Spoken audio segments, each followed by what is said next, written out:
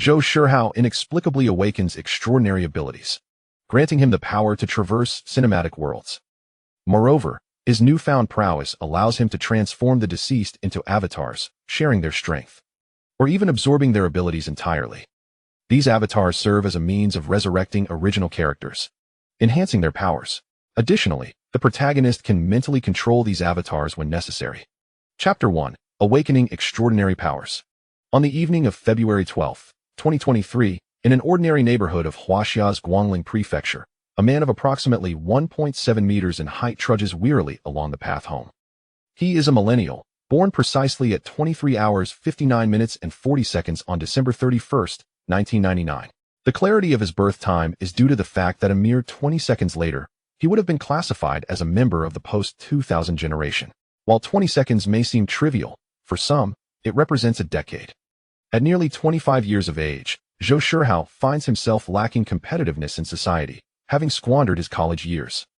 He has settled for a sales position near his hometown, earning a meager base salary of 2,000 yuan, with a commission of 10%, meaning for every 10,000 yuan he helps the company earn, he receives 1,000 yuan in commission. With rewards come penalties if his performance remains at the bottom for 3 consecutive months. He faces dismissal. Zhou's sales figures have already languished at the bottom for 2 months, and if he fails to improve in this first month after the new year, he risks losing the crucial 2,000 yuan monthly income.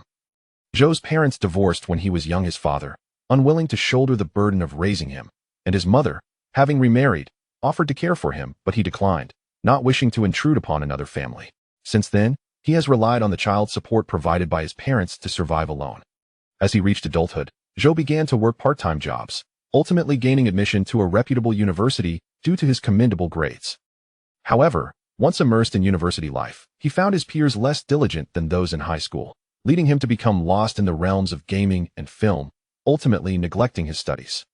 Upon graduating, Zhou, now 23, faced a series of unsuccessful job applications, compounded by a breakup with his college girlfriend. Subsequently, he returned to Guangling Prefecture, where he secured his current sales position, which he has maintained ever since.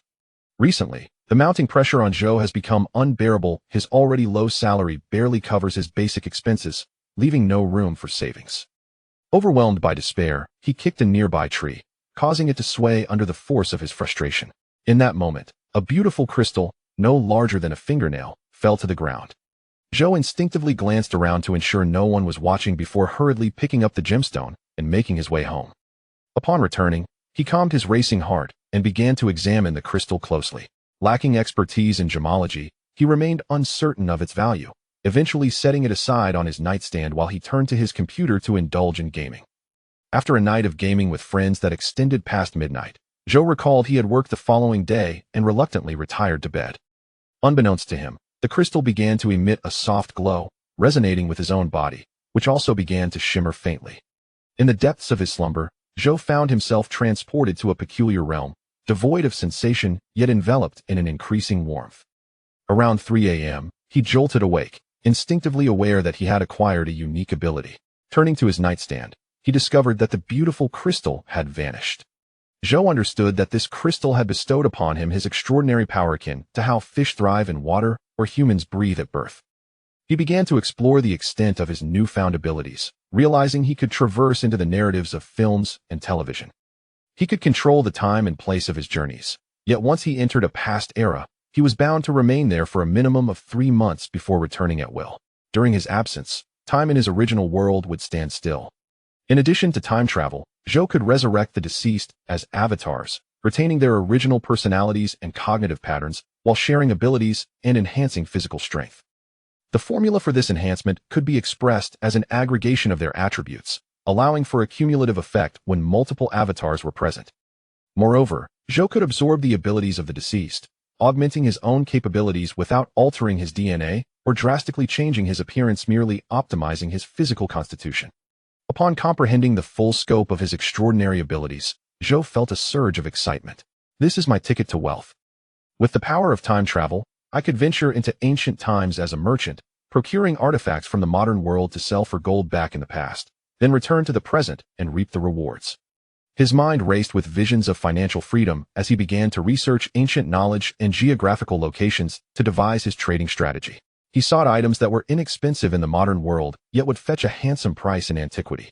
Before long, Zhou uncovered a wealth of information online. Items such as mirrors and modern cosmetics could be sold at a premium to noble women of ancient times, as women's money has always been the easiest to acquire. Lighters could replace cumbersome flint, though perhaps not at an exorbitant price.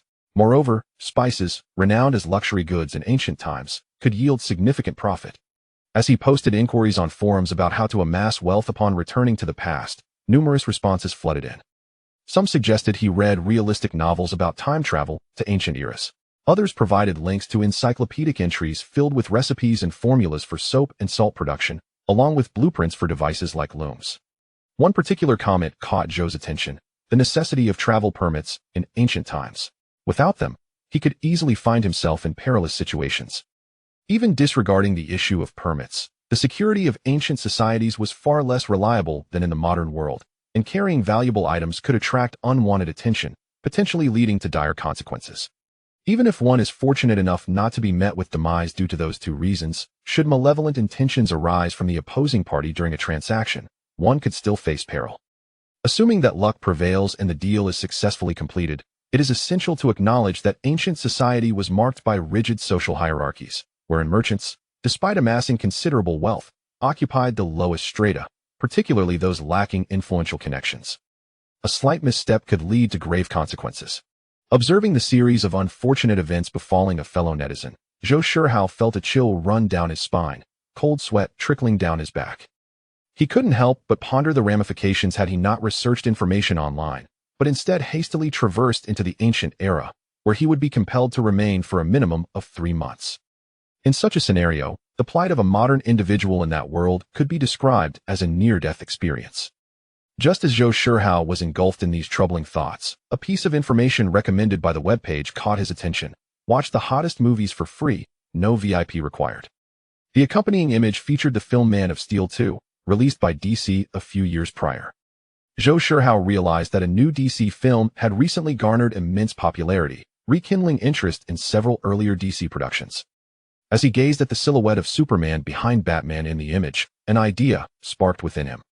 The film Batman v Superman, also known as Dawn of Justice or The Death of Superman, had created quite a stir upon its release due to its somewhat juvenile plot, which diverged from DC's typical tone, resulting in significant controversy. This controversy gave rise to numerous memes, such as the infamous line about mothers named Martha. Zhou Shihao recalled contributing to the film during his school days alongside friends.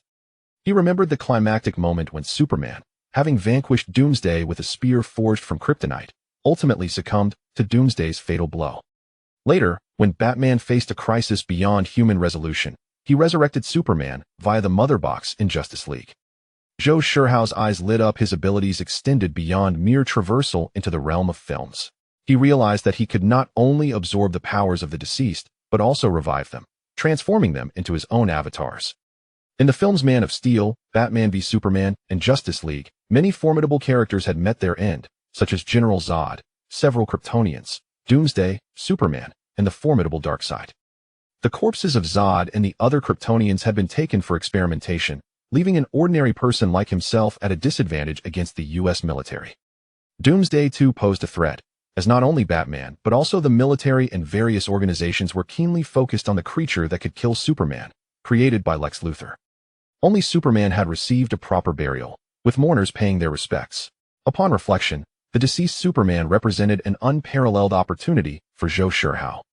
If he could acquire Superman's powers, then within the context of the DC cinematic universe, particularly as evidenced by the performance of the Justice League, Superman was indeed invincible.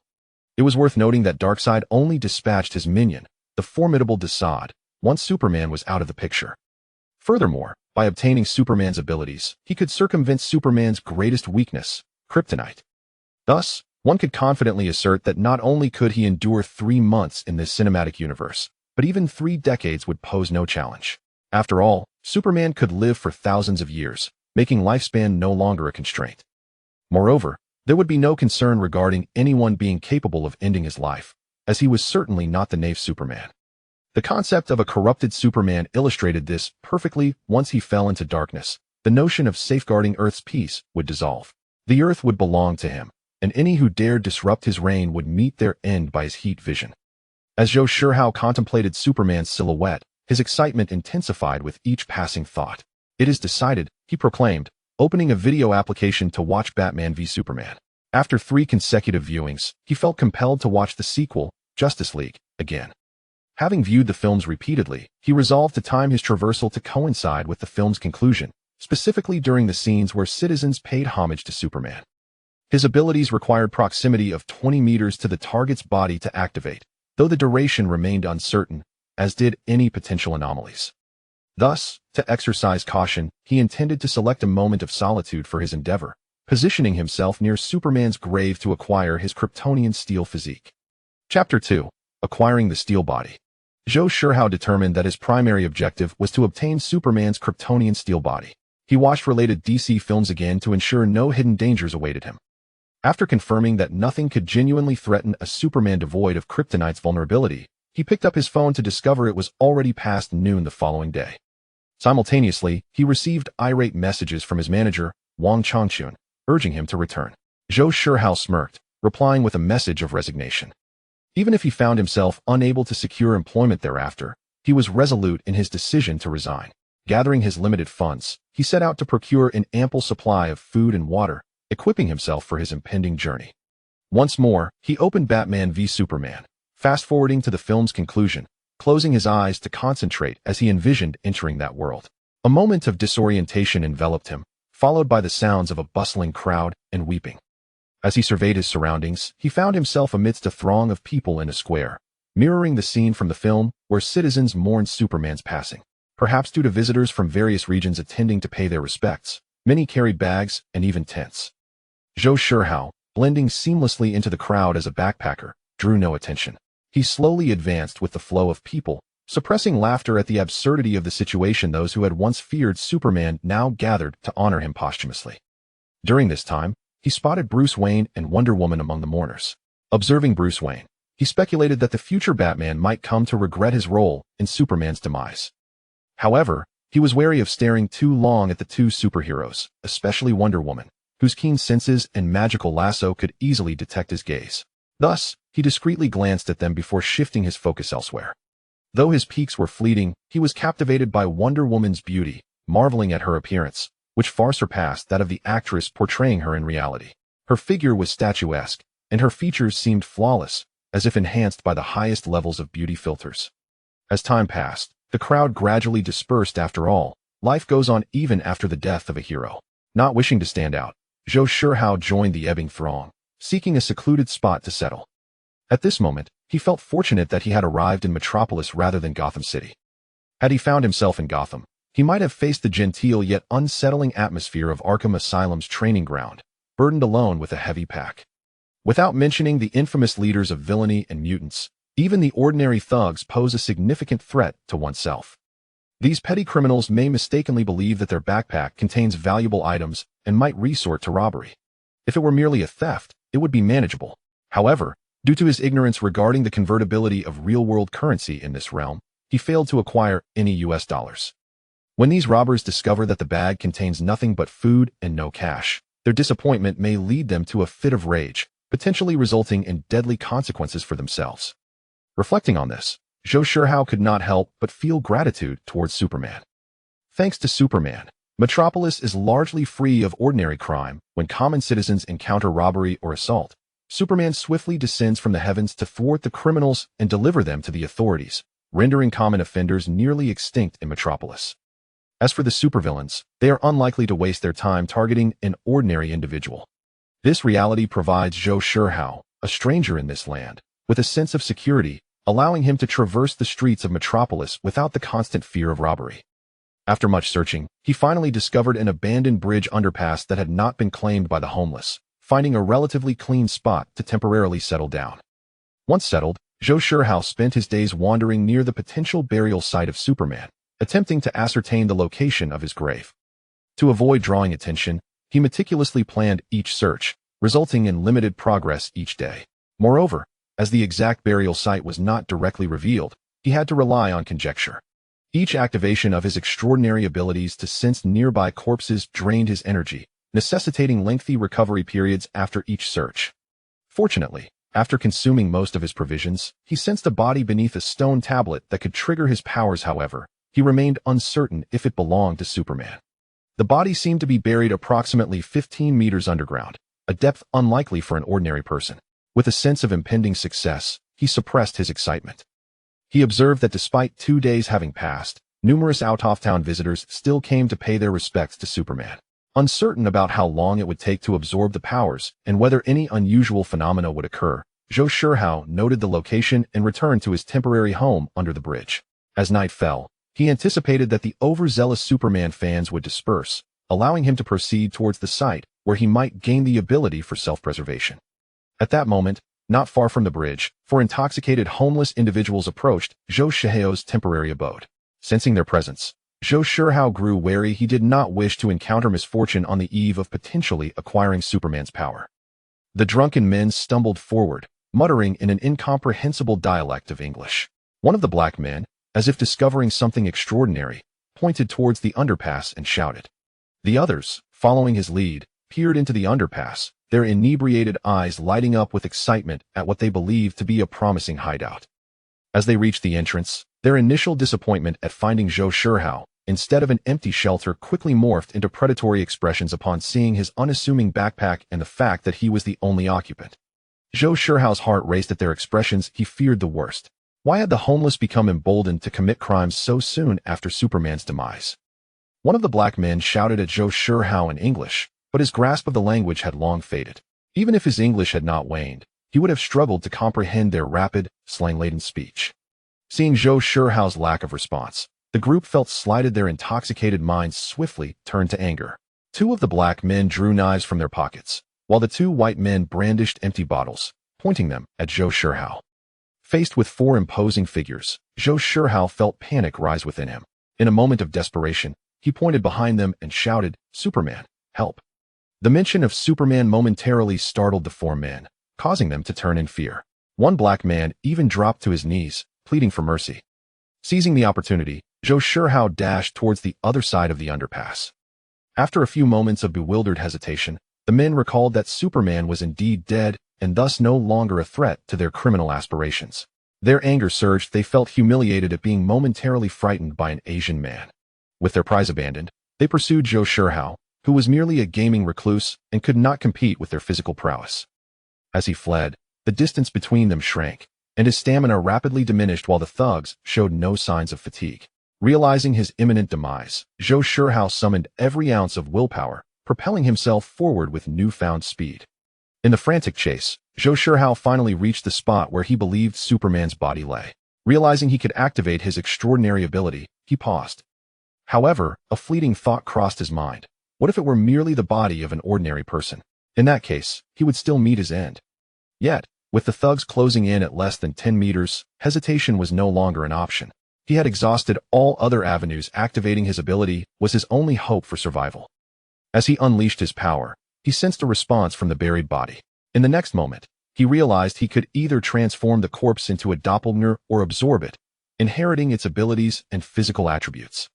With time pressing, Zhou Shihao made an instinctive choice to absorb the entity. As the warm current coursed through his body, Zhou Shihao felt a profound elevation of both his physical being and soul.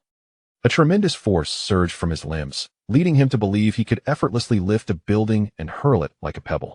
He understood this was no mere illusion, for a superhero could indeed achieve such feats. Soon, a plethora of knowledge from Krypton and various facts from America flooded his mind. Overwhelmed by this deluge of information, Zhou Shihao stood transfixed, absorbing the knowledge while the several vagrants pursuing him became completely inconsequential. The 10-meter distance closed in an instant, but the speed of his enhanced body was even swifter. First among his pursuers was a swift-footed African-American man, his face twisted in a menacing grin as he lunged forward with a dagger, aiming a ruthless thrust at Zhou Shihao's back. Yet, in the following moment, terror replaced his arrogance, for his blade met an impenetrable barrier, akin to striking steel, numbing his hand. The 3 other men, oblivious to the sudden turn of events, charged forward with sinister laughs, brandishing their weapons wildly towards Zhou Shihao. In the next heartbeat, they too stood frozen in shock. At this moment, Zhou Shihao's evolved superbrain had fully absorbed the formidable knowledge of Superman. Turning to face the stunned quartet, Zhou Shihao offered a wide, disarming smile. "Hello there," he greeted, believing himself to be an omnipotent deity, with these individuals serving as mere sacrifices for his divine examination. The four men, trembling with fear at Zhou Shihao's smile, found themselves devoid of any desire to flee, fully aware that they had encountered a being beyond the ordinary. Zhou Shihao approached the first man, the one who had attacked him, and grasped the nape of his neck with ease, pulling him forward. Leaning in, he whispered in the newly acquired English, "Congratulations, you are the first stepping stone on my path to success." In the next instant, with a gentle squeeze, Zhou Shihao snapped the man's neck, the break decisive, causing his head to fall under the influence of gravity. Blood sprayed, drenching Zhou Shihao and splattering onto the other three vagrants nearby. One white vagrant, finally succumbing to panic, screamed and retreated, while the other two stood paralyzed, urine trickling down their legs. Zhou Shihao, controlling his body, ascended into the air. His inaugural flight was smooth as he gradually floated above the ground. His eyes began to glow a fierce crimson, and two slender beams of laser emerged, targeting the fleeing white man. The laser pierced the man's chest, causing him to falter in his escape before collapsing. "Please, no, don't do this. Don't kill me," whimpered the remaining black man, his voice trembling in desperation. This plea caught Zhou Shihao's attention. He lowered his gaze toward the man, inhaling deeply before releasing a chilling wave that enveloped him.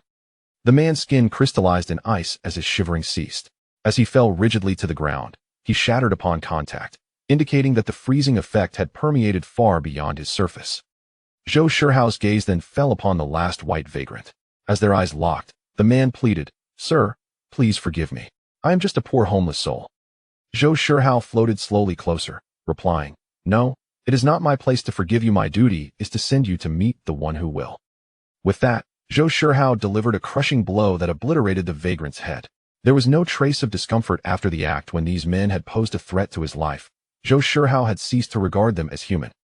He gazed at the vagrants who had once seemed a lethal menace, now easily vanquished by his newfound strength, and clenched his fists, reveling in the exhilaration of his power. Chapter 3. Acquiring the Supergirl avatar. After dealing with the four individuals, Zhou Shihao paid no heed to their lifeless bodies, allowing them to remain where they fell. Suddenly, a thought struck him. He was curious to discover if there were any treasures buried alongside Superman. Thus, he employed his X-ray vision to peer underground, only to find that his sight was obstructed by a metallic barrier at a depth of 5 meters. Lead? It was evident that this was the handiwork of Bruce Wayne, though the reasons behind his actions remained a mystery. Driven by curiosity, Zhou Shihao ascended to several hundred meters in the air before accelerating downward, piercing through the ground and the layer of lead to reach the tomb's interior. The chamber was remarkably austere. Not far from Superman's coffin lay a metal pedestal, upon which rested the kryptonite spear used to vanquish Doomsday. It was likely that Superman, at such proximity, was rendered feeble under the influence of kryptonite, easily subdued by an ordinary person. However, Zhou Shihao felt no such degradation. He experienced only a slight, instinctual discomfort.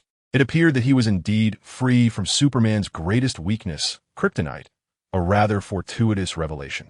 Approaching the kryptonite weapon, Zhou Shihao seized it and once again penetrated the tomb's roof, soaring into outer space.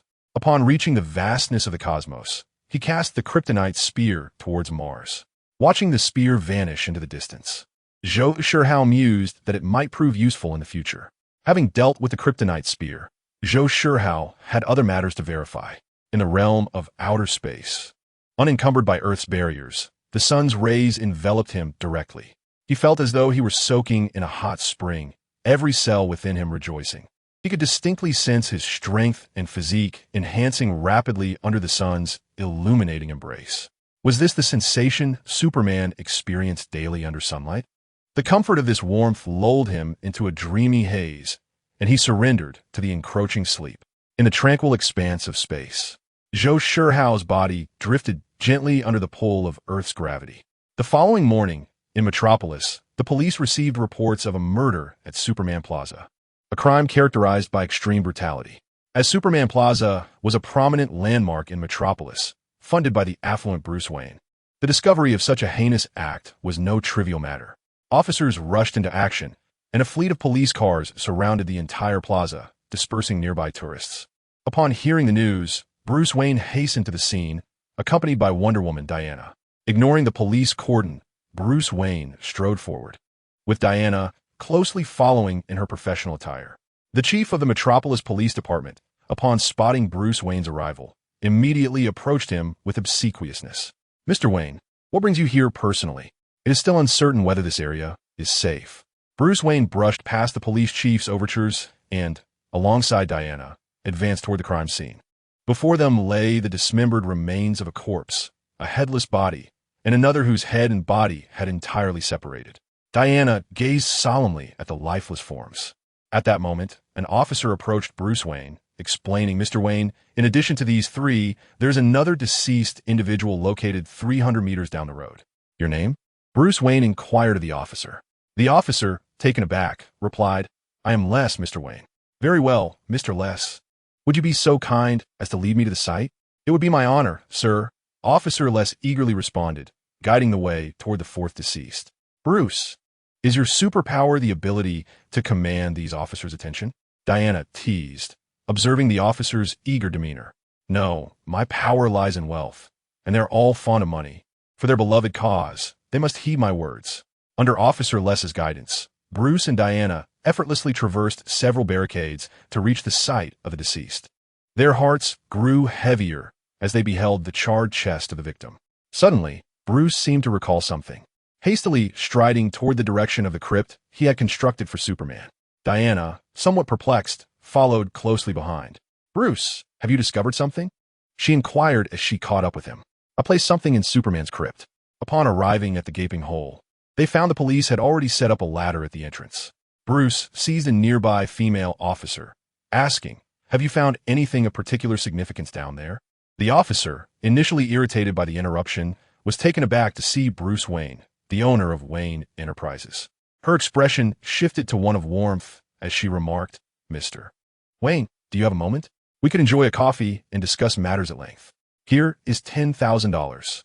Will you answer my questions?" Bruce, accustomed to such tactics, retrieved his checkbook and handed her a check. The officer, somewhat disheartened, accepted the check and candidly recounted their findings within the crypt. Upon learning that Superman's body was missing, Bruce urgently inquired whether there had been any glowing green minerals in the crypt. The officer shook her head in confusion, indicating that aside from the empty coffin, there was nothing else.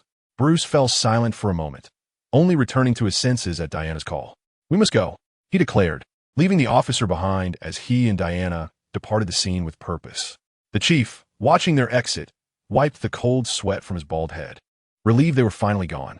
"Should Wayne Enterprises lodge a complaint against our precinct, my career would be in jeopardy." "Bruce, what have you discovered?" Diana asked as they sped away in Bruce's luxurious car. As Bruce drove, his voice bore a heavy tone as he explained, "You have seen the corpses. What do you surmise about their demise?" The atmosphere was charged with intensity, and Diana's countenance darkened. "Has Superman returned?" she inquired. "It is not he." Bruce refuted her speculation. "If it were him, even in fury, he would not resort to such methods of murder." Diana breathed a sigh of relief. "That's a relief, if it were him. I cannot say I would have the heart to act." Bruce's expression grew even graver, his voice becoming hoarse and laden with weight. "The absence of Superman is more ominous. It signifies that there are still Kryptonians on Earth, and judging by this Kryptonian's methods, he is not the type to be easily reasoned with. So you have a plan, then?" Diana expressed her faith in the man before her, for he had once faced Superman with mere mortal flesh, resulting in Superman's demise, albeit under complex circumstances. "The kryptonite spear I once intended to use has vanished from Superman's tomb," Bruce remarked as the speeding car careened into the Wayne Manor estate. Alfred Pennyworth, the ever-dutiful butler, awaited at the entrance. "Master Bruce, you have returned. What transpired today?" "Alfred, we must head to the Batcave. The information I required is ready," Bruce replied briskly, leading Diana swiftly onward. Within the Batcave, Bruce unveiled a plethora of videos and documents regarding extraordinary beings. For instance, a lad from Central City endowed with lightning speed, and a brawny man resembling a stage actor from the depths of the ocean. There was also a figure whose body was largely replaced by machinery, a man of African descent. "What are these?" Diana inquired, astonished. Individuals on Earth possessing unique abilities, much like yourself, Bruce, donned in the Batman armor, articulated.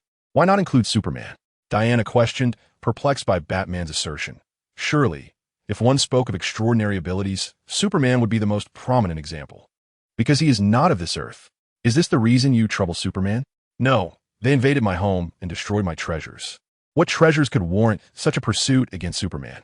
Toys valued at billions of dollars, 7 in total, and now only 6 remain, Batman stated with a calm demeanor, echoing a tone reminiscent of Versailles. The crux of the matter is not this. It is their utter disregard for humanity, turning Metropolis into their battleground. And a mere handful of them bested the most formidable army on Earth. We can only look up at them in awe. Following that encounter, I realized that I could not safeguard Earth alone. There are too many threats beyond its confines, and we require more allies. So you sought them out? Diana trembled as she held the files. No, I am still observing. I will reach out when the time is right. Is it now? No. It is still uncertain what his intentions are and whether he has companions. Bruce contemplated the formidable powers of General Zod and his Kryptonian soldiers, akin to divine beings. When would the time come to confront them? Certainly, it would be the moment of reckoning against the enemy. Meanwhile, in the depths of outer space, Zhou Shihao, who had slumbered for nearly a month, awoke. Stretching his limbs, he felt an overwhelming surge of strength coursing through him. Just as he prepared to soar towards Earth, a streak of light shot forth from the cosmos towards the planet. Upon closer inspection, Zhou Shihao discerned that it was a small spacecraft. According to the Kryptonian knowledge imparted by Superman Clark Kent, this vessel was of Kryptonian origin. Without a second thought, he pursued the direction of the ship. As the diminutive Kryptonian craft touched down, Zhou Shihao followed closely, positioning himself beside the vessel. The sun gradually peaked over the horizon, yet the spacecraft remained eerily still, devoid of any movement. After a moment's contemplation, Zhou Shihao approached and grasped the ship's door with his bare hands, yanking it forcefully. The door crumpled and broke under his superhuman strength, which he carelessly tossed aside. Inside the ship lay a girl of approximately 12 or 13 years, with golden locks and smooth, fair skin, resembling an exquisitely crafted doll. A flicker of realization dawned upon Zhou Shihao. It was none other than Kara Zor-El, Superman's cousin. She was not supposed to be on Earth at this juncture. At that moment, the slumbering girl stirred, her eyes fluttering open as she called out in confusion. Cal? Zhou Shihao was taken aback. How could you mistake him for Cal? He was of Asian descent, entirely unrelated to the Caucasian Superman. Why would Kara instinctively misidentify him? Could it be that remnants of Superman's essence lingered within him after his absorption of the hero? Just then, Kara fully awakened. Yet the sunlight obstructed her view of Zhou Shihao's face. Nevertheless, an inexplicable surge of hostility welled up within her, compelling her to eliminate the figure before her. The palpable animosity emanating from Kara was unmistakable, and Zhou Shihao could distinctly sense it. Acting on instinct, Zhou Shihao unleashed his tremendous power, swiftly severing the neck of the Kryptonian girl, who had yet to absorb the energy of the yellow sun before she could react. As he gazed upon Kara's delicate features gradually losing their vitality, Zhou Shihao felt an unease regarding her bizarre appearance. After all, Superman had faced death numerous times, yet managed to resurrect, and Kara's arrival at such an abnormal time undoubtedly harbored a deeper mystery. Suddenly, an idea struck Zhou Shihao. Having already experienced the abilities of absorption and traversal, he had yet to experiment with the creation of clone. Thus, he summoned his extraordinary power to transform Kara's lifeless body into a duplicate of himself. In that moment of success, an influx of information flooded Zhou Shihao's mind through the feedback of his abilities. Chapter 4. Reluctantly transported to Marvel, the first clone Zhou Shihao acquired was the future Supergirl. Through the insights gained from his powers, he became aware of the status of his new counterpart. Firstly, the doppelganger is capable of continuous growth. Even though Kara Zor-El is presently an incarnation that has yet to endure the radiation of a yellow sun, thus transforming into the steel-bodied Supergirl. However, upon becoming a doppelganger, her inherent Kryptonian abilities remain unaffected. Moreover, the doppelganger resurrected from Kara Zor-El is not merely a puppet, but possesses a soul. This new soul is a replication of a portion of her original essence. Merging with the soul of the original Kara, to form a new entity. Consequently, the resurrected doppelganger retains the personality, memories, preferences, and habits of the original. Since part of the soul belongs to the original, the latter can directly communicate information to the doppelganger through consciousness and share powers unique to itself. In essence, the current doppelganger Kara possesses a strength equivalent to that of Zhou Shihao's original form. Nevertheless, the original can decide the extent of power to bestow upon the doppelganger. For instance, Zhou Shihao might choose to grant doppelganger Kara 1/10 of his power. Furthermore, all of doppelganger Kara's abilities would be directly accessible to the original. In terms of manipulating the doppelganger, Zhou Shihao can opt to control it through his consciousness or allow the integrated Kara to act independently, thus employing either remote control or autonomous action modes. In summary, the original holds complete dominion over the doppelganger, and there are additional unique techniques available for their interaction. For instance, the doppelganger can merge back into the original, akin to managing multiple characters in a game, where one can only control one at a time, while others remain in the background. Additionally, the intelligence of the doppelganger differs from that of the original, preserving the thought processes of the original while prioritizing the original's logic as the foremost guideline, followed by the doppelganger's own. As Zhou Shihao contemplated these revelations, a sudden realization struck him. He did not consider himself particularly clever. Otherwise, he would not have struggled so much in the real world. Initially, he believed that a doppelganger, much like assimilation, could only inherit knowledge. However, he was astonished to discover that his doppelganger could retain the original's capabilities and intellect, which meant that individuals initially not part of his plans could also be transformed into doppelgangers. In fact, even if Zhou Shihao were to continually create ordinary individuals as doppelgangers, he could harness the power-sharing mechanism to establish a Kryptonian legion, achieving monumental feats in world domination. To immerse himself in the experience of controlling the doppelganger, Zhou Shihao intentionally allowed Kara's consciousness to fall into slumber. Under his command, doppelganger Kara rose to her feet, and as her eyes opened, Zhou Shihao experienced a moment of visual sharing, with two realms of perception simultaneously unfolding in his consciousness, inducing significant discomfort. This disconcerting sensation was quickly overcome as Zhou Shihao adapted, leveraging the superintelligence characteristic of Kryptonians. As the sun's rays continued to shine upon them, he felt both bodies growing stronger in unison. Especially Kara, aside from sharing her past superhuman abilities, her ordinary human form was rapidly transforming towards that of a superhero. The exhilarating sensation of newfound strength left Zhou Shihao momentarily dazed, and the two figures remained standing together until noon. A sleek black bat plane departed from Gotham City's Batcave, heading towards Zhou Shihao and Kara. Meanwhile, within the museum, Wonder Woman Diana, having received the information, swiftly removed her coat at the back entrance, revealing her heroic attire underneath. With a powerful leap, she ascended to an altitude exceeding 500 meters, extending her hand to cast her lasso of truth, securing it to a white cloud, thus suspending herself in the air. Once she oriented herself, she swiftly soared towards her destination. The two superheroes, arriving through flight, gathered 50 kilometers away from Zhou Shihao and Kara. Bruce Wayne, clad as Batman, stood at a vantage point, using high-tech binoculars to observe the two individuals who remained motionless. Are they the special ones you mentioned? An Oriental male and a Caucasian young girl. Aside from her striking beauty, I see nothing particularly special about her. Wonder Woman's formidable vision allowed her to discern the features of distant individuals without reliance on equipment. Look at the spacecraft beside them. I recognize a similar one. Batman lowered the binoculars, his voice gravelly yet magnetic. Superman, do you suspect they are connected to the earlier incident at Superman Plaza? Diana immediately grasped the implication.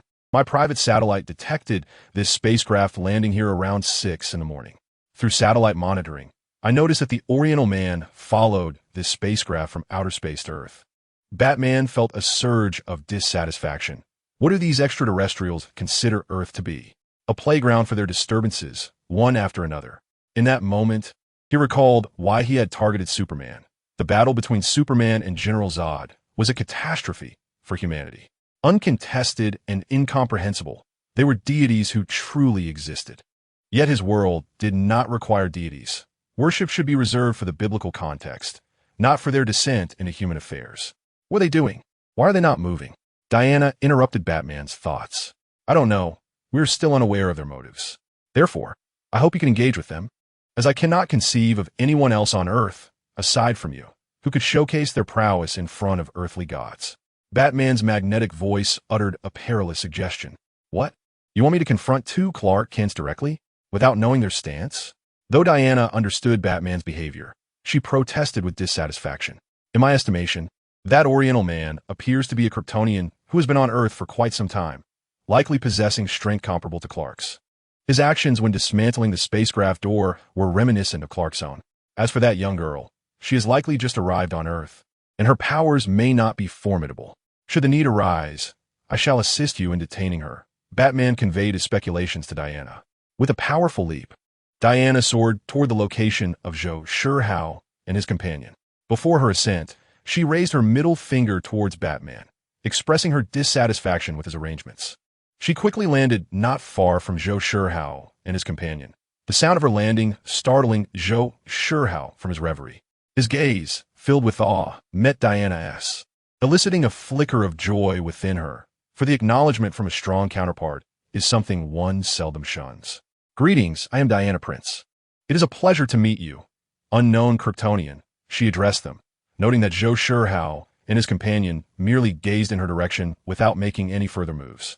Tony Stark, this is not our first encounter, Wonder Woman, Zhou Shihao remarked with a hint of mischief, recalling their previous meeting when he was merely an ordinary individual with extraordinary abilities. During that encounter, he had only dared to observe her and Batman, Bruce Wayne, from afar, fearing any attention might alert them to his presence. In a mere 4 days, he now stood before her, openly appraising her without the apprehension of inciting her wrath. Contemplating this, Zhou Shihao scrutinized the renowned superheroine in greater detail. Her toned, long legs, the remarkable curves of her figure, and her exquisitely beautiful face, seemingly enhanced by the highest degree of beauty filters, bore no flaws even under his superhuman vision. While an ordinary Earth woman would reveal unsightly mites and minute pathogens under his extraordinary sight, Wonder Woman was one of the few who made Zhou Shihao feel she was within reach. Among others, Supergirl might also qualify, but alas, she appeared far too young. Merely 12 or 13 years old. Had he encountered her as an adult, he might have hesitated, contemplating the possibility of making her his own. Diana, feeling somewhat uncomfortable under Zhou Shihao's gaze, spoke up. Oh, have we met before? That shouldn't be the case. If we had, I would certainly remember. Indeed, I saw you once, but your gaze was not upon me. It was fixed upon Superman's gravestone, Zhou Shihao explained with a smile. At this moment, he relinquished control over Kara's body, returning autonomy to her. Instantly, Kara's eyes sparkled with liveliness, having been slightly dazed before. As this was his first attempt at controlling a doppelganger, and given the challenge of multitasking, he realized it was best for her to take control in the presence of such an astute superheroine. Kara, with her adorable head tilted, inquired of Diana, big sister, "U ame Karazorde? Do you know my cousin, Kal-El?" Diana, slightly bewildered, gazed at Kara and asked, "Cousin? You are Clark's cousin? But you appear to be only 12 or 13 years old. Is it possible that Kryptonians age differently on Earth compared to their home planet?" "What do you mean? Where's Kal now? Can you take me to find him?" "Tony refuses to take me to see Kal." Kara pouted playfully at Diana. At that moment, Diana was completely captivated by Kara's charming appearance, her imagination weaving a narrative. A little girl, having just arrived from another world in search of her kin, encounters her own kind. She, wanting to shield her from sorrow, refrains from disclosing the tragic news of her relative's passing. "I don't know either, ha," Diana chuckled, redirecting the conversation. "Miss Kara, it must have been quite a journey to Earth. Why don't I take you for a stroll around Metropolis, so you can experience the splendor of our world?" At this juncture, Zhou Shihao interjected, "If it's convenient, could Kara stay with you temporarily?" Just as Diana was about to respond, a sleek black batplane caught the attention of the three. Batman gracefully descended from the hovering aircraft above them, executing a classic American hero's half-kneel as he landed. However, his rise was somewhat sluggish, perhaps due to a miscalculation of his suit's shock absorption capabilities. "Diana can take Miss Kara for a tour. As for you, Mr. Stark, may we have a conversation?" Batman spoke in his deep, resonant voice. "Wow, Tony. He is so cool. Kara exclaimed, her eyes sparkling at Batman's impressive demeanor. Miss Kara, let us depart. We shall leave the discussion to the gentlemen. Diana grasped Kara's small hand, leaping into the air and swiftly vanishing from Zhou Shihao's sight. Bruce Wayne, Batman, I wonder what you wish to discuss with me. Do you intend to eliminate Cal, whom you refer to as Clark, in a manner akin to creating Doomsday? Zhou Shihao remarked with keen interest as he regarded Batman. He had already resolved to eliminate Batman and assume his form. However, as this thought crossed his mind, an unusual force enveloped him. In the next moment, Zhou Shihao vanished before Batman's eyes. Batman, observing that Tony Stark had abruptly disappeared mid-sentence, became immediately alert. Yet, after nearly 6 hours of vigilance, Stark remained conspicuously absent. Although Batman felt he had been outwitted, he sensed that this Kryptonian posed no malevolent intent towards Earth. Contemplating the 12 or 13-year-old Kryptonian girl still with Diana, Batman perceived that the threat had subsided, deeming it unnecessary to pursue those peculiar individuals urgently. Meanwhile, when Zhou Shihao regained his sight, he found himself within a dimly lit cavern. 2 men were intently tinkering with a humanoid armor that had already been assembled on the shelf. Chapter 5. Arrival in the Marvel Universe. Zhou Shihao was unaware that he had been transported by the cosmic consciousness of the cinematic universe.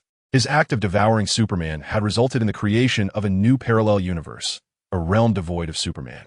As the imminent invasion of the Wasteland Wolf was approaching, this newly birthed cosmic consciousness, unable to locate Clark, swiftly took measures to release Kara from the phantom space of the parallel world and send her to Earth. Fortunately, Zhou Shihao did not consume her this time. Instead, he transformed Kara into a doppelganger, which prevented the cosmic consciousness from immediately acting to eliminate him. However, when Zhou Shihao's prying gaze at Batman instigated panic within the cosmic consciousness, it instinctively sought to eradicate Zhou Shihao, but soon realized its inability to do so. Consequently, it opted to expel him from its world. Upon encountering the 2 men, Zhou Shihao immediately recognized the world he had arrived in.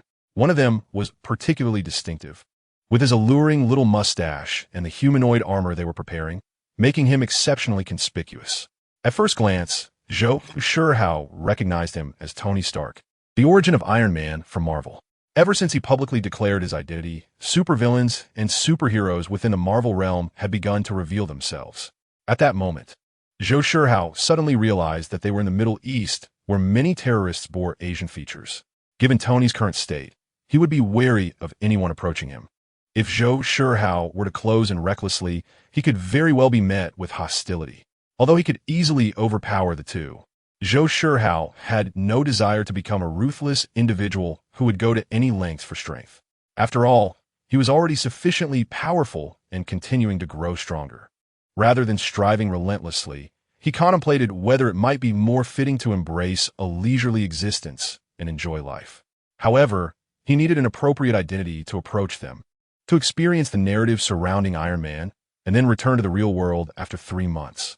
After some contemplation, he deemed that the best guise to approach the 2 men would be that of Kara, as who would suspect a charming little blonde girl of harboring ill intentions.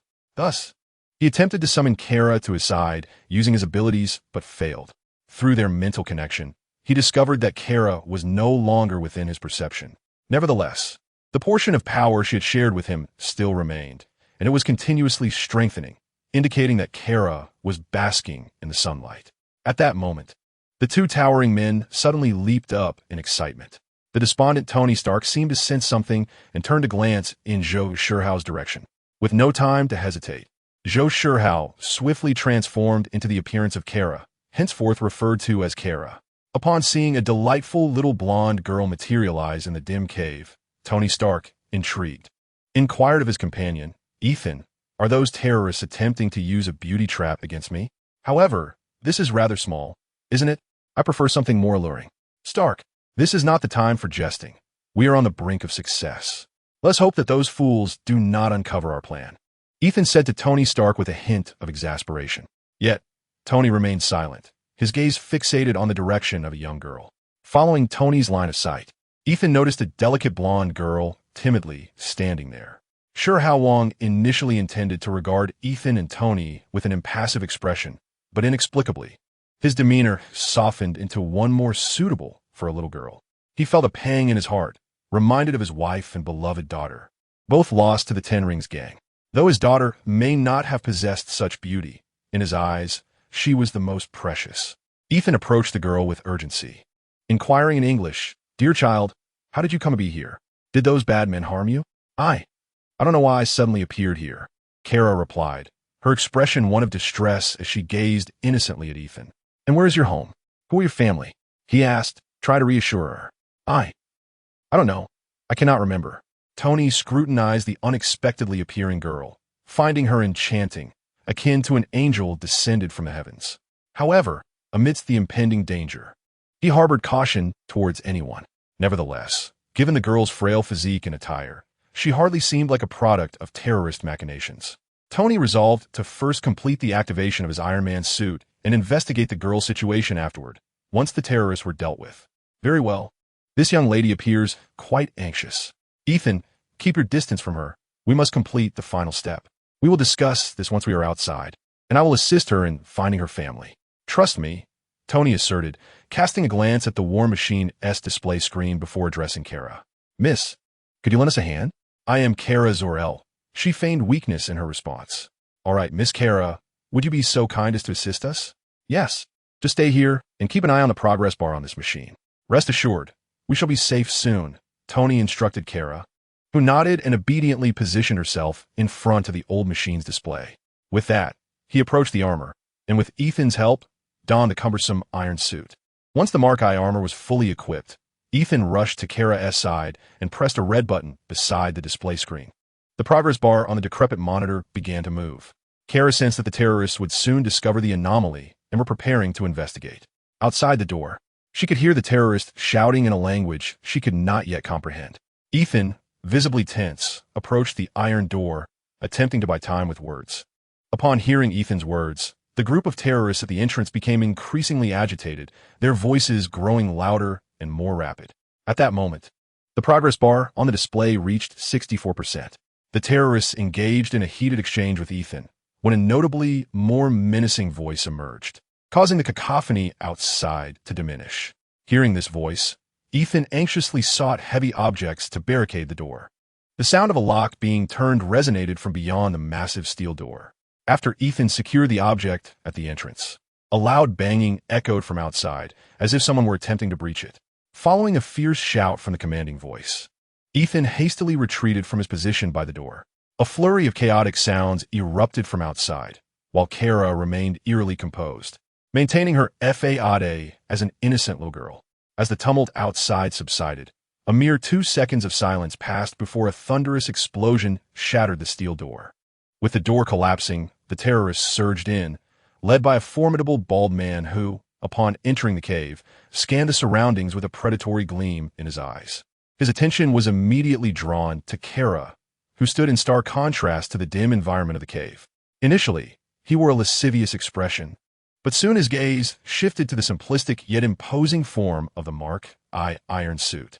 Spotting the suit, he bellowed in English, "Where is Tony Stark? Is this the best you could provide me?" At that moment, the progress bar for the Iron Suit S system had reached 95%.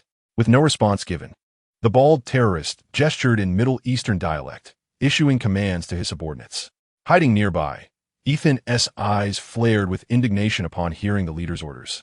He cast a complex glance at Kara before his expression hardened with resolve. Suddenly, Ethan burst forth from his concealment, seizing an AK-47 from one of the terrorists, which incited chaos among them. After unleashing a volley of fire toward the cluster of terrorists, Ethan, in a desperate bid, fled the cave amidst their counterattack. Observing the commotion, the terrorists, realizing their leader had been compromised and that the assailant had escaped, disregarded their orders and pursued Ethan's fleeing form. The bald leader had already taken cover when Ethan began firing, but upon seeing his men dash outside, he abandoned his personal interests to pursue as well. As the progress bar filled, the Mark I suit activated. "Stay hidden, my dear. Wait for your uncle to deal with them, and I'll come back for you," Tony Stark declared before he controlled the suit to chase after them. Within the suit, he murmured, "Ethan, hold on, you must not die. I promise to help you find your wife and daughter." After dispatching several terrorists in his path, the Mark I advanced, allowing bullets to rain upon the suit as it pressed forward. At this moment, the bald leader hidden within the surveillance room, gazed greedily at the performance of the mark. Witnessing Tony Stark effortlessly dispatch his subordinates, his ambitions swelled even further. Suddenly, his phone buzzed. He answered and held it to his ear. "You are not adhering to the rules. I've received word that Tony is very much alive." A gloomy voice replied from the other end. "Our agreement was simply for Tony Stark to vanish, nothing more. Now, he has surprised me greatly, and I cannot fathom why you would abandon such a lucrative asset." The bald leader mocked his counterpart's short-sightedness. "What did you say?" The voice on the phone inquired, puzzled. "I initially sought missiles, but Tony Stark has constructed something far grander for me. I will send you the video shortly. You must provide me with equipment at no cost." Without waiting for a response, he abruptly ended the call. "Immediately dispatch someone to that cave. His designs must still be there. Oh, and bring that little girl to me as well," he commanded his subordinates in a Middle Eastern dialect. Meanwhile, Tony had located Ethan. It was evident that Ethan was in dire straits. Once merely a doctor, he could not endure long amidst the terrorists and now lay in a pool of blood. "No, Ethan, you cannot die. Your wife and daughter are still waiting for your return. I promised I would help you find them," Tony exclaimed, clumsily lifting Ethan with a mark eye. "I deceived you. Tony, they have long since perished. Listen, I am fading fast, and you are different from us. You can change this world," Ethan murmured weakly. "No, as long as we can escape this place, you will be all right. Tony, I never intended to save you, but in the end I did. I hope you recognize the cruelty of the third world," Ethan said, grasping Tony's hand. "That child resembles my daughter. Take care of her, and do not let her come to harm. Please, Tony." Ethan's voice trailed off as he closed his eyes forever. Tony silently laid Ethan's lifeless body down and turned to face the encircling terrorists. He raised the right arm of his suit, unleashing a torrent of flames that decimated the terrorists. Overwhelmed by the gruesome spectacle, the terrorists forgot their leader's orders to capture Tony alive and instead brandished heavy weaponry against him. Tony employed the weapon systems of his suit to detonate the incoming rockets. Yet the rudimentary equipment allowed a few to slip through. Shielded by the armor, Tony was merely thrown back by the explosions. Tragically, Ethan was obliterated. Witnessing this scene only fueled Tony's fury against the terrorists. Elsewhere, a group of terrorists stealthily entered the cave, searching for the blueprints. After ransacking everything in sight without locating the blonde girl, they had no choice but to leave and report back to their leader. Upon receiving the news, the bald leader examined the materials that had been brought in. Although he lamented that his personal interests could no longer be fulfilled, he remained elated, for he was on the brink of establishing a powerful nation. However, upon witnessing the indomitable Tony Stark, he found satisfaction in the quality of the armor while instructing his subordinates to retreat with the documents. Realizing that his inept underlings were unlikely to subdue the armored Stark, he made a decisive choice to withdraw, simultaneously ordering his men to obliterate the entire location after his departure. After a fierce battle, Tony, drained of energy, anticipated that he would soon have to flee.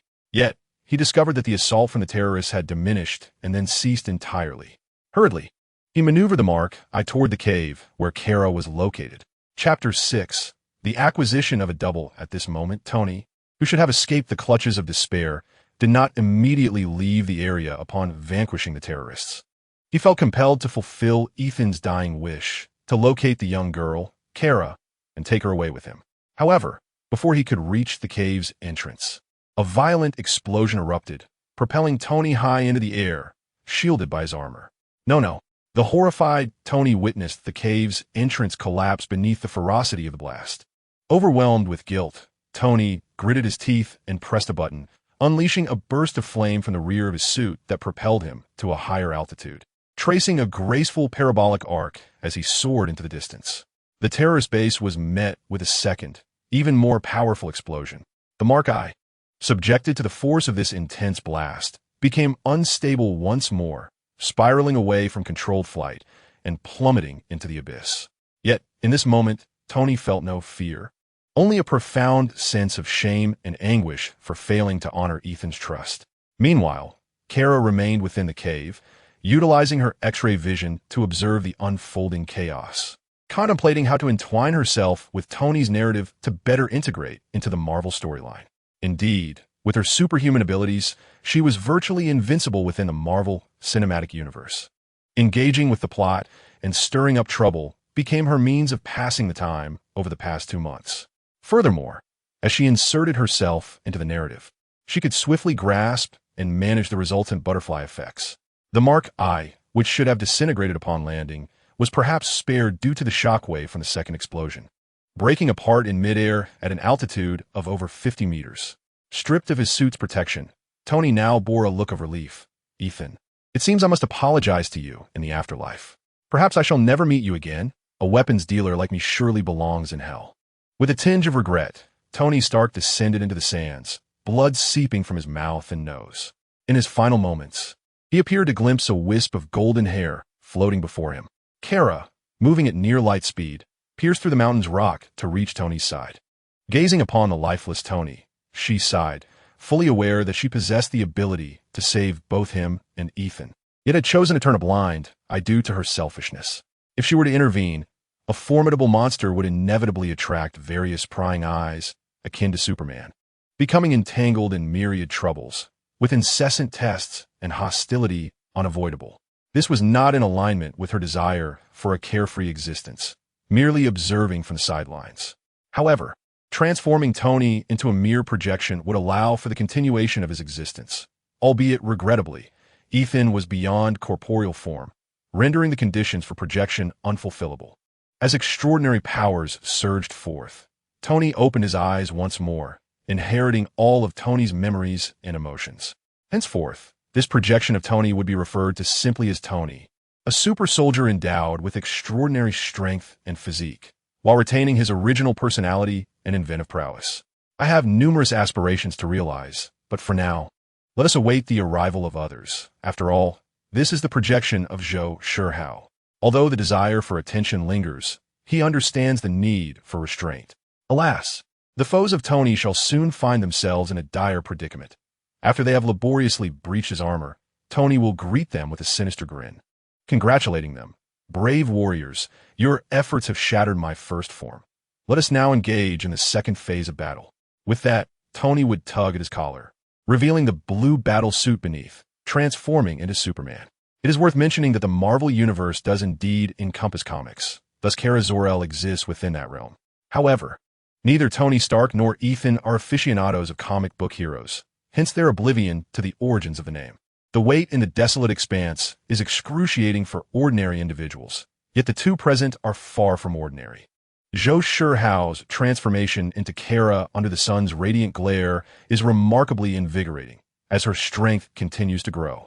While the projection of Tony may not absorb sunlight for enhancement, he too benefits from Zhou Shihao's burgeoning power. The two keenly observed the movements of the distant army, a military helicopter scouring the vicinity for clues amidst the remnants of an explosion. Upon realizing the helicopter was less than 10 kilometers away, Tony and Kara deliberately feigned disarray. Shortly thereafter, the helicopters spotted the pair, and through their equipment, they discerned that one of them was the elusive Tony Stark. This intelligence was promptly transmitted to the military base. Tony's friend, Colonel Rhodes, sprang into action upon receiving the news. Soon enough, with the military's assistance, Tony and Kara found themselves aboard a flight heading to America. Rhodes, with a resigned expression, glanced at the ever-rebellious Tony and remarked, "Next time, could you sit beside me? You know I only enjoy the company of beautiful women." Tony, with the demeanor of a rogue, adjusted his sunglasses and replied, "So now you don't even spare underage girls? Those congressmen would certainly appreciate that." Rhodes, eyeing Kara seated beside Tony, quipped, "This is my daughter. I don't believe I've introduced you yet. Her name is Kara Stark." Tony casually lifted the beer in his hand and said to Rhodey, "Damn, doesn't the Army mess serve hamburgers? I could really go for one right now." Rhodey was taken aback by this revelation and pointed discreetly at Carla, asking Tony, "Your daughter? What about Pepper?" I'll explain everything to Pepper. How much longer until we reach New York?" Tony deftly shifted the subject. "Not long, about an hour. You can indulge in cheeseburgers then," Rhodey replied, recognizing Tony's reluctance to delve deeper into the matter. As Rhodey occasionally cast glances at Carla, Tony and Carla arrived at Stark Industries Private Airport in New York. There, Tony Stark's bodyguard Happy and assistant Pepper Potts had been waiting for some time. Upon seeing Tony step out of the plane, Pepper couldn't help but express her excitement. "Are you happy to see me back?" Tony opened his arms toward Pepper. Seeing Tony's theatrical display, Pepper smiled and, wiping away the tears of joy from her eyes, shyly replied, "No, I'm just relieved that I won't have to change bosses." However, she stepped forward to give Tony a gentle hug. Happy seized the moment to declare his loyalty, saying, "Tony, next time, take me with you. At least I won't have to endure the suspense. Who knows? Maybe it'll be me protecting you or you protecting me," Tony replied, giving Happy a hearty embrace. The group then made their way to the waiting luxury vehicle. "All right, back to business. Pepper, help me organize a press conference. I have something to announce," Tony instructed as he settled into the car. Pepper immediately shifted into work mode, asking earnestly, "Are you ready to hold it right away?" "No, wait, I still need to." Before Tony could finish, Pepper, with a dissatisfied expression, interrupted, "Good grief. You've just recovered from danger. I need cheeseburgers." "Pepper," Tony insisted, noticing her expression. Realizing her misunderstanding, Pepper felt a bit sheepish but added, "That's junk food. You should eat less of it." Yet, seeing the determination in Tony's eyes, she sighed and picked up her phone to instruct her assistant, "Cheeseburgers. From the place the boss likes most, immediately." Seeing Pepper's decisive demeanor, Tony smiled. Once everyone was in the car, Carla's presence finally caught Pepper's attention. Rhodey quickly interjected, this girl is," but struggled to articulate. "This is my daughter, Carla Stark. She will be living with me from now on," Tony stated decisively. Upon hearing Tony's words, Pepper's expression shifted, but she promptly began making arrangements regarding Carla. Soon, the Stark press conference commenced. During the event, Tony announced that Stark Industries will be shutting down its weapons division, which caused a stir in the stock market. After the conclusion of the press conference, Obadiah confronted Tony with evident discontent, saying, "Tony, what are you doing? Your actions will result in significant losses for the board, and I will be unable to assist you in resolving this matter." "Uncle Stan, I have my own ideas. You need only observe," Tony replied nonchalantly, casting a glance at the antagonist from the first Iron Man film. At that moment, Pepper was with Carla, shopping for clothes. "My goodness, you are simply adorable. Everything you wear looks stunning, and your skin is flawless," Pepper remarked, holding up a dress in front of Carla. "You like Tony, don't you?" Carla boldly questioned Pepper. Pepper's grip on the dress stiffened slightly as she hesitantly replied, "I'm merely his assistant. With your beauty, your mother must be a true beauty as well. Tony and I share no blood relation. I'm just someone he adopted. If you like him, you should go for it. I wouldn't mind." Carla was advocating for her counterpart's interests. Upon hearing Carla's words, Pepper's cheeks flushed noticeably, yet from her increasingly attentive demeanor towards Carla, it was clear to Carla that her counterpart would soon find happiness. With the financial backing of Stark Industries, the two joyfully indulged in a variety of luxurious goods. Under Pepper's guidance, after purchasing a plethora of clothing and accessories, a dedicated service would deliver these items to Tony's private mansion. During their interaction, Pepper noticed that Carla struggled with certain habits typical of young girls, suggesting she might be an orphan without proper care, prompting Pepper to treat her with even greater kindness. Following the press conference, Tony returned to his mansion in Malibu. JARVIS. Establish a file under the codename Mark Series. I have some intriguing ideas. Additionally, prepare the materials. I require a more powerful heart, Tony commanded. Understood, sir. The file has been established, and the arc reactor materials are ready. JARVIS responded in his mechanical voice. Tony began crafting a miniature arc reactor using materials from his underground laboratory. Just as he was on the verge of completing the reactor, JARVIS interjected once more, "Sir, Ms. Potts has returned with Miss Carla. Add them to the white list. They need not notify me in the future. Also include Stan, but leave the others as they are," Tony instructed without lifting his gaze. Guided by JARVIS, Pepper entered the underground laboratory with Carla and found Tony engrossed in assembling components on the workbench. Curiously, she inquired, "Tony, what are you working on?" Tony proudly held up the nearly completed miniature arc reactor, exclaiming, "What do you think this resembles?" Seeing that Pepper was at a loss for words, he added, "There is a larger version at the company." Upon receiving Tony's hint, Pepper gasped and covered her mouth in astonishment. Could it be? "Oh my, Tony, you're a genius." "I am indeed. And, among geniuses, I remain a genius, for the engineers at Stark Industries are also brilliant. But I am the most exceptional of them all," Tony replied, unabashedly confident. "Indeed, you are truly exceptional." When Pepper noticed Tony's somewhat disheveled attire, she approached him to smooth things out. Tony grasped Pepper's hand firmly, winked at Carla, and instructed, "Jarvis, guide Carla to her bedroom. It is time for her to rest." "Certainly, sir. Miss Carla, please return to the first floor and follow the instructions to your bedroom for some rest. Should you require anything, feel free to ask." "I'm hungry," Carla remarked as she made her way back downstairs. "Miss Carla, what would you like to eat?" "Just something delicious, preferably," Carla communicated with Jarvis. Meanwhile, Tony held on to Pepper's hand, both of them watching Carla and Jarvis converse before departing. When Pepper regained her composure, she shyly attempted to retract her hand from Tony's grasp. However, he did not release her. Instead, he leaned in earnestly and said, "Pepper, I need your assistance with something." "What?" Seeing the seriousness in Tony's demeanor, Pepper ceased her resistance and inquired curiously. Tony loosened his grip on Pepper's hand, unbuttoned his shirt, revealing a worn device embedded in his chest. Upon seeing it, Pepper gasped and covered her mouth. "Oh my, Tony, that must hurt." "Not anymore. Now it protects my life. If it ceases to function, I will perish." The arc reactor wound was intentionally left by Tony. Otherwise, he could easily revert to being a normal person. However, Iron Man feels incomplete without his heart. Holding on to this notion, he decided to retain the device, allowing it to deepen the bond between himself and Pepper. Chapter 7. Carla's school routine. Tony's intellect had been transferred to his doppelganger, which led him to question whether he truly belonged to the world of Zhou Shihao. For Tony, it felt less like being a mere replica and more akin to resurrection, albeit with an additional vessel, sharing superhuman powers while retaining his own personality, hobbies, habits, thoughts, and logic. Most importantly, through the knowledge shared by the primary entity, Tony now possessed foresight into future events. The prophetic Tony was astonished to learn that he would eventually suffer from anxiety. Additionally, as his future partner, Pepper bore him a child, Morgan Stark. The current Tony would not engage in a prolonged struggle with Pepper, as depicted in the narrative. Through their mental connection, Tony was informed by the primary entity of Carla's supportive actions, and he reciprocated without hesitation. With the charm of a rogue among beautiful women and the affection he inspired in Pepper, their connection flourished.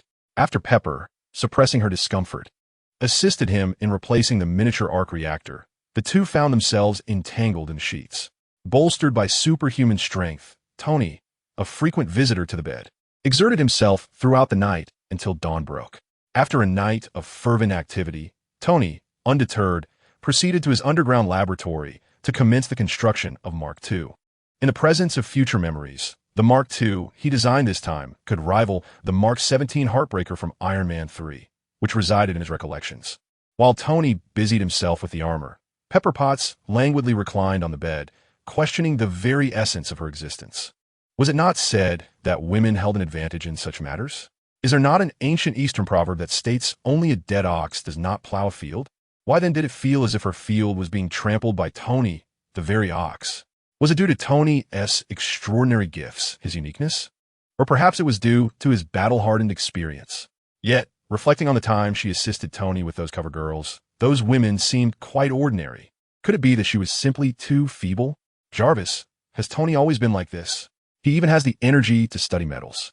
Lying on the bed, she posed her question to Tony's electronic assistant, Jarvis. "Miss Potts, perhaps you are indeed special to Tony," Jarvis replied, showcasing the emotional intelligence of an electronic steward. "Am I special to Tony?" Pepper buried her head in the blankets and succumbed to slumber. Meanwhile, our protagonist, Zhou Shihao, transformed into Kara, had risen early. Having arrived in the Marvel Universe, how could she not pay a visit to that friendly neighborhood Spider-Man? Although the current Spider-Man was merely a child of 8 or 9. With Jarvis's assistance, Kara swiftly pinpointed the public school Peter Parker was currently attending. Under the auspices of Stark Industries, Kara easily enrolled in this public institution. At this moment, she was riding in Happy's car, approaching the elementary school. The principal, along with the staff, anxiously awaited Kara's arrival at the school gates. "Lex, why do you think Stark Industries suddenly contacted us to send their young lady to our school?"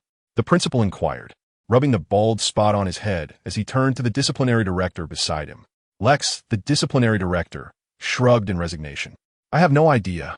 Otherwise, I will be working for Stark Industries and not wasting time at this public school. With so many prestigious private institutions in New York, aren't they the gathering place for these large conglomerates? It's truly baffling." The principal couldn't help but worry about the few remaining hairs on his head. "Principal Moore, What are you so concerned about? Isn't it a good thing that a giant like Stark values our school? Lex asked curiously. You don't understand. The actions of these large corporations are always purposeful. Currently, we are the only public school in New York that can still focus on education, Moore sighed, reminiscing about the glorious past of various educational institutions, and then looking at the public schools now under the influence of capitalists advocating for happy education. These capitalists simultaneously establish private schools, attracting all the finest teachers with exorbitant salaries while employing various means to amass wealth. Then, the concept of joyful education was proposed, allowing the underprivileged to receive subpar education while mistakenly believing that this constituted freedom. This situation even led to a surge of anti-intellectualism in the world's most developed nation, much to Principal Moore's chagrin. Now, Stark, a prominent capitalist, had set his sights on the public school under his jurisdiction, leaving him in a state of uncertainty regarding whether to feel joy or sorrow. However, he would soon be relieved of his worries as Happy arrived, driving a limited-edition luxury car, which he parked directly in front of them. Observing the rotund man respectfully opening the door to escort a blonde young girl out of the vehicle, Principal Moore realized that the person he had been waiting for had finally arrived. He approached with a sycophantic rubbing of his hands and introduced himself. Are you Miss Kara Stark from the Stark family? I am Principal Moore of this public elementary school. The group of school staff behind him gazed enviously in Kara's direction, lamenting that the wealth she possessed was unattainable to them in their lifetimes. How could they not feel envy? Hello, Principal Moore, I am Kara Stark, 10 years old. Starting today, I will be attending this school, Kara stated with an air of aloofness. Very well, I assure you, Miss Kara will surely enjoy a delightful school life here, Principal Moore promised with a smile. I hope so. Tony mentioned that your public school is the best aside from private institutions, so I wanted to see for myself. He intends to donate a Kara library to this school. Kara casually uttered words that made Principal Moore's heart race with excitement. Yet, upon reflection, he humbly inquired, might I ask if Miss Kara has any special requests? Internally, he silently prayed that this clearly pampered young lady would not cause any trouble, such as disrupting the learning environment. One must understand that once the atmosphere of a school is compromised, it may not be restored, even with the tireless efforts of countless dedicated teachers. No, I merely wish to experience the life of a public school student. Perhaps I won't be here for long, she replied. After all, she simply wanted to meet the underage Spider-Man, Peter Parker, and did not wish to spend her time playing house with younger children. Subsequently, at Kara's request, Happy returned home, promising to come back to pick her up after school. Meanwhile, the principal began showing Kara the school's facilities and classrooms. Soon, Kara noticed the classroom where Peter Parker and his friends were located. Before her arrival, she had learned about Peter's current appearance through Jarvis, and coupled with the presence of his noticeably chubby Asian friend, Ned, Kara easily recognized them. After expressing her desire to experience this particular class, the teacher conducting the lesson was summoned by Principal Moore. Once arrangements were made, Principal Moore gracefully withdrew. As he called the teacher outside, a group of energetic children gathered at the classroom door, peering out curiously. They observed Principal Moore accompanied by a group of school staff, escorting an exceptionally charming blonde girl. At that moment, Principal Moore was engaged in conversation with their teacher, prompting them to speculate about the unfolding narrative. Peter, look at that girl. She is stunning.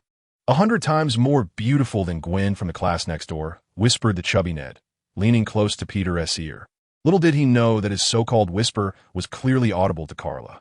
No, in my eyes, Gwen is the most lovely and beautiful, Peter replied somewhat stubbornly, though his gaze never strayed from Carla's enchanting visage. Who do you think she is?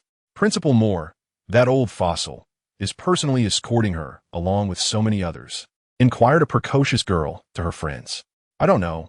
Perhaps she is a relative of the principal. She might be a child from a wealthy family. Impossible. Truly affluent families send their children to private elite schools. How could they possibly come to our school? Just look at her. She seems so pretentious. It's clear she doesn't come from a respectable household. The conversation among the girls grew increasingly pointed, while the boys' imaginations began to flourish. She must be a transfer student arranged by the principal to join our class. Oh my goodness, she is adorable. How wonderful it would be if she could be my girlfriend. No way, dream on. My dad works for Stark Industries. Only I deserve her. Carla felt a twinge of exasperation upon hearing the words of these children, barely 8 or 9 years old, acting as if they were in the throes of adolescence. Soon, after giving his instructions, The principal returned to his duties, having delayed the staff for quite some time, waiting for Carla. Only Carla remained, led by her teacher into the classroom. As the children noticed the teacher escorting Carla towards the front of the class, they feigned compliance, returning to their seats. Lovely children, you are about to welcome a beautiful new companion. You rascals are in for a treat. This delightful little darling will be learning alongside you. The teacher announced as she introduced Carla at the front of the class. All right, beautiful little darling, please introduce yourself. Kalashtak. I do not appreciate others encroaching upon my personal space. I hope you will respect my boundaries unless I initiate contact, Carla thought to herself, regretting her spontaneous decision to come here, and now had no choice but to feign aloofness. What the heck? This girl is so arrogant, right? As if anyone is eager to get close to her. The girls, being of the same gender, murmured their discontent. The teacher, taken aback by Carla's bluntness, recalled the principal's instructions and quickly stepped in to diffuse the tension. Carla might just be a bit nervous in this unfamiliar environment. You'll get along better with her in time. All right, sweet Carla, why don't you sit in front of that handsome boy over there? The teacher pointed to the seat in front of Peter and remarked, this is an excellent position, situated right in the middle of the classroom.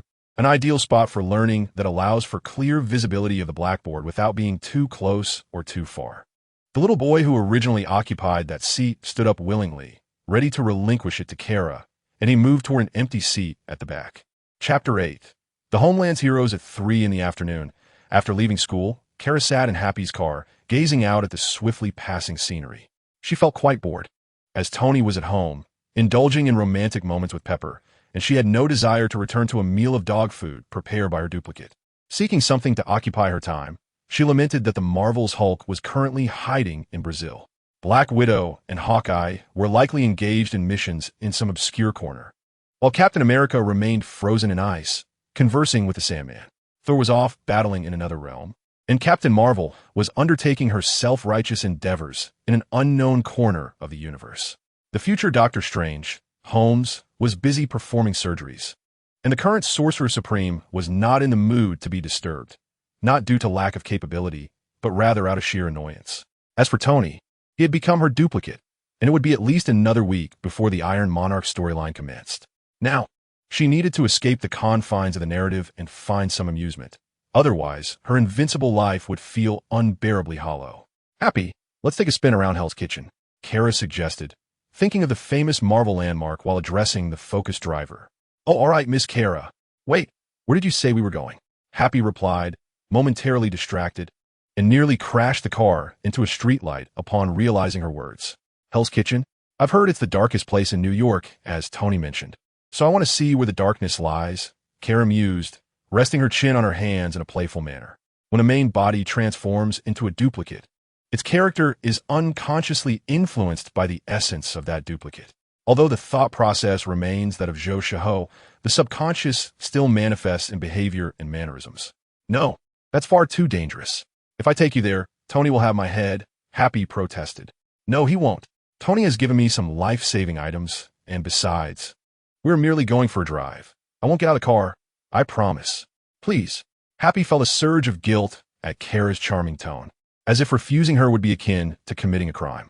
Nevertheless, he resolved to contact Tony first, for if he did not inform Tony about this excursion, even if nothing untoward occurred, he could risk losing his job and friendship with Tony. Tony, your precious daughter wants to go to Hell's Kitchen. This is utterly insane, and I can't refuse her. What should I do? Happy spoke directly to Tony over the phone, not attempting to hide it from Kara. Then just take her there. Don't worry. I'll keep an eye on the situation. Besides, those little thugs wouldn't dare offend Stark Industries. Tony's somewhat resigned voice came through the speaker. After all, he had long since learned of this matter through their mental connection. The desires of the main entity were beyond the refusal of his avatar, leaving him with no choice but to comply. Having received Tony's permission, Happy directed the vehicle towards Hell's Kitchen. Along the way, he cautioned Carla, instructing her not to open the car door regardless of what they might encounter. The vehicle's security measures were robust enough to delay any threats until Tony arrived. Carla, however, nonchalantly remarked that once they entered Hell's Kitchen, he could simply drive slowly. As the luxurious car rolled into the aged streets and neighborhoods of Hell's Kitchen, it attracted the attention of several gang members loitering nearby. Fortunately, no one attempted to target the vehicle. Even if a few inexperienced individuals had entertained thoughts about the seemingly valuable car, they were swiftly dissuaded by their companions. Those who had been entrenched in the area for years understood that some individuals were not to be trifled with, including the owner of this very car, even if they were unaware of his identity. Carla's gaze pierced through the tinted glass, observing the clusters of ruffians and gangsters lining the streets. Suddenly, a few gang members caught her attention, as one of them bore a striking resemblance to the protagonist of a popular television series she had watched in the real world. This series, known for its profound portrayal of humanity, was The Boys. The gang members were encircling an unsuspecting girl who had wandered into Hell's Kitchen. The leader, with a warm smile, projected an aura of apparent righteousness. He bore an uncanny likeness to the actor Anthony Starr. From his stature to his physique, and even his expression and hairstyle, it was almost uncanny.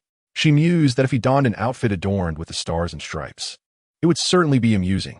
Carla urged Happy to stop the car, eager to observe the situation more closely. Happy obediently halted the vehicle, his gaze fixed on Carla, wary of her exiting the car. Just as he brought the vehicle to a stop, the scene outside shifted dramatically. A tall, striking man positioned himself protectively in front of the unaware girl. Is that Carl? Or Cavill? Carla gasped upon seeing him. The gang member resembling Anthony, noticing the audacity of the interruption, wore an even broader smile.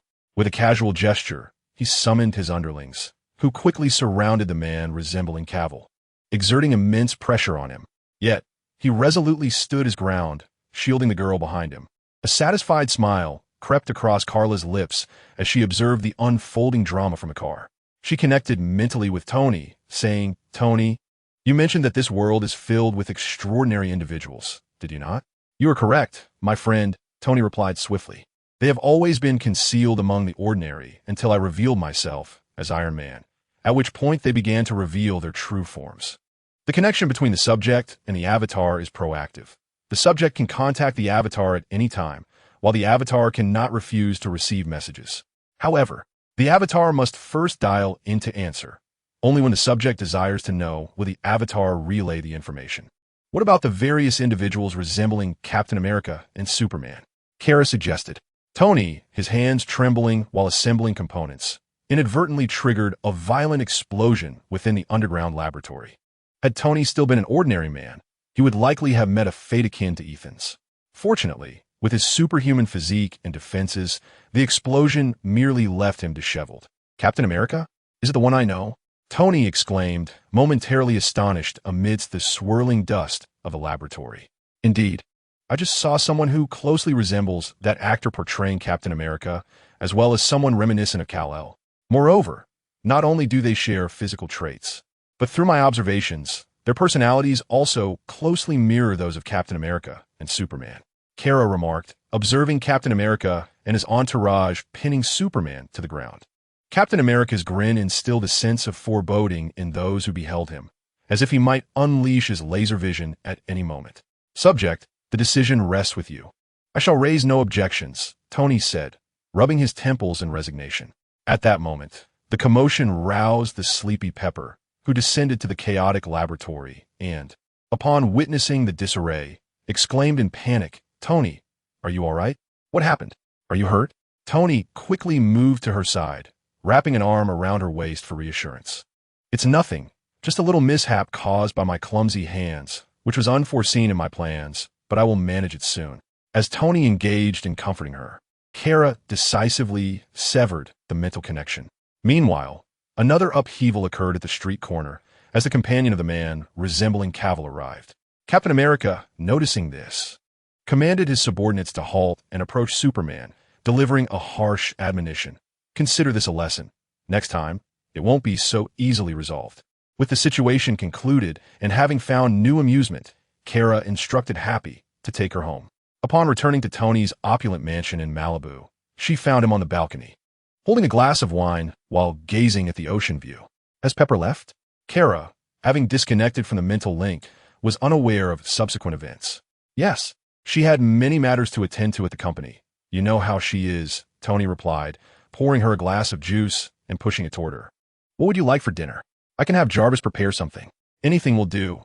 I don't have any particular preferences, though I would lean towards Chinese cuisine," Kara declared, downing the juice in one go. Jarvis, contact the finest Chinese restaurant in New York. There's a significant order today. Understood, sir. I will prepare it promptly. Jarvis's voice responded in a timely manner. Indeed, Tony, although I could monitor those two individuals directly, it would be rather cumbersome. Allow Jarvis to assist me in keeping an eye on them. Kara conveyed the information about the two through their mental connection. Are you planning to take action against them? Tony inquired, swirling the wine in his glass to enhance its flavor, simultaneously engaging in the mental link. No, one is a thug, and the other a meddlesome ordinary person, both unlikely to have long lives. I possess the patience to await their rendezvous with the Almighty, Kara replied, rising unsteadily to the balcony, gazing at the view she could never attain in her 1,000-year struggle in the real world. Oh, I see. If you find yourself bored, I could assist you in crafting a bespoke Iron Man suit. After all, you possess relevant knowledge, which you seem unable to apply flexibly. It would be a perfect opportunity for practice, Tony suggested. And then what? The Iron Man suit holds no real significance for us, does it? Tony fell silent, acknowledging the truth in her words. His continued fabrication of Iron Man's suits stemmed from the desire of the entity, rather than a necessity.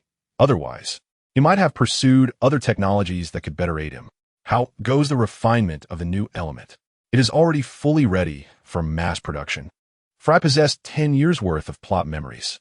Though merely fragments from films, they allow me to expedite progress significantly. To an outsider, the two appear to be silently admiring the scenery, yet in truth, they were engaged in a wordless exchange. As time flowed on, Jarvis arranged a sumptuous dinner, and after their meal, they retreated to their respective chambers for rest. At that moment, in Hell's Kitchen, a gunfight erupted, sparked by someone's smile, startling a woman associated with Kingpin. The conflict was not particularly fierce. A man resembling a member of the so-called Patriot faction was merely a FAAD, and his subordinates scattered under the assault of Kingpin's henchmen. He, however, was already gravely injured, having been struck by several projectiles that had flown in from some dark corner, his life hanging by a thread. An unmanned device hovered nearby, monitoring the entire scene. Chapter 9. The Patriot and Superman, is this fate? Remarkably, the individual they spotted in the afternoon required no prolonged wait, as he departed that very evening. Through Jarvis's analysis, Kara discerned that the man, strikingly similar to a patriot, was a small-time leader of the Mad Dog Gang. To her astonishment, his name was indeed Antonista, a revelation that surprised her greatly. Under the pressure of Kingpin, the leader of the Mad Dog Gang had forsaken him, and unbeknownst to Antonista, he was targeted and eliminated that night by Kingpin's men. The rationale was simple. Kingpin was a man devoted to his wife.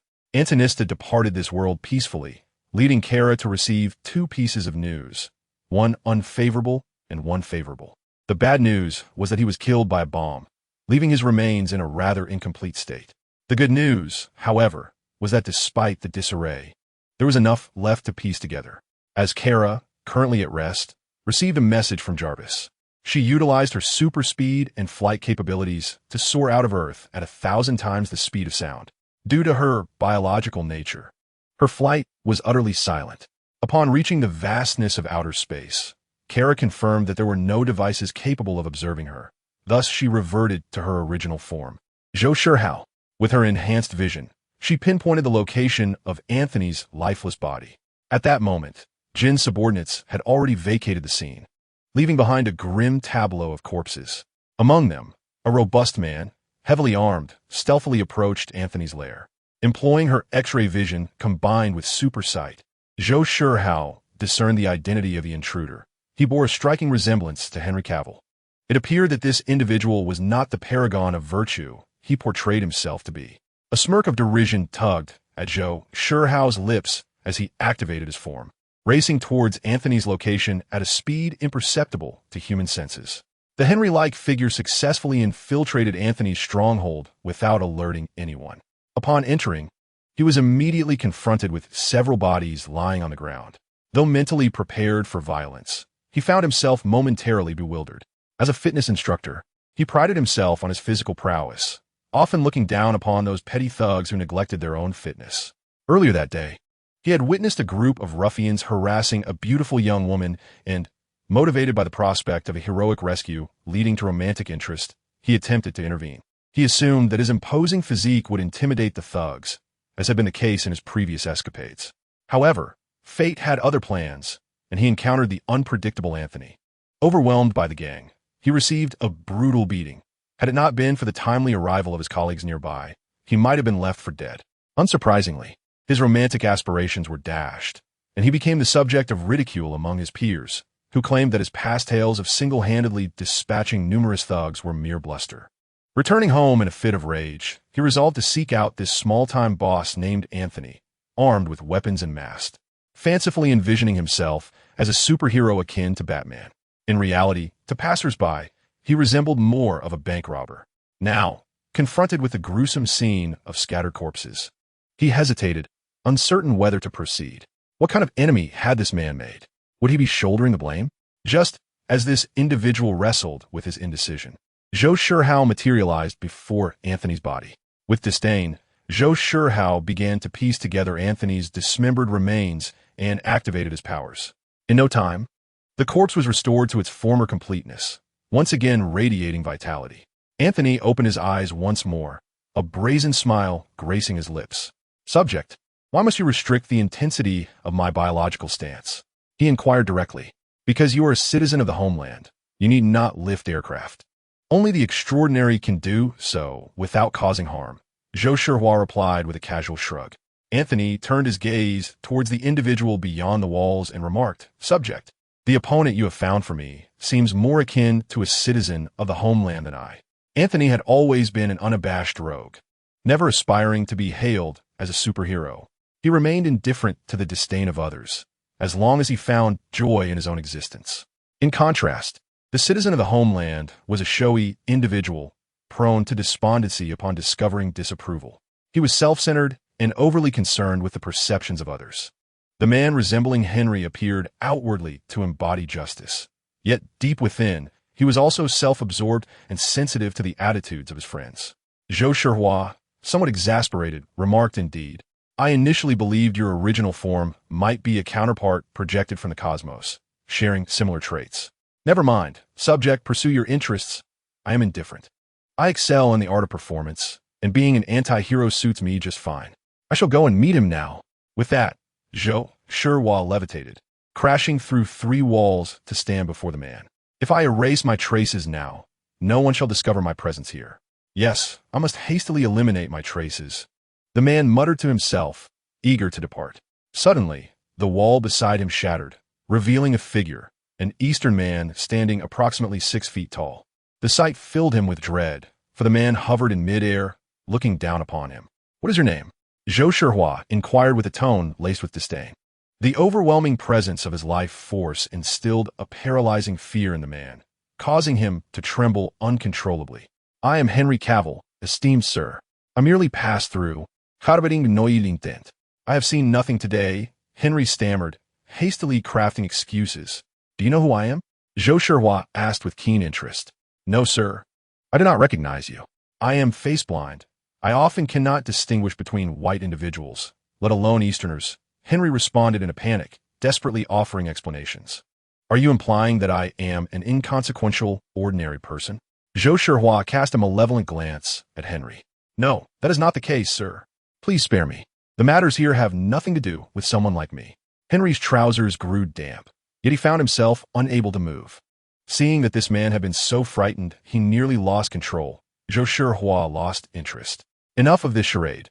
Anthony, I leave him to you." Henry's heart raced. He had heard from a friend that the leader from earlier was named Anthony. It appears that this terrifying figure is acquainted with the leader, and they are indeed allies. "It seems that I am doomed." Henry began to regret his impulsive actions from earlier that day. As Zhou Shihao's voice faded, Anthony briskly stepped through the shattered wall and stood before Henry. He seized Henry by the collar and lifted the taller, more robust man with ease. Henry felt the suffocating grip tightening around his neck and instinctively attempted to pry away that hand with his own. However, his resistance was but a futile struggle, as that hand remained immovable as if forged from steel. "Let us eliminate him directly," Anthony suggested, glancing at Zhou Shihao. Zhou shrugged, tilting his head non-committally. In the next instant, a crack echoed, and Henry's head drooped. Looking at Henry's lifeless body, Zhou remarked with a sense of resignation, "You acted rather swiftly. I was still contemplating how to play along with him." Didn't you agree to it?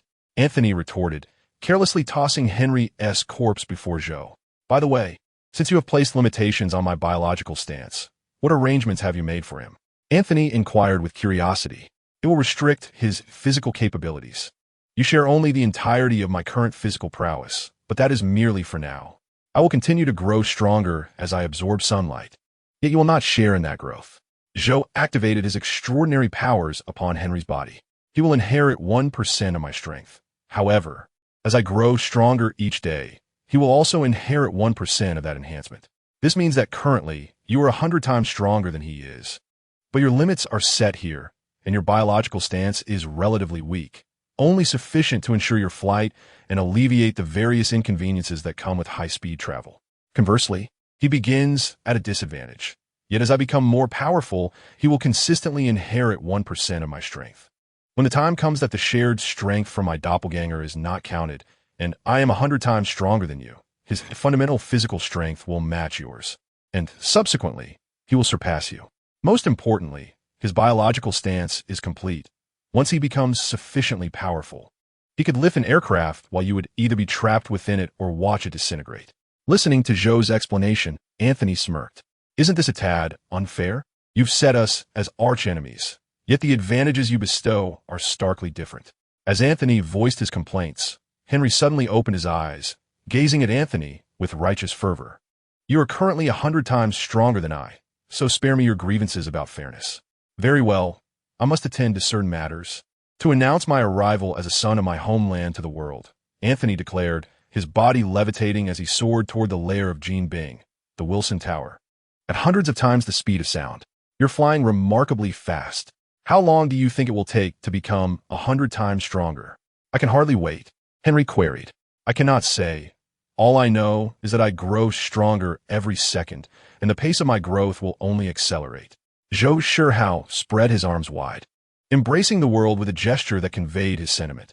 As long as I desire it, this planet shall be mine. After all, who says this world belongs solely to the Marvel Cinematic Universe? If it were the comic version of Marvel, perhaps I would need to take a more cautious approach to my development. However, in the realm of cinematic Marvel, is it really so formidable? Perhaps I shall delve into the comics of this world and discern the differences between them and the reality of superheroes, to better determine how to embody such a character.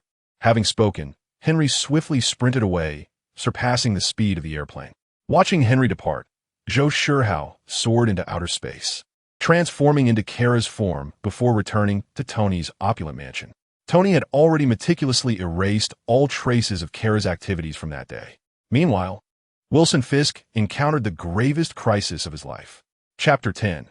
The present reality of the homeland. Wilson sat upon a spacious sofa, one large enough to comfortably accommodate 2 or 3 individuals, yet he occupied it entirely alone.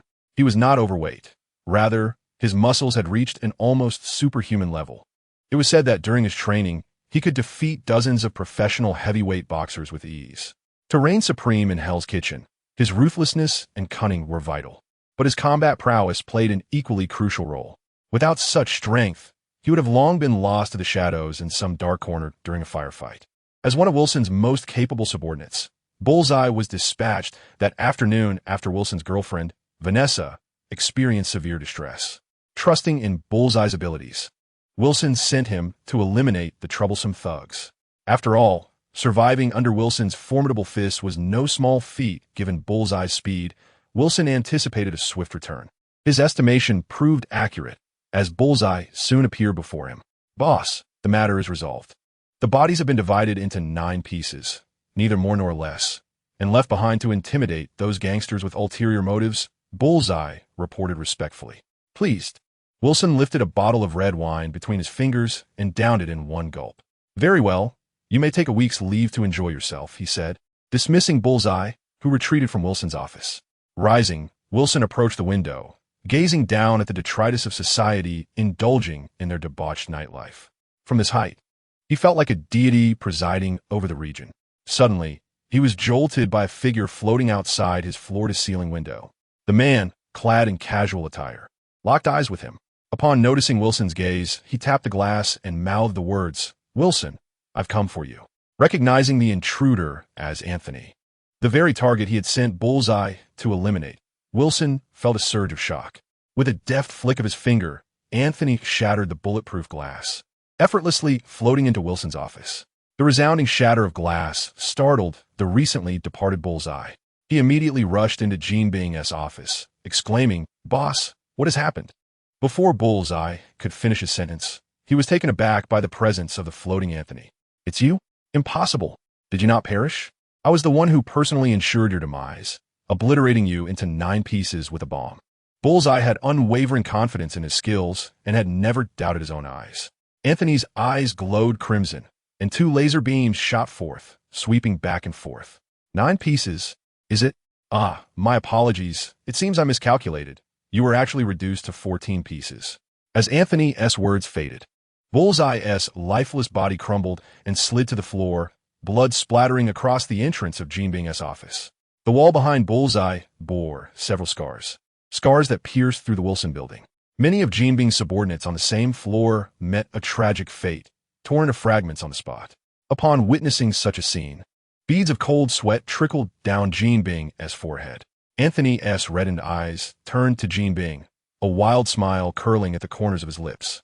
"Look what we have here. The Emperor of Hell's Kitchen, Mr. Jean Bing. You are Anthony Stark?" Jean Bing managed to utter, suppressing the terror welling up inside him. "How does a minor character like me catch the attention of Mr. Jean Bing?" Anthony inquired with genuine curiosity. "Fear not. I am merely here to discuss a business proposition with Mr. Wilson, perhaps regarding the commercialization of superheroes."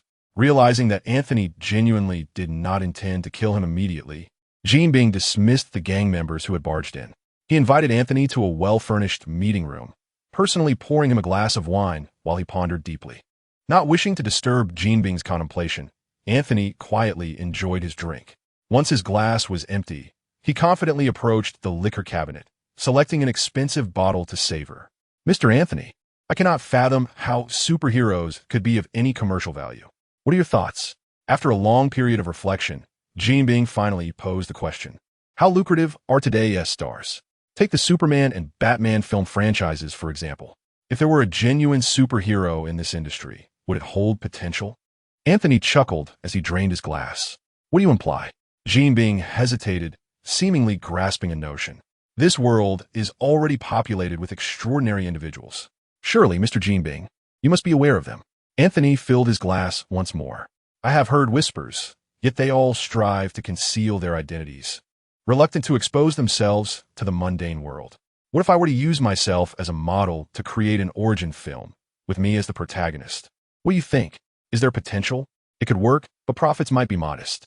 After all, for a superhero to achieve substantial sales, they must be well known, and the audience must be vast. Then, if it were to be revealed that I am indeed a genuine superhero, would it not lead to significant sales? It is indeed possible to achieve great success. However, one must be wary of the scrutiny from the state apparatus. Once I gather a multitude of followers, will not those endowed with extraordinary abilities feel envy? At that juncture, could we extend an invitation for them to join our initiative? Such a prospect is feasible, for not everyone is willing to live in obscurity after acquiring their talents. Therefore, once this company is established, we shall select the top 7 individuals based on their popularity to form a coalition akin to the Justice League. Faced with such a formidable and united organization of extraordinary beings, would the government dare to eliminate us? Mr. Anthony is truly a genius. This venture surpasses any business I have undertaken, remarked Jean Bing decisively. However, as a gang leader, it seems ill-advised for you to make direct appearances, considering the potential tarnish it could bring to the superhero coalition's reputation. Do we possess any viable solutions? This is not a concern. Although I am the underground emperor of Hell's Kitchen, I am perceived as the philanthropist Wilson by the common folk. Moreover, I have several proxies. Should I relinquish the identity of Jean Bing, there will naturally be someone to assume my role as the new Jean Bing. It appears you have made your decision. Anthony beamed with a friendly smile. Indeed, the prospect of organizing a superhero coalition far outweighs the significance of my position as a gang leader. Jean Bing then spoke with a hint of sentimentality. I have encountered a woman and wish to bestow her with happiness. Yet my position does not allow for a graceful exit. Should I withdraw, many would seek to bring about my demise. Oh, so I have provided you with an opportunity? Anthony inquired with a smile. Jean Bing raised his glass in a toast to Anthony, affirming, "Yes, with a group of extraordinary heroes backing me, these matters become trivial." The two continued to discuss this for quite some time, with Jean Bing preparing to invest as a shareholder in establishing an entertainment enterprise, which, at Anthony's suggestion, was named Water Company. Their inaugural task would be to produce a film depicting the origins of our homeland's people. At this moment, in the headquarters of SHIELD, Nick Fury was exasperatedly poring over documents. Tony had safely returned from the Middle East, although he had sustained minor injuries. He perceived this as a positive development, for Tony was now notably more discreet and no longer flaunting his playboy persona. However, the issue lay in Tony's recent erratic behavior. He had been upgrading JARVIS and reinforcing his defenses and security measures. It was unclear from where he had procured such professionals, leaving Nick entirely in the dark regarding Tony's current situation. It seemed imperative to call Natasha back. She was the only one capable of approaching Tony effectively. Furthermore, this Kara Stark appeared without any trace, as though she had materialized in this world out of nowhere. Could she be an extraterrestrial? Nick pondered darkly.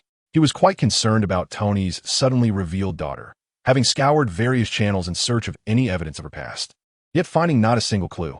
A knock resounded at the door. After locking the documents in his desk, Nick said, "Come in." A bald, middle-aged white man entered.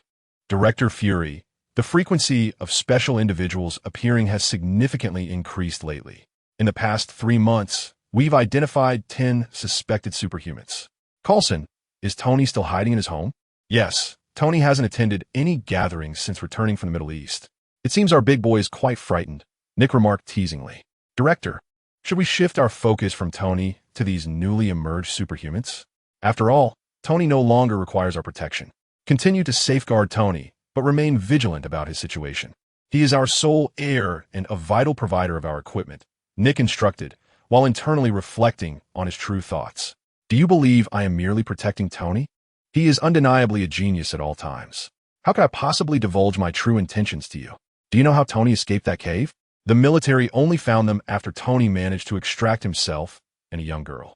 I suspect he has created something remarkable. If we could acquire that, we could better protect the Earth. This is the real reason I have personnel positioned around Tony." "Very well, Director. I will take my leave." Coulson nodded in agreement before politely departing. Watching Coulson's retreating figure, Nick caressed a pager in his pocket, murmuring, "Carol, I have a feeling we shall meet soon." Chapter 11. Stan's maneuver. The day following Anthony's in-depth conversation with Wilson, an entertainment company named Watts was established. The owner of this group was the renowned charity ambassador of New York, Mr. Wilson. The board members of several major Hollywood studios were suddenly filled with anxiety. The general public was unaware that Wilson was none other than the underground emperor of Hell's Kitchen, Kingpin, but the board members were very much aware. While as capitalists they were not particularly fearful of Kingpin's potential for danger, his sudden venture into the film and entertainment industry caused them considerable alarm, as Kingpin was certainly no benevolent figure. Moreover, if Kingpin were to use film as a means of laundering money, it would severely impact their foundational interests. Throughout the day, they engaged in collaborative efforts, leveraging various connections to discern Kingpin's true intentions. As night fell in the Stark Industries building, Stan was in a laboratory, expressing his frustration to several researchers. "You useless lot, with the most advanced laboratory at your disposal, is this all you could produce? A mere Iron Man figurine? Mr. Stan, this suit is only missing the energy system. If we can create a miniature arc reactor as the power source, it could entirely replace all current military equipment," one researcher, Vino, explained. "Then get that miniature arc reactor made for me," Stan insisted, pressing them further. "The miniaturization of the arc reactor is, given our current technological capabilities, an impossible feat." The scientist, under considerable pressure, attempted to elucidate this to Stan, an outsider. "You, a group of individuals equipped with cutting-edge experimental apparatus, are unable to accomplish what Tony has managed to achieve single-handedly in a desolate cave." Stan's dissatisfaction with these inept researchers grew increasingly palpable. After all, this was Tony Stark. The researchers still dared to argue. Stan dismissed these ineffectual individuals, turning away with a resolute determination to procure the finished product directly from Tony. Although he doubted their research capabilities, he believed that, given time, they could replicate the sample At worst, he could augment their ranks and increase funding. However, Tony Stark could no longer be left unmonitored. His recent demeanor had grown increasingly distant, and it seemed the kidnapping incident might arouse Tony's suspicions towards him. Time was of the essence. He needed to act preemptively before Tony uncovered any evidence. Stan promptly instructed his driver to head to Tony's mansion. Meanwhile, Tony, already aware of the unfolding events, had tasked the upgraded J.A.R.V.I.S. with monitoring Stan's every move. At that moment, Stan's actions signaled to Tony that the time was nearing for him to reveal his identity as Iron Man. The days of tranquility were about to come to an end. J.A.R.V.I.S. Contact Pepper. Advise her to return home early and refrain from working late tonight. I want team need her here. She should rest early, as I have plans to take her out tomorrow. Knowing that a significant confrontation loomed, Tony wished to spare Pepper the dangers she faced in the original storyline. Through their mental connection, he was already aware that Carla had seized the opportunity to meet Gwen and that their feelings had rapidly intensified, culminating in Happy driving them to Gwen's home for the night. J.A.R.V.I.S. Where's Carla now? Tony inquired, feigning ignorance. Sir, Miss Carla is currently residing at her classmate Gwen Stacy's house under Happy's protection. Her father is an officer with the NYPD. J.A.R.V.I.S. astutely projected Gwen's connections before Tony. Tony glanced at the information he had already known, nodded, and terminated the display. It seemed he was to be alone this evening. Pouring himself a martini, he appeared to gaze out at the scenery while, in reality, he was using his enhanced vision and X-ray abilities to observe Stan's movements. He watched as Stan, accompanied by a cadre of bodyguards, arrived at his mansion and gestured for them to encircle the premises. Sir, Mr. Stan has arrived in the living room, J.A.R.V.I.S. informed him. Is that so? I shall go and greet him. Tony set down his goblet. How have you been, Tony? Stan exclaimed with warmth as he embraced Tony upon his arrival in the living room. Tony passively accepted the elder's enthusiasm, fully aware of Stan's ulterior motives. After their separation, Stan imparted a rather serious admonition. I heard from Potts that you have been engrossed in your research lately, neglecting to rest adequately. You must take care of your health. Tony settled onto the sofa, seeking a comfortable position that allowed him to recline partially. Stan, you understand that inspiration, when it strikes, must be seized, lest it slip away. Thus, staying up late is sometimes essential. Stan took a seat on the opposite sofa, while his two bodyguards stood rigidly behind him, hands clasped behind their backs. Tony, I hope you will reconsider your plan to disband the weapons department. The shareholders have united, and they intend to convene a meeting against you. I cannot thwart their efforts. Apologies, Stan, but I will not retract this plan, even if everyone opposes it. Tony's demeanor was akin to that of a defeated fish. Even me? Stan inquired, his expression darkening. Yes, even you, Stan. You know I'm serious. Stan brandished a sonic weapon, pointing it at Tony and pulling the trigger. Unfazed, Tony regarded Stan's actions. This small device was once his own invention, now wielded against him. A rather ironic twist. Observing that the sonic weapon failed to subdue Tony, Stan reluctantly discarded it. Indeed, using your own invention against you is rather impractical. It appears you have conceived some remarkable ideas anew. Certainly, anything that can be deployed must have countermeasures, such as the synthetic skin I wear. Tony opened his collar to reveal the skin of his chest, along with a glimpse of the arc reactor. Continuing, it appears indistinguishable from flesh, yet it can withstand small-caliber firearms and absorb kinetic energy, in addition to defending against some of my own creations. One of Stan's bodyguard produced an exquisite handgun and fired at Tony, the tranquilizer dart striking his exposed chest, causing it to crumple and fall lifelessly. A flicker of greed flashed in Stan's eyes as he drew a spray bottle and doused Tony. Tony immediately feigned weakness, collapsing to the ground. Stan loomed over him, tearing open Tony's shirt to reveal the miniature arc reactor nestled near his heart. Seeing the object of his desire laid bare before him, he reached out to seize it. Stan, elated, disregarded Tony's feigned anguish. Tony, do you realize that Stark Industries owes its current standing at least half to my efforts? Your father, that man, was merely a mad inventor. Without me, how could he have pursued his inventions with peace of mind? Stan's visage was rife with jealousy and envy. Fortunately, he left me a treasure before his demise. You know, Tony, you are a more perfect inventor than he ever was. As long as you satisfy my desires, you can continuously generate profits for me. Alas, you place too much trust in that woman Potts. Her presence has begun to threaten my standing within Stark. However, soon, Stark Industries shall transform into Stan Industries.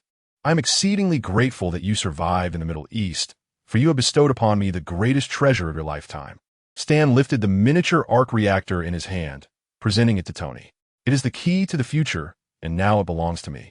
Without it, you shall remain here, awaiting your demise in silence. Soon, I will send both Potts and that Kara down to accompany you. With that, Stan triumphantly departed, leaving the incapacitated Stark behind. Chapter 12. The emergence of Iron Tyrant. After departing, Stan sat in the back seat of the vehicle, gazing at the retreating silhouette of Tony's mansion, feeling an inexplicable sense of forgetfulness. Lost in deep contemplation, he suddenly slapped his thigh. Damn it! In his excitement over acquiring the miniature arc reactor, he neglected to pilfer Tony's little invention.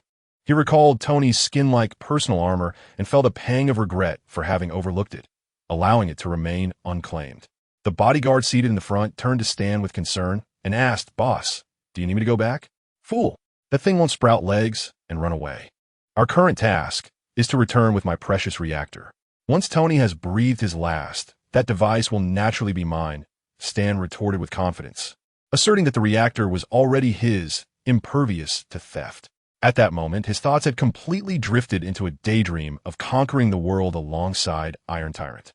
Meanwhile, after Stan's departure, the fallen Tony continued to feign weakness.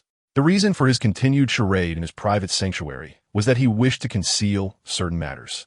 Indeed, SHIELD proved to be remarkably resourceful, with several commendable individuals within its ranks. For instance, today, a striking woman with crimson hair stealthily infiltrated his home while he was engrossed in crafting materials for Kara in his laboratory. She employed an electromagnetic disruption device to temporarily incapacitate JARVI, assess surveillance, and, with deft precision, completed her mission, embedding numerous monitoring devices within the house. Having already gleaned a general understanding of the Marvel Universe, Tony quickly deduced that this woman was none other than SHIELD, Agent Black Widow. In the original storyline, she would have approached him openly during Iron Man 2, seeking to get close to him through an interview. Little did he expect her to clandestinely appear in his home. It seems that the later infiltration by that black-eyed little treasure also owed much to her expertise. Tony had no desire to rely on Potts to assist him in installing the old arc reactor, as depicted in the narrative. He had long been prepared, having already utilized a new element to create a fresh arc reactor. In his living room, he had installed a mechanical arm capable of assisting him with the installation. This new elemental reactor was forged from the isotopic elements of the Space Stone from the Infinity Stones, initially intended to be provided by SHIELD's black-eyed little treasure when he was on the verge of succumbing to palladium poisoning. It was derived from his father's work, hidden within the model for the World Expo. Lying on the ground, Tony calmly remarked, "Friday, it's time to work." The ceiling folded back, revealing a mechanical arm extending over 5 meters in length, with 3 triangular components resembling fingers at its tip. The arm retrieved a cylindrical reactor from a storage unit embedded in the ceiling. After precisely assisting Tony in installing the reactor, the mechanical arm retracted into the ceiling, and as the ceiling resumed its mechanical movements, everything returned to its original state. A triangular light illuminated on the reactor embedded in Tony's chest, and as the glow intensified, the facade of purple bruises on his face gradually faded. Soon, the bald Agent Coulson appeared before the newly restored Tony. "Coulson, even if you're an agent of that agency, it does not justify your presence here." Tony feigned anger. "I regret to intrude, Tony, but I bear significant news. According to our investigation, your Uncle Stan orchestrated the abduction by the 10 Rings." Coulson gently explained his purpose for being there. "I am aware. He has already revealed his true colors." Tony pretended to express the disappointment of betrayal by a family member. "You must be unaware of what else Stan has prepared." Coulson handed Tony the documents he had been holding. Tony stared at Coulson and suddenly remarked, "I'm sorry, but I do not accept items handed to me by men." A delicate hand emerged from behind Coulson, retrieving the documents. It was the Black Widow, Natasha. She stepped forward and presented the documents to Tony once more. Coulson added, "Now you may have a look. This is quite important for you." Tony was already familiar with the contents of the files, yet he opened them and pretended to skim through the information. Since Tony did not don his suit to venture to the Middle East as a hero, the military remained unaware of the creation of Mark II. However, SHIELD had pieced together some clues. They had learned that Stan was constructing a substantial device based on blueprints provided by terrorists, prompting the one-eyed black operative to think that the solution lay with Tony. The only one who can stop him now is you. After all, it is your invention. We believe your character will surely devise a countermeasure.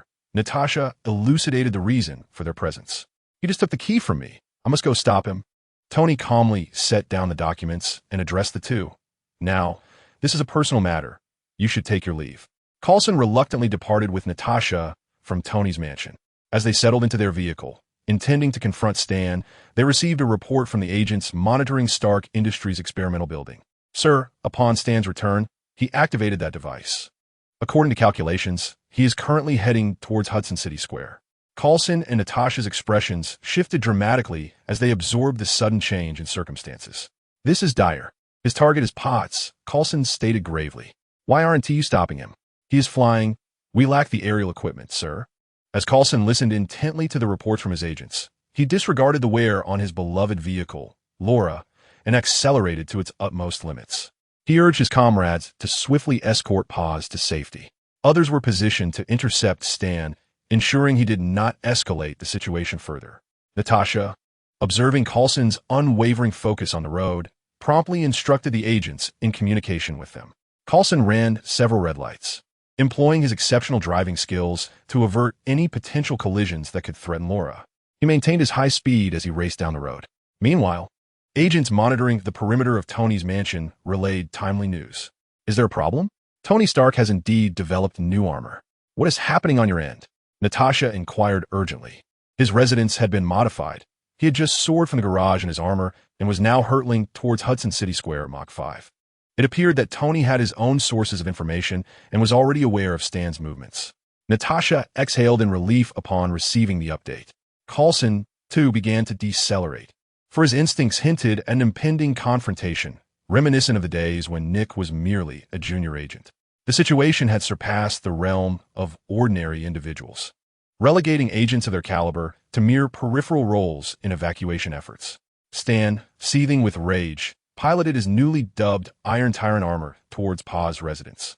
Having just returned to Stark Industries' laboratory, he was poised to instruct researchers to decipher the technology, while he reached out to other shareholders to wrest control of Stark Industries. However, upon contacting several minor shareholders, he discovered they had sold their stakes that very day. He swiftly investigated the cause, learning that Stark Industries stock had plummeted following Tony's announcement to shutter the weapons division. Yet, such was merely the reaction of investors. The shareholders were not so short-sighted. For Tony himself was a marvel. Under Tony's directive, Paz had been persistently engaging with these minor stakeholders, employing various tactics to amass nearly 15% of the shares. Coupled with Tony's substantial holdings, their combined stake now exceeded 60%. This incited Stan's ire, as he resented Tony's trust in Paz, which far surpassed his own. What truly drove Stan to the brink was discovering, through his clearance, that Tony's inheritance was bequeathed to Paz rather than the underage Morgan Stark. This meant that, even in the event of Tony's demise, the existence of Paz, holding 60% of the shares, would enable him to assume complete control of Stark Industries. This shattered Stan's dreams, igniting a fury that compelled him to seize the arc reactor and install it in the prototype of Iron Tyrant, setting his course towards Paz's home with murderous intent. At that moment, his mind was consumed with the thought that the Stark Corporation belonged to him and must never fall into the hands of the woman who had seduced her way into Tony's bed. Thus, she had to be eliminated before she could inherit Tony's legacy. As Tony's sole elder, all that he possessed would naturally fall into his grasp. Just as Pepper was preparing to rest, she was forcibly extracted from her home by a group of female agents who burst through the door. Bewildered, she initially believed she was being abducted and promptly pressed a red gemstone on her ring, sending a distress signal to Tony. Simultaneously, she readied another gadget crafted by Tony to retaliate against these intruders. Miss Potts, we are agents of SHIELD, here to protect you.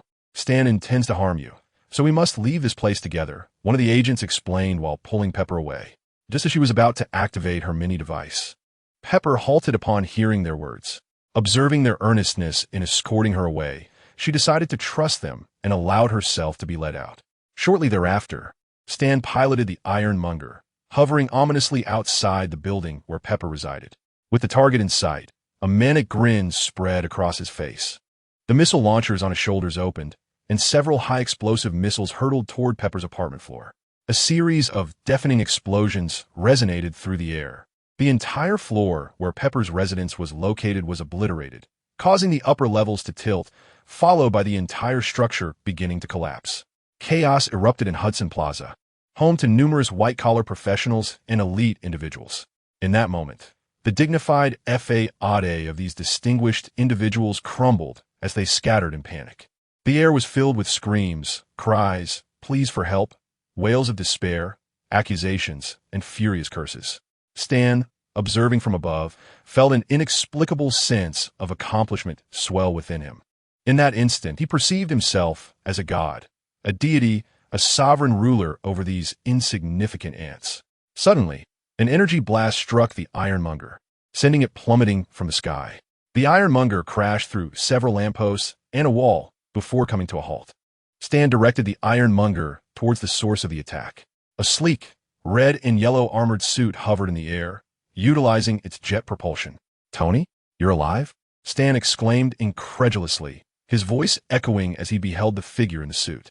"I am younger than you, Uncle Stan, thus I presume you will perish before I do," Tony replied, gradually descending to the ground and advancing towards the Ironmonger. "Ha ha ha! Too bad you arrived too late. Your little girlfriend is already dead," Stan sneered, unable to suppress the jealousy and resentment boiling within him as he observed Tony approaching in his technologically advanced armor.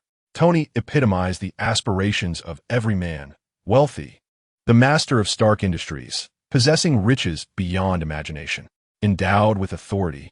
A mere utterance from him compels the tens of thousands of Stark Group employees to go to great lengths to satisfy his whims. Possessing extraordinary talent, his inventions of weaponry have gained worldwide acclaim, earning the adoration of military powers. With a plethora of women, he has shared the company of numerous high-caliber individuals. Not a single cover model from the New York Times has escaped his bed, with 13 having graced it. One could assert that Tony was born at the pinnacle of society, in every conceivable sense. Conversely, an ordinary individual like Stan can only strive diligently through sheer effort. Throughout his life, Stan has navigated the social circles, bending low to toil, yet ultimately finding himself overshadowed by Tony. The regard and tolerance others extend toward Tony stem from his remarkable talents and wealth. Had the roles been reversed, Stan would likely have been swiftly dispatched. Stan recognizes that the two have reached an irreparable rift, leaving no room for reconciliation, and thus his demeanor becomes increasingly ferocious. Controlling the Ironmonger, Stan rises with determination. However, the palm cannon of Mark II only inflicts damage limited to the sheer force against the formidable armor of Ironmonger. As Tony observes Ironmonger emerging unscathed from the debris, he commands JARVIS to tilt Mark I forward. The thrusters on his feet and palms emit energy, propelling Tony towards Ironmonger. "Is this the extent of your prowess? Behold this contraption of yours." With the muzzle of a heavy machine gun protruding from Ironmonger's arm, it unleashes a barrage towards Tony's advancing direction. Stark's formidable military capabilities are vividly showcased through Ironmonger. Rather than a mere machine gun, its caliber could be likened to a rapid-fire cannon. The large armor-piercing rounds within the heavy machine gun render Mark II's armor incapable of sustaining prolonged exposure to such firepower. Consequently, under JARVIS' guidance, Mark II evades the line of fire, maneuvering in flight around Ironmonger, awaiting the depletion of its ammunition. At this moment, Tony grapples with his instincts, allowing JARVIS to navigate Mark II in evasion.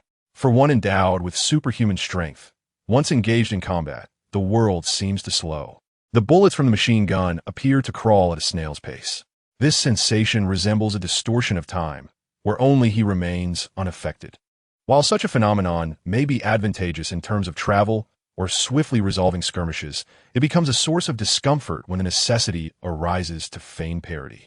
Thus, Tony resolves to relinquish his thoughts and bodily responses, yielding entirely to ARVISS command. Observing Mark II skillfully evade his gunfire, Stan realizes that the heavy machine gun's yield has merely resulted in substantial destruction to the surrounding structures. Consequently, he ceases the barrage and launches a series of small tracking missiles from his shoulder, locking onto Mark II's form before pressing the launch button. Sir, tracking missiles have locked on. Shall I deploy decoy flares?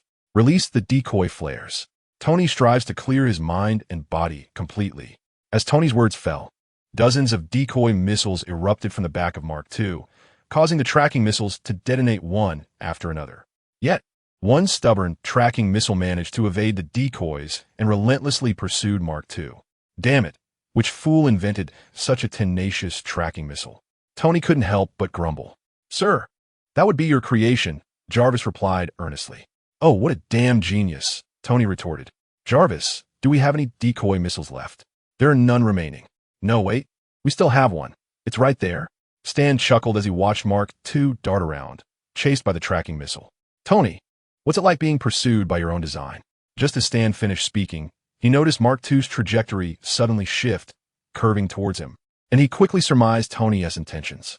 With renewed laughter, he readied a heavy machine gun to lock onto Mark II and open fire. Tony, your little scheme is quite predictable. Warning, frontal armor compromised by 60%. Should trajectory be altered? Jarvis's alarm sounded. Continue, Tony replied nonchalantly. In an instant, Mark II, with the tracking missile in tow, closed in on Ironmonger after enduring the heavy machine gun's fire. Just as they were about to collide, Mark II executed an astonishing ascent, veering upward, while the tracking missile crashed into Ironmonger, resulting in a violent explosion. Before the dust could settle, Ironmonger emerged unscathed, soaring upwards in pursuit of Mark II. In the chase, Ironmonger exhibited an agility that belied his bulky frame, matching Mark II's maneuverability with surprising ease. Oh, it seems our group of researchers isn't as inept as I thought, Tony continued to jest, although he was reluctant to reveal his full capabilities too soon. Mark II was equipped with a formidable weapon.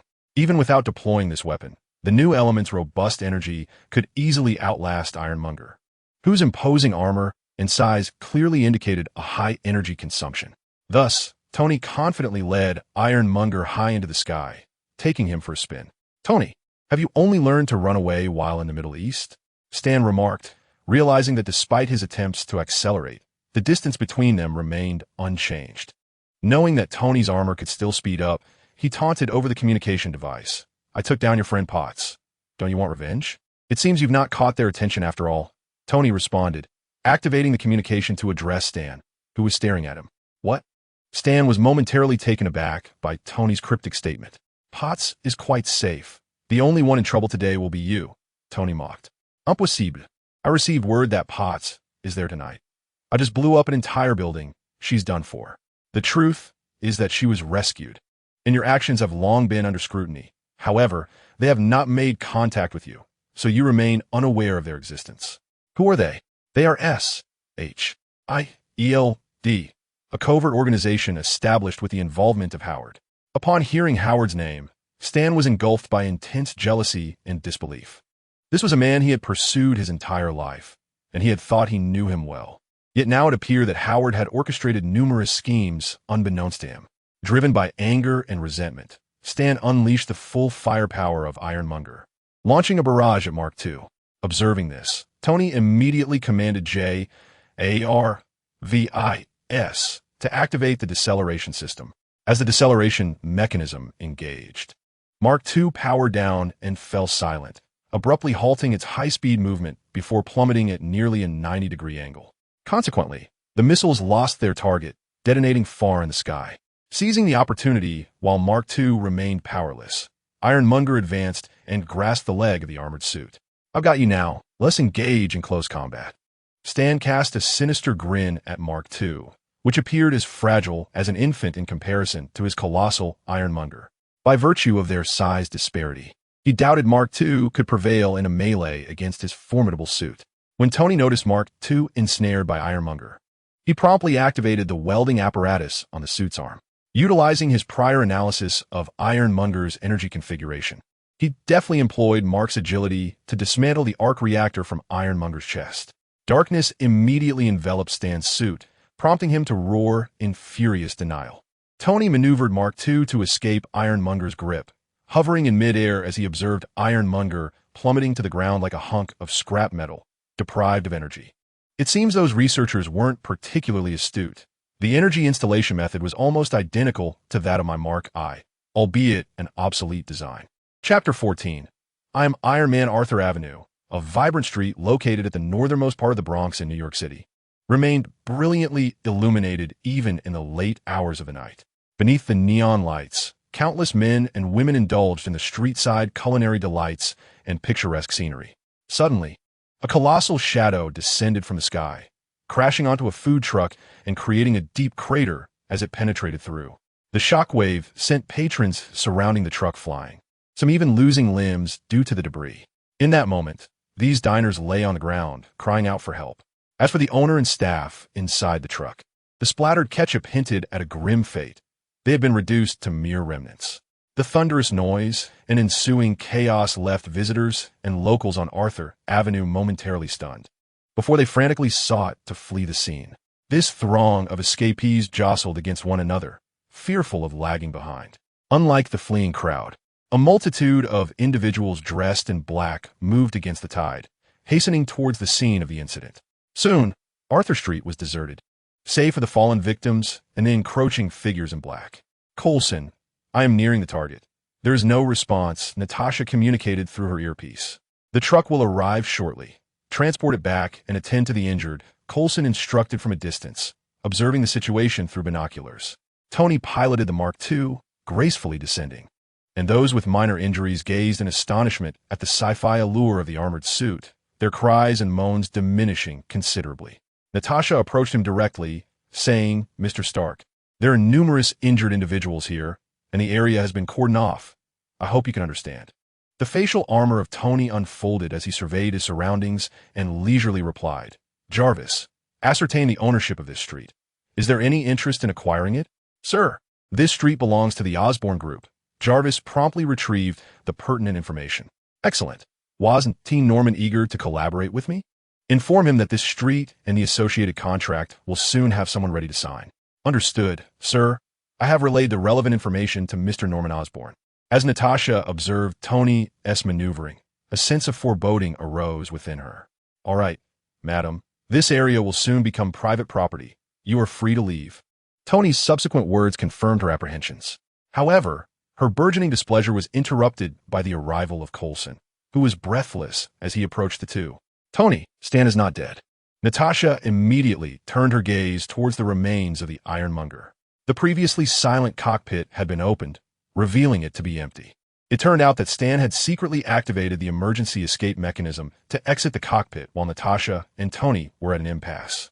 Tony then glanced in another direction, spotting Stan in a suit rushing towards a little girl who had fallen due to the throngs of tourists. He had long been aware of Stan's movements, but wished to observe what tricks Stan intended to employ next. Stan seized the little girl, threatening Coulson and Natasha. You work for the government, don't you? Are you willing to watch this girl perish because of you? Coulson furrowed his brow in reluctant sympathy, while Natasha remained impassive, her gaze fixed on Stan. Realizing that his threats were ineffective, Stan snarled, If that's the case, then we shall all perish together. In the next moment, from a shoulder of the Mark II, a small barrel emerged, and a white beam pierced through Stan's forehead just as he prepared to use the girl as a shield. With Stan's demise and the terrified cries of the little girl, the incident came to a definitive close. SHIELD believed they had concluded the Stan attack incident and gained rights to the Ironmonger's remains, especially as reporters had captured the moment Tony unveiled his faceplate. On the day following Stan's demise, during a press conference held by SHIELD in the name of the government, Tony boldly cast aside his notes and proclaimed himself as Iron Man. This declaration ignited a surge in Stark Industries stock market. Utilizing this opportunity, Potts announced that Stark would be unveiling applications for clean energy, further bolstering the already soaring market. At that moment, an individual endowed with superhuman abilities had set his sights on Kara. This person was Zebediah Kilgrave, a fortunate spy who had acquired the power to control others due to a gas leak. After spotting Happy's luxurious vehicle in Hell's Kitchen, He became fixated on tracking the movements of these two cars. Upon conducting further research, he deemed Kara Stark to be an ideal target. Consequently, he even relinquished his initial pursuit of another target, Jessica Jones. Jessica, a superhuman with abilities akin to a diminished version of Superman, had gained her powers due to a military chemical leak. This resonated with Zebediah, who believed Jessica to be his destined soulmate, thus yearning to possess her. However, with Kara's emergence, Zebediah resolved to shift his focus. Given that Kara Stark was backed by the formidable Stark Industries, gaining control over Kara could potentially grant him access to the ruling class of America. Moreover, Kara attended a regular public elementary school, devoid of any bodyguards. Thus, after taking control of the school's security personnel, he brazenly approached Kara. By employing verbal suggestions, he rendered the teachers and others oblivious to his presence and led Kara to an isolated area of the school. Observing Kara's vacant expression, Zebediah exhibited an exhilarated smile, as this would serve as the inaugural step towards his dominion over the world. All he needed to do was to continuously reinforce his control through verbal cues and physical contact until Kara could no longer break free from his grasp, thus completing the first phase of his plan. Unfortunately, just as he was about to act, Kara's previously vacant gaze transformed into one of amusement. In the next moment, Zebediah's head drooped lifelessly. The purple-haired, purple-skinned mutant met his end in this unnoticed corner before he could earn the title of Purple Man. This indeed was the Purple Man. However, it remained uncertain whether he had ever targeted the heroine Jessica Jones. If not, then one could consider it a fortunate intervention on my part. Kara reverted to her true form and began to unleash her abilities. This time, she chose not to create a duplicate, but to absorb the Purple Man, acquiring his powers. Upon this absorption, Zhou Shihao sensed a transformation within his physical capabilities. While his physique seemed imperceptibly enhanced, he discovered an exhilarating sensation of being able to control others at will. Another delightful change that Zhou Shihao experienced was the re-establishment of a mental connection with Kara, which he had previously been unable to perceive. Through a mental connection, Zhou Shihao was aware that during this period, the world had not witnessed any significant events. Batman and the Joker were engaged in a peculiar camaraderie in Gotham, while Kara lived alongside the formidable Wonder Woman, Diana. Most importantly, Zhou Shihao discovered that he could traverse back to that world, as long as his doppelganger occupied a realm. It served as his anchor point, allowing him to utilize his extraordinary abilities to breach dimensions. However, Zhou Shihao had no immediate intention of returning to that previous world, as it lacked any entertainment at the moment. The Marvel Universe, on the other hand, still held a plethora of captivating narratives, such as the forthcoming appearances of Captain America and the Water Corporation. Moreover, the events involving the Hulk and Thor in the Marvel Universe were soon to unfold. Chapter 15. The grand entrance of Abomination within a factory in Brazil. A battalion of heavily armed American soldiers encircled a middle-aged man who was desperately attempting to conceal himself. As the soldiers drew nearer, the man struggled to regulate his breathing, seeking calmness. Just as he was on the verge of achieving tranquility, the door to his chamber was forcefully kicked open. His fleeting composure shattered instantly.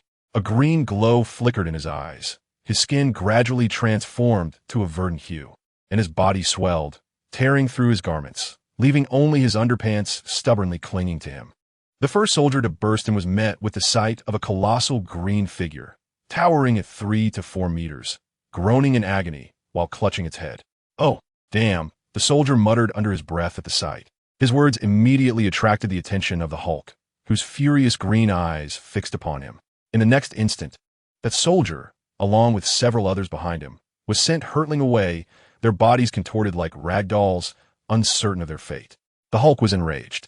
The green behemoth charged forth from the room. "Take down that monster."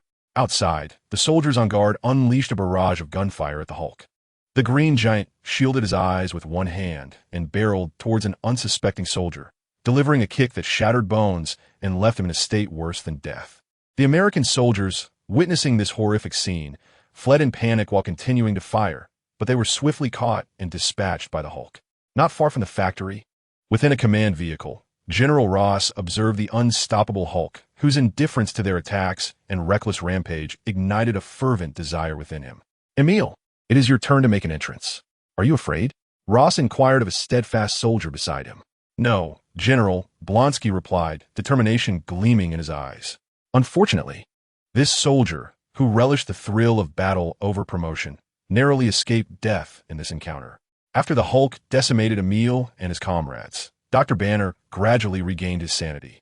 And under his influence, the Hulk managed to flee the scene. With their mission thwarted, General Ross and his subordinates retreated from Brazil back to the United States. However, he soon received word that, for reasons unknown, Banner had also arrived in New York. Upon Banner's arrival in his territory, General Ross seized the splendid opportunity without hesitation. Thus, he sought out Emil, who had injected himself with a small dose of the super serum to recuperate from his injuries. At this moment, thanks to the serum, Emil's physical prowess and reflexes were significantly enhanced. Brimming with confidence, Emil Blonsky naturally yearned to challenge Banner once more. With the aid of intelligence, General Ross confronted Banner head-on at Culver University. After Emil showcased a personal display of strength, he was nearly dispatched by a powerful kick from Banner. However, due to the effects of the super serum, he recovered in less than 24 hours and subsequently opted for a larger dosage. This injection, combined with his previous failures, intensified Emil's desire for Banner's power. Upon locating Banner, Emil sought to provoke him into a third confrontation, only to discover that Banner appeared to have healed himself. With the Hulk absent, following the capture of Banner and Betty, Emil learned that Stryker had synthesized Banner's serum. Consequently, he threatened Stryker to inject Hulk's serum into his own body. Emil succeeded. His physique became even more colossal than the Hulk's, with grotesque bone spikes emerging from his back and his skin transforming to a deep brown. Awash with a godlike power coursing through him, Emil swelled with pride and wreaked havoc in Harlem. Anything that obstructed his path was obliterated until he encountered a seemingly sunny man. As Emil rampaged along the way, bystanders fled in terror, yet one man remained unfazed, strolling leisurely with an air of calm. Emil, perceiving this insignificant ant as a mere target, unleashed a punch without hesitation. Unfortunately for him, the scene did not unfold as he had envisioned. The man merely extended a single finger, halting Emil's fist in its tracks. "Hello there. Do you seem to have an issue with me?" the man inquired, his lips curling into a warm, sunny smile. "Ant, what have you done?" Emil's mind, clouded by power, struggled to comprehend the phenomenon before him. The man began to ascend, levitating above the ground, gazing down at Emil as if he were a true deity. "As you can see, your strength is woefully inadequate, hence this outcome." "Who are you?" Emil demanded. "Me? I am the Patriot. You may call me the son of the homeland." The pedestrians, who had just moments ago fled in panic from the monstrous arrival, halted their escape and gathered at a distance. Many young women gazing at the levitating man with starry-eyed admiration, as if they were witnessing a deity. "Oh my God, that man can fly. Is he a superhero? He must be here to save us. Superhero, defeat that brown-skinned monster." Meanwhile, aboard a helicopter, General Ross, momentarily disregarding his soon-to-be son-in-law who had just leapt from the aircraft, gazed intently at the screen, captivated by the sudden appearance of this extraordinary man. The ability to fly, coupled with the strength to withstand the colossal brown giant's powerful blows, prompted a whisper. Such formidable power, along with the gift of flight, embodies the perfect super soldier. He must be obtained. The man was none other than Anton, a patriot who had anticipated the unfolding events. The audience was ready, the stage set. It was the opportune moment for his entrance. "Impossible, you feeble insect!" Emil, now somewhat deranged, bellowed as he launched a frenzied assault on Anton.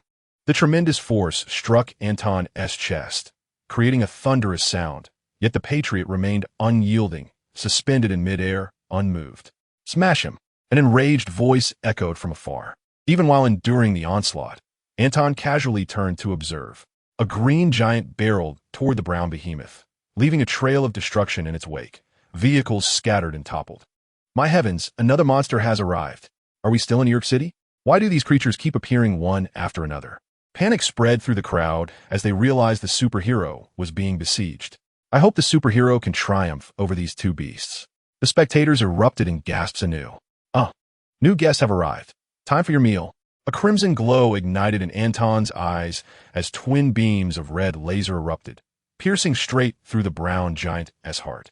As his gaze shifted, the The lasers swept across, cleaving the giant in half from chest to abdomen. Heat vision? My goodness, Superman truly exists. He is Superman. The crowd speculated that the president must know Superman to have depicted him so. Oh my God, if Superman exists, could Wonder Woman also be lurking somewhere in this world? She is my favorite. They pondered whether Batman was modeled after Iron Man. Wealthy, charming, and tragically orphaned in childhood. I can't shake the feeling that the editor has foreseen the future, they mused, oblivious to the bisected giant. Hearing the crowd chant Superman, Anton felt a surge of discontent. Superman? No, it's merely a similar ability. He cannot be Superman. Such a being cannot exist in this world. General Ross, too, was taken aback by Anton's display of power. If he truly were Superman, then Ross would be utterly powerless against him. Banner had been subconsciously influencing the Hulk, directing his focus and anger towards Emil, who had transformed into the brown giant. But now that Emil was gone, the Hulk hesitated for a moment, instinctively sensing danger. He locked onto Anton as his new target. With a deafening roar, the Hulk charged at Anton, his fists slicing through the air with a thunderous boom.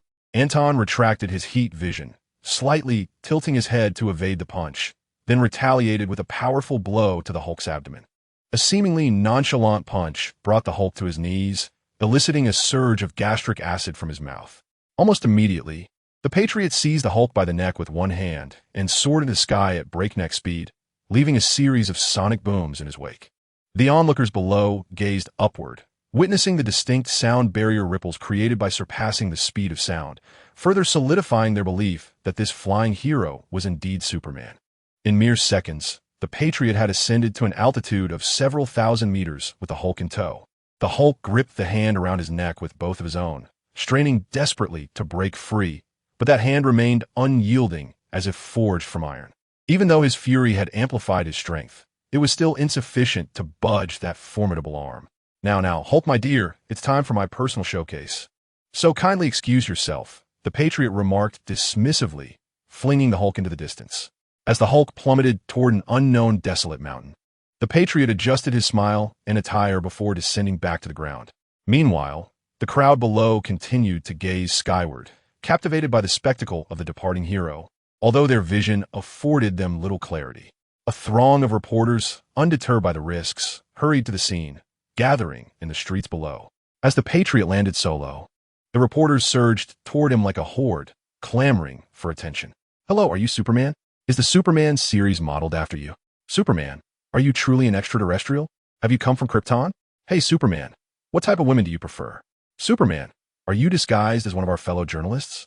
With a barrage of inquiries, the smile on the Patriot's face began to falter, yet he endeavored to maintain his composure. Greetings, I am the Patriot, and you may call me the Countryman. I am not Superman. He spread his arms wide, proudly introducing himself. I am an actor with the Water Group, and my upcoming film, The Countryman, is set to debut soon. I hope for your support. Lastly, I hope you all will take a liking to me. Now, I must take my leave, so please make way. With that, the Countryman slightly crouched, raising his rear as he prepared to launch himself into the sky, escaping the throng of admirers. Chapter 16. The Ancient One approaches. Time passed swiftly, and several days had gone by since the emergence of the Countryman, during which the popularity of the Superman series surged dramatically. The Water Company and their soon-to-be-released film, The Countryman, garnered significant attention. The U.S. government, military, and the clandestine S.H.I.E.L.D. worked tirelessly to compile all information about the Countryman. Nick Fury nearly tore at his balding head in frustration, as the Countryman's true name was revealed to be Anthony. A mere month prior, he had been an ordinary gang leader. The only notable change had been the sudden demise of all of Anthony's subordinates just days earlier. Later, Anthony established a collaboration with Gene Bing, leading to the inception of the Water Company. Based on his previous display of annihilating adversaries with thermal vision in Harlem and effortlessly defeating the Hulk, it can be inferred that a being like the Patriotic Man possesses an explosive force of at least several million tons. To endure such immense power, his physical prowess is nothing short of terrifying. This implies that even the most potent missiles would be incapable of inflicting harm upon him, and whether a nuclear bomb could vanquish the Patriotic Man remains uncertain. Moreover, considering the distance and size of the sonic boom he generates during flight, It is reasonable to estimate that he can achieve a flight speed of at least 10 times the speed of sound. This indicates that, even with nuclear weaponry, no missile could match his velocity. Confronting such an indestructible and elusive monstrosity introduces uncontrollable variables, causing significant headaches not only for Nick, but for many others as well. The phrase "a gentleman deceives with strategy" is particularly apt in the context of dealing with a being of superhuman capabilities. However, reviewing Anthony's past deeds reveals that he is far from virtuous.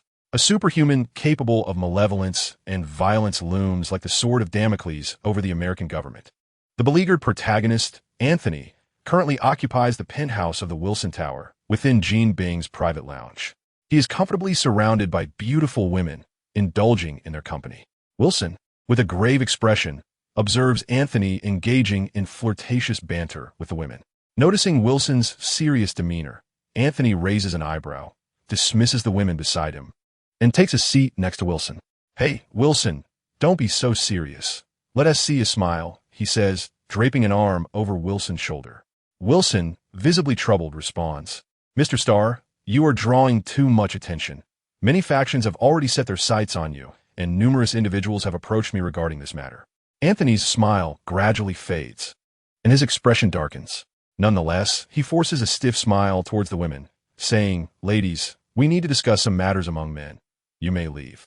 These women, seasoned in the world of affluent soirees, recognize the gravity of the situation and exit quietly, closing the door behind them. Once alone with Wilson, Anthony's fabricated smile vanishes. He grips the back of Wilson's neck, pulling him closer until their eyes meet, a faint red glimmer flickering in Anthony's gaze. "I said smile."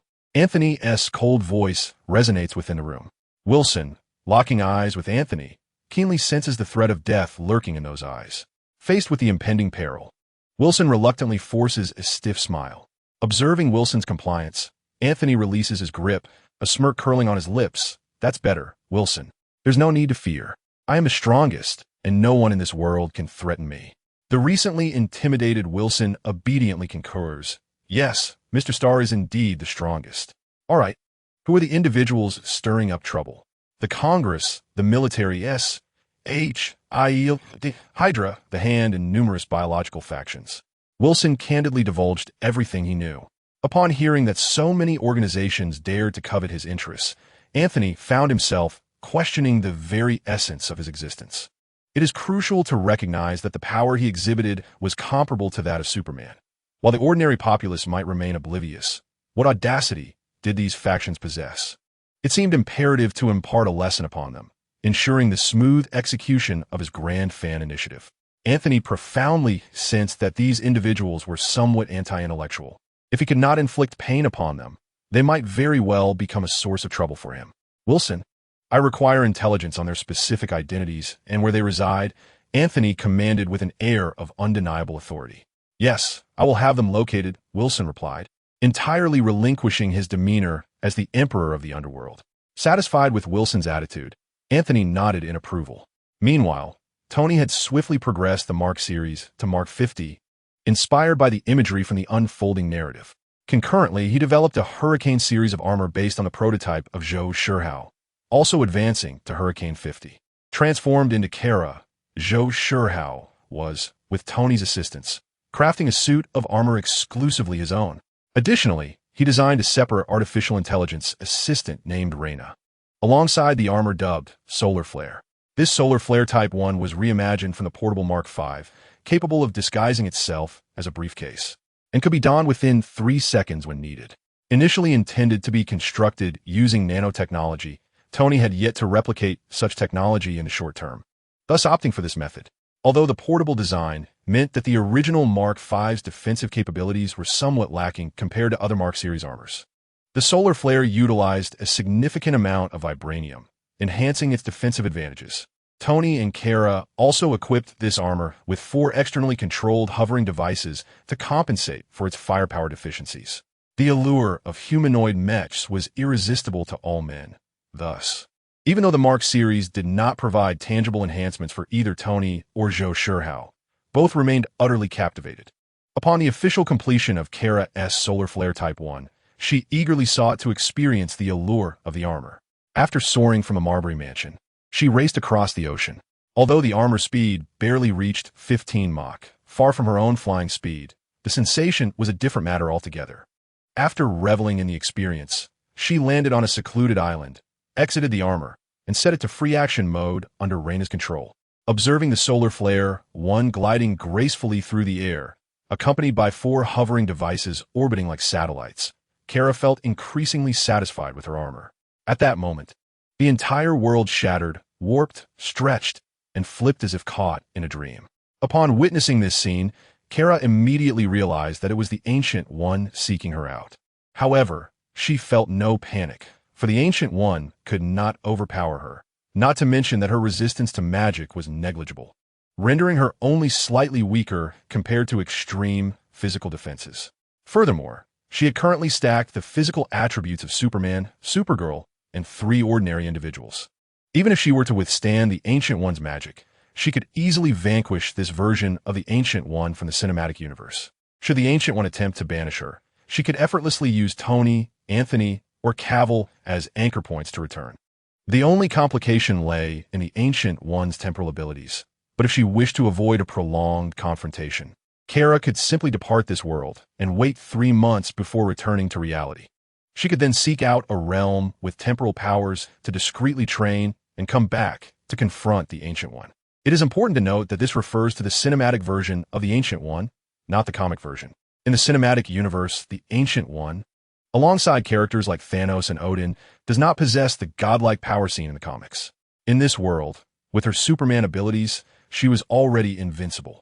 Moreover, she was merely seeking amusement and posed no threat to Earth. In fact, should Earth face a crisis, she would undoubtedly intervene to protect it.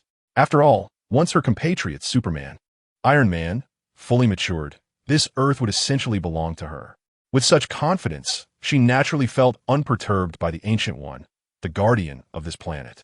"I apologize, esteemed guest from another world, for seeking you out at this juncture," the tall, slender, bald woman, the Ancient One, said with a polite smile.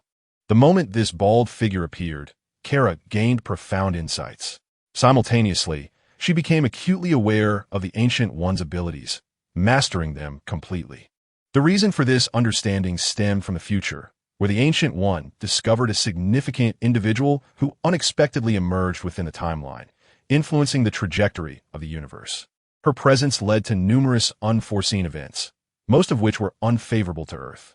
These potential outcomes threatened the destruction of Earth and even the primary universe, prompting the Ancient One to seek out Kara's past in hopes of realigning the timeline. Soon, the Ancient One, utilizing the Time Stone, located the cave where Stark underwent his transformation and discovered Zhou Shihao, who had just arrived in this world. The Ancient One immediately recognized that Zhou Shihao was not a native of this universe, but rather a being from another dimension or even an alternate universe. For invaders from other dimensions and universes, the Ancient One was undeniably a formidable threat, as she never showed leniency towards dimensional trespassers. Typically, such invaders were demonic entities from various dimensions, yet their powers would be significantly suppressed upon entering the primary universe. Moreover, Zhou Shihao exhibited no signs of the rejection often felt by other dimensional demigods, indicating that the dimensional energy he bore was not particularly strong. Thus, the Ancient One resolutely took action, intending to expel the impending crisis from this universe. However, it was unfortunate that Zhou Shihao possessed superhuman strength and lightning-fast reflexes. The moment she manifested, he pierced her heart with his heat vision and consumed her. Although Zhou Shihao devoured the Ancient One, she had set a temporal trap with the Time Stone, causing time to reset. Subsequently, the Ancient One discovered that whenever she appeared before Zhou Shihao or the transformed Kara, he or she would instantaneously master all of her abilities as if they were another version of herself. Through relentless experimentation with the Time Stone, the Ancient One identified an optimal moment for their initial meeting. In response to the Ancient One's courteous demeanor, Kara, without pretense, straightforwardly inquired, "Supreme Sorcerer, Ancient One, what brings you to seek me?" "Indeed, I wish for you to refrain from taking action against Thor." "What did you see?" Kara expressed her curiosity about the Ancient One's vision. "I witnessed the decline of the universe." The Ancient One approached Kara, crouching to align her gaze with Kara's height. "How many times have you sought me using the Time Stone?" Kara asked, looking at the Ancient One. Countless times, to the point where I can no longer recall the exact number. I have always been intrigued by how you manage it, the Ancient One replied, astonished at how Kara seemed to acquire all of her abilities upon their first encounter, as if she were a fragmented version of herself. The Ancient One firmly believed in her instincts. At the moment Kara beheld her, another self emerged within her being. This new self encompassed energy, knowledge, and skills. I have attempted many times, yet we rarely manage to converse peacefully after our meetings, the Ancient One lamented. I'm utterly exhausted from it. That is because you initiated the conflict, Kara decisively responded. Upon witnessing the Ancient One, the sudden influx of knowledge and memories made Kara feel ensnared within a time loop, as if the Ancient One were attempting to eliminate her through the time stone. This sensation instinctively compelled Kara to strike down the Ancient One in an instant. However, today, due to her elation following the completion of Reina and the Solar One, she refrained from attacking immediately. From the Ancient One's words, it seemed she had perished numerous times in her pursuit of Kara. Indeed, I have acted in the timelines I've observed with the Time Stone, but that bears no connection to the present timeline. The Ancient One grew increasingly curious about Kara's uniqueness. She could not comprehend how events from other timelines influenced this one. Logically, divergent timelines should evolve into separate universes, even if a great deity were to converge them at a certain point in time. Nevertheless, timelines during their divergence should remain unaffected by one another. Kara, if you seek to attain divine power, Sif would be an excellent choice. Ancient One gazed intently at Kara and spoke. Thor? Divine power? Sif?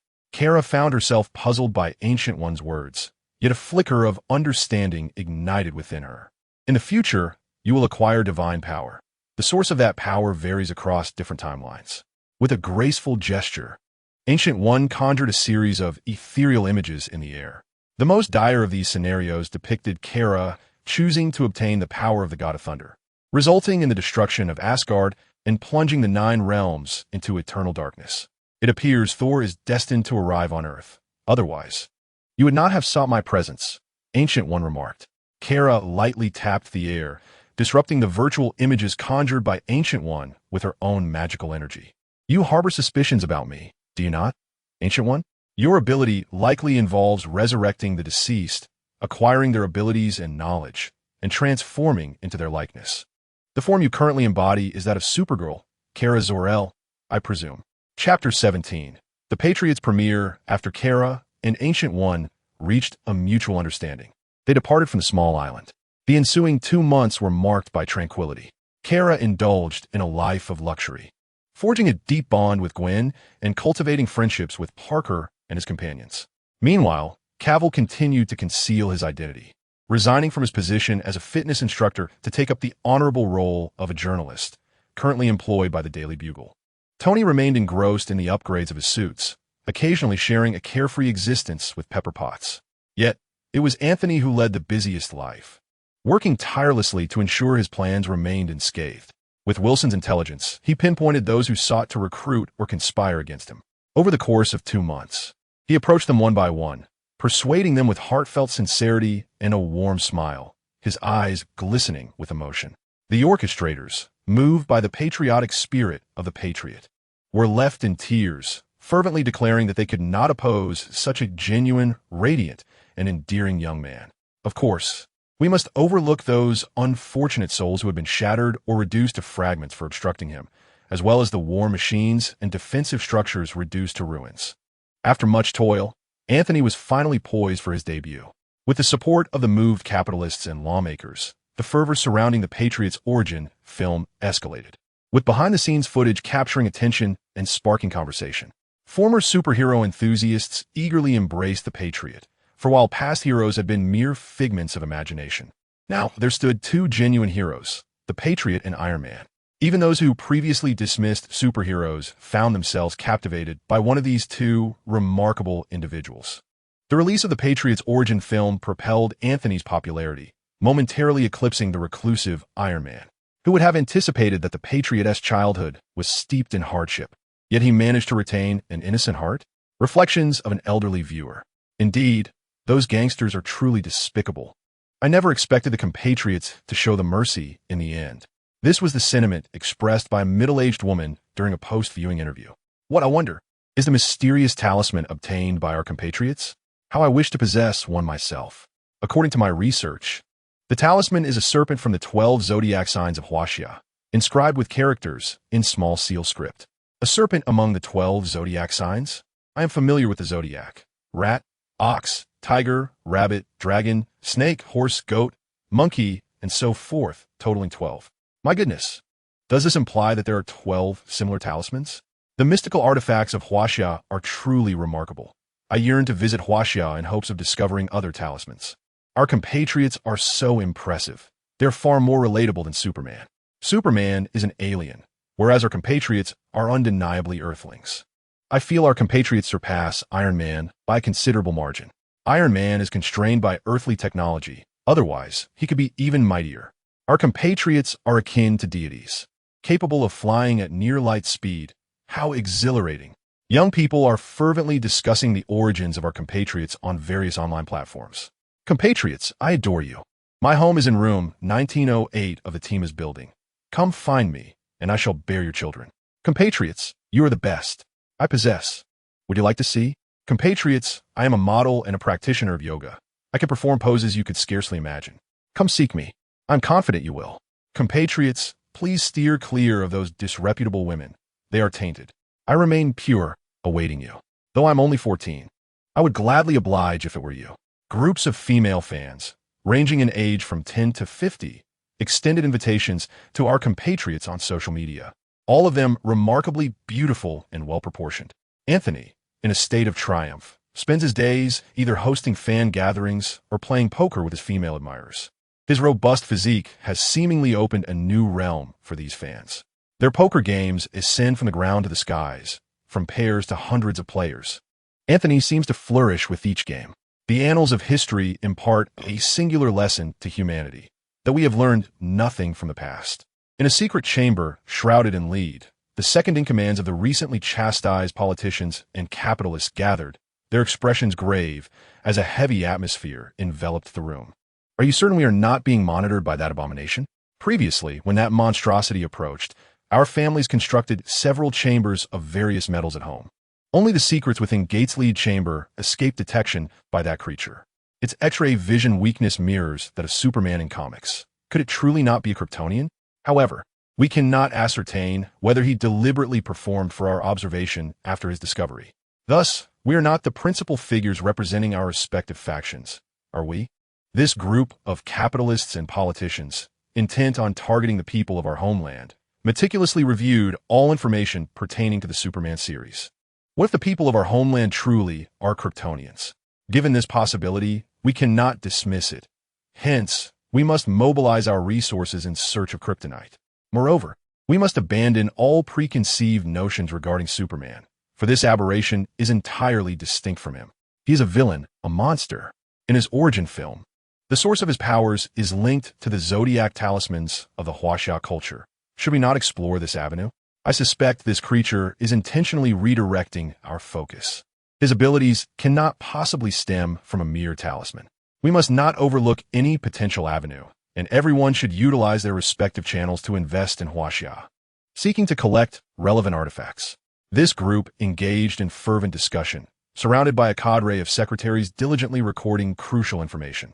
Ideally, they would establish a comprehensive strategy, adopting a laissez-faire approach towards the individual from our homeland, accommodating his whims. However, they must arrange for covert operations to gather intelligence on him and explore the possibility of artificially creating a new super soldier. Additionally, they should deploy various alluring individuals to engage with him, extracting his genetic material. If technology fails to achieve our aims, then we shall leave it to nature. Through recent observations, it has become evident that this individual from our homeland is a depraved lecher, having preyed upon underage girls and hosted group parties, while also exhibiting a pronounced interest in mature women. The psychological profile crafted by their seasoned experts suggests that he is akin to the nefarious Rasputin. Furthermore, they must seek resources to investigate the existence of kryptonite and the zodiac talismans, which may or may not exist in this world. Additionally, they should gather and suppress compromising information about this aberration. with the dual purpose of currying favor with him and ensuring he becomes an enemy of the world should relations sour. Ultimately, they aim to assemble a specialized team composed of unique individuals to counteract this threat. The resources at their disposal are indeed formidable, as they have already compiled a list of potential candidates, such as Luke Cage and Jessica Jones. Now, they await the opportunity to entice these exceptional individuals through various means, whether through profit or other inducements. The following morning, Anthony arose from a pile of alabaster thighs, recalling the wildness of the previous night, a self-satisfied smile gracing his lips. He donned his uniform adorned with the American flag and stepped out of his room.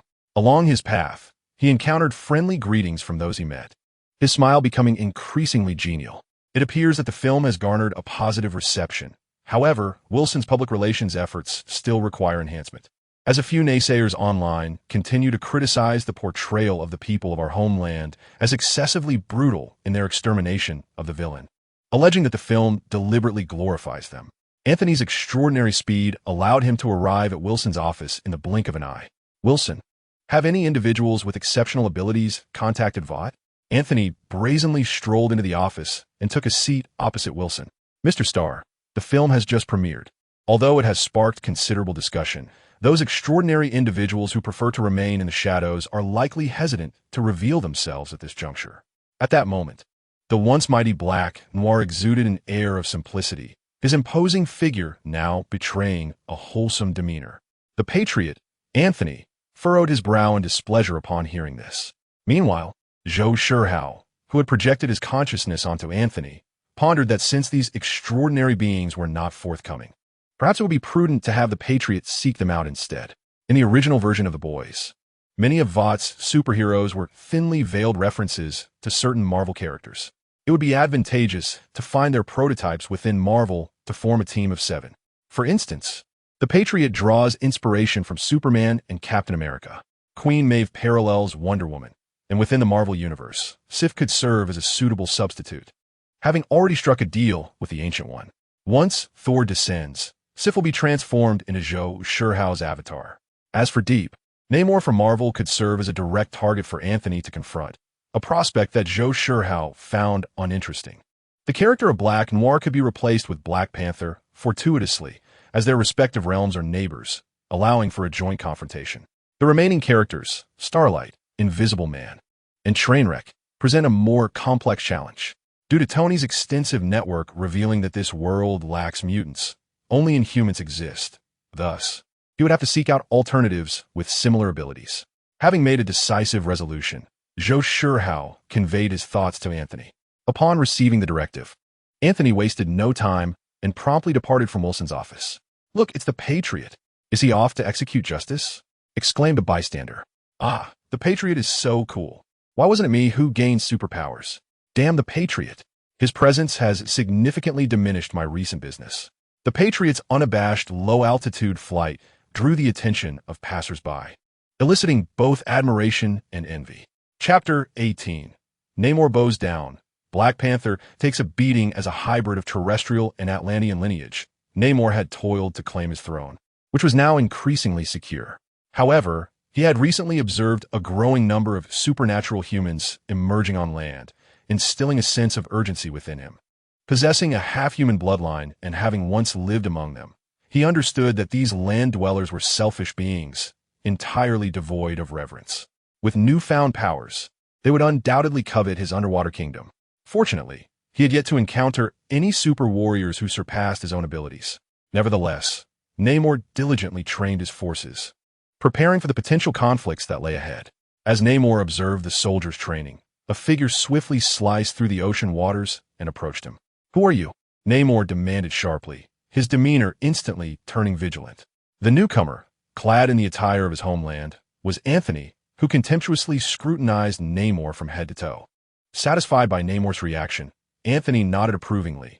"Indeed, you resemble a superhero more than the depths of the ocean." With a casual wave of his hand, he conjured a current that ensnared the group of training Atlantean soldiers, plunging them into disarray as they were swept away by the sudden tumult of the sea. Namor, witnessing the ease with which this man overwhelmed his soldiers, stood frozen in astonishment. Unfazed by Namor's shock, Anthony closed the distance and seized him by the neck, disregarding his struggles as he ascended through the water, breaking the surface into the sky. "Listen well, join us or perish, and then join us," Anthony declared, his eyes glowing red as he fixed his gaze upon Namor. Realizing he could not resist this formidable figure, Namor quickly exclaimed, I will join, I will join." At this, Anthony relaxed his grip on Namor's throat. Namor, utilizing his ability to fly, hovered before Anthony, his demeanor submissive as he inquired, "May I know what is required of me?" Anthony's face broke into a gracious smile as he patted Namor's shoulder. "Excellent. You are quite astute. Your task is to join the water and become a member of the Super Seven." "The Super Seven?" Namor queried, perplexed. He had been peacefully residing at home when this powerful individual barged in, toppled his army, and subsequently abducted him. He had anticipated his doom, only to discover that this man was extending an invitation to join some sort of coalition. Was this truly the demeanor of an inviter? "Yes, the Super Seven. I am the captain, and you barely qualify to join," Anthony replied, his spirits lifted. He was pleased with Namor's perceptiveness, envisioning him as a loyal subordinate. Moreover, this subordinate was a king, albeit one whose subjects were of a blue hue, not to his aesthetic preference. Still, having a king as a subordinate held a certain prestige. "Are there 5 others as formidable as you?" Namor's composure began to waver. Based on his understanding of land dwellers, such powerful beings should not exist. After all, he believed that the physical prowess of adult land dwellers paled in comparison to that of Atlantean children. While there were some extraordinary individuals among them, they were not considered strong. Suddenly, Namor contemplated a possibility, the fabled Eternals. "No, I am unique, the strongest of my kind, and you are the second to join. The others are already determined, and you will meet them soon." Upon hearing Anthony's words, Namor dismissed his own conjecture, for if this individual were indeed an Eternal, he could never claim to be the strongest or the one and only. The formidable Eternals serve as subordinates to the Celestials. With a hint of concern, Namor inquired, "What purpose do we serve as a group of 7? Who is our adversary?" "Adversary? Huh.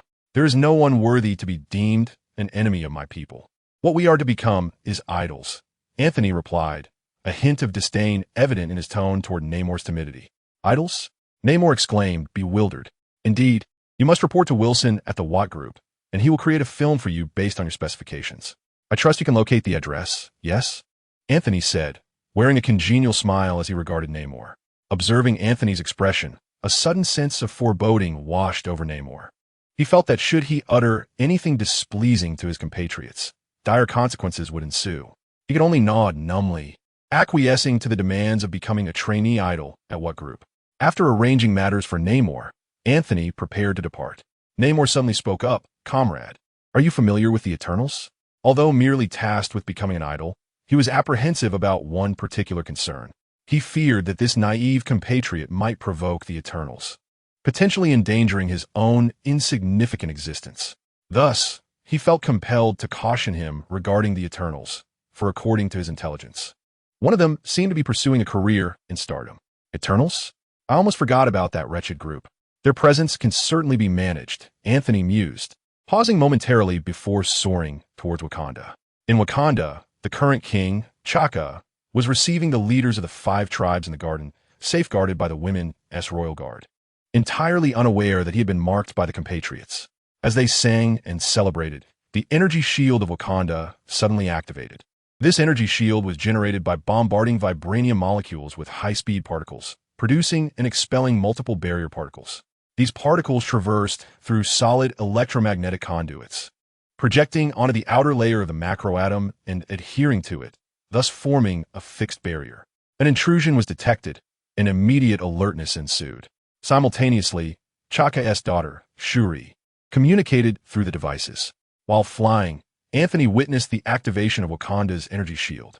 He was somewhat astonished. After all, how had these Wakandans perceived his presence and responded so swiftly? Nevertheless, such a shield would not impede him. Maintaining his velocity, Anthony charged directly into the Azure energy barrier. The shield contorted and stretched under the impact of Anthony's assault before ultimately being penetrated. Although he breached the shield, he was nonetheless delayed for approximately 10 seconds. In that brief span, the vigilant Wakandan Royal Guard had swiftly organized themselves into a defensive formation, standing ready to intercept Anthony. King Chaka donned the vibranium suit of the Black Panther, standing resolutely at the forefront of his troops. Through the communication device, Su Rue conveyed his findings to his father. Chaka, father, it is a member of the American homeland. I recognize his uniform. His recent film has gained immense popularity internationally. Upon hearing Su Rue's words, Chaka stepped forward and demanded loudly, Homelander, what is your purpose in invading Wakanda? Do you seek to incite war between Wakanda and America? Anthony surveyed the interior landscape shielded by Wakanda's energy barrier, marveling at the ingenuity of the Wakandans. The beauty before him surpassed what he had witnessed on screen, and the scale and technological prowess of the architecture far exceeded cinematic portrayals. It's nothing. I merely came to see the Black Panther.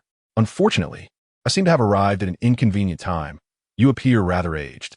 The captain of Chaka's female guard, incensed, retorted, Are you insulting our beliefs? Father, do not provoke him. Based on the information I've gathered, he possesses immense power, Su Rue cautioned. In truth, Chaka was already aware that this Homelander was not someone Wakanda could afford to offend, given that he had physically breached the energy shield.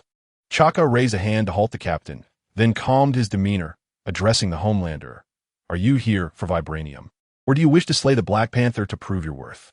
Vibranium? Indeed, it is a valuable resource. I could certainly use more. As for killing the Black Panther, is he worthy of such a fate? Anthony scoffed in response. As the former strongest of Wakanda, Chaka felt his ire rekindled by Anthony's derision. The leaders of the 5 tribes and the captain of the guard rallied, raising their voices to bolster their side's morale. The soldiers in formation echoed, chanting that Wakanda was finished. Anthony observed the rising fervor among the Wakandans with a smirk. Seeing his people so united and spirited, Chaka, fueled by a surge of passion, momentarily overlooked the Homelander's formidable presence and advanced with his troops. Noticing this, Anthony instinctively shrugged, signaling that he was not the aggressor, then unleashed a burst of crimson energy, cleaving through a substantial number of Wakandan soldiers. Fortunately, he remembered his true objective was to recruit Chaka's son, Chala, into his 7-member team. Eliminating Chaka and those close to him would only serve to sour relations. The aftermath would necessitate a painful decision regarding Chala, and seeking out new candidates would be a cumbersome endeavor. Thus, after dispatching the Wakandan soldiers, Anthony ceased his assault and approached the astonished Chaka with a buoyant stride. Now, listen to me, he said, tapping on Chaka's Black Panther helmet. The female warriors and the leaders of the 5 tribes, intimidated by the Homelander's might, dared not move, allowing their king to be humiliated. King Chaka of Wakanda, mustering all his courage, defiantly proclaimed, Wakanda shall never yield. In response, Anthony scoffed dismissively, landing a powerful blow to Chaka's abdomen. Despite the vibranium's capacity to absorb kinetic energy and mitigate impact, Chaka was sent hurtling backwards, crashing into a distant wall in a disheveled manner.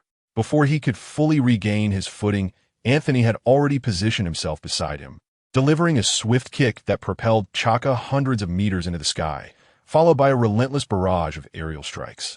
Although Anthony moderated his strength, and Chaka was shielded by his all-encompassing Black Panther armor, the aging king found himself powerless upon landing, collapsing helplessly to the ground. Now, listen closely, do you understand? Anthony said, wagging his finger. First, I require vibranium, 10 tons of high-purity vibranium, to be precise. Second, I need you to assist me in crafting several suits, utilizing vibranium and materials akin to those of your Black Panther attire, mirroring the design of the one I currently wear. Third, summon your son back. I need him to join my idol group. Now, you may convey your decision. After delivering his ultimatum, Anthony patiently awaited Chaka's response, radiating an aura of warmth akin to the gentle sun. Chaka lay on the ground for a considerable time before finally speaking. Mr. Foreigner, the vibranium and suits are manageable. However, as for my son, I cannot allow my only child to remain under the watchful eye of this monster. I ask that you rescind that request. This is not a negotiation. Anthony chuckled softly as he gazed down at the prostrate Chaka. Very well, I shall reach out to Chala. Under the mounting pressure of Anthony's increasingly intense gaze, Chaka reluctantly acquiesced. Good, that is the spirit. I shall await him in New York. As for locating me, I trust you will find a way. A young black girl rushed in, breathless, to respond on Chaka's behalf. "Yes, Mr. Foreigner, we understand. Please spare my father." Anthony regarded the brilliant Su Rue, rumored to possess an intellect rivaling that of Tony Stark, with a serious glance before soaring into the sky, breaking through the energy barrier on his departure. "Dad!" Su Rue exclaimed weakly as he rushed to support his father. "You shouldn't have been so impulsive." "I know, but the honor of Wakanda cannot be tarnished," Chaka explained, though his resolve was waning. "For now, we must comply with the foreigner's demands. Should we contact your brother?" "Yes. Reach out to Chala and ask him to return. I intend to step aside for him and prepare him for the Black Panther trials." "Understood, Sister Okoye. I will contact the prince immediately," replied a member of the Dora Milaje.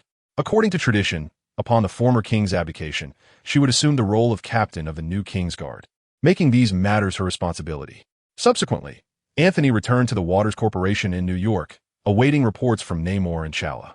Under the direction of the Water Company, preparations for the screenplays of both Black Panther, Origins and Aquaman, Origins have commenced. Meanwhile, Zhou Shihao, who is transformed into Kara, recalls the Eternal Ones, a group he had previously overlooked thanks to information from Anthony. The known members of the Eternals, including Sinha, Cersei, Ikaris, Ajak, Kingo, Makari, Phastos, Sprite, Gilgamesh, Druig, and Black Knight, total 11, with Kingo being the most accessible target. This individual is a prominent Bollywood star, making him easier to locate than the others, as Thor is about to descend upon Earth. While the other 10 Eternals require time to be found, Kingo can be dealt with first. Kara rises, donning the radiant armor, and ascends into the sky. Once assured of being unobserved, she disengages from the armor and transforms into a streak of light, piercing the atmosphere. In the vastness of space, she resumes her form as Zhou Shihao and stretches her body. With Kingo of Bollywood locked in her sights, she propels herself towards him. Chapter 19. Devouring the Eternals, the yellow-haired youth on the screen wields a blue energy sphere, colliding with the black-haired boy's lightning. In a lavish Bollywood mansion, Kingo, a member of the Eternals, is relishing his leisure time. An aficionado of Japanese culture, he often spends his breaks indulging in anime. Today, he is engrossed in the storyline where Sasuke defects and Naruto pursues him to the Valley of the End in Naruto. Aside from his superhuman physique, Kingo possesses the ability to concentrate cosmic energy through his fingers, releasing energy spheres and similar attacks. Recently, he has found that many techniques depicted in Japanese manga resonate with his own abilities, deepening his affection for the culture. However, today is destined to unfold differently from his usual entertainment. As he revels in the unfolding drama, a figure crashes through the wall, covering Kingo's face with one hand and lifting him off the ground before he can react. In the next moment, they burst through another wall, vanishing into the eastern seas of Bollywood. Kingo struggles helplessly, cursing, "Ikaris, you damned fool. I know it's you. Are you trying to kill me?" His futile struggles yield no response. And after his insults go unanswered, he unleashes a barrage of energy projectiles and rays in an attempt to control his captor. Yet, these assaults are as inconsequential as mud flowing into the sea, stirring no ripples. Feeling a chill of despair, Kingo begins to flatter Ikaris. "We are old acquaintances. What have I done to offend you?" His words still receive no reply, prompting him to continue his incessant explanations. "I see now. Is this about that film I starred in? The Fall of Ikaris? I had no choice. My agent borrowed the role for me, and by the time I arrived on set, I found it impossible to refuse. Icarus, I harbor no intention of offending your son, truly. Oh, for heaven's sake, how can you treat me this way? We are the same kin." Jean Guo's incessant chatter had begun to irritate Zhou Shihao, who retorted, "Aren't you fond of the island nation? Why not learn a thing or two about the spirit of the samurai? This voice, are you not Icarus? Who are you?" Recently, I had collaborated with Ikaris, Cersei, and Gilgamesh to confront a minor anomaly attack. In mere moments, Zhou Shihao had seized Jean Guo and transported him to the surface of the Bay of Bengal, located in southeastern India. Upon spotting a deserted isle approximately 5,000 square meters in size, Zhou Shihao flung Jean Guo onto its shores. Thrown onto the island, Jean Guo landed in a deep crater, feeling a sudden constriction in his chest, unable to suppress a mouthful of blood.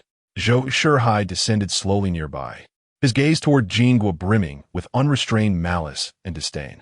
It was then that Jingguo caught his first clear glimpse of the newcomer. He was a man of over 170 centimeters, of East Asian descent, his upper body stripped bare by rapid movement, revealing a physique that, though not overly robust, exuded a sense of agility. "Who are you? I have not wronged you, have I?" Jingguo stammered, intimidated by the man's glare. "Who am I? A man of Huaxia. I hear you have a fondness for the island nation. How fortuitous, for I too have a penchant, albeit for witnessing the demise of its people." Zhou Shihao grinned, baring his teeth. Upon hearing Zhou Shihai's words, Jingguo immediately recognized where he had offended this man and hastily waved his hands in a defensive gesture, explaining, "Listen, buddy, I don't know where you got your information, but I merely enjoy anime.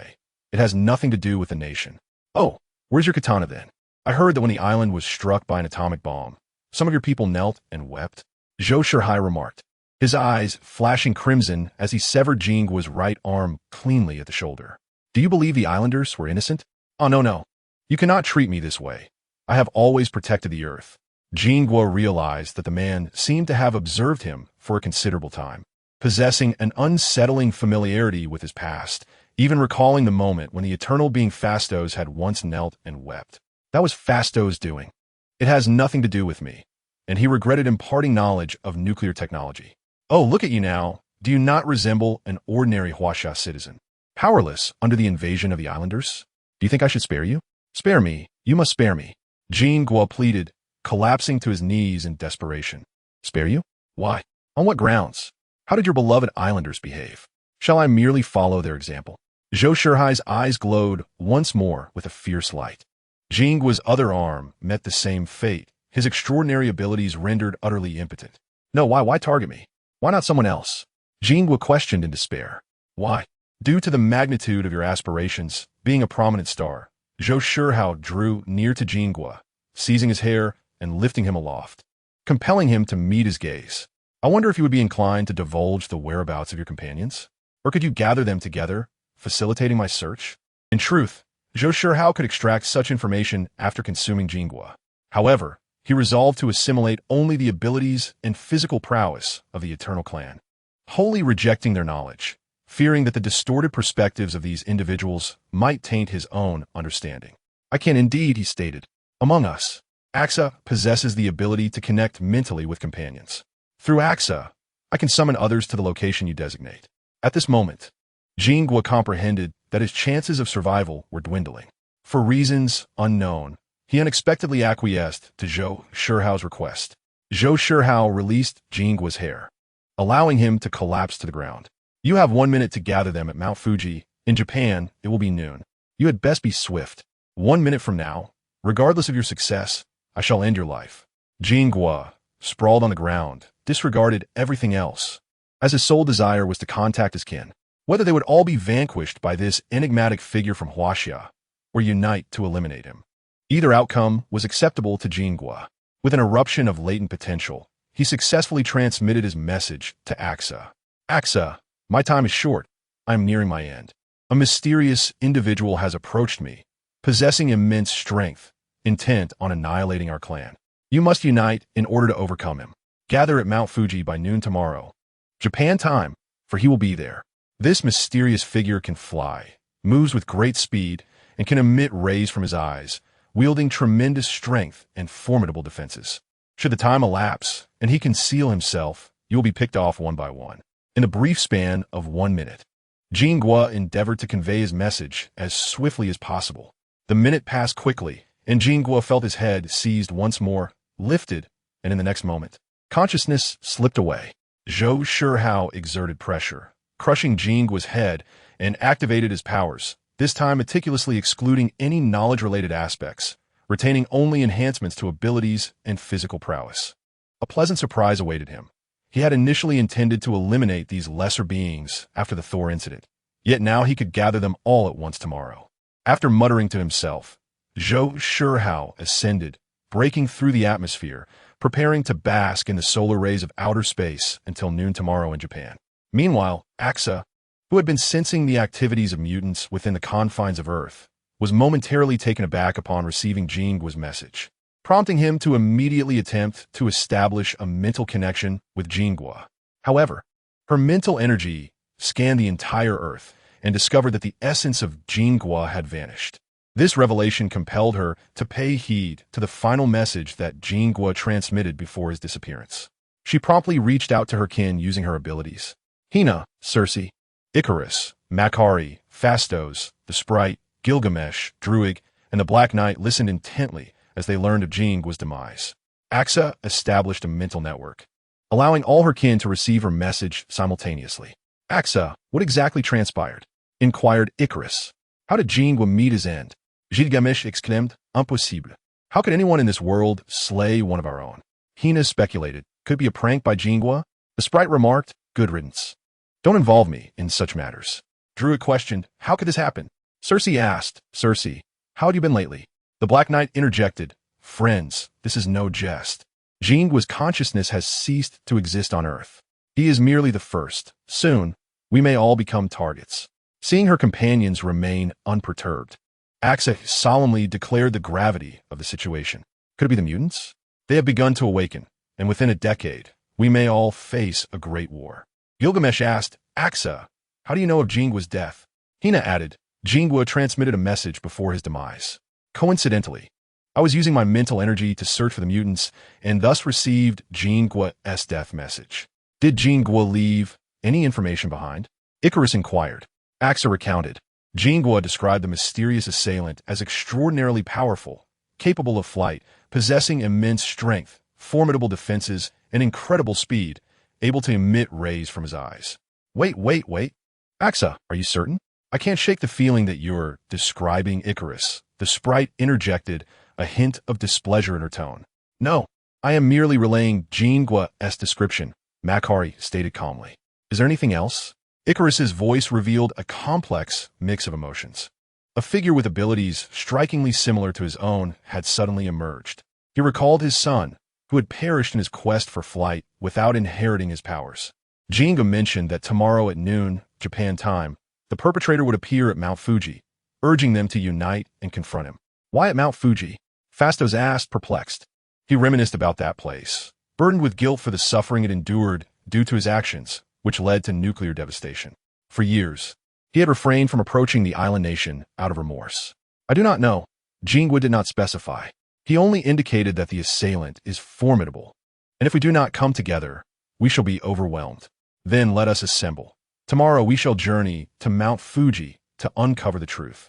Together, even if the adversary proves stronger, we need not fear, for we shall amplify each other as strengths, Circe proposed. Agreed. It has been ages since we last gathered. This is the perfect opportunity to reunite. The Black Knight concurred without hesitation. I shall arrive punctually. Icarus, I shall certainly be there as well. The other members of the Eternal Race concurred with the assembly plan. Only Druig expressed his reluctance to venture to Mount Fuji, given the existing rift. The others were not surprised. Had it not been for the disparity between his abilities and the descriptions of Gilgamesh, they might have suspected him as the perpetrator of his demise. Akasha severed the psychic network to conserve energy while simultaneously procuring a flight ticket to the island nation. Meanwhile, Icarus gazed at the rising sun, reminiscing about his past. After a prolonged moment of reflection, he sighed and ascended into the sky, heading toward the island nation. The other members of the Eternal Race hastened toward Honshu Island through their respective means and channels. As the sun rose over the island, Zhou Shihao floated in outer space.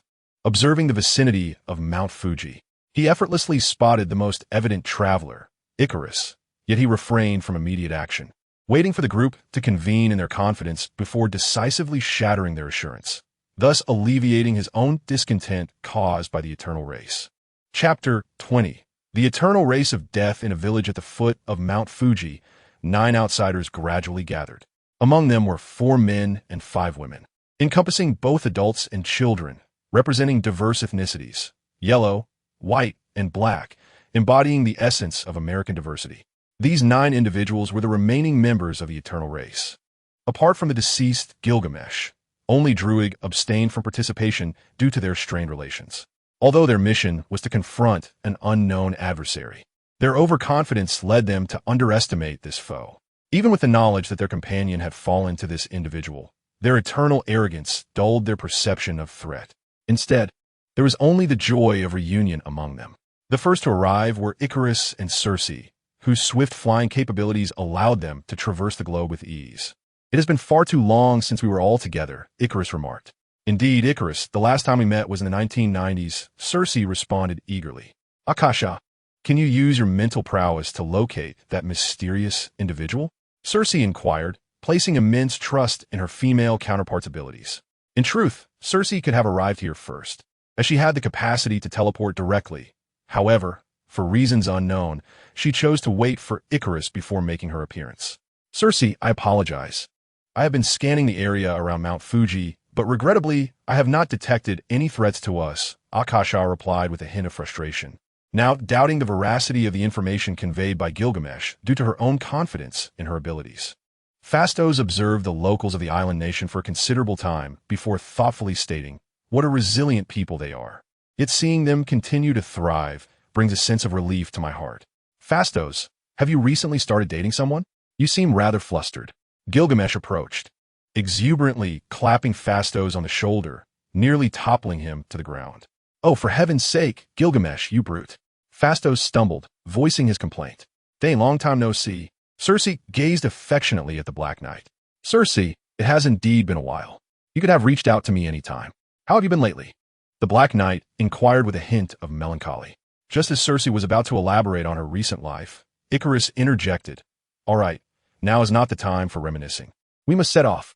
The interrupted Black Knight felt a twinge of annoyance, yet he suppressed it, recognizing Icarus's superior strength. Unbeknownst to him, Circe's gaze towards Icarus was peculiar, seemingly devoid of anger over the interruption, and instead, she appeared somewhat pleased. The mischievous sprite, Spike, surveyed the trio with a keen eye, as if she had uncovered something intriguing. However, she refrained from voicing her thoughts, harboring a fondness for Icarus. With Circe and Spike's collaboration, Icarus subtly emerged as the leader of the Eternals, which also served as a significant catalyst for Druig's rift with the group. The 9 of them ascended Mount Fuji, avoiding the tourist-laden areas, to accommodate Spike, whose physical constitution was nearly indistinguishable from that of an ordinary human. Icarus made a modest request, suggesting they treat the journey as a leisurely excursion to admire the beauty of Fuji. The others expressed no objections, and thus they ambled through the serene, uninhabited areas of the mountain. It was not until after 11 o'clock that they reached a secluded spot at the summit, inaccessible to ordinary folk. "We should hasten, so we can set up more here," Fastos remarked as he positioned various devices around. "Rest assured, Sienna can enhance our abilities through collective thought. With all 9 of us together, I refuse to believe anyone on Earth can defeat us," Circe declared confidently. "Let us hope so. I can't shake off this ominous feeling," Axa confessed, troubled by the absence of any detected foes. Cosmic energy surged around Gilgamesh as he smiled reassuringly. "Fear not. I shall protect you all. I told you. Jin Fruit is playing tricks. Look, it's almost noon, and Axa still has not sensed any enemies," Spike boasted, as if she had divined the truth. "It must be that Jin Fruit has learned to cloak Axa's abilities, which is why we were lured here to gather. We've all been duped." "No, I don't believe Jin Fruit would act like you," Spike, Sienna countered, well aware of her kin's tendencies. At that moment, Axa fell silent, her mind wavering, uncertain if she had indeed been outwitted by Jin Fruit. Circe, upon realizing that her adversaries did not appear in the location indicated by Kingo, began to engage in conversation with the Ikaris and the Black Knight, gracefully navigating between them like a peacock displaying its plumage, just as she reveled in her own allure. The previously unremarkable Makari suddenly charged towards her with alarming speed. However, a figure in the sky outpaced Makari. Zhou Shihao had been observing the Eternals from outer space, and, upon witnessing the 9 Eternals exhibiting no vigilance against an unknown foe and even indulging in flirtation, he felt no inclination to wait any longer. He promptly locked onto Circe, the Asian woman, from his vantage point in space.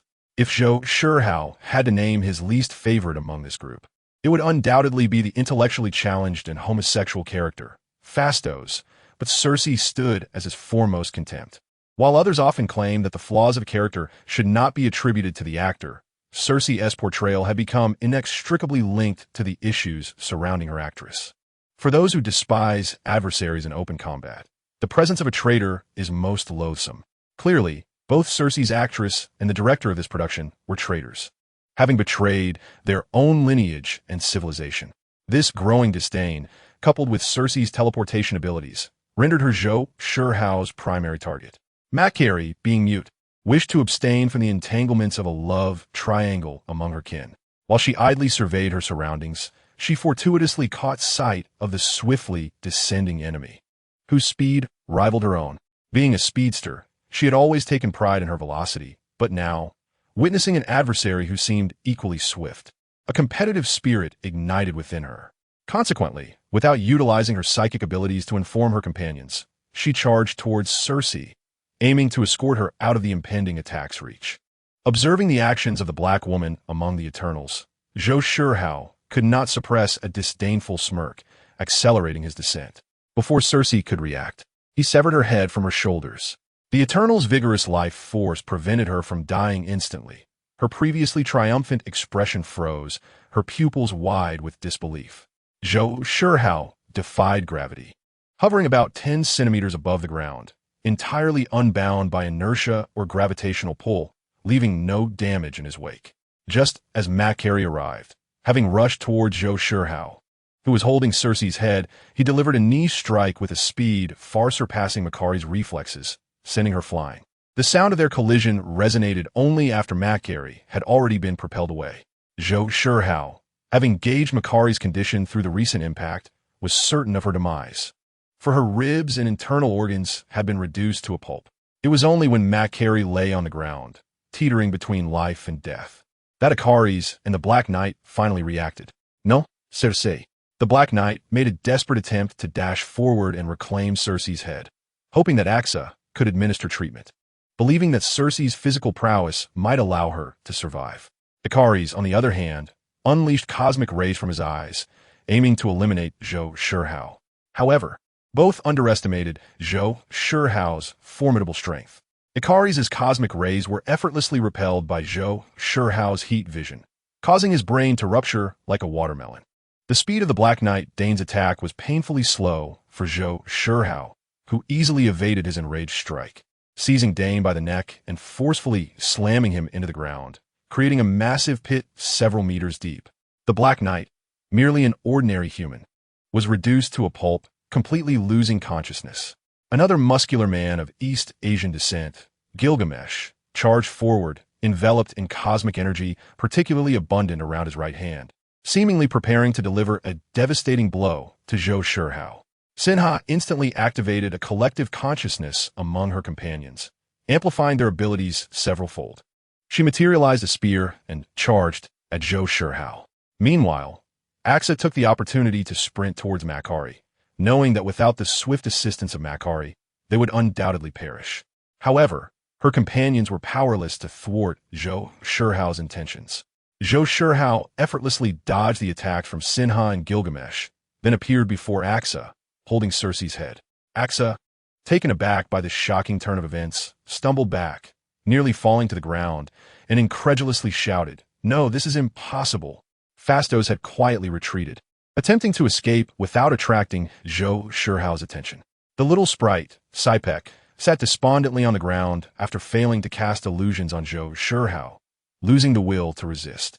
In a swift and unanticipated motion, Zhou Shihao easily snapped Axa's neck, then severed Sipek in two with his heat vision.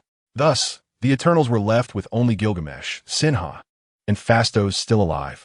Ignoring Sinha's pleas, Gilgamesh, filled with rage, charged at Zhou Shihao, seeking a direct confrontation. Zhou Shihao granted this reckless warrior the demise he craved. After exchanging blows, Gilgamesh's arms hung limply, having been shattered into fragments. Sinha, witnessing Zhou Shihao's unflinching demeanor, let out a final, desperate roar. She was then severed in two by Zhou Shihao's heat vision. As one of Zhou Shihao's most despised adversaries, the Black Phastos had fled to a considerable distance, his heart in turmoil. As an immortal, he had encountered numerous foes, believing he would not succumb to fear. Yet now, he realized he was gravely mistaken. The Eastern man, akin to a deity, mercilessly slaughtered his kin. Overcome with fear, he abandoned his kind and fled. As a scientist of high intellect, he had calculated upon first laying eyes on the Eastern figure that their chances of survival were non-existent. Faustus gazed towards the now invisible Mount Fuji, expressing relief. That damned devil did not pursue me. I have survived. He produced a collection of metallic components, swiftly assembling a small device resembling a spider. With this, I can obscure my form and achieve eternal life. As long as I possess it until this fellow ages and dies, I can continue to exist indefinitely. Faustus, exhilarated, regarded the device in his hands and equipped it. What are you doing, you bastard? Zhou Shihao's voice pierced the air from behind Faustus. Startled by the sound, Faustus halted his actions, turning around in terror. The spider-like device slipped from his grasp and fell to the ground. Upon seeing Zhou Shihao hovering a short distance behind him, coldly observing, Faustus crumpled to the ground in despair, tears and snot streaming down his face as he wept uncontrollably. Who are you crying for this time? The islanders? Zhou Shihao sneered as he approached Faustus. Why? Why must you kill us? You are not a mutant, are you? In his desperation, Faustus sought a glimmer of hope. A mutant? Oh, I am not. Zhou Shihao replied with a blank expression. Then we have no fundamental conflict, do we? We're merely a group of recluses, silently safeguarding the earth. Seizing a fleeting chance, Faustus began to boast of the Eternal Clan's achievements. Oh, I forgot to mention, I am from Huaxia. Do you understand why I intend to eradicate you?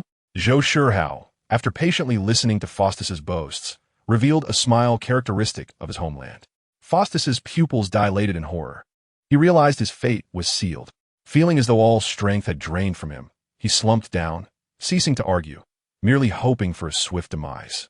However, Zhou Shihao had no intention of granting such mercy, determined instead to make this foolish creature experience the errors committed by the islanders he pitted. As Zhou Shihao wielded the power of his heat vision, he began to evaporate the moisture within Faustus's body, all while grinning and saying, 78% of a human body consists of water. Given your physical constitution, you won't perish even as I desiccate your insides, will you? The only response from Faustus was a pained wail. Do not fear. Relax, it will be over soon. Zhou Shihao, utilizing the abilities acquired from consuming other members of the Eternal Clan, ensured that Faustus's consciousness remained alert. Do you know how this conclusion was reached? Zhou Shihao paused his heat vision, and the once slightly plump Faustus had now transformed into a gaunt figure. I was wrong. I understand my mistakes. Please, grant me a swift end. In a hoarse voice, Faustus implored, enduring excruciating pain while desperately wishing for a swift demise. Do not rush. There are myriad experiences you have yet to encounter. Is compassion not your forte? Allow your spirit of empathy to satiate my curiosity. Ultimately, after enduring unimaginable hardships, Faustus was graciously bestowed with death. Zhou Shihao found himself devoid of the inclination to consume this loathsome individual. After obliterating all traces of his existence from this world with a fiery gaze, Zhou Shihao felt that the malevolence within him had yet to dissipate. He directed his superhuman vision toward a shrine on an island and several significant locations inhabited by right-wing individuals, a smile of delight gracing his lips. Chapter 21. The black sheep of the motherland. Upon returning to New York, Zhou Shihao transformed once more into the innocuous and charming persona of Carla. She arrived at Tony's opulent mansion aboard the Solar.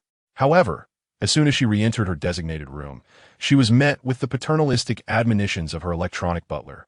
Jarvis, Miss Carla, you did not return home yesterday, nor did you visit Miss Gwen. As your steward, it is my duty to remind you that a lady should not wander the night. I merely ventured out into the world aboard the Solar, and besides, I was accompanied by Rena. There was no cause for concern, Carla replied, exasperated as she cradled her head in defense. Rena, did you not offer any counsel regarding Miss Carla's conduct? As her senior, it is imperative that we have a thorough discussion. Jarvis shifted his focus to Rena for a lesson. Tony, what is happening with Jarvis? He seems to have become much more expressive, Carla communicated through their mental link. I just upgraded Jarvis and infused him with a comprehensive emotional program.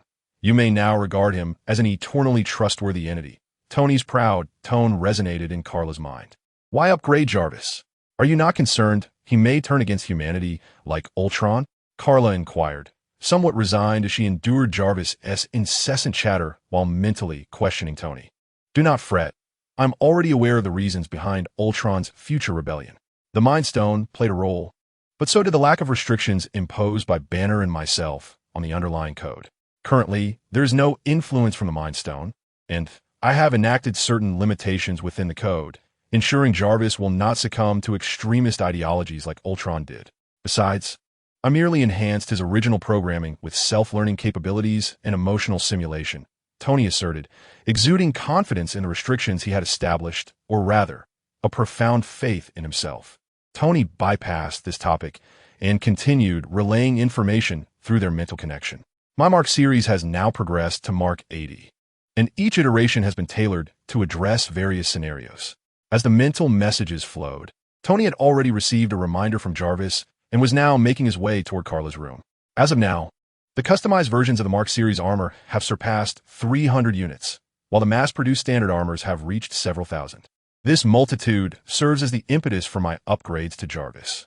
I require him to adeptly assist me in managing multiple armors, particularly during pivotal events such as the Battle of New York, when that swarm of extraterrestrial insects invaded. I intend to surpass the original narrative as Jarvis can, when necessary. Deploy an army of standard iron suits for precise rescue operations and fire support. Are you preparing for the Battle of New York already? Kara inwided, astonished by Tony's solitary accumulation of such a vast array of war machines. You simply weren't aware. As you know, I cannot conceal anything from you, and these armors reside beneath this very house. Upon hearing this, Kara instinctively activated her heat vision and X-ray vision, directing her gaze towards the ground beneath her. The X-ray vision allowed her to see clearly through the floor, revealing that the basement had been nearly hollowed out, creating an expansive space divided into 3 levels. The first level resembled a cutting-edge laboratory, housing over 300 various armors, clearly the Mark series Tony had mentioned. The second level contained a vast mechanical workshop, where numerous robotic arms methodically assembled the suits. The lowest level resembled a warehouse, neatly arranged with countless completed iron suits. Although the metal used for these armors was evidently inferior to that of the Mark series, Kara withdrew her gaze, feeling somewhat withdrawn. It became apparent that individuals differ vastly. While she, the original, had not conceived of such endeavors, her counterpart had executed them without her knowledge. By the way, since you're aiming to control these mass-produced armors, why not develop a separate intelligent program? Perhaps something akin to Friday or Lena, rather than opting to upgrade Jarvis? Jarvis is unique. He is my father's steward and has been my companion since childhood. Unless there is a compelling reason, such as the emergence of vision, I would prefer to have Jarvis as my artificial intelligence companion. Upon concluding this thought, Tony found himself at Kara's door. You're back. Did you have fun outside? After knocking and receiving permission, he entered the room, addressing Kara. Well enough. I suppose I've achieved something, Kara replied, her tone suggestive. That's good to hear. Rest well. You have school tomorrow, Tony remarked before closing the door behind him. After leaving, however, Tony did not return to rest, but instead ventured into the underground laboratory to continue his research. Following his resurrection as Zhou Shihao's doppelganger, the price he paid was the addition of another self, while the benefit was the acquisition of superhuman abilities. The original Tony could not have sustained such an intense research pace for 2 consecutive months, let alone the inspiration derived from the Kryptonian technology he now possessed. This is why he was able to accomplish in just over 2 months what would normally take decades. Recently, Boz has been preoccupied with addressing the transformation issues of the Stark Group, leaving him little time for Tony. Unburdened by the complexities of romantic entanglements, Tony's research progressed at an incomprehensible pace, surpassing the understanding of ordinary scientists. At this moment, the only limitation he faced was the availability of materials, and his nanotech suit was poised to be born years ahead of schedule. Jarvis, gather the latest news and see if there are any significant events occurring, Tony instructed as he returned to his underground laboratory, momentarily diverting from his own research. Certainly, sir. A virtual screen unfurled before Tony, dividing into 8 smaller screens that displayed various significant international news reports. One particular headline captured Tony's attention. He gestured to enlarge the corresponding screen. According to reports, the government of a certain island nation had suffered a terrorist attack today, resulting in the destruction of a vital shrine and thousands of casualties. Furthermore, several other high-profile locations have been targeted, with tens of thousands of officials reportedly perishing as a result. A knowing smile crept across Tony's face, and his mood appeared to brighten considerably. Sir, based on heart rate analysis, It seems you are quite affected by today's tragic events in the island nation. Yet you appear to be in good spirits. I find your emotional state perplexing, Jarvis observed, noting a significant change in Tony's demeanor, distinctly different from his reactions to previous crises in the Middle East. Rest assured, Jarvis, perhaps I have undergone some changes, but I remain myself, Tony replied, keenly aware of Jarvis's confusion sparked by his inquiry. The following day, Carla rose early, proceeding to school and engaging in social gatherings with Gwen and others like an ordinary girl. The subsequent days passed without major incidents, while Zhou Shihao, having recently exerted himself, now awaited the arrival of Thor. After the Thor event concluded, Zhou planned to temporarily depart the Marvel Universe to participate in the Wasteland Wolf saga before returning to reality. His next visit to this Marvel realm would likely coincide with the New York battle 2 years hence. At present, Zhou Shihao's abilities could be deemed invincible within the Marvel Cinematic Universe. His powers, acquired through absorption, included superhuman strength, super speed, heat vision, freezing breath, and an extraordinary intellect, alongside the limitless growth potential bestowed by solar energy. Additionally, he possessed telepathic abilities through the release of pheromones and verbal communication. Drawing from the time stone of the Ancient One, he wielded a vast magical system of borrowing and lending. The Eternal's golden fruit enabled him to harness cosmic energy, projecting energy beams from his hands. With Makari, he utilized cosmic energy with remarkable speed, while Sheena commanded cosmic energy, creating weapons and employing it in various other applications.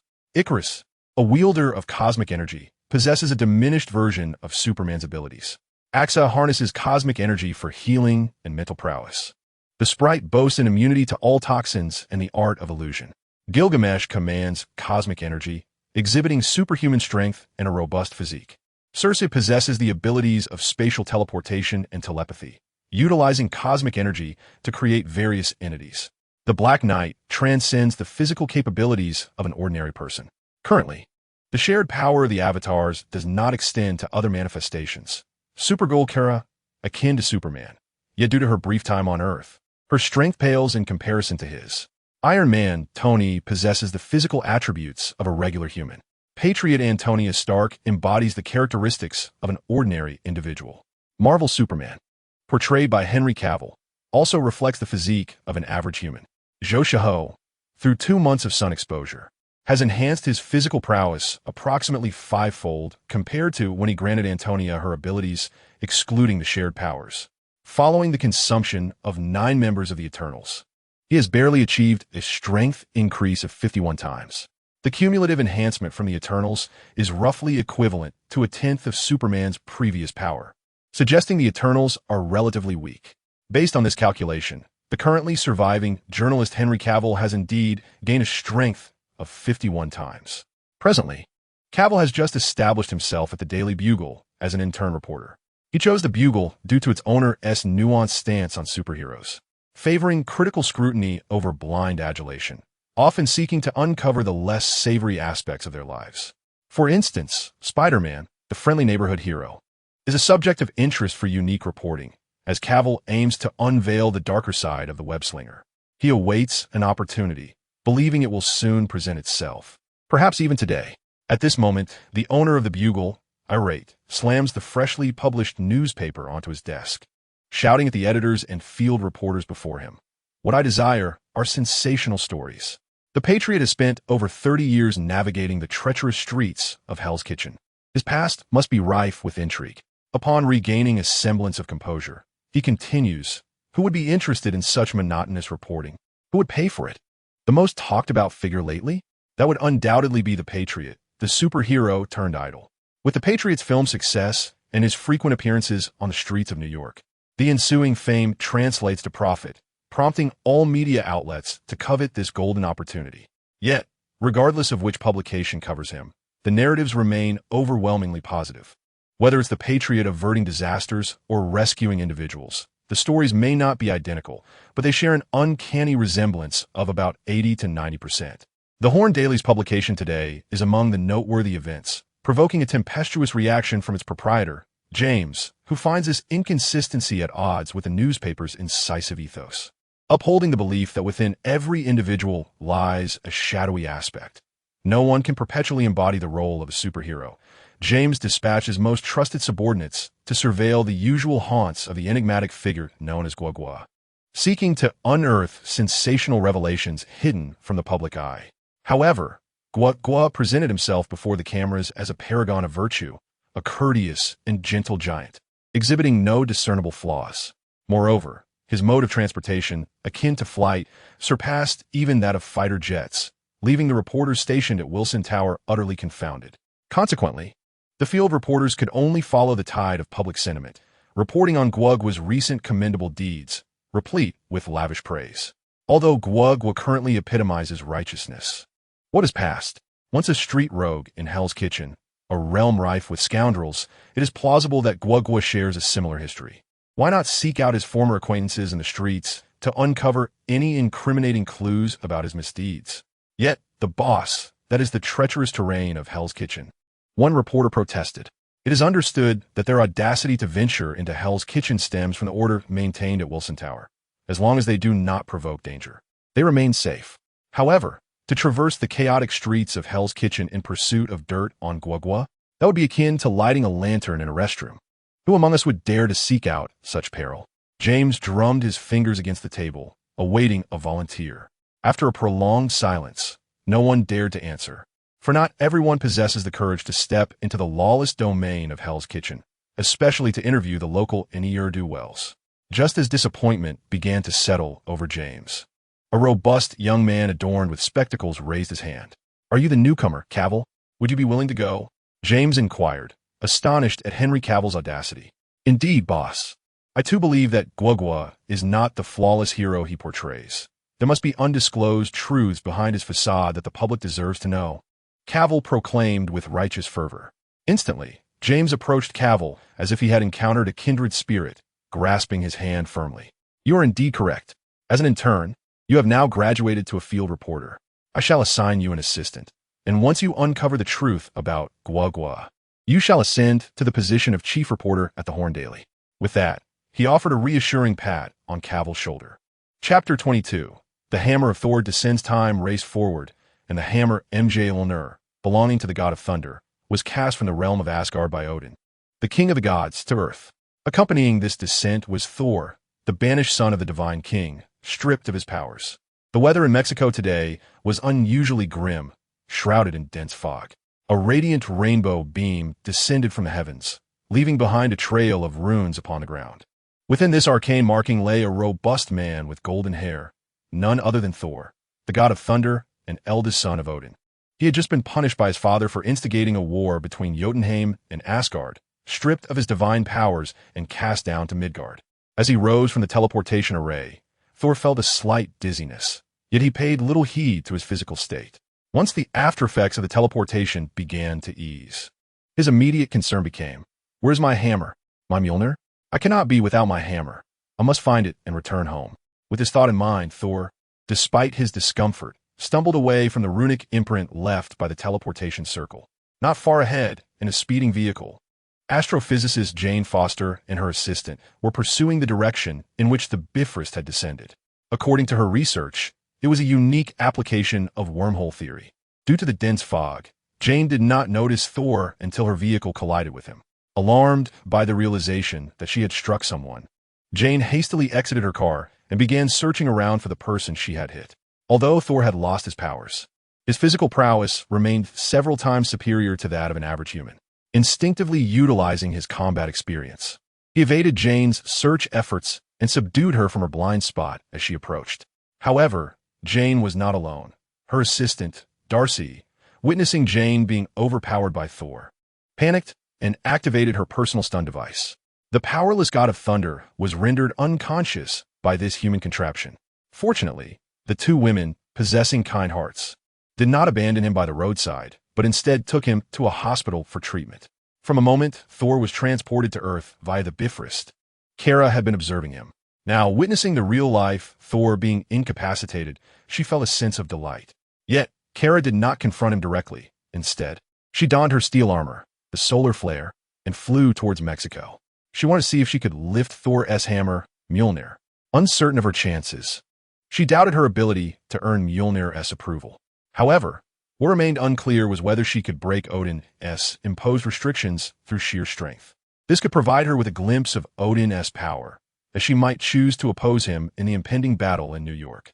Meanwhile, Odin, who was to enter the Odin sleep, had unresolved matters. He summoned Sif, the one he intended to designate as Thor's wife, to the chamber where he would soon rest. "My lord Odin, you call for me?" Summoned forth, Sif found herself enveloped in confusion. Moments ago, she was devising plans with the three valiant warriors of the Celestial Palace to venture to Midgard and retrieve Thor. Suddenly, she was notified of Odin's summons to an audience. "Sif, I'm aware of your feelings for Thor. There is a matter I require you to undertake."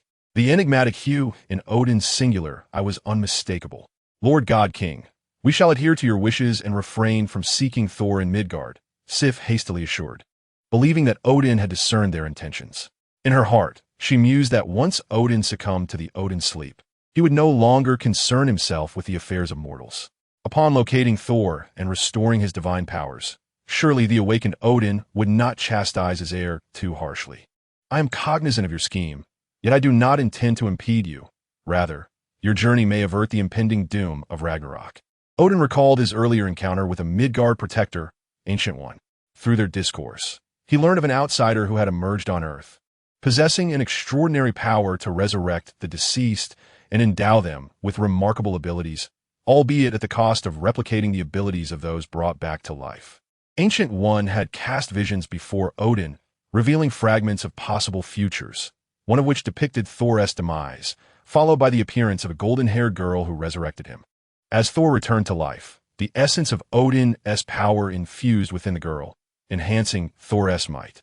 However, she soon whisked him away from this universe. Upon awakening from the Odin sleep, Thor's disappearance incited a fierce campaign against Midgard. Ultimately, both he and Ancient One perished in the ensuing conflict, with a remnant of Titans emerging, wielding the Infinity Gauntlet to obliterate half of all life in the cosmos. As Odin witnessed this fate, a surge of fury welled within him, for Asgard too met its demise in the tale's conclusion, leaving no survivors among his subjects. Ancient One revealed to Odin that she had glimpsed numerous timelines, ultimately identifying the most favorable outcome, to offer Sif as a sacrifice.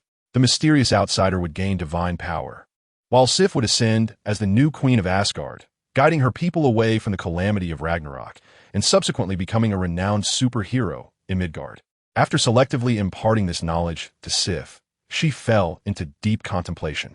The title of queen held little significance for her. Her sole concern was that Thor would be spared the agony of facing Ragnarok. Ultimately, Sif resolved to confront the death that Odin had meticulously orchestrated for her. The following morning, Kara donned the iron armor, Helios One, and sped forth, traversing from New York to a volcanic crater in New Mexico, where townsfolk had gathered for a celebration at its edge.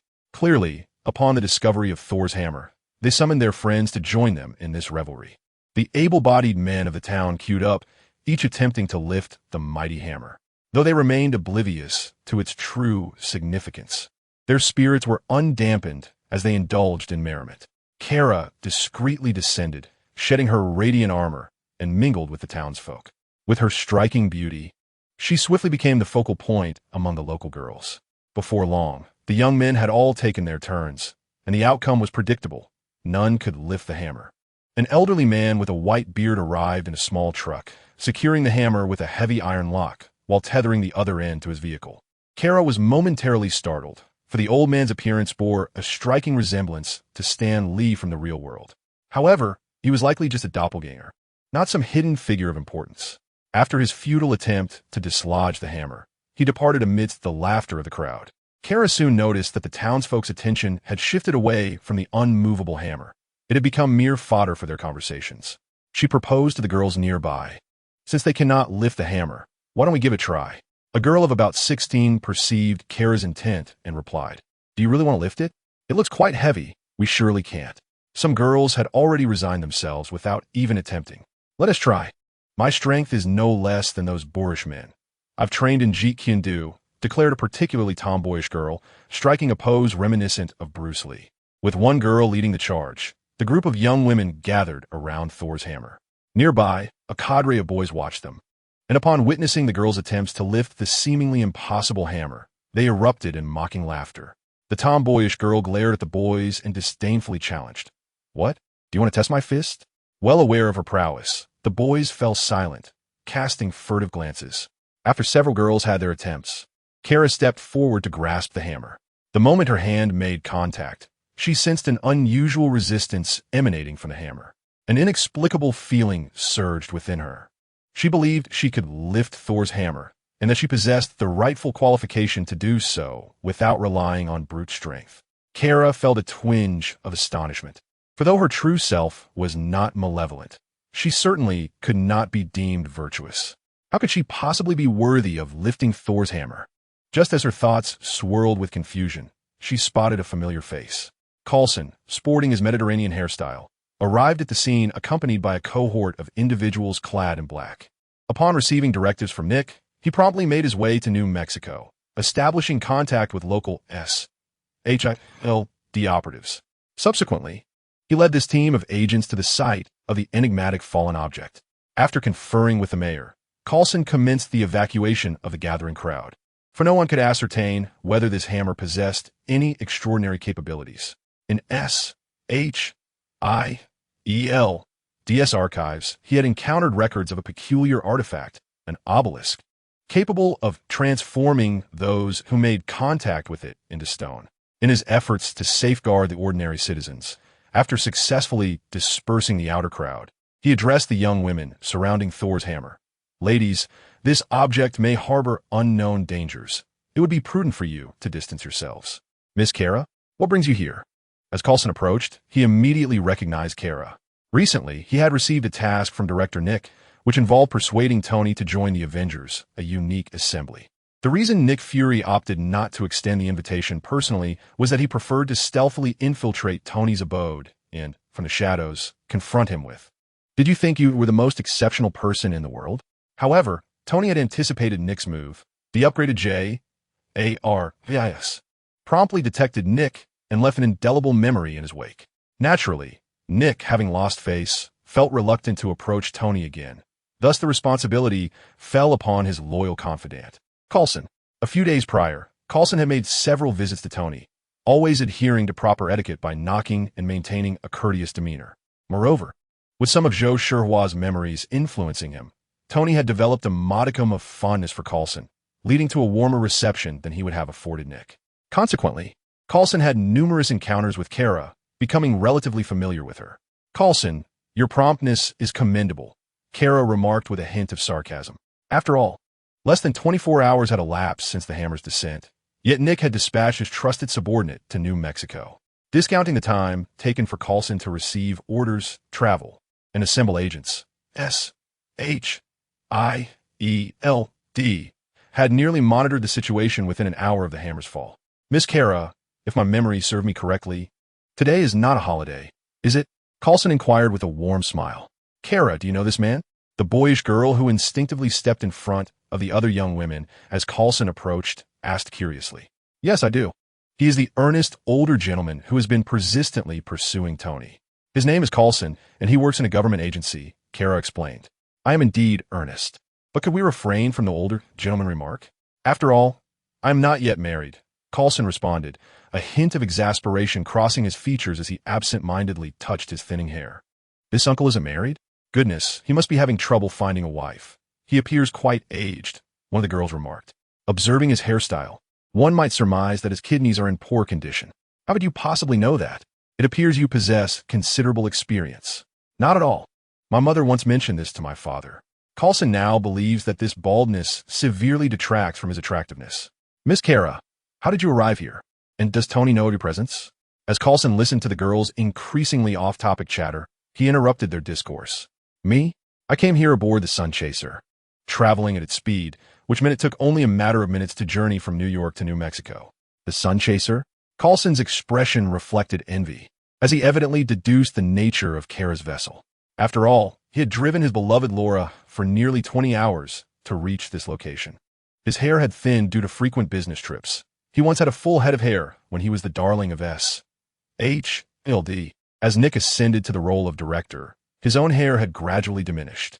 Reflecting on this, Coulson felt a twinge of melancholy. He longed for a suit of flying iron armor. At least then he could enjoy ample rest. Soon, the agents from the S.H.I.E.L.D. division completed their evacuation, leaving only S.H.I.E.L.D.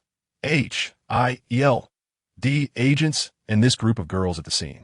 Under the pretense of treating them to ice cream, Coulson led the girls away from Thor's location to a local diner. Is it not concerning that you weren't there watching? Kara had already spotted Hawkeye, who was carrying a bow and arrow, but she still inquired of Coulson, fully aware of his role.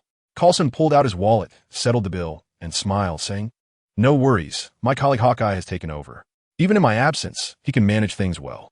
By the way, you haven't met Hawkeye yet, have you? He has a daughter about your age, and if your father Tony joins that team, they'll become colleagues." The tomboyish girl approached them, her curiosity piqued, and asked, "Who are you talking about, Hawkeye and Tony?"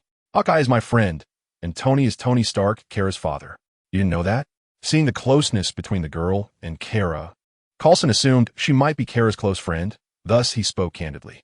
Upon hearing this, the girl's eyes sparkled with excitement as she turned to Kara, exclaiming, "Kara, can I be your mom?" Kara and Coulson were so taken aback that they sprayed their drinks. Chapter 23. Thor and Loki. After Coulson had safely returned each of the girls home, he turned to the seated Kara in the back seat and said, "All right, Miss Kara, it is time for you to return home. With your iron armor, you shall soon be there." "No, I do not wish to go back just yet. My sixth sense tells me that tonight promises excitement. Karar isolutididejdinet. For tonight, Thor would forcibly breach the makeshift S.H.I.E.L.D.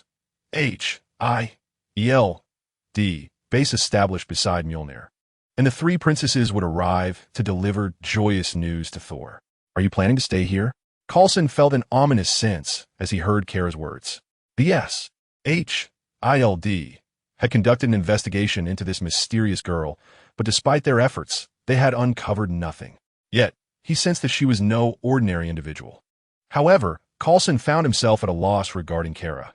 She possessed an iron suit and was, after all, the nominal heir of Stark Industries. Abandoning her here was not an option, so he decided to escort Kara to the makeshift base that was nearly completed. As soon as they entered the base, Coulson's earpiece crackled to life with Hawkeye's voice.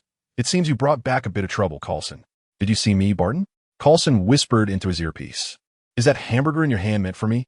The burger Coulson had packed was swiftly devoured by Barton, who had just descended from the high platform. Kara was assigned to a private room.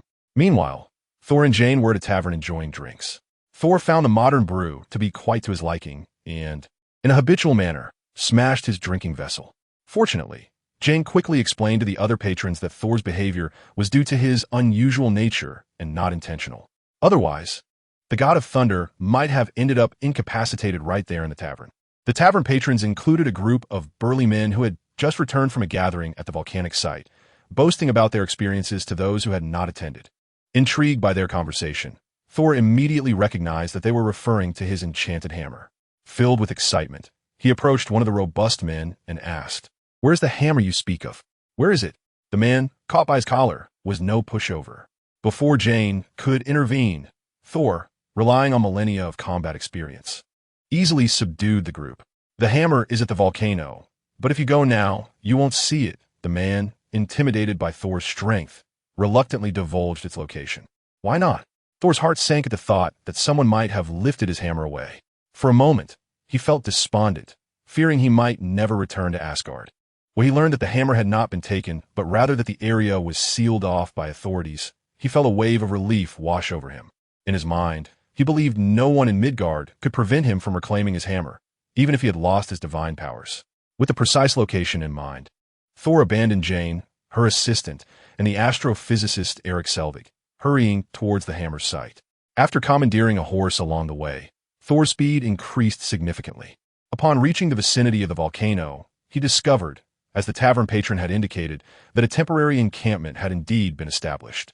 He paid little heed to anything else and charged directly in, resolute in his determination to confront his hammer. The agents on alert within the facility were taken aback by the sudden entrance of the burly blonde man. They swiftly surrounded him, intent on restraining the unarmed intruder. However, Thor, encountering obstruction, delivered a powerful punch to the chin of the nearest agent, sending him crashing to the ground, unconscious. Witnessing Thor's aggressive action, The group of agents abandoned their hesitation and surged forward in a frenzied attempt to subdue him. Despite the absence of divine power, Thor's combat skills, honed through relentless practice, coupled with his superior physical prowess, rendered the agents no match for him, each falling incapacitated. While Thor engaged in close combat, Loki had skillfully evaded the attention of all present, making his way to the mighty Mjolnir. He attempted to lift the enchanted hammer, but remained steadfastly immovable. A wave of disappointment washed over Loki. Though he understood he lacked the rightful claim, he could not quell his yearning to try. This resolve only strengthened his determination to execute his plan. Loki, confident in his abilities as one of the foremost sorcerers in the Nine Realms, believed that these Midgardians would not discover his presence. Yet, unbeknownst to him, an extraordinary individual was monitoring his every move. Kara, stationed in the control room, employed her superhuman vision to observe Loki's actions. For someone with the mystical prowess of the Ancient One, Loki's illusions were trivial. Casually munching on a bag of chips procured by Coulson, she found amusement in the spectacle unfolding between the two brothers. "Coulson, I have him in my sights. Should I take him out?" Barton inquired from his elevated position. Observing the blond man incapacitating agents, Coulson sensed the complexity of the situation. This man appeared linked to the hammer. "No, let him in." "Understood. I suppose you're in charge now." Concluding his conversation with Hawkeye, Coulson turned to Kara. "Miss Kara, it seems you possess knowledge of the situation. Would you be willing to share?" Kara was unreserved in recounting the details, as it mattered little whether they were privy to the information. "That hammer is Mjolnir, and that imposing man is its master." Mjolnir? That name sounds vaguely familiar, a hint. Norse mythology. Thor, the god of thunder? The hammer Mjolnir? Is this man truly a deity? I thought such beings belonged to myth. Coulson exclaimed incredulously. "He's more akin to an extraterrestrial being. Have you ever encountered a god of thunder who fears electricity?" Kara tossed aside the empty chip bag, clapping her hands as she stood. "Come, he cannot lift that hammer just yet. Let us make the acquaintance of Thor and his brother." "Brother? Which one? Baldur or Hod?" Coulson's instincts led him to trust Kara's assertions, prompting him to inquire further. "Neither. It is Loki," Kara replied casually. "Wait, isn't Loki Thor's uncle?" Coulson, with a peculiar expression, matched Kara's pace as they approached the clearing where Thor was located. He referred to him as Thor, not Sol, and as for their relationship, perhaps the folklore had been mistaken. Kara was equally perplexed by Marvel's adaptations. They seemed rather unkind to Loki, having lowered his status and diminished his power significantly. "How do you know that?" Coulson sensed something was amiss with Kara. Although he was uncertain of the truth in her words, her knowledge seemed far too extensive for someone of her apparent age. His inquiries, however, went unanswered as they soon encountered Thor, who had ventured close to his hammer. Coulson set aside his doubts and intervened to prevent the other agents from attempting to subdue Thor. Upon spotting his longtime companion, Thor disregarded all adversaries around him. He gently caressed the handle of the hammer, akin to a besotted lover. "At last, Mjolnir, we meet again," Thor murmured, grasping the hammer's handle in an effort to lift the mighty weapon and reclaim the artifact. Yet the hammer appeared as if it were firmly welded to the ground, unyielding. In despair, Thor knelt, wailing in anguish. It seemed he had failed. Coulson observed, confirming Kara's words. This man, evidently connected to the hammer, could not lift it. "Take this gentleman to our reception room." Gently, he instructed his subordinates with a wave of his hand, signaling them to apprehend the man. The surrounding agents closed in, preparing to subdue the formidable figure.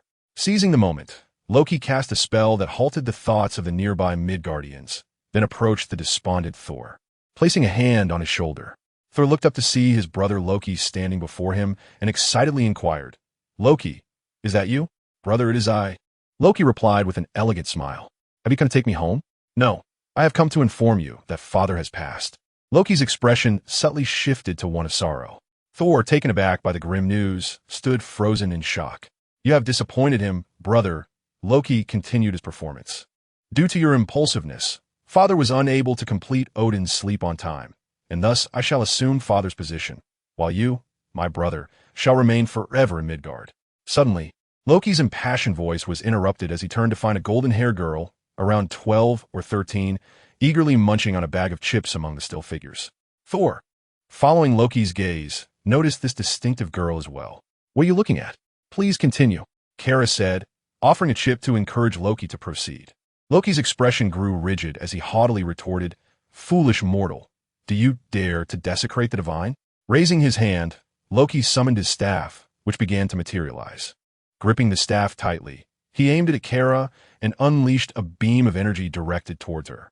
As the impending attack drew near to Kara, a suit of armor descended from the heavens, standing resolutely before her. The armor withstood the assault unscathed, yet the shockwave it generated sent several nearby agents sprawling. "Is this your reliance, mortal?" Loki discerned at a glance that this ironclad guardian was but an empty shell. Unfazed, he cast a spell, leaving behind an ethereal projection while he stealthily approached Kara. However, it seemed he remained oblivious to the fact that Kara's gaze did not linger on his illusion, but rather followed his true form's movements. Yet, Loki appeared uninterested in taking Kara's life. After bypassing the armored figure, he intended to seize her and instill fear. His intentions, however, were thwarted by the very armor that stood behind him. "Can you dispel my magic? Are you a sorceress? Is this your enchanted artifact?" Loki questioned incredulously as the Iron Guardian once again obstructed his path. "It is not magic. It is a product of technology, and that is the true sorcery," Kara replied, snapping her fingers. In an instant, the minds of Coulson, Barton, and the agents, previously ensnared by Loki's enchantment, returned to clarity. "Who are you?" Coulson asked, astonished by the sudden appearance of the suit-clad man. "Who am I?" "I am a god, the new king of Asgard, and you may call me Loki." Upon realizing his magic had been undone, Loki's attire transformed into a flowing green robe, and a helmet adorned with antlers materialized atop his head. "Oh damn, you speak the truth," Coulson muttered in disbelief as he regarded Kara. What else could it be? Had he not already believed before? Why would I deceive you? Coulson felt as though his worldview had been shattered. The deities of myth and legend truly existed and had audaciously manifested before him. To his astonishment, there were individuals in Midgard who possessed knowledge of the celestial realms, including a sorceress capable of dispelling his magic. Loki regarded Coulson and his companions with disdain, his attention drawn instead to the young-looking sorceress, an unexpected variable in his plans. At that moment, Thor finally regained his composure, stepping protectively in front of Loki. "Loki, you cannot harm them. They're mortals of Midgard. Our charge is to protect." Initially poised to further test Kara, Loki abandoned his intentions upon encountering Thor's steadfast stance. "Very well. I have conveyed what I came to say. Now, I must take my leave." With that, Loki's figure gradually faded from view. As Loki vanished, Thor's spirits plummeted further. Coulson, now fully convinced of Kara's earlier assertions, had also come to understand Thor's true identity. He warmly invited Thor to join him in a reception area. It was not long before Jane, accompanied by Eric Selvig, arrived, fabricating an identity for Thor in an attempt to extricate him from the situation. Due to Kara's involvement, Coulson had little time for such matters. Thus Jane maintained a notably amiable demeanor towards him. Through Coulson's tacit consent, Jane managed to rescue Thor, who, having been rendered homeless, decided to temporarily take refuge at Jane's abode. With the familial farce seemingly at an end, Kara instructed Reyna to envelop herself in radiant flames, preparing to return to New York for a brief respite. After all, there were still a few days before the destroyer would be dispatched to Earth by Loki, allowing her time to deal with several members of the Seven. Thanks to the gifts from the Eternals, as long as a suitable candidate could be found, Zhou Shihao would be able to create both the locomotive and Starlight. Currently, the Seven consisted of the Patriot, Black Panther, Aquaman, Makari's locomotive abilities, and Sif and Maeve could be settled. All that remained was a being capable of invisibility with diamond-like defenses. Should this prove unattainable within the Marvel Universe, they would have to await Zhou Shihao's journey to the world of the boys. Chapter 24. The whip of Ivan Vanko after Kara's departure. Coulson felt a sense of relief. Although Kara's enigmatic demeanor and her composure in the face of Loki indicated that she was no ordinary individual, she was still a child, and her involvement in such matters was ultimately concerning. Following his conversation with Thor, he learned that the Asgardian prince would be residing in this small town. After reporting this information to Nick Fury, Nick instructed him to continue observing for a while longer, allowing the invitation to Tony to be postponed. The following day, Coulson sought out Thor. "Good day, Mr. Thor. As a local, I believe we can offer you some assistance should you require it. You were the leader that day? What was your name again?" Thor inquired, gazing at the middle-aged man whose face radiated sincerity. It took him a moment to recall who this individual was, for he had been in a daze since receiving the news of his father's passing. "I am Phil Coulson," he introduced himself, still smiling. "You are the son of Cal?" Thor expressed his surprise. "Not quite. I simply go by Coulson." "I am Thor Odinson, son of Odin, the All-Father of Asgard," Thor formally introduced himself. To prevent the Asgardian prince from becoming a fugitive due to financial constraints or a lack of understanding of American law, Coulson took the time to thoroughly explain the American way of life, albeit selectively. Additionally, he assisted Thor in securing a position as a freelance employee with S.H.I.E.L.D. Thor obtained a role that provided remuneration without the necessity of reporting to work. With a stable income, Thor made Jane's home his permanent residence. In the ensuing days, with Jane's companionship, Thor emerged from the depths of grief over his father's death and the inability to return to his homeland. Jane, in turn, was captivated by Thor's vast knowledge. Though he appeared to be a straightforward brute, he possessed an unexpected depth of understanding. He incessantly proclaimed himself to be the son of the Asgardian king, leading Jane to suspect he might be suffering from a delusional disorder. Their interactions gradually fostered a deepening affection between them. Meanwhile, Ivan Vanko, burdened by his father's long-standing depression, harbored resentment that culminated in his father's untimely death. He fixated on Howard Stark's son, the man he believed was responsible for his father's unfulfilled life. Currently, the most sought-after superhero in America is Iron Man, Tony Stark. Just a fortnight ago, Ivan witnessed Tony at a hearing assert that his advanced prosthetics could not be replicated by anyone apart from his associate, Kara, for the next decade. From that moment, Ivan conceived a plan to dethrone Tony. If no one could replicate his innovations, he would create a miniature arc reactor himself. He intended to strike Tony Stark in full view of the public. Due to his father's circumstances, Ivan had a keen insight into the duplicitous nature of American politicians and capitalists. They refrained from revealing their true predatory nature because of Tony's extraordinary intellect and unparalleled R&D capabilities. They were unwilling to engage in self-destructive actions, for, as Tony stated, aside from Kara Stark, no one could replicate his groundbreaking work. It was akin to a deity whose blood was feared by the wolves until it was shed. Ivan believed that if he could shatter this idol's invulnerability, the scent of blood would summon the ravenous wolves to dismantle Tony Stark. Upon his arrival in New York, Ivan found that Tony Stark was not the ostentatious figure of rumors, climbing ladders and cavorting with models, but rather a recluse, spending his days in solitude within his mansion. While a woman named Potts managed Stark Industries, Ivan had previously attempted to abduct this woman, but her numerous protectors nearly ensnared him instead. Ultimately, he resolved to orchestrate a terror attack, kidnapping hostages to lure Tony, the puppet master, into the open. To circumvent interference from another superhero, the patriotic Captain America, Ivan strategically chose the moment when Captain America was filming an origin movie for Aquaman in Africa. Clad in his handcrafted exoskeletal armor, Ivan donned a coat and strode through the bustling streets. Ahead of him, crowds gathered for an election event, and with a somber expression, he made his way toward the venue. Soon, his unusual demeanor alerted nearby law enforcement officers. Several policemen surrounded Ivan, demanding, "What are you doing? Please show your identification." Silently, Ivan approached the officers and shed his coat to reveal his formidable physique. An older officer, sensing the escalating situation, drew his service weapon and shouted to his colleagues, "Fire!" Though the officer reacted swiftly, Ivan had anticipated this moment. As the electric whip, previously entwined around his arm, was flung away, the energy generated by the palladium microarc reactor in his chest heated the whip to several thousand degrees.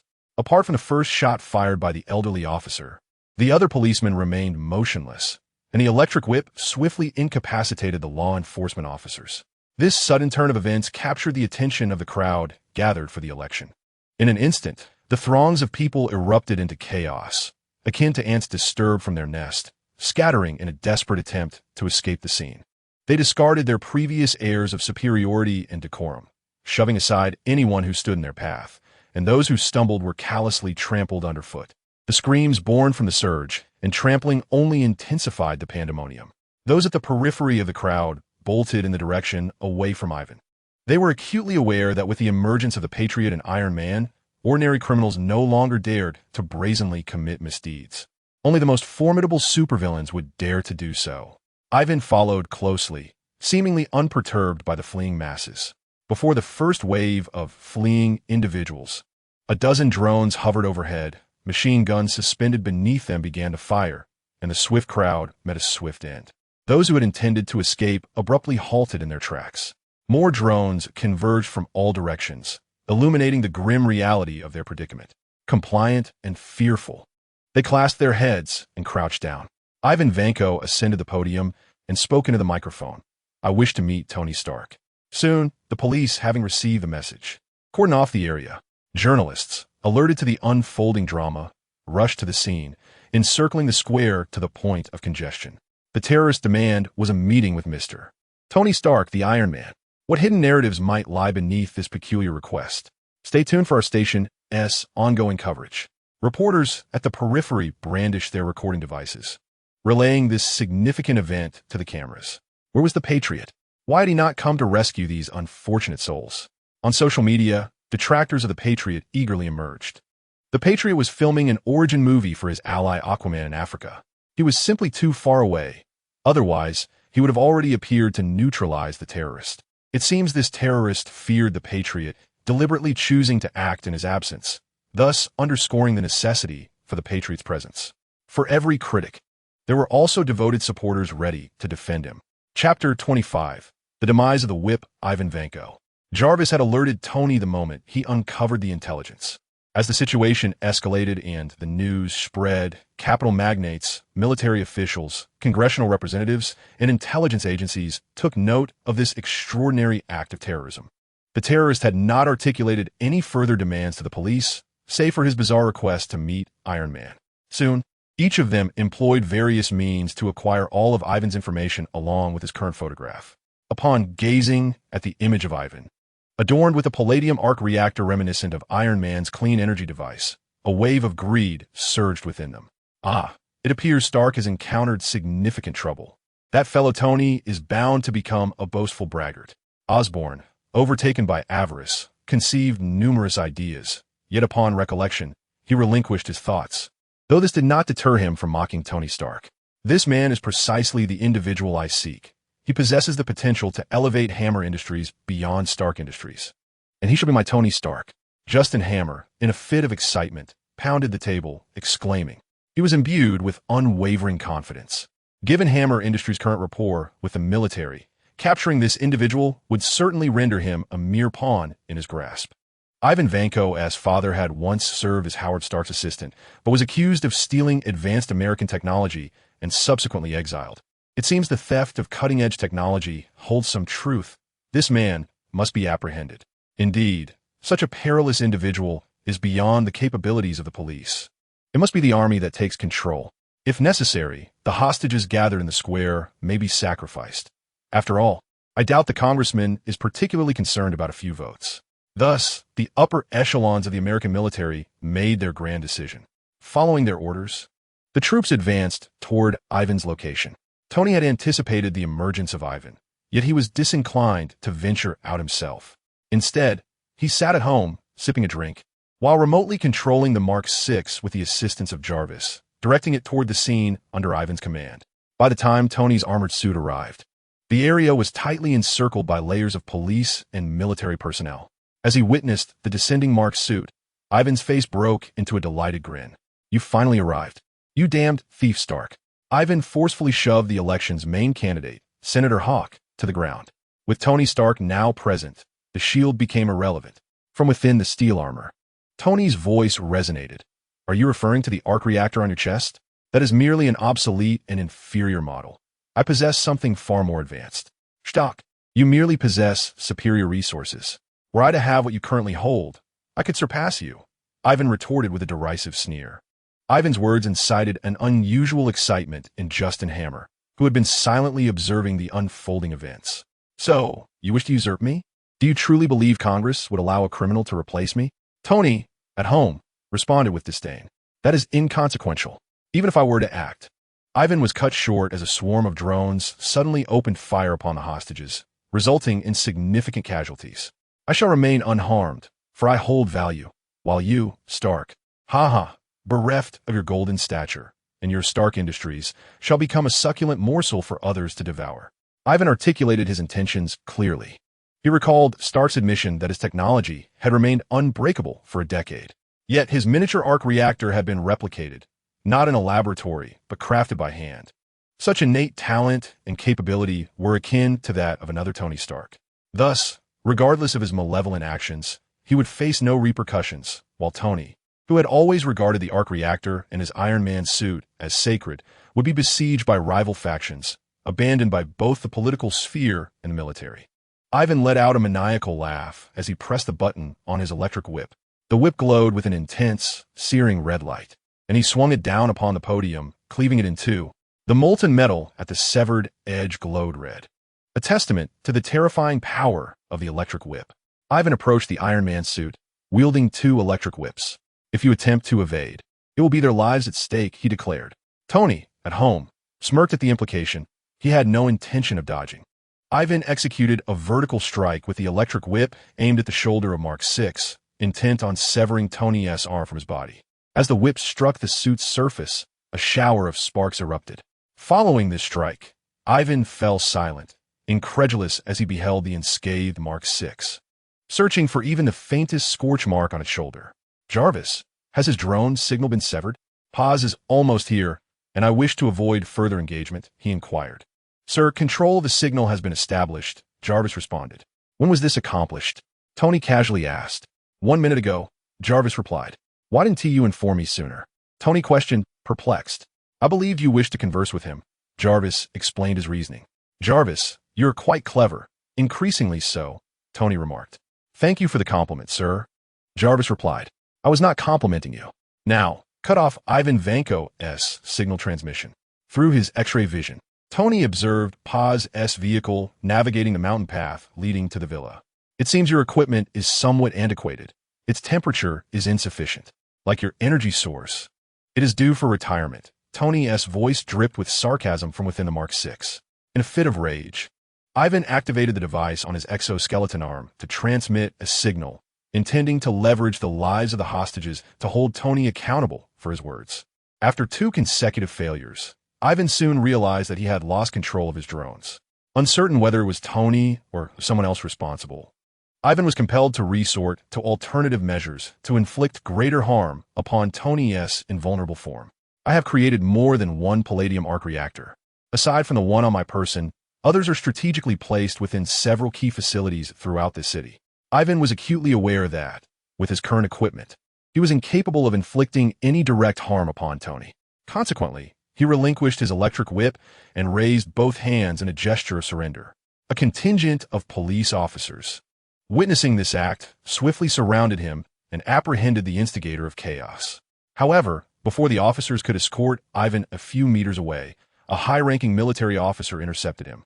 As Ivan passed by Tony's Mark VI suit, he struggled to utter, "Those reactors will explode in 10 minutes, and you shall bear the consequences, Stark, ha ha ha." Just as Ivan was about to be forcefully taken into an armored vehicle, a small barrel emerged from the shoulder of the Mark VI. A sharp crack echoed through the air.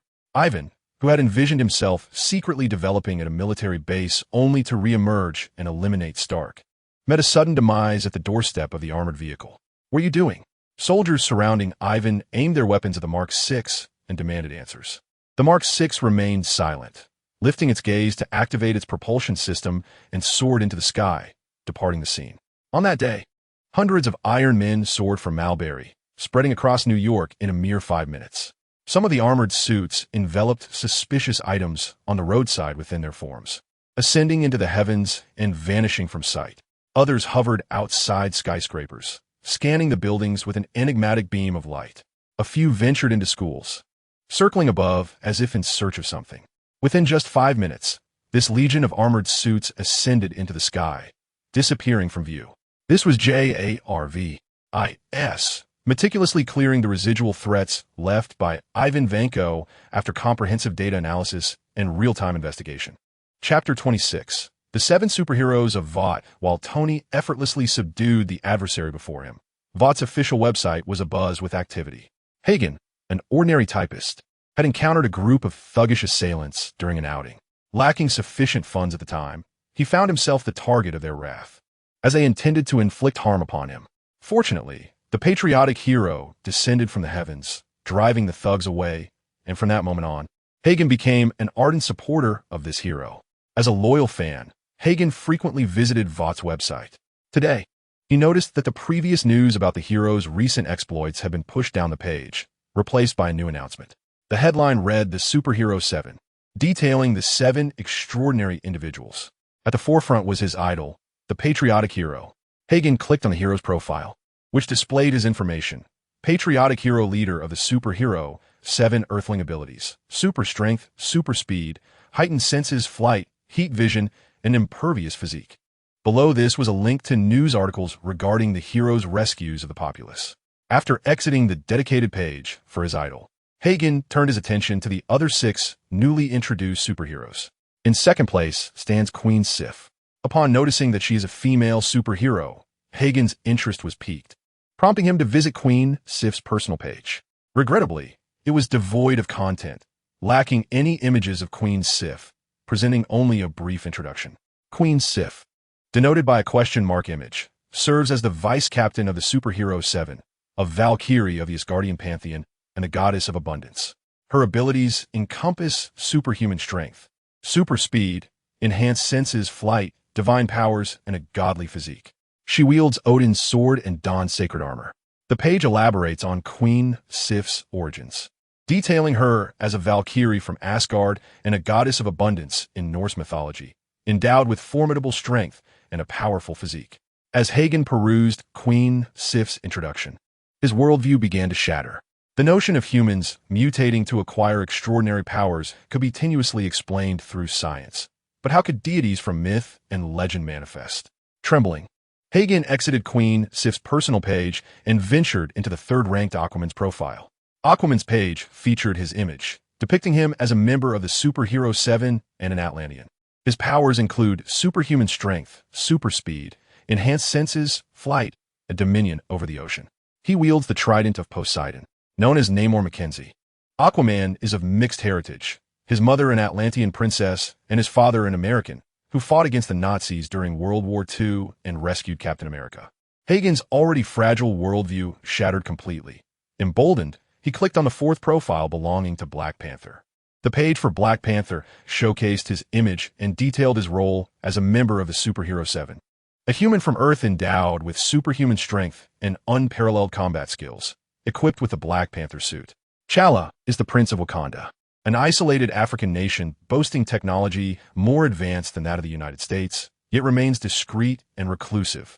Hagen felt the need to cleanse his eyes from the bewildering spectacle before him. What is this? ISNT Africa, considered a third-world continent? How could an advanced nation, more sophisticated than the United States, suddenly emerge? Hagen continued to explore the remaining 3 superheroes, who, while lacking images, had their abilities listed, all of whom were indeed legitimate American Earthlings. They were Starlight, Train, and Storm. Following the announcement from Walter, the fans of Captain America sprang into action. With a sense of affection for the team led by Captain America, they eagerly began to promote Walter's endeavors. Particularly, the origin films for Aquaman and Black Panther were already in tight production, featuring a cameo by Captain America. In distant Wakanda, Captain America, Anthony, placed the bodies of 2 young Caucasian women before Zhou Shihao. Did you do this? Since discovering some issues regarding his abilities, Zhou Shihao had not been consistently attentive to the lifestyle choices of his doppelgangers. This must be attributed to MJ Ulner. Otherwise, Zhou Shihao would remain unaware of this side effect. Zhou Shihao possesses the ability to actively control these avatars, yet the prolonged mental connection with them inevitably influences his own character. He fears that immersing his consciousness within the bodies of these avatars for too long may lead him to become someone other than himself. The transformation is also a concern. When Zhou Shihao morphs into Kara, he too is affected by Kara's personality. Although his thought process remains distinctly his own, many of his unconscious actions mirror Kara's habits. Even the artifact detection can only reveal Kara's character, thus making it clear that it is Kara who wields MJ Ulner, not Zhou Shihao. Fortunately, once Zhou Shihao returns to his original form, this influence dissipates. No, both of them are good children. It is society that has deteriorated. Anthony remains silent. Feeling like a scoundrel, a title he does not contest. Much like those beautiful socialites and youthful maidens who approach him with intentions devoid of rejection or responsibility. He understands that their motives are often ulterior, leaving him unburdened by guilt. Just as Zhou Shihao's prolonged mental contact with these avatars affects him, they too are significantly influenced by him, their personalities subtly shaped by his presence, and this influence is enduring. Yesterday, a representative from the homeland was invited to London for the award ceremony of a film nomination event. Through his heightened senses, he uncovered a gang hideout in London, a criminal organization thriving on human trafficking. They provide attractive virgins to wealthy elites, while those who are appealing yet not virgins are relegated to the role of high-class courtesans. Even those of average beauty who are virgins are offered to the affluent, and if they fail to attract bidders, they are first gifted to high-ranking officials with special circumstances, only to be later controlled by drugs, descending into the realm of debased courtesans. Those who are unremarkable and not virgins are directly injected with drugs, becoming mere tools for the basest desires of men. The representative from the homeland is no paragon of virtue and naturally pays little heed to such matters. However, two 16-year-old girls visiting from America captured Anthony's attention. These girls exhibited a remarkable resilience and determination in the face of adversity. Both were youthful, radiant, and of slender figure. And being virgins, they had been reserved by a wealthy individual through special means without being auctioned. Seizing an opportunity during a lapse in the guard's vigilance, they attempted to escape. Alas, being girls, their physical strength and speed were no match for their male counterparts. Soon, they were cornered by the guards on the rooftop, and in a moment of desperation, they clasped hands and leapt from the precipice. Out of admiration, Anthony eradicated the criminal organization and brought the lifeless bodies of the two girls to Wakanda. Are they the Starlight and Storm you chose? Indeed, had they possessed robust physiques, they would have undoubtedly made formidable warriors. Zhou Shihao, without hesitation, unleashed his abilities. Through his powers, he discovered that the two young ladies were named Angelia and Diana, bound by a relationship of intimate friendship and partnership. After bestowing upon them the powers of the Eternal Clan, the Star and the Storm Maiden were born. Now, a locomotive is still required. Why not bring one along? The patriot Anthony grinned widely, remarking that a male of African descent could readily source materials in Wakanda without much hassle. As his words faded, he vanished with super speed, only to reappear moments later, brandishing a fresh corpse. He carelessly tossed the body to the ground, declaring, "This is my doing." Zhou Shihao, observing Anthony's behavior, could not help but grimace, resolving henceforth to refrain from probing into Anthony's mind, lest he be tainted. With Zhou Shihao's actions, the enhanced version of the Seven from the Black Cloak Brigade, aside from Sif, was prepared for their arrival on Earth. Chapter 27. The arrival of the Destroyer Time flitted by like a fleeting shadow, and in the blink of an eye, several days had passed. Thor, accompanied by his beloved girlfriend Jane, her assistant Louise, and their friend Eric, gathered for a meal at home. Outside their quaint little town, the luminous portal of the Bifrost descended from the heavens, inscribing runic patterns upon the ground, as Sif and the three warriors materialized within the teleportation circle. After enduring Loki's temporary reign over Asgard, they had been confined by him. It was only after several days of tranquil lethargy that the guards of the Celestial Palace had become complacent, allowing them to be transported to Earth through Helheim. Due to the daylight, their arrival did not attract much attention. Sif surveyed her surroundings, recognizing that Helheim had positioned them not far from Thor. He must be within the nearby town. Thor is just ahead. We shall soon see him and bring him back to Asgard, Sif proclaimed, leading the way toward the town where Thor resided.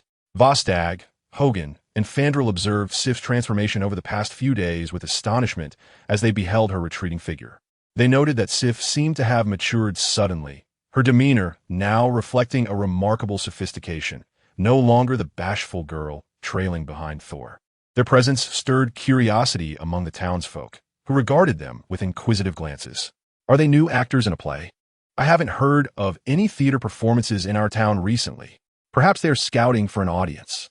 The crowd buzzed with speculation, wondering about their identities, as they appeared akin to theatrical performers, wielding weapons. The sole woman among them was strikingly attractive, her figure alluring and her features exquisitely refined.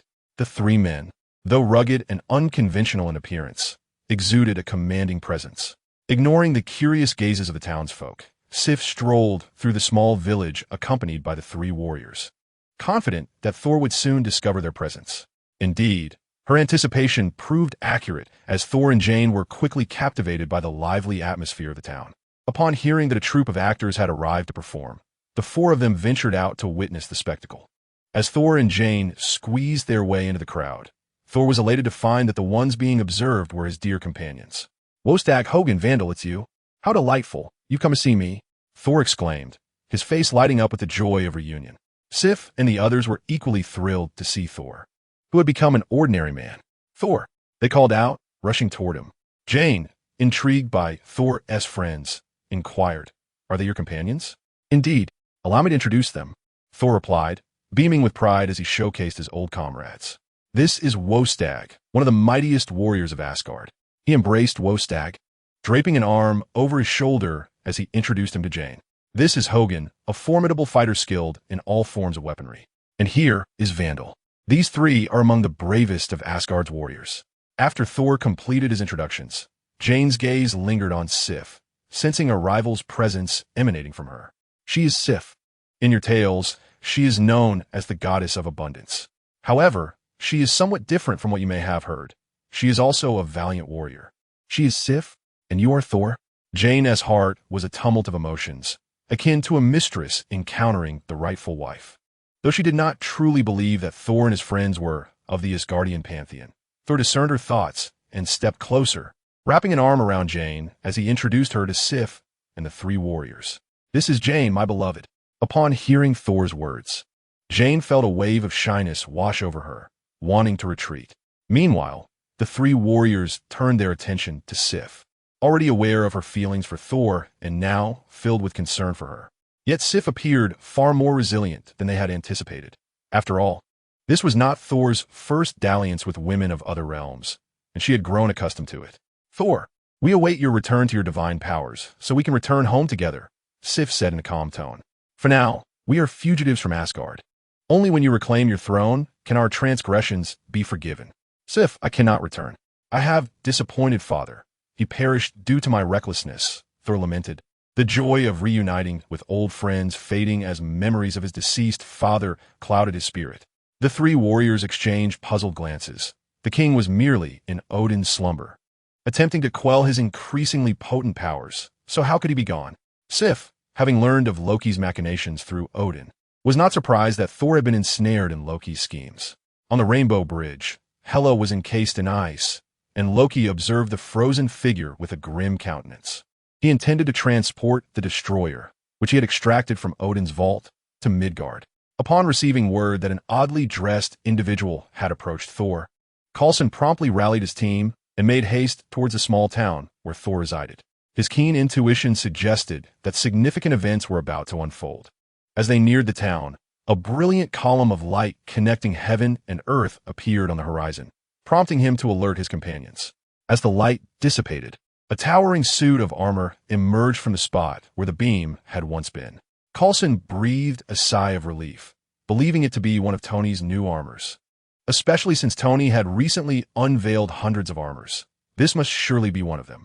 Coulson and his team alighted from their vehicle, intent on seeking an audience with Iron Man, Tony Stark. Just as Coulson prepared to extend a greeting, Loki, seated upon the throne of Asgard and controlling the destroyer, also took note of Coulson and his companions. "Those Midgardians from that day? Damn it, they have seen me in such a pitiful state. Destroyer, eliminate them." The destroyer's faceplate opened, revealing an emptiness within as potent magical energy began to coalesce. Realizing his initial assumption was incorrect, Coulson understood that this entity had no connection to Tony. "Take cover," he shouted, scrambling to duck behind the vehicle for protection. The destroyer unleashed a searing energy beam, obliterating the cars that stood in its path. The commotion quickly caught the attention of Thor and his allies, who had gathered nearby. Sif leaped high into the air, catching sight of the destroyer, and called down to Thor and the others. "It is the destroyer. Loki has sent it." "What? The destroyer? How dare Loki?" The three warriors exclaimed in disbelief. "I will go to stop the destroyer. You must escort Thor to safety," Sif declared as she charged towards the threat. "Sif, we're coming with you." Vandal hastily followed in her wake, pursuing her direction. Although a sense of trepidation gripped them regarding the destroyer's formidable power, the three warriors would not falter in their resolve. "Thor, your divine strength has yet to be fully restored. You must leave first. We will seek you out," Hogan advised before parting. Volstagg cast a lingering glance at Thor, patted his shoulder, and then joined the others in their charge against the destroyer. Chapter 28. The Birth of Queen Sif. As Loki observed the chain reaction of explosions ignited by the destroyer's energy beam, he concluded that the agents were surely doomed and dismissed the matter from his thoughts. He directed the destroyer towards the town. Perhaps it was fate that Coulson, an ordinary man, would survive the assault of the destroyer. Lying on the ground, he contacted his superior, Nick Fury.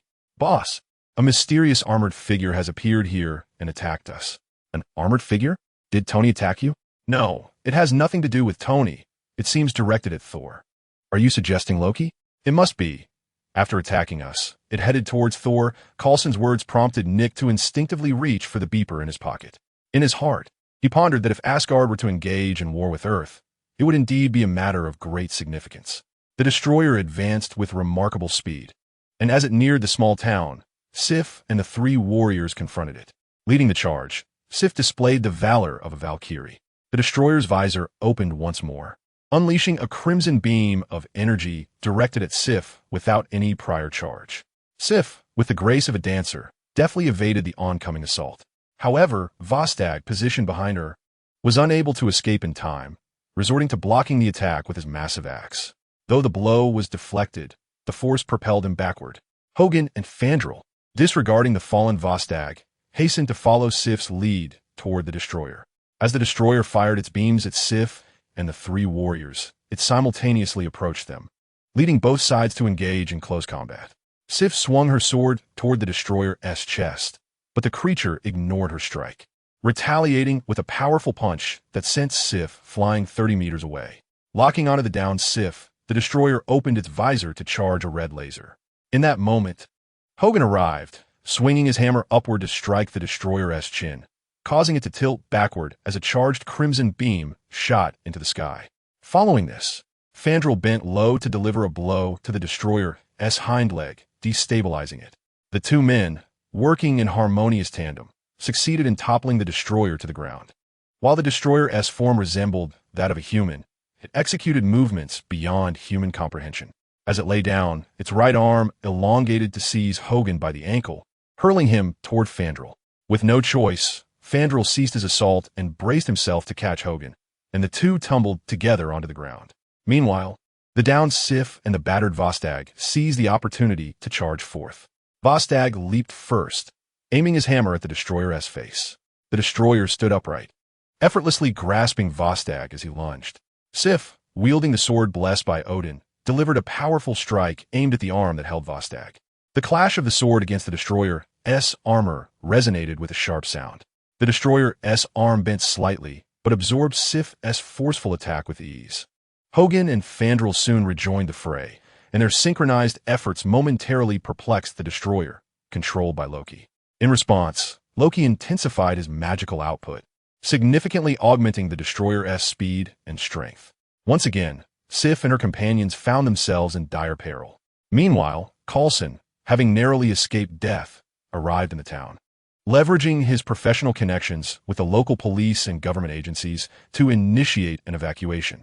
Thor, Jane, and their friends also joined the efforts to disperse the crowd, but initially, despite their fervent warnings, no one believed them. However, with the sporadic explosions outside the town and the government's evacuation orders, Thor and Jane found their tasks suddenly eased. As the townspeople began to evacuate, Thor felt compelled to rush towards the destroyer. He understood that the emergence of the destroyer was due to him, and only he could put an end to this conflict. Jane, sensing the urgency, grasped Thor's arm, her eyes pleading. Thor cast a lingering, affectionate glance at Jane before resolutely pressing her hand, sprinting towards the direction of the destroyer. A strange sense of impending loss enveloped Jane as she witnessed his departure. At that moment, her assistant, Louise, chimed in, "If you care for him, then go after him. Isn't that how it always goes in the movies?" The protagonist regrets not pursuing their love. Upon hearing Louise's words, Jane clenched her teeth, seized the car keys, and sped off in pursuit of Thor. Thor barreled through the chaos and reached the outskirts of the town, where the destroyer was mercilessly pummeling Sif and her companions. Fortunately, their formidable physiques rendered them resilient. Injuries that would be fatal to a mere mortal were but superficial wounds to them. Thor's arrival momentarily distracted the destroyer, easing its relentless assault. "Loki, I know you can hear me. You despise me, but do not harm the innocent," Thor shouted defiantly at the destroyer. Upon hearing Thor's call, the destroyer halted its attack and approached him. This provided Sif and her companions a brief respite. Exchanging knowing glances, Vandal and Hogan charged at the destroyer once more, executing a forward roll before striking the destroyer's ankle with their weapons. Meanwhile, Vostag lunged from behind, crashing into the destroyer. Their combined efforts caused the destroyer to topple to the ground. Sif leaped high into the air, her divine sword charged with energy, and, utilizing gravitational force, she drove it forcefully into the destroyer's back, pinning it to the ground. Observing that the destroyer had seemingly lost its ability to move, Sif released her sword and shared a triumphant smile with her three comrades. However, Thor's expression changed drastically from a distance, for he knew that the destroyer was not to be subdued by the efforts of the four, even with Loki at the helm. "Sif, get away!" Thor shouted urgently. The destroyer suddenly transformed, its back becoming its front, the faceplate directed towards Sif as crimson energy coalesced. By the time Sif registered Thor's warning, the energy had already struck her, sending her soaring into the air. She fell lifelessly to the ground like a discarded doll, her chest no longer rising and falling. Far away in Asgard, Loki, the third princess, wore an odd expression, for according to his calculations, the energy should not have been lethal to Sif. Regardless, Thor and the three warriors disregarded the destroyer's threat and rushed toward Sif. The destroyer slowly rose, crimson energy gathering once again within its faceplate, this time targeting Thor. After nearly 10 seconds of energy accumulation, the destroyer prepared to unleash its devastating assault. 4 radiant energy beams surged and collided against its hollow armor, the amassed energy igniting in a cataclysmic explosion, birthing a petite mushroom cloud. From a distance, Coulson promptly discerned this sudden onslaught. He looked up to behold a streamlined female iron armor suspended in midair, accompanied by 4 energy emitters orbiting like satellites. It was Kara. Coulson instantly recognized the identity of the newcomer. At that moment, Thor's attention was wholly captivated by Sif, oblivious to Jane, who was hastily approaching. Thor abruptly rose and addressed the destroyer, proclaiming, "Loki, your only desire is to slay me. Here I stand. Come, take my life and allow the destroyer to retreat." He then turned his gaze towards the soaring solar armor. "Sing, Witch of Midgard, I know it is you. Please do not impede it. I wish no further sacrifice on my behalf." After a brief silence, the destroyer began to gather its fierce energy. With a solemn expression, Thor opened his arms wide to embrace his impending demise. "No, Thor, don't." Jane, witnessing the peril, recklessly dashed toward him. This time, fate was unyielding. The attack unleashed by the destroyer struck Thor directly, the ensuing explosion hurling Sif's lifeless body and the 3 warriors aside. Jane, rushing toward Thor, was also cast away by the shockwave. As the dust from the explosion settled, Thor's lifeless form lay still. Just when Loki believed the chaos had subsided, the sky darkened ominously, crackling with thunder and lightning. Within the temporary encampment of Shield, Thor's hammer, Mjolnir, trembled slightly, resonating in tandem with Thor's right hand, which quivered in the same rhythm. Moments later, Mjolnir soared into the sky, hurtling toward Thor. As the hammer approached, Thor's right hand shot up, grasping Mjolnir with unwavering resolve. "Mjolnir? Father, you are so biased," Loki thought, witnessing the scene in Asgard. Realizing he had been ensnared in Odin's schemes all along, his heart swelling with rage and jealousy. The lightning danced in the heavens, seemingly drawn to the hammer in Thor's grasp. In an instant, a blinding radiance enveloped the scene. "Thor, where are you?" Jane, regaining her senses, frantically sought Thor's whereabouts. As the crowd's gaze returned to clarity, Thor's casual attire transformed into his iconic god of thunder armor, with a crimson cape billowing behind him. Jane, astonished by his sudden metamorphosis, covered her mouth in disbelief, beginning to accept that Thor truly was the god of thunder. With a flourish, Thor wielded Mjolnir, intertwining bolts of lightning around him. Once he had gathered his strength, Thor charged towards the still motionless destroyer, delivering a strike imbued with the might of thunder, shattering the foe to pieces. After Thor's resurrection, Loki lost all control over the destroyer. Deep down, he was aware of his father's choice, yet he remained unwilling to accept it. Loki immediately advanced the timeline of another plan. With Loki's assistance, the Frost Giants commenced their invasion of Asgard. "Loki, I shall find you and teach you a lesson you will not forget," Thor declared, gazing proudly at the remnants of the destroyer. Thor approached Jane, and in her incredulous gaze, enveloped her in a gentle embrace. With tenderness in his eyes, he said, "Jane, while I long to remain by your side, there are matters in my homeland that require my attention. Please wait for me. I shall return swiftly." "I believe you will soon be back with me," Jane replied, lost in the warmth of Thor's rugged yet gentle demeanor, her heart swelling with joy. After releasing Jane, Thor moved to Sif's lifeless body, intending to carry her back to Asgard. Suddenly, the silent sun armor descended from the heavens, blocking Thor's path. "Midgardian witch, what do you intend to do?" Thor questioned, raising Mjolnir in challenge. The sun armor unfolded, and Kara emerged, a playful smile gracing her lips as she said, "Do you not wish to save Sif? Can you truly bring her back?" Thor asked, his hope igniting. "If you desire Sif's resurrection, then wait a moment," Kara replied. The three warriors gathered around Thor, with Hogun glancing at Kara and inquiring, "My lord Thor, do you know this little one? She is a sorceress rivaling Loki, a witch from Midgard, claiming she has a method to revive Sif."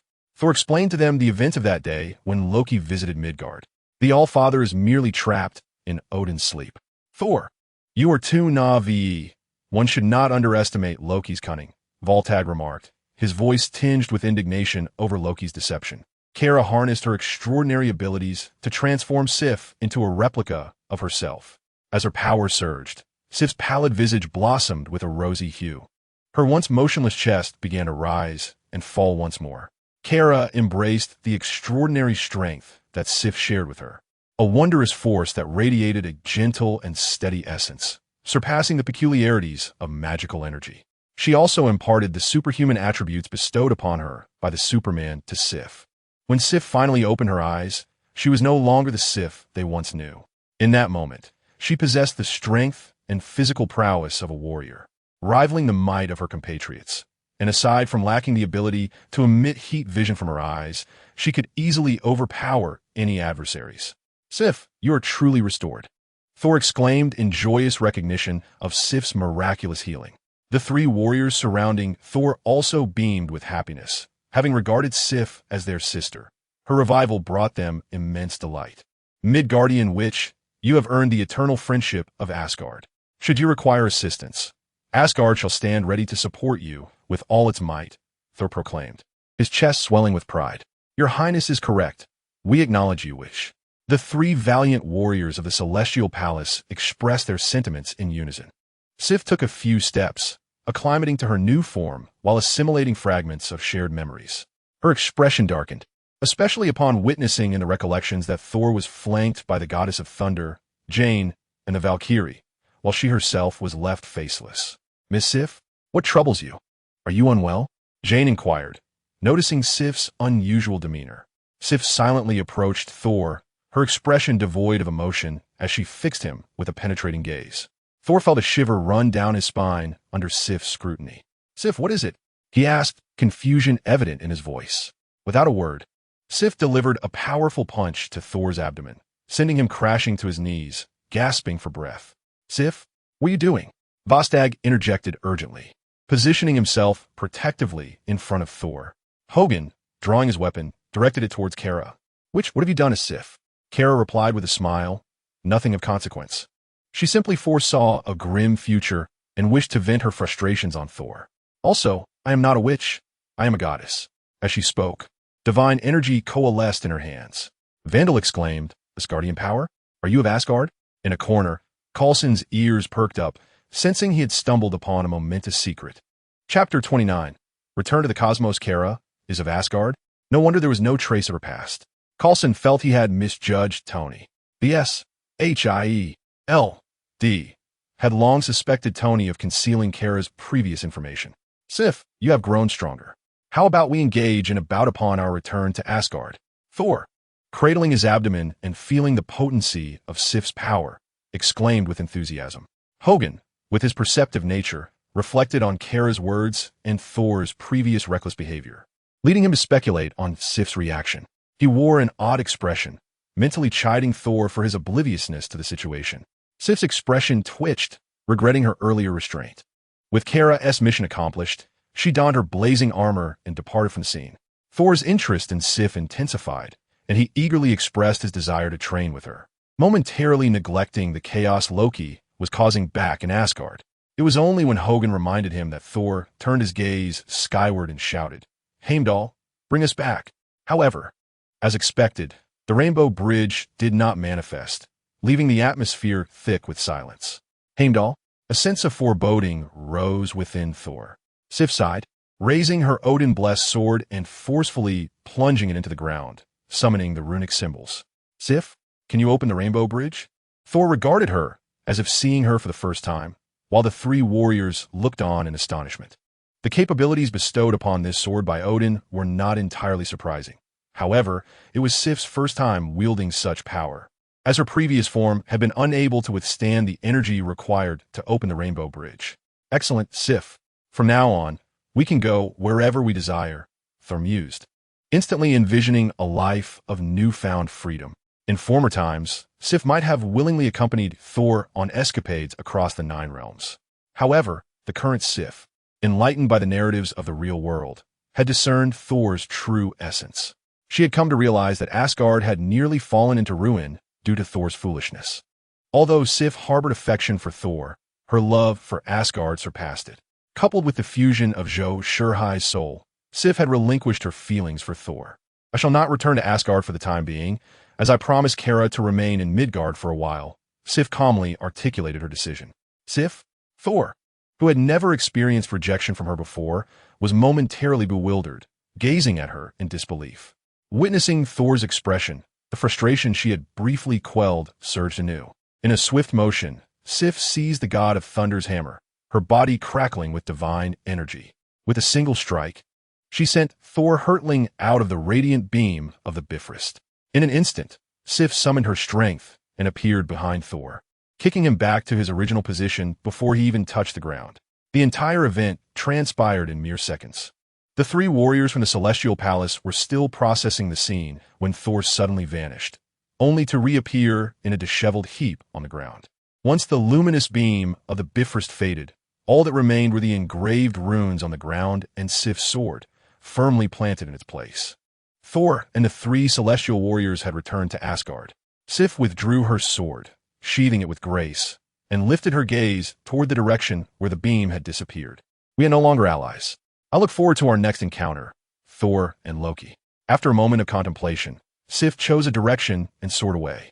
Coulson silently observed the unfolding events, his perception of Asgard's dangers escalating once more. After concluding his report on the incident, he promptly sought out Nick. "Coulson, is this your report?" Nick tossed a document onto his desk, rubbing his temples. "Yes, Director. I believe Asgard could become an ally.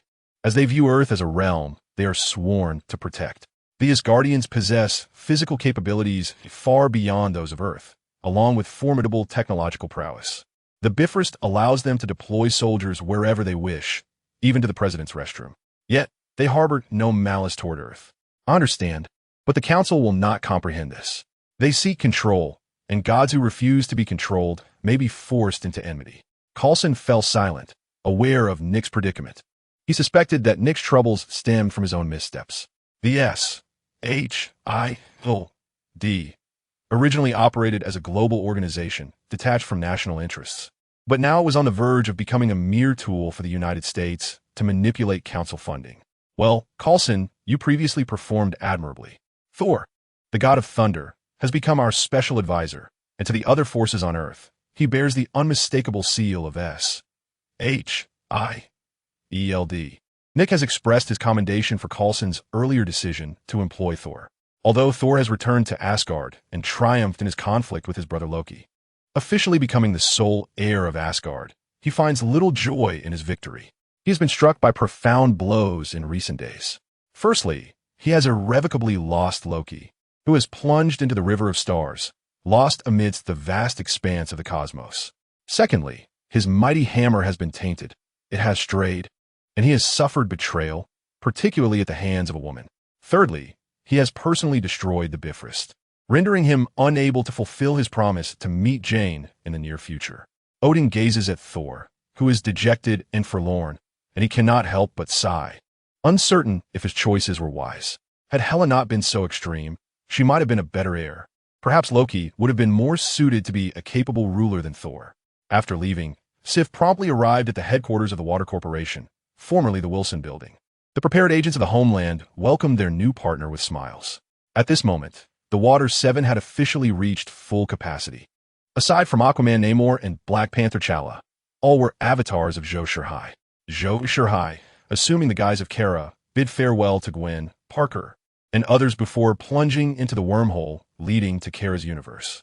When the light returned to Zhou Shihao's eyes, he was astonished to find himself not in a universe, but an expanse of darkness, a boundless void, where the only luminous entities he could perceive were the two glowing orbs within this emptiness. Zhou Shihao scrutinized the two luminous objects, observing that they resembled bubbles, exuding a bright yet gentle radiance from within. Just as he pondered the nature of this place, a peculiar voice resonated within his mind, a sound that seemed both masculine and feminine, reminiscent of the elderly, the robust, and even the infantile. The tone seemed to encapsulate every conceivable human emotion: anger, joy, excitement, sorrow, tenderness, and more. This is the depths of your soul. You are its sovereign. Though perplexed, Zhou Shihao distinctly sensed that one of the luminous spheres was the source of this proclamation. "Who are you?" he inquired, voicing his confusion. "I am the consciousness of the universe, now residing within your soul." The consciousness of the universe? Why? What impact does this have on me? In terms of your understanding, I am the consciousness of the universe. To be precise, I was originally one of many consciousnesses. Different timelines host different versions of me. Since your arrival, particularly after you were expelled from my universe, I have gradually been separated from the multitude of myselves. Only recently have I been wholly integrated into the depths of your mind, becoming your exclusive universe. Beside me stands the cosmic consciousness of the Marvel Universe, recently arrived and yet to acclimate. Through its elucidation, Zhou Shihao grasped the current circumstances. The universe he has entered will sever itself from its original timeline, becoming a singular timeline universe. This implies that formidable beings capable of traversing parallel worlds from other timelines will be unable to penetrate the universe he inhabits. For the universes of alternate timelines, the timeline he influences is non-existent. The same holds true for the Marvel realm. Zhou Shihao need not fret about a powerful multiverse entity unexpectedly descending to obliterate his universe, such as Ultron with the 6 Infinity Stones or the Dark Doctor Strange. As for entities that inherently belong to this universe, their powers will be diminished, rendering them as solitary universe beings. So, my instinctive ability to traverse to Kara's side is due to the fact that you two have now become my exclusive world. Indeed, you are now the sovereign of our two universes, as confirmed by the cosmic consciousness. Thus, I have inexplicably transformed into a multiverse powerhouse. Although this is confined to your two universes. Yes, in my universe, you are akin to a deity commanding time and space. The cosmic consciousness once more affirmed Zhou Shihao's thoughts. How may I enter the universe you govern? Zhou Shihao inquired, gazing at the cosmic consciousness. The cosmic consciousness drifted to his side. Instinctively, Zhou Shihao brushed against its bubble-like form. In the next moment, a torrent of information flooded into his mind. With a mere thought, Zhou Shihao found himself beside Kara. However, it seemed he had arrived at an opportune moment. At that instant, Kara was bathing alongside Wonder Woman Diana. The two were in a state of complete openness, and Zhou Shihao could clearly see every inch of Diana's skin. Kara exhibited no reaction to the sudden appearance, as she recognized the newcomer as Zhou Shihao. Diana, on the other hand, swiftly rose to her feet, her champion helmet adorning her head in an instant. As an Amazonian warrior, she displayed none of the bashfulness typical of other women. The lasso of truth flew into Diana's hand, and before Zhou Shihao could fully comprehend the situation, she had ensnared him with the lasso. Reflexively, he grasped the incoming lasso of truth. Diana had already discerned the identity of the man who had materialized. Yet, she showed no sign of halting her assault, colliding into Zhou Shihao's embrace with a forceful grace. Once in close proximity, Diana unleashed her martial prowess. However, the disparity in strength between them was vast, no matter the angle from which she exerted her force. She could not budge Zhou Shihao's form. After a few moments of this tumultuous encounter, Zhou Shihao finally regained his composure from the earlier surprise. With one hand pressing down on Diana, who was still engaged in a tussle with his legs, he exhaled a resigned explanation. "I say, Diana, is it truly necessary for you to be so ferocious? I did not intend to, and besides, if I wished to observe, I could do so from thousands of meters away without your knowledge." Diana rose to her feet, brushed her long hair, and rolled her eyes as she said, "I understand. But I wanted to test your strength. Did you succeed?"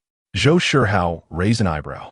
"As Kara mentioned, at least my lasso of truth ensnared you. Now, it is time for you to exit." With that, Diana ushered Zhou Shihao out of the bathroom. Once outside, Zhou Shihao surveyed the room. While it may pale in comparison to Tony's opulent villa, it nonetheless boasted ample space. He recognized this as Diana's residence, where Kara had been staying alongside her. Under his guidance, Kara had frequently mentioned Zhou Shihao in Diana's presence. In Kara's descriptions, Zhou Shihao was portrayed as an invincible force. He had taken his cousin Kal-El's body with the intent to resurrect him. Moreover, she spoke highly of Zhou Shihao, piquing Wonder Woman Diana's considerable interest in him. This was also why Diana had continued her assault even after recognizing Zhou Shihao. Zhou Shihao approached the wine cabinet and retrieved a bottle of red wine. This particular bottle had long been coveted by Kara, yet Diana had never permitted her to approach it due to her youth. After Zhou Shihao poured himself a glass and finished the entire bottle, Diana emerged from the bathroom with Kara, both clad in bathrobes. "Tony Stark, what brings you here uninvited?" Diana inquired as she settled across from Zhou Shihao. The robe, shifting with her movements, revealed glimpses of what lay beneath. Even without employing his X-ray vision, Zhou Shihao's keen eyesight caught sight of more than he should have. "I wish to see how Kara fared during my absence, so I tracked her location to teleport here. I did not anticipate having to explain my sudden appearance during your bath," Zhou Shihao replied. "Where's Superman? Kara mentioned you went to resurrect him." Diana adjusted her position comfortably into the sofa, her movements causing her robe to loosen further. Zhou Shihao, already intrigued by Diana, found his attention diverted by various elements within her home, such as the pink grapes atop a pristine pastry to his right. "Ahem, I seem to have caught a cold." Kara coughed lightly. "Superman? Oh, you mean Cal? He has nearly recovered, though his strength has yet to be fully restored," Zhou Shihao responded, snapping back to the conversation. Diana suddenly stood, gazing at Zhou Shihao with an enticing look. "You appear quite interested in me," she proclaimed, gracefully striding towards him. The lasso of truth appeared on the sofa beside Zhou Shihao. "Let's engage in a deeper conversation, shall we?" Diana seductively licked her lips and pushed Zhou Shihao onto the lasso. Chapter 30. Diana's unrestrained encounter in the living room. Diana appeared in a state of delightful disarray, her loosely draped bathrobe failing to conceal the allure of spring. At that moment, she had pinned Zhou Shihao to the sofa, their postures steeped in an intimate ambiguity that sparked the imagination. "What kind of woman do you perceive me to be?" Diana's fingers grazed Zhou Shihao's cheek. He felt an enigmatic energy surging through him, compelling him to speak, and in an instant he grasped Diana's intention. Though she seemed to seduce him, her true aim was to employ the power of the truth lasso to extract answers. Surely, once this question was addressed, the ensuing inquiries would pertain to matters of peace. However, Zhou Shihao harbored no aversion. After all, it was not he who would suffer, and, as a being akin to the sovereign of the universe, he would not be ensnared by the truth lasso. "You are remarkable. I have never encountered a woman of your caliber. Courageous, formidable, just, and beautiful," Zhou Shihao stated candidly under the influence of the truth lasso. "So, do you have feelings for me?" "Indeed. Do you think my actions are rather promiscuous?" "No. You must have your reasons." Hearing Zhou Shihao's honest responses, Diana's face broke into a radiant smile. "What is your perspective on war?" "I'm a pacifist detesting warfare." "What does Earth signify to you?" "Earth is my second home. It is where I belong." "If Earth were to face a crisis, you would lend your assistance, correct?" Yes. With her inquiries fulfilled, Diana felt a weight lift from her heart. As she caressed Zhou Shihao's cheek, she began to scrutinize him more closely.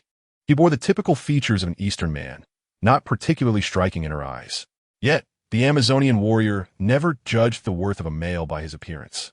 Her concerns lay elsewhere. Zhou Shihao, being a Kryptonian, possessed an extraordinary physique and combat prowess that far surpassed that of Earthlings. He also wielded mysterious abilities, such as his sudden appearance from a bathroom. Diana was certain it was not mere speed. Furthermore, he had resurrected the fallen Superman. Coupled with Kara's descriptions of Zhou Shihao, Diana found him to align with her criteria for a partner. Through the probing of the truth lasso, it became evident that he, too, was a peace advocate opposed to war and regarded as a guardian of Earth. After decades of solitude, Diana felt a fleeting stir of affection. Zhou Shihao, with his keen senses, detected Diana's unusual reaction. He suddenly embraced her, lifting her effortlessly to her feet. "Kara, it's time for you to retire for the night," he said to Kara, who had been watching the scene unfold. Kara made a playful face before scampering into her bedroom. Diana sensed that the situation was slipping from her control, and she struggled to distance herself from the man before her. However, her strength paled in comparison to Zhou Shihao's at that moment. Such struggles only served to generate greater heat between her and Zhou Shihao. "Regret is now futile. You have already ignited my desires." Zhou Shihao chuckled. For tonight, Diana could not escape his grasp, as he had not sensed any vigorous rejection amidst her struggles. Was it too soon? After all, this was merely their second encounter. Diana remained somewhat hesitant. When Zhou Shihao began to harbor thoughts of Diana, he utilized his authority to neutralize the man who once took her away for Paradise Island. Furthermore, he ensured that all men who came into contact with her after leaving Paradise Island would be stripped of their procreative abilities. Thus, no matter how frivolous other universes' Dianas may be, the Diana of Zhou Shihao's universe remained pure to this day. Zhou Shihao directly carried Diana into the bedroom, initiating the battle. Kara, upon waking in the morning, wisely refrained from interrupting the couple who had engaged in combat throughout the night. This intense clash culminated in Zhou Shihao's victory by noon the following day. Following the battle, Diana expressed her belief that she had chosen the wrong opponent. Zhou Shihao was full of tricks, far from being the honest man he appeared to be. The duo replicated various actions that challenged the limits of human endurance during their fight. Moreover, that man possessed extraordinary strength. Had it not been for his biological advantage, she might have perished in this duel. This ignited Diana's competitive spirit. She was certain that in a life-and-death struggle, Zhou Shihao would dispatch her effortlessly, as his speed surpassed her own reflexes. However, in this contest, where women inherently held an advantage, she sensed a glimmer of hope for victory.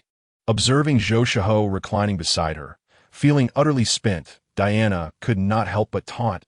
"Is this it? Have you reached your limit?" "Huh, I believe you may have misunderstood. I merely thought that if this continued, you would become a disposable item, which is why I showed you some mercy. If I wished, I could continue this battle all day." Zhou Shihao sat up, playfully lifting Diana's alluring chin, and remarked, "It seems you are not quite appreciative." With that, he kissed her forcefully, and, amid Diana's cries, the two resumed their combat mode. It was only when Kara returned home that they finally ceased their skirmish. Diana's ship had suffered catastrophic damage, sinking entirely. Zhou Shihao, gazing at the incapacitated Diana, rose to prepare dinner for her and Kara. Kara looked at Zhou Shihao in astonishment. "Goodness, aren't you tired? It's one thing to go in the morning, but to continue until now. This is just the beginning. I am a man capable of lasting a month without pause. Now, go watch your television. Dinner will be ready shortly." Zhou Shihao replied, nonchalantly while frying steak. In the days that followed, Zhou Shihao relished every moment, constantly devising new ways to delight Diana. Diana found herself utterly subdued beneath the overwhelming prowess of Zhou Shihao, abandoning any thoughts of securing victory in a duel. It was only due to the formidable endurance bestowed upon her by the bloodline of the Greek pantheon that she had managed to persist until now before relinquishing her counterattacks. Upon her return to the museum, her colleagues were taken aback by the sudden emergence of a more feminine Diana. The young individuals at the museum, mesmerized by Diana's newfound allure, found themselves utterly lost in their infatuation. Whispers circulated among the seasoned individuals, suggesting that Diana had found a man to enrich her life, thus explaining her transformation. Consequently, a cohort of disheartened young men emerged in the world. Now, the end of each workday was the moment Diana most eagerly anticipated. For every day, Zhou Shihao prepared delightful surprises for her. Occasionally, he would take her to leave their mark across the globe together. They reveled in a week of sweet, blissful companionship. One evening, approximately a week later, after sending Kara to her room, Zhou Shihao and Diana were indulging in a candlelit dinner, sipping wine. Suddenly, Batman appeared at their doorstep. Chapter 31. Crisis on Paradise Island. Tony Stark, Diana, we're in trouble, Batman intoned in a deep voice, seemingly indifferent to the displeased expressions of the couple disrupted by his arrival. Zhou Shihao, visibly irritated, stood up and retorted, the bat is indeed a nuisance. We need to prepare for something. Sensing her partner's hostility towards the unexpected visitor, Diana quickly rose, wrapping her arm around Zhou Shihao's. Bruce, what have you discovered? Why come to us now? She inquired. A group of extraterrestrial beings has invaded Gotham, and they are searching for 3 boxes, Batman replied directly. For more specific information, we need to go to my base. I know where it is. You should return home first, and we'll arrive shortly. Batman cast a silent glance at Zhou Shihao before turning to leave through the window. We can go tomorrow, Zhou Shihao grumbled. Darling, we have plenty of time. Let us check it out now. What if the situation is dire? Diana soothed. All right, but let us at least finish our romantic dinner first. I'll keep an eye on Bruce Wayne's return time, Zhou Shihao conceded. Diana obediently continued with the unfinished candlelit dinner, and they shared tender moments together. As Zhou Shihao noticed Batman's aircraft approaching his Batcave, he leaned in to kiss Diana's earlobe, whispering, that old man is home. Let us go. Diana responded, her voice tinged with emotion. The couple's figures vanished from the room, only for Kara to emerge shortly after. She muttered in dissatisfaction, these two are insufferable, flaunting their affection and shooing me away. After this, I'll be the one to clean up the mess. They show no consideration. As Bruce Wayne alighted from his vehicle, he was met by the presence of Zhou Shihao and Diana before him. You arrived swiftly. However, we are pressed for time, Bruce stated, emphasizing the gravity of the situation. We have ample time, having just finished our meal and taken a moment to rest before coming here. It is you who has been on the road and has only just arrived. Bruce's pretentious demeanor might be favored by characters on screen, yet the reality of Batman rendered him less endearing. Tony, I am uncertain why you harbor animosity towards me, but I urge you to redirect your hostility where it truly belongs. Bruce held a palpable disdain for Zhou Shihao, particularly regarding the name Tony Stark, which made him feel as though he had encountered a rival. Noticing the tension between the two men, Diana interjected, all right, Bruce, please share your findings. For your sake. Bruce pivoted the discussion towards recent events in Gotham. I used bait to lure an extraterrestrial scout, and upon neutralizing it, 3 symbols appeared, which I suspect are what they are seeking. Bruce Wayne presented his findings through documentation to the two. Diana's attention was captured by the images within the photographs. There exists a similar box on Paradise Island, and her intuition hinted that this group of extraterrestrial beings was searching for that very artifact. This is troubling. I must return to Paradise Island. As they are searching for something that my mother has safeguarded, a sense of foreboding welled up within Diana. I shall accompany you back. Zhou Shihao, sensing Diana's unease, stepped forward to offer reassurance. Before you depart, take this. Batman tossed over 2 headset-like devices. This is a satellite communication device. My 6 satellites will ensure uninterrupted connectivity. They seem ineffective for me, yet I can't hear you even on Mars if I so desire. Zhou Shihao remarked disdainfully as he grasped his communication device. Its purpose is to allow me to hear what you say. Bruce's countenance darkened slightly. Diana swiftly donned the headset, signaling Zhou Shihao with her gaze to quell any petty grievances. Share any additional intelligence en route. We must depart. Let me carry you. We must hurry. Zhou Shihao declared before lifting Diana and soaring away for Bruce's base. On Paradise Island, the Amazonian warriors vigilantly patrolled their territory, guarding the stone chamber that housed the mother box with utmost diligence, just as they believed everything was as it should be. An alien creature adorned with a horned helmet suddenly materialized, launching an attack against them. Antiope, the guardian of the mother box, instantly recognized from ancient lore that this creature was after the artifact. Accompanying this beast was a multitude of insect-like extraterrestrial beings, known as parademons. The sheer number of these parademons was overwhelming, as they relentlessly charged at the Amazons. Although this valiant group of Amazon warriors fought bravely, they were swiftly overwhelmed by the sheer force of numbers.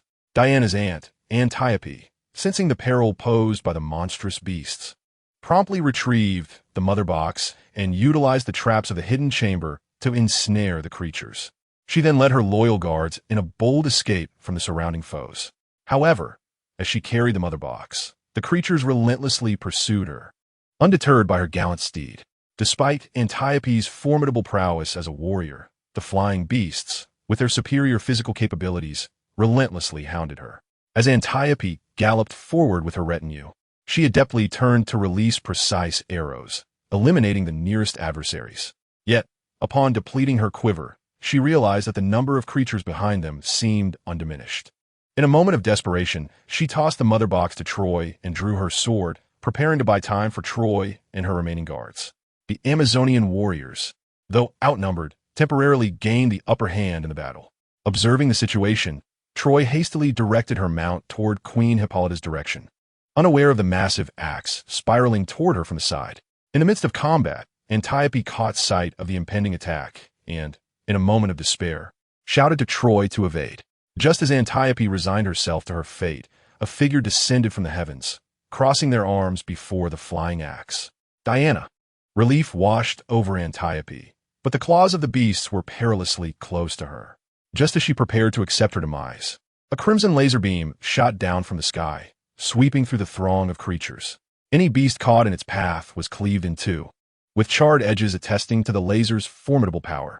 Chapter 32. The Wolf of the Wasteland strikes. Antiope gazed upward to see an eastern figure soaring through the air, unleashing red laser beams.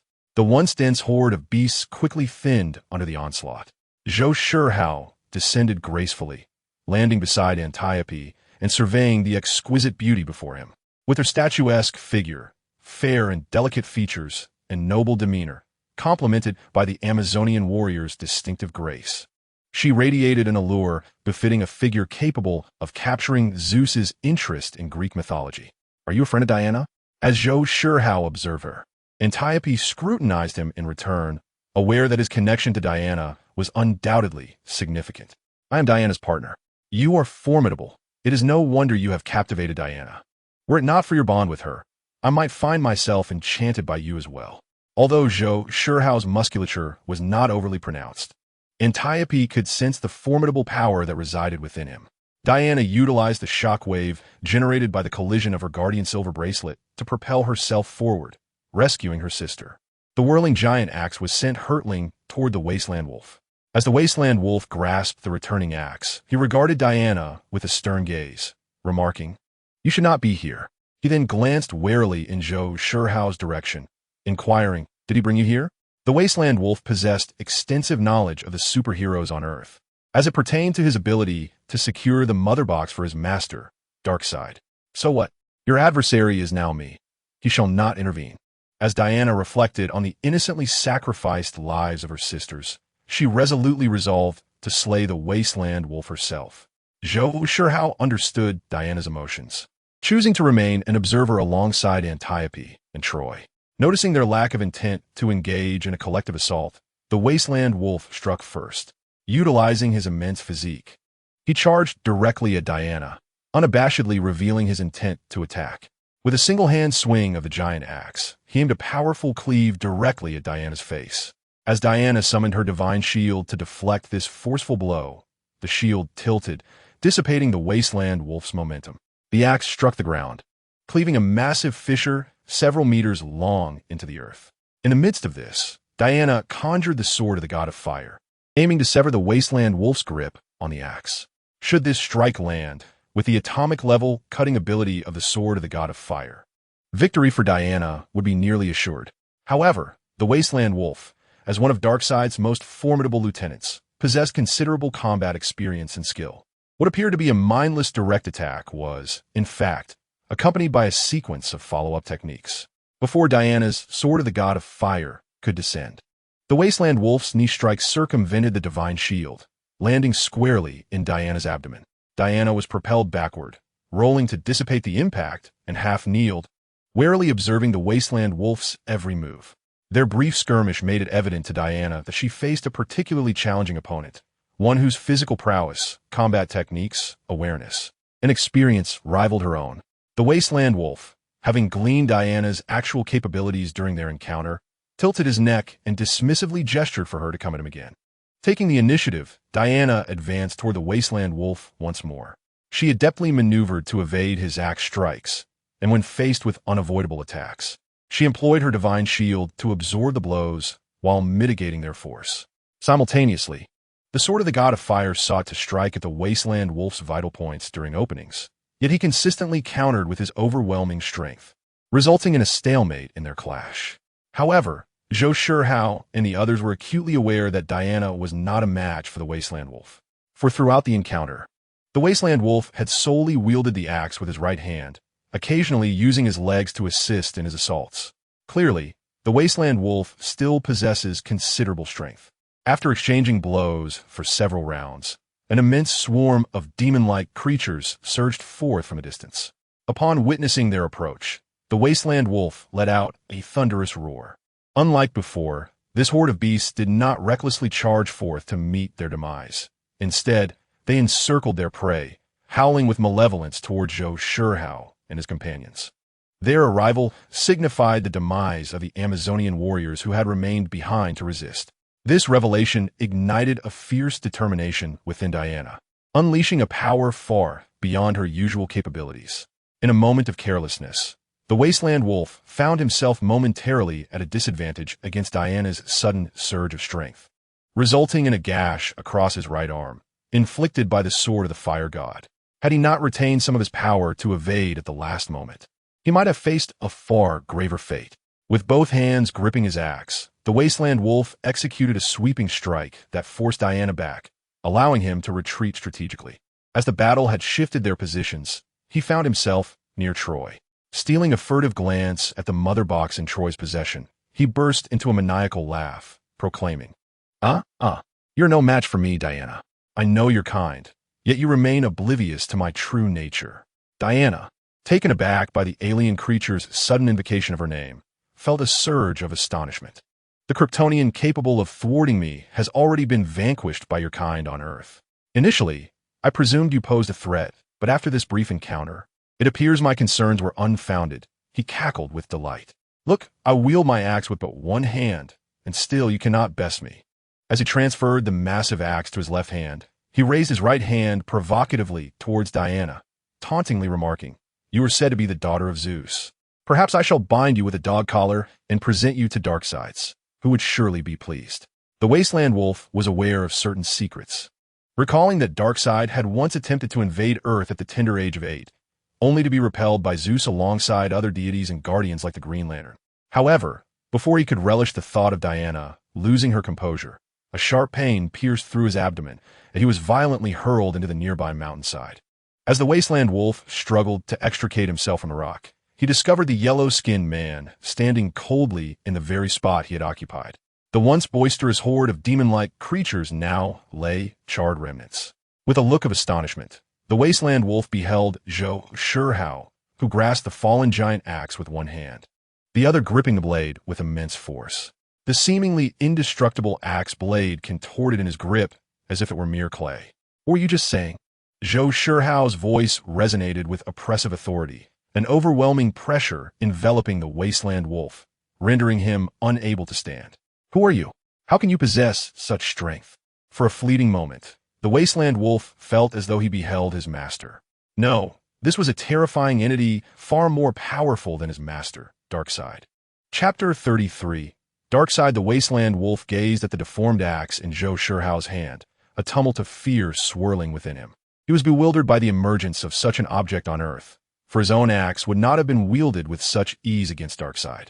"Have I offended you in any way, my lord?" the Wasteland Wolf queried, his tone laced with trepidation. A crimson glow ignited in Zhou Shihao's eyes, emanating a palpable aura of menace towards the Wasteland Wolf. Releasing his grip on the colossal axe, the weapon fell heavily to the ground, pointing accusingly at Diana. "She is my woman. What intentions do you harbor toward her?" The Wasteland Wolf shuddered under Zhou Shihao's gaze, murmuring, "I cannot comprehend this, but if I have transgressed, Before he could finish, Zhou Shihao interrupted, "Apologies, but you shall have no future." With that, he unleashed a searing beam from his eyes, cleaving the Wasteland Wolf in half. Yet, Zhou Shihao had underestimated the Wasteland Wolf's vitality. Even severed, the creature did not succumb immediately. He bellowed to the heavens, "Master, save me." Two beams of light descended from the sky, one enveloping the Wasteland Wolf, the other landing beside Troy. A hand emerged from the beam, retrieving the mother box next to Troy before retracting. Once the beams vanished, only the corpses of the Parade Mon soldiers remained. Zhou Shihao observed the scene with cold indifference. He could have intervened, yet he chose not to. The Wasteland Wolf's earlier words had ignited a desire for retribution against Darkseid within him. If he were to intervene, given Darkseid's traumatic experiences at the age of 8, he would never dare to descend upon Earth again without acquiring 3 mother boxes. Thus, he refrained from obstructing Desaad's theft of the mother box. On Apocalypse, Darkseid sat imperiously upon his throne, coldly surveying the kneeling Wasteland Wolf, who had now recovered after receiving treatment. Desaad stood nearby, respectfully briefing Darkseid, "Master, a powerful entity resembling a Kryptonian has emerged on Earth. My army of parademons is utterly incapable of fulfilling the task through sheer numbers." Darkseid offered no response to Desaad's report.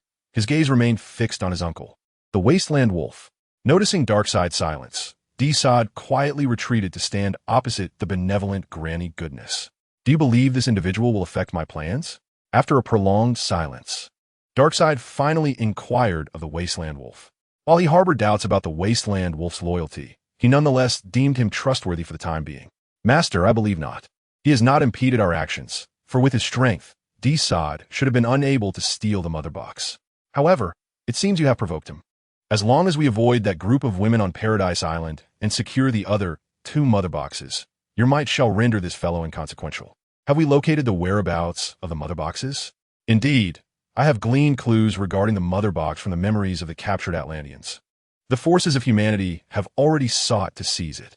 "Excellent. When the mother box unites, it will signal the moment I cleanse myself of humiliation."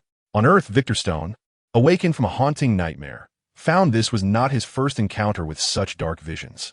Accustomed to this torment, he donned his hooded attire, concealing his identity beneath a hat and mask, preparing to step out for a breath of fresh air. Shortly after his departure, a man clad in an exquisite suit obstructed his path. Victor, assuming he had inadvertently blocked the stranger's way, lowered his gaze and sidled aside to continue on his journey. Yet the man persisted in blocking his path, prompting Victor to finally lift his eyes to regard the intruder. "Bruce Wayne, I recognize you. You are Batman. What business do you have with me?" Victor boldly yanked down Bruce's trousers. "The world is in peril, and we require your strength. Apologies, but I am uninterested. I merely wish to clear my mind before returning home. You must possess some means of acquiring knowledge about me. Surely you have utilized your talents." "You refer to it as talent?" Victor removed his hat and mask, revealing half of his face now dominated by machinery. "Indeed, it should not be buried," Bruce responded gravely. Yet, Bruce's words stirred a sense of resentment within Victor. He was unwilling to embrace the power birth from the mother box. Bruce, too proud, found their initial encounter to conclude on discordant terms. He silently observed Victor's retreating figure, struggling to comprehend the mindset of such a reclusive young man. Yet he harbored a plan to recruit Victor, one that involved leveraging his financial resources. If he could persuade Victor's father, this somewhat introverted youth might make the right choice. However, unbeknownst to Bruce, Victor was on the verge of becoming an orphan, as his father's laboratory had come under attack by demonic forces. Unlike the original narrative, the formation of the Justice League was progressing far too slowly. Next on Bruce's itinerary was a small coastal village. Here resided Arthur Curry, a king of Atlantis, recognized by Batman as a being of extraordinary abilities. Upon arriving at the seaside village via private jet, Bruce successfully met Arthur. However, Arthur displayed a clear disdain for Batman. In Arthur's perception, Bruce, as Batman, was no ally. It was his association with Superman that had led to the latter's downfall. Not believing himself to be inferior to Superman, Arthur resolutely declined Batman's invitation. The failure of 2 invitations left Bruce feeling for the first time that these superheroes were even more challenging than the Joker. After all, the Joker valued himself enough to seek out confrontation, while these heroes seemed indifferent to his presence. Meanwhile, Zhou Shihao, under Diana's guidance, met the parents. Hippolyta, a mature and elegant woman, appeared youthful, seemingly in her 20s, though her true age remained uncertain. Compared to the actress on screen, her demeanor exudes a more regal presence, and her beauty and physique are notably superior. Though you are Diana's recognized consort, I must express my gratitude for your assistance on Paradise Island. Thanks to you, we have been spared numerous sacrifices. Hippolyta gently conveyed her thanks to Zhou Shihao, who stood by Diana's side. It is the least I could do, for this is Diana's home, and these people are her family, Zhou Shihao replied courteously. Mother, the former invaders have returned. Do you possess any knowledge of their intentions? At this moment, Diana's thoughts lingered on the wasteland wolf and the master behind him. That was an event from millennia ago, a war sparked by the emergence of a new pantheon.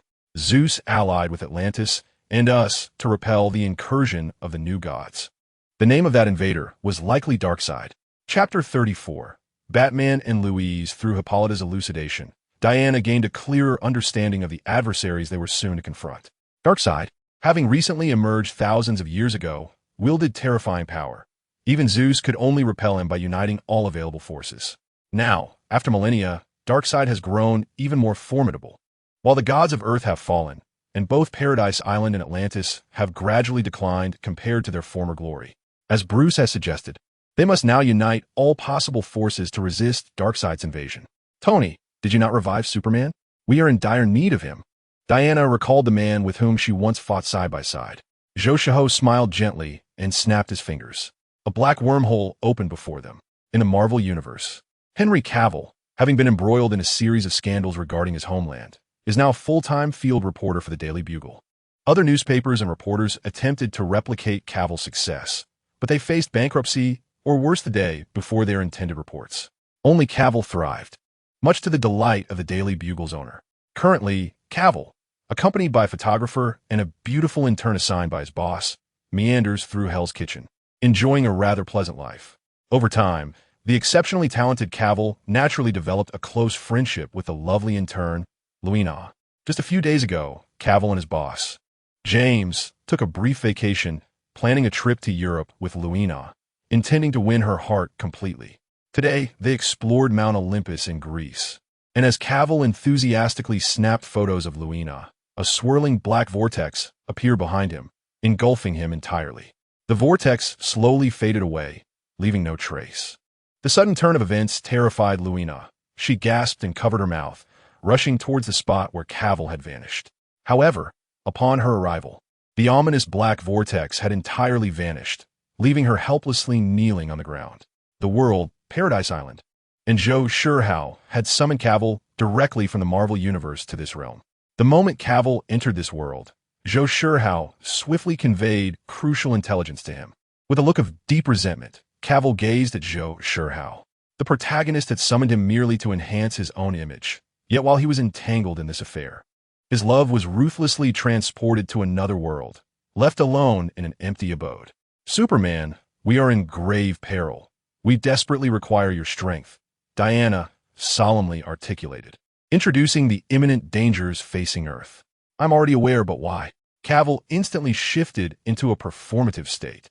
You seek me only when in need, yet contemplate my demise when I am not. Protecting Earth means safeguarding your Lois and your children. Diana suddenly revealed a shocking revelation. Cavill's composure faltered as disbelief washed over his features. Children?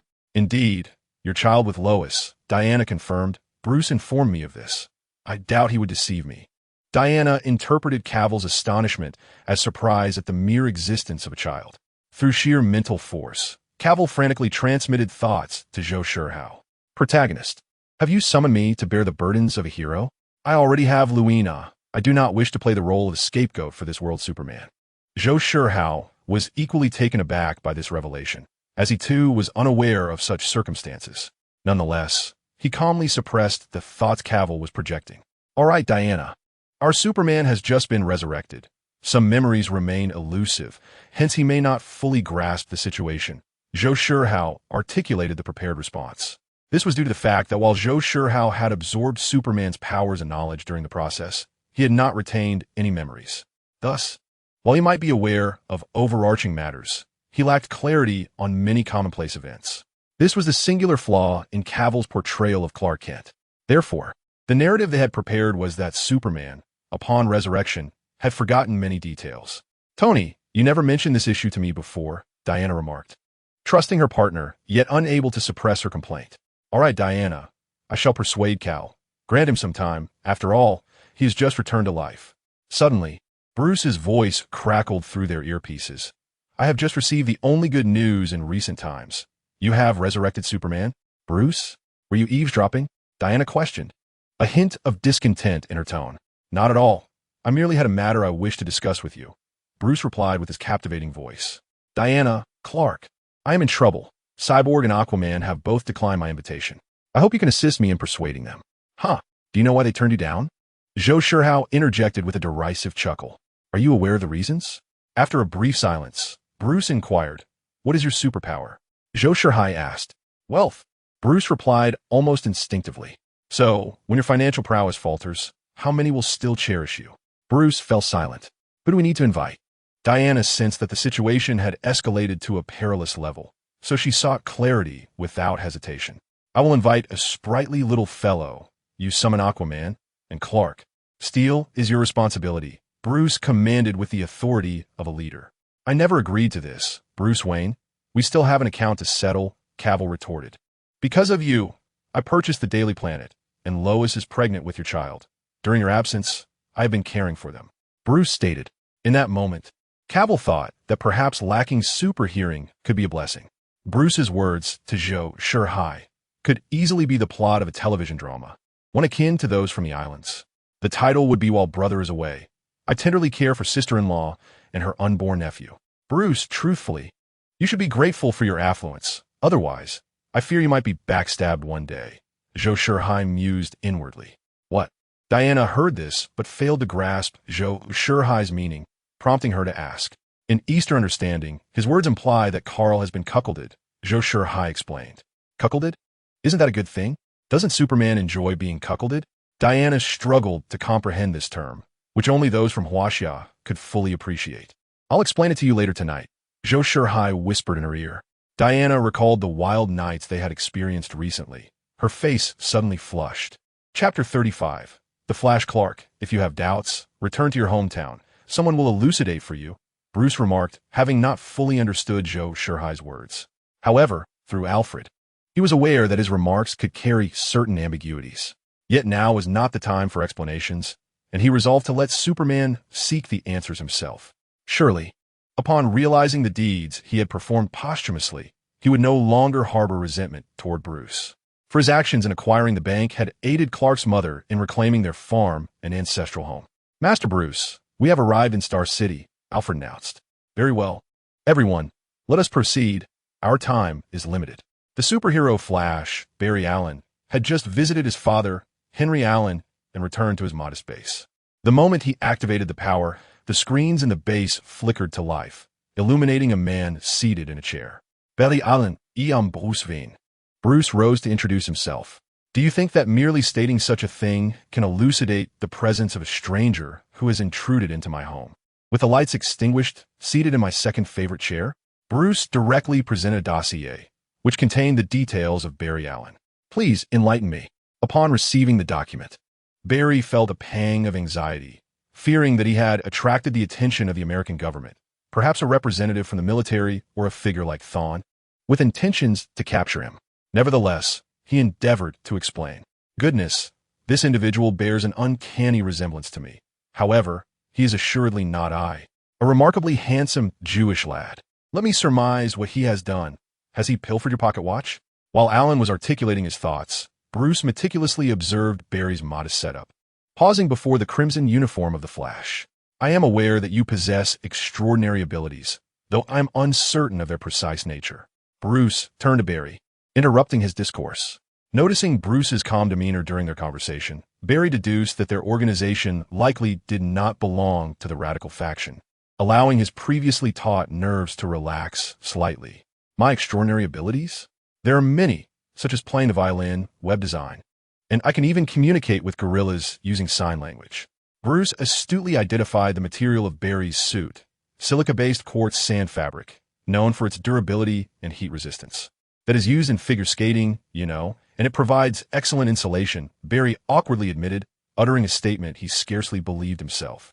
It is also the flame-retardant material required for spacecraft re-entry into the atmosphere, Bruce continued, pressing the point further. My figure skating moves are rather vigorous, Barry retorted, attempting to weave a plausible excuse. Listening to Barry's evident fabrications, Bruce walked to the monitor, turning his back to Barry. Barry promptly interrupted Bruce. Regardless of whom you seek, that person is certainly not me. As he attempted to assert that he was not the individual Bruce sought, Bruce suddenly pivoted and launched one of his bat-shaped projectiles. Instinctively, Barry entered his super-speed state, causing the swiftly approaching batarang to appear almost lethargic. He glanced at the batarang and then at Bruce Wayne. As the projectile whizzed past him, Barry deftly pinched one side of the batarang with his fingers before exiting his super-speed state. "You are Batman," Barry Allen exclaimed, a sense of joy swelling within him at the realization that he stood before a kindred spirit, the idol of his mentor and friend, Green Arrow. "So, it appears you are quite swift," Bruce deduced, having pieced together various clues regarding Barry's capabilities. Thus, the earlier batarang had served both as a test and a means to compel Barry to reveal his abilities. "Your statement is somewhat vague," Barry noted, recognizing that Batman was indeed an ally and not the adversary he had initially feared, thus affirming his own extraordinary nature. "I am in the process of assembling a team, seeking individuals with unique abilities to join, as adversaries are imminent." Bruce approached Barry, earnestly extending his invitation. However, the shadows of his previous failures lingered in his mind, breeding a sense of insecurity within him. Yet, filled with excitement and anticipation, Barry readily accepted Bruce's invitation, proclaiming, "No need to elaborate. I shall join." This left Batman momentarily astounded, as all his prepared arguments and training seemed rendered futile. He incredulously inquired, "Really? Indeed, I require a kindred spirit." In Barry's mind, Batman represented a superhero endowed with extraordinary abilities. After all, who was Batman's previous adversary? It was none other than Superman, the godlike being of Metropolis, possessing a body of steel. To suggest that Batman lacked extraordinary powers would be preposterous, especially considering that he had once faced Superman in battle. Regardless of others' beliefs, Barry remained unconvinced. "I struggle to adapt to ordinary people. I lack the patience for their slow pace." The superhuman abilities Barry possessed rendered his senses vastly superior to those of ordinary individuals, leading him to perceive them as sluggish as sloths. "I shall endeavor to match your tempo," he added. Thus, Bruce successfully invited the Flash, Barry, to join his organization of superheroes. As Bruce escorted Barry to their headquarters, Barry enthusiastically elaborated on his superpower, Speed Force, detailing its capabilities and the drawbacks it entailed. This laid a solid foundation for Bruce's future strategy against Reverse Flash. After explaining his abilities, Barry, curious, inquired, "What is your superpower?" Bruce nonchalantly replied, "I am wealthy." Meanwhile, a multitude of parademons surged into a laboratory. Although the original narrative depicted the lone assault of the Desolate Wolf attempting to seize the Mother Box, the plot had shifted. Nonetheless, Victor's father remained resolute in his decision to destroy the Mother Box. Once prepared, he found the exit obstructed by a horde of parademons. Reluctantly, Victor's father activated the laboratory's transparent containment system, sealing the parademons outside. By the time Victor arrived, he could only witness his father's transformation into ash and the encouraging gaze he left behind. Similarly, the Mother Box had not been destroyed as his father had anticipated. In a fit of rage, Victor unleashed his fury upon the parademons, inflicting severe casualties. However, the parademons were expendable. After several minutes of stalemate, one managed to breach Victor's laser barrier and seize the Mother Box. This parademon, with the remaining ones covering its escape, successfully evaded Victor's attacks and vanished from his sight. Chapter 36. Cyborg Victor joins after dispatching the remaining parademons. Victor surveyed the wreckage of the laboratory, his heart ablaze with fury. He silently gazed at the spot where his father had vanished, and after a prolonged moment of reflection, his ion thrusters activated, lifting him away from the laboratory that had consumed his father's life and transformed him into a monstrosity.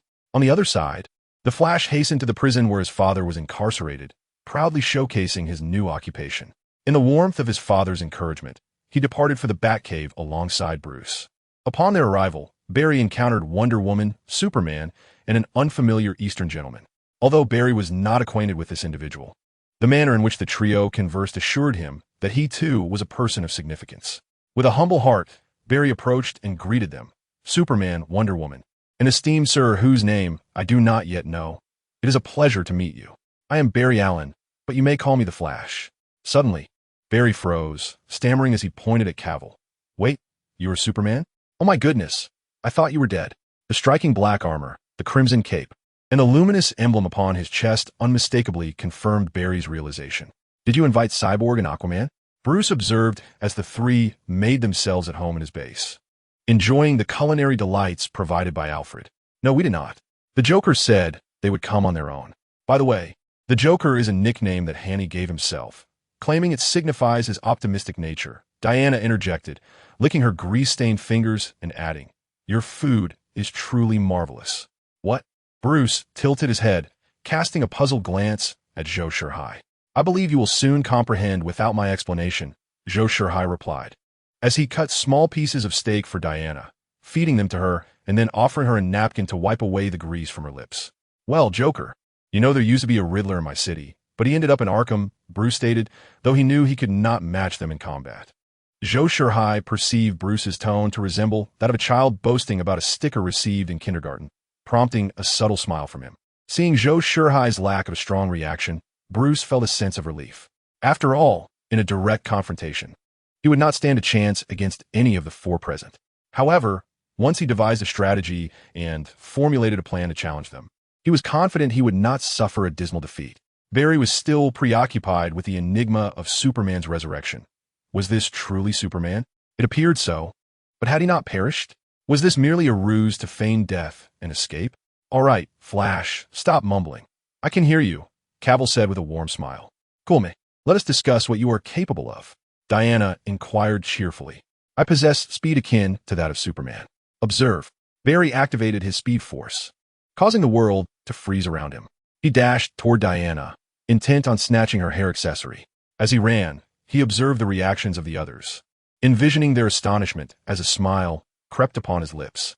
However, as Barry's gaze swept over Superman and the Trickster, he was taken aback by a startling revelation. In this timeline where the Speed Force was inexplicably elongated, he noticed that both Superman and the Trickster were seemingly tracking his movements with their eyes. This unnerved Barry, causing him to stumble and lose his balance as he fell towards Diana, inadvertently exiting the Speed Force mode. Just as he was about to collide with Diana, Cavill swiftly intervened, positioning himself in front of her and allowing Barry to crash into him, tumbling to the ground. My goodness, can you actually keep pace with me? Barry, now on the ground, felt a mix of joy and anticipation, realizing he was not the sole occupant of this distorted timeline. You possess Superman's speed? Apologies, but I am Superman. If that is all you can muster, we may need to reconsider your invitation to join us, Cavill's female form stated after absorbing the unexpected impact. No. When I fully harness my abilities, I can enter a peculiar dimension where I manipulate time and space, albeit at the cost of significant energy depletion. Barry hurriedly explained, reiterating what he had previously conveyed to Batman, oblivious to the potential repercussions of revealing his powers. Bruce silently noted down observations regarding the Reverse Flash, this time focusing on Barry's character flaws. At that moment, the base's security system was triggered, prompting both Bruce and Barry to spring into action. Bruce swiftly approached a cabinet, which opened automatically. Upon entering, the door sealed for 3 seconds before reopening to reveal Bruce transformed into Batman. Meanwhile, Barry utilized his super speed to access his backpack, shaking out his costume, which floated almost in a time-stop state as he swiftly disrobed and donned the Flash suit. The entire process took less than a second. As Barry's everyday clothes hit the ground, the red-clad Flash and the black-suited Batman replaced the original Barry and Bruce. Barry felt a swell of pride in his remarkable speed, but it was soon overshadowed by the realization that both Superman and the Trickster could match him. Did you all just witness that? Barry asked, a hint of panic in his voice. Cavill and Zhou Shihao remained silent, merely shielding their eyes, as if bracing for a needle prick. Barry pondered the possibility of needing to leave this planet for a different life. Batman fixated on the entrance, contemplating who might have discovered his secret lair and breached its defenses. With a subtle cue from Zhou Shihao, Diana began to suspect the identity of the intruder.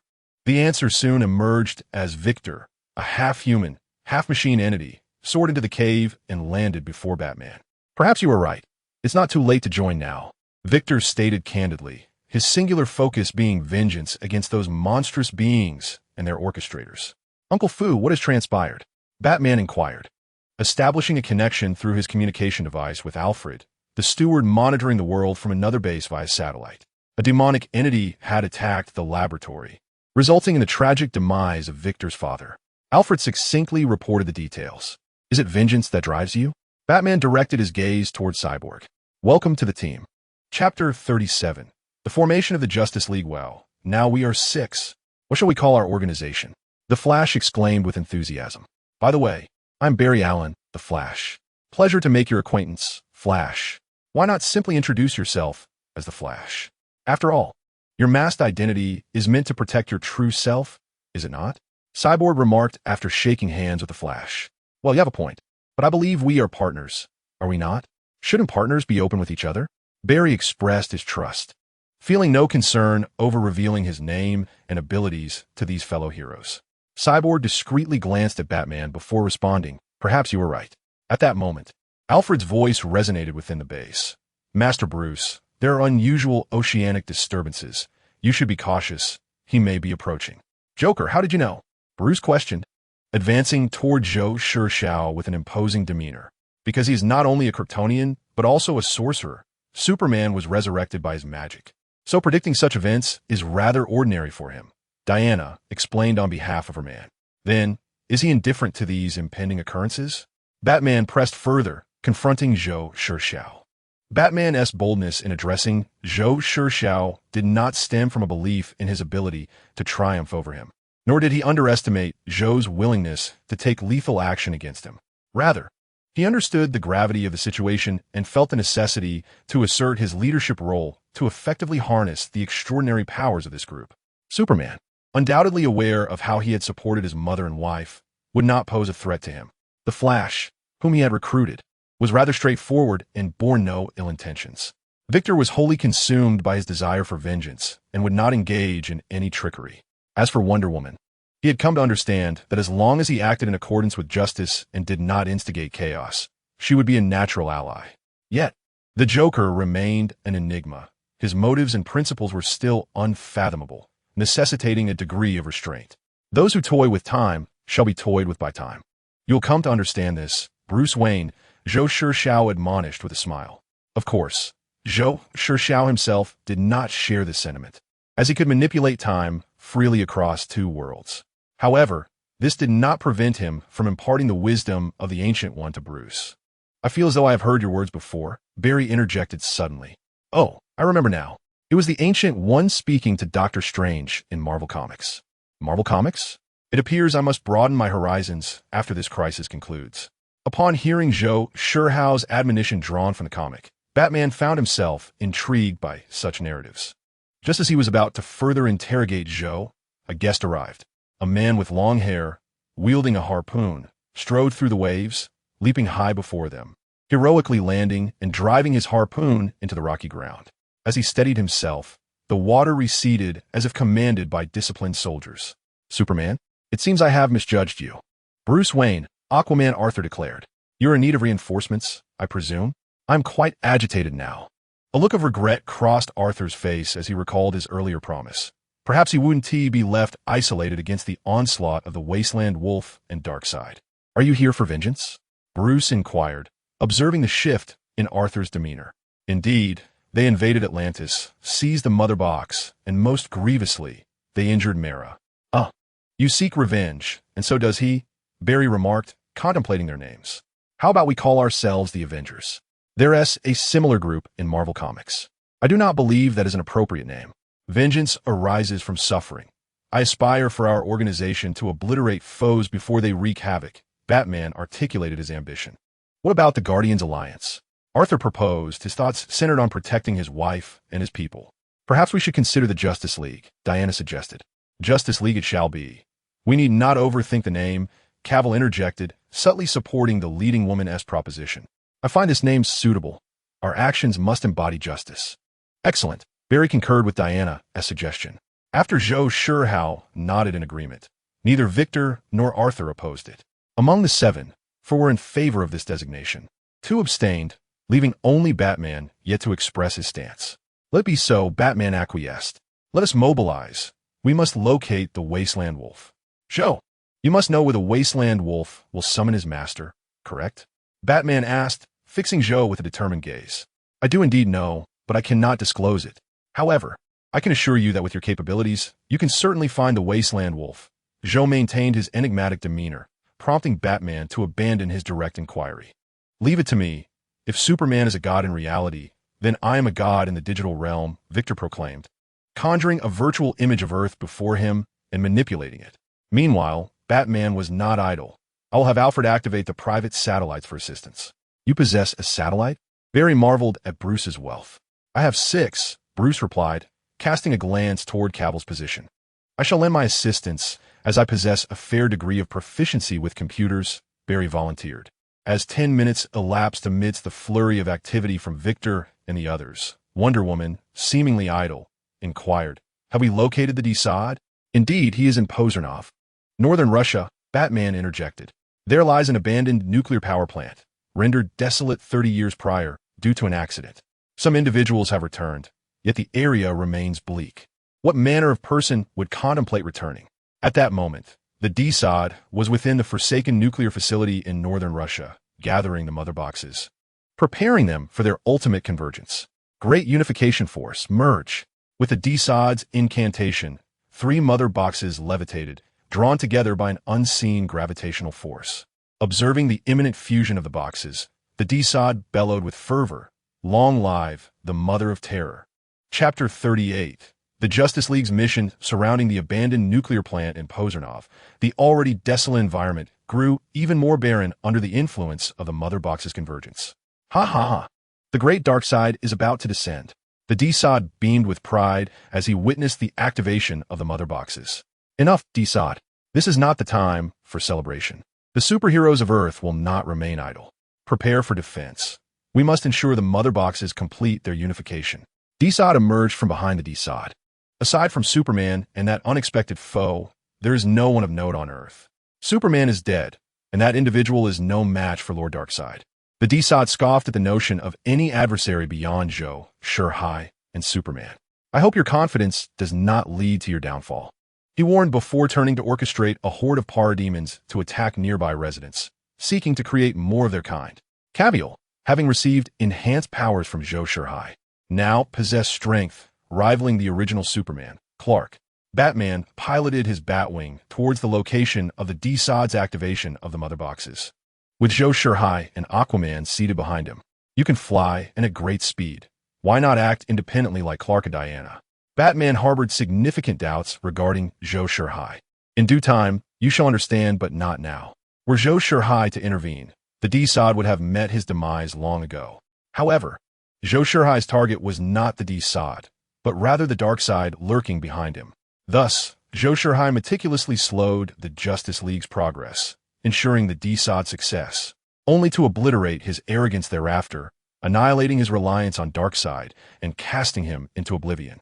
Within the Justice League, Cavill was aware of Zhou Shihao's intentions, yet he merely existed as a projection of Zhou Shihao, fully supporting the will of his principal. The Flash raced towards their objective with Cyborg at superhuman speed. Diana was the first to confront the Wasteland Wolf. Upon seeing him, she mockingly remarked, "It seems your master has been quite kind to you, healing you so swiftly." As the child of the old gods, Diana declared, "War is imminent, and we shall conquer you." The Wasteland Wolf surveyed his surroundings, confirming that only Diana stood before him, and boldly retorted, "Conquer us? Is your conquest merely an aversion to facing us in direct combat?" Drawing the god of war's sword from her back and brandishing her divine shield, Diana assumed a battle stance. "Combat? If memory serves, you were defeated by me, and even the mightiest of Atlantis, King Arthur, fell to my prowess." The Wasteland Wolf brandished a new battle axe and advanced toward Diana. Though a hint of trepidation lingered, he was compelled to engage her once more to ensure the successful fusion of the Mother Box. Diana accelerated her charge toward the Wasteland Wolf, resuming the unfinished battle from before. The Wasteland Wolf deftly wielded his weapon to parry Diana's strikes, then pivoted to deliver a punch against her divine shield, forcing her back several meters. Undeterred, Diana launched another assault. Similar to their previous encounter on Paradise Island, her attacks were thwarted by the Wasteland Wolf. However, this time, he fought with a degree of hesitance. He dared not to lethally strike Diana before Darkseid's arrival. Even when he perceived an opening in her defenses, he refrained from executing a decisive blow, opting instead to push her back. With a mindset focused on stalling for time, the Wasteland Wolf engaged in a protracted struggle with Diana. Meanwhile, Flash Barry arrived at the scene alongside Cyborg. "Thanks, mate. You're incredibly swift," Cyborg expressed his gratitude. "No need for thanks. We're friends now, aren't we?" Barry responded, pleased by the camaraderie. "Friends? Indeed, friends. My powers were born from the Mother Box. I can separate it." Cyborg nodded at Barry, then activated his thrusters to soar towards the Mother Box's location within the nuclear power plant. "Hey, Cyborg has arrived. There are numerous demons heading south toward the small town. What else can I do?" Flash communicated to Batman, watching Cyborg's retreating figure. "Well done, kid. There should still be residents in that town near the nuclear power plant, and those demons are likely targeting them. Use your super speed to assist in their evacuation," Batman instructed. "No problem. I'm on it," Flash responded before transforming into a golden streak towards the town. Cavill also reached the scene, but instead of rushing to the nuclear power plant to thwart the Mother Box fusion, he matched Flash's pace. "You're running rather slowly," Cavill teased with a smile as he flew alongside Flash. "How about a friendly competition to see who can save more people?" Flash proposed. "You take the left, I'll take the right." Cavill initially intended to collaborate with Zhou Shihao to delay time without revealing his idleness. Rescuing others would afford him a few extra minutes, which he deemed quite advantageous. The residents of the small town soon became aware of the anomalous activities at the nuclear power plant, as well as the overwhelming shadows of the demonic entities soaring through the sky. Those with vehicles hastily packed their families and prepared to flee, while those without sought refuge in their homes and concealed facilities, praying to avoid disaster. The more valiant among them armed themselves with household weapons, bracing for the impending peril. A family of 4 was preparing to escape by car when their vehicle broke down at an intersection. The father quickly exited the car to push it, while the mother attempted to start the engine with whatever means she could muster. The demonic horde, initially advancing toward the town, had evidently noticed the family's plight, sending numerous entities surging in their direction. The father struggled to push the car, but alone, his efforts proved insufficient to generate the speed necessary to ignite the engine. Sensing the imminent danger behind him, he turned to see the approaching monstrosities, and with no nearby refuge or an operational vehicle to aid their escape, despair enveloped them. "Hello. Do you need assistance?" The Flash suddenly appeared beside the father. "Oh God, how did you just appear like that?" The father was startled by the superhero's abrupt arrival. "Dad, I saw it. There was a flash of lightning, and then he showed up. He must be a superhero," the father's son exclaimed excitedly. His daughter gazed curiously at the Flash. "I ran over here, incredibly fast, like Superman." The Flash boasted of his superhuman abilities. "Quick, get in the car and buckle up. I'll take you away," he instructed the father. Okay. The father hurried to the driver's seat. "Hold on tight, we're off." The Flash propelled the vehicle into a super speed mode, launching them hundreds of kilometers away. Just as the Flash reveled in his success in rescuing the family, he sensed a significant commotion to his right. Chapter 39. The arrival of Darkseid Superman was soaring alongside the Flash, effortlessly lifting an entire building. Oh God, is he cheating? While the Flash was aware of Superman's formidable strength, the scene before him profoundly challenged human perception. Given Superman's palm-sized leverage, the building should have collapsed long ago. Although there had been reports of Superman carrying airplanes before, those were metallic structures. This was a brick-and-mortar edifice. Cavill noticed the Flash looking at him and gave him a thumbs up with his free hand. Cavill and the Flash's rescue efforts concluded successfully, with Superman saving over 300 individuals while the Flash rescued 4. "Next time, let us compete on who is faster," Barry remarked, somewhat disheartened. Within the nuclear power station, Victor's endeavor to separate the mother boxes proved to be fraught with difficulty. The Wasteland Wolf was indeed hindered by Diana's interventions. However, as Victor approached the mother box, a gentle-faced, white-haired old woman stood in his path. This matron, appearing much like an ordinary elderly Caucasian woman, was in fact a formidable subordinate of Darkseid, known as the Kind Grandmother. Once a mere mortal from the hellish landscape of Apocalypse, she had ascended to a position of power through sheer determination and resilience. Victor regarded the Kind Grandmother with a tinge of apprehension, as an unsettling aura enveloped her presence. Observing the mother box nearing completion, he suppressed his inexplicable discomfort towards the elderly figure. "Step aside, or I cannot guarantee your safety," he warned. The old woman shrugged off her cloak, revealing a robust physique. "I'm a kind mother. Would you like to witness how my kindness has flourished? I care not whether you are the kind mother or the malevolent mother. If you do not move, I shall take action." As Victor witnessed the imminent fusion of the three mother boxes, urgency surged within him. He activated the energy cannon in his arm, aiming it at the Kind Grandmother. Ignoring the threat, she advanced towards him, wielding a metallic staff. Without hesitation, Victor unleashed a barrage of energy blasts, and multiple miniature missile launchers on his person erupted in a frenzy of firepower directed at her. "Do not blame me. I must separate the mother boxes." While he could effortlessly vanquish monstrous extraterrestrial beings without moral conflict, the thought of harming an adversary who resembled an ordinary elderly woman magnified his psychological unease. Amidst the smoke and chaos, the sound of footsteps echoed, signaling to Victor that his assault had proven ineffective. "It seems I must first teach you a lesson, considering the motherly sin of fear that clings to you." The Kind Grandmother smiled benevolently. Victor found himself in a grueling battle, her formidable physical prowess granting her the upper hand in their close-quarters combat. Through their communication devices, Batman and Aquaman became aware of Victor's dire situation. Batman immediately pushed the Batwing to its limits. Outside the nuclear power station, the Batwing hovered hundreds of meters above the ground. In a bid to save time, Batman leaped from the craft, engaging in free fall, and as he neared the ground, he utilized a grappling hook to latch onto a sturdy steel beam, slowing his descent. Aquaman, following closely behind, opted for a direct landing, crashing into the earth and creating a sizable crater. As they prepared to assist Victor, Devour intercepted them. "I'm afraid you must wait before you may meet our master, Lord Darkseid." Exchanging a knowing glance, Aquaman and Batman simultaneously launched their attacks from either side. Desaid's fingers stirred the air, creating rippling waves. Aquaman Arthur, resembling a bewildered local of Yunnan under the influence of mushrooms, swayed in rhythm with Desaid's movements, clutching his head in confusion. Batman merely shook his head, exerting his willpower to suppress the chaotic information invading his mind. "Arthur? Damn it, your willpower is as feeble as a woman's," Batman remarked upon regaining clarity. "Ah, your resolve is commendable, a true warrior indeed. Were I able to enlist you under Darkseid's command, it would mark my greatest achievement," Desaid said, revealing an evil grin as he observed Batman's swift recovery. "You know, in my city, there is always some fool attempting to make me into him, yet they all fail and end up confined in Arkham. Then why not kill him? From your tone, it seems he is perpetually seeking trouble with you.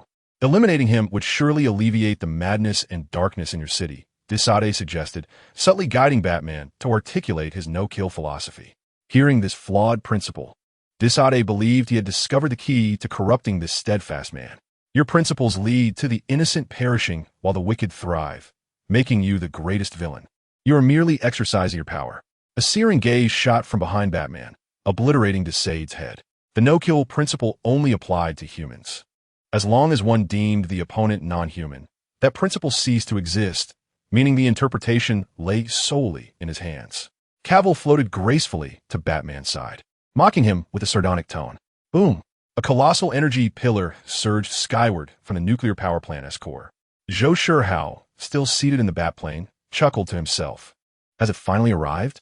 To spare you fright, I've restrained myself from interfering with the narrative and intentionally suppressed their progress." As the beam dissipated, Darkseid, bald and commanding, gazed appreciatively at the unified mother box. "Finally completed. How long have I waited for this?" Darkseid mused, cradling the mother box in his palm. Lobo and Granny Goodness, upon witnessing their sovereign Darkseid's arrival, promptly repelled their adversaries. They needed to present themselves before Darkseid at the earliest opportunity, celebrating their great lord's impending conquest of Earth. Diana and Victor, seeing the unfolding events, immediately pursued. Batman and Aquaman sensed the disturbance and hurried toward the nuclear facility. Feeling the energy transmitted by the mother box, Darkseid surveyed the approaching Earth superheroes with a chilling smile. It is time to end everything and claim this territory as my own. You wish to conquer Earth? You must defeat us, and we shall drive you away once more, Diana shouted defiantly. I know you, daughter of Zeus. You shall become my slave. As Darkseid spoke, he appeared before Diana, as if by teleportation. Chapter 40, Devouring Darkseid. With a mere flick of his hand, an immense force propelled Diana backward, causing her to crash through the walls of the nuclear power station, disappearing from sight. Batman, witnessing this, instantly grasped the disparity in their strengths. At that moment, he recalled the words of the Flash, who had mentioned that when he reached his maximum speed, he would enter a peculiar space where he could manipulate time and space. Without hesitation, he shouted into his communication device, calling out to the Flash, who was uncertain of his whereabouts. Flash, start running. The Flash, far off, immediately comprehended Batman's intent, but instinctively asked, now? Before Batman could respond, another unexpected event transpired. The Joker silently appeared behind Darkseid, who remained unaware. Master, beware of your back. The Wildcat shouted in alarm. With this warning, Darkseid became acutely aware of a powerful presence behind him. In an instant, he moved forward with a speed imperceptible to ordinary eyes, turning to ascertain the source of the threat. However, he discerned no adversary, for Zhou Shihao stood just beyond the reach of Darkseid's vision. Empowered by cosmic awareness, Darkseid was oblivious to any of Zhou Shihao's movements, which was precisely why Zhou Shihao felt emboldened to allow Darkseid to seize the complete mother box. Wildcat, after several attempts to locate any foe, Darkseid briefly entertained the notion that the Wildcat might betray him. He did not deceive you. Zhou Shihao's voice echoed behind Darkseid. Are you the formidable presence the Wildcat spoke of? Darkseid inquired calmly, seemingly unfazed by his own overwhelming suppression. How did he describe me? As Darkseid's words trailed off, a beam of Omega energy shot from his eyes. Unlike Superman's heat vision, Omega beams, while emitted from both eyes, could curve freely, targeting foes beyond the field of view. Zhou Shihao had anticipated Darkseid's Omega beams. This was also one of the abilities he sought to usurp. In the comics, Darkseid is a multiversal powerhouse. Yet in this cinematic iteration, he is merely several times stronger than Superman. Confronted by Zhou Shihao, whose strength far exceeded that of Superman, Darkseid's stealthy Omega beams were destined for failure. Are you merely warming me up? Too bad you're not a woman. Otherwise, I would take pleasure in toying with you. Zhou Shihao ceased to conceal himself, gradually drifting to face Darkseid. With one hand pressing firmly upon Darkseid's bald head, he continued, Which hand did you use to strike my woman? The left, was it? Darkseid, feeling the weight of Zhou Shihao's hand upon his head, sensed an almost crushing force bearing down upon him. Darkseid immediately unleashed his mental prowess, attempting to exert direct control over the superheroes to assault Zhou Shihao. Without a moment's hesitation, Zhou Shihao fixed his piercing gaze upon him, and with the precision of a knife slicing through cream, severed Darkseid's right hand. Ignoring Darkseid's anguished cries, he forcefully drew the colossal head, larger than his own, closer to himself. Their eyes locked, and Darkseid unleashed his Omega beams once more, only to have them repelled by Zhou Shihao's heat vision. The searing rays penetrated Darkseid's eyes, scorching his brain to a pulp. Sensing the life ebbing from Darkseid, Zhou Shihao activated his extraordinary powers, consuming him whole. As he felt his strength surge dramatically, along with newfound knowledge of Apocalypse, a sinister smile crept upon his lips as he turned to face the D-Sod, witnessing the terrifying power of Darkseid, augmented by the Mother Box. Being vanquished by Zhou Shihao incited a deep-seated fear within the D-Sod. Under Zhou Shihao's gaze, he recoiled in terror, dropping his massive axe. D-Sod, I appreciate your summoning of Darkseid. Otherwise, locating Apocalypse would have posed quite the challenge. Zhou Shihao's form gradually floated toward the D-Sod. Did you deliberately allow me to escape and facilitate D-Sod's theft of the Mother Box? The D-Sod, now realizing, understood that Zhou Shihao could have thwarted D-Sod's petty schemes. His true target had always been Darkseid. Bingo, you guessed correctly. How does a chance at rebirth sound? Upon uttering those words, Zhou Shihao unleashed his heat vision once more, cleaving the D-Sod in two from bottom to top, then transforming him into a mere avatar of his own. Master, the transformed D-Sod knelt humbly on one knee before Zhou Shihao, who floated in the air. Jester? At that moment, Batman finally comprehended the gravity of the situation. "Hey, Batman, are you going to respond or what?" In the distance, the Flash, awaiting Batman's reply, inquired through his communication device. "Flash, it's unnecessary. The Jester has taken care of it." Batman regarded the formerly adversarial D-Sod with an absurd expression, now kneeling before the Jester like a loyal hound. He sensed something amiss. Yet the information at hand eluded his understanding.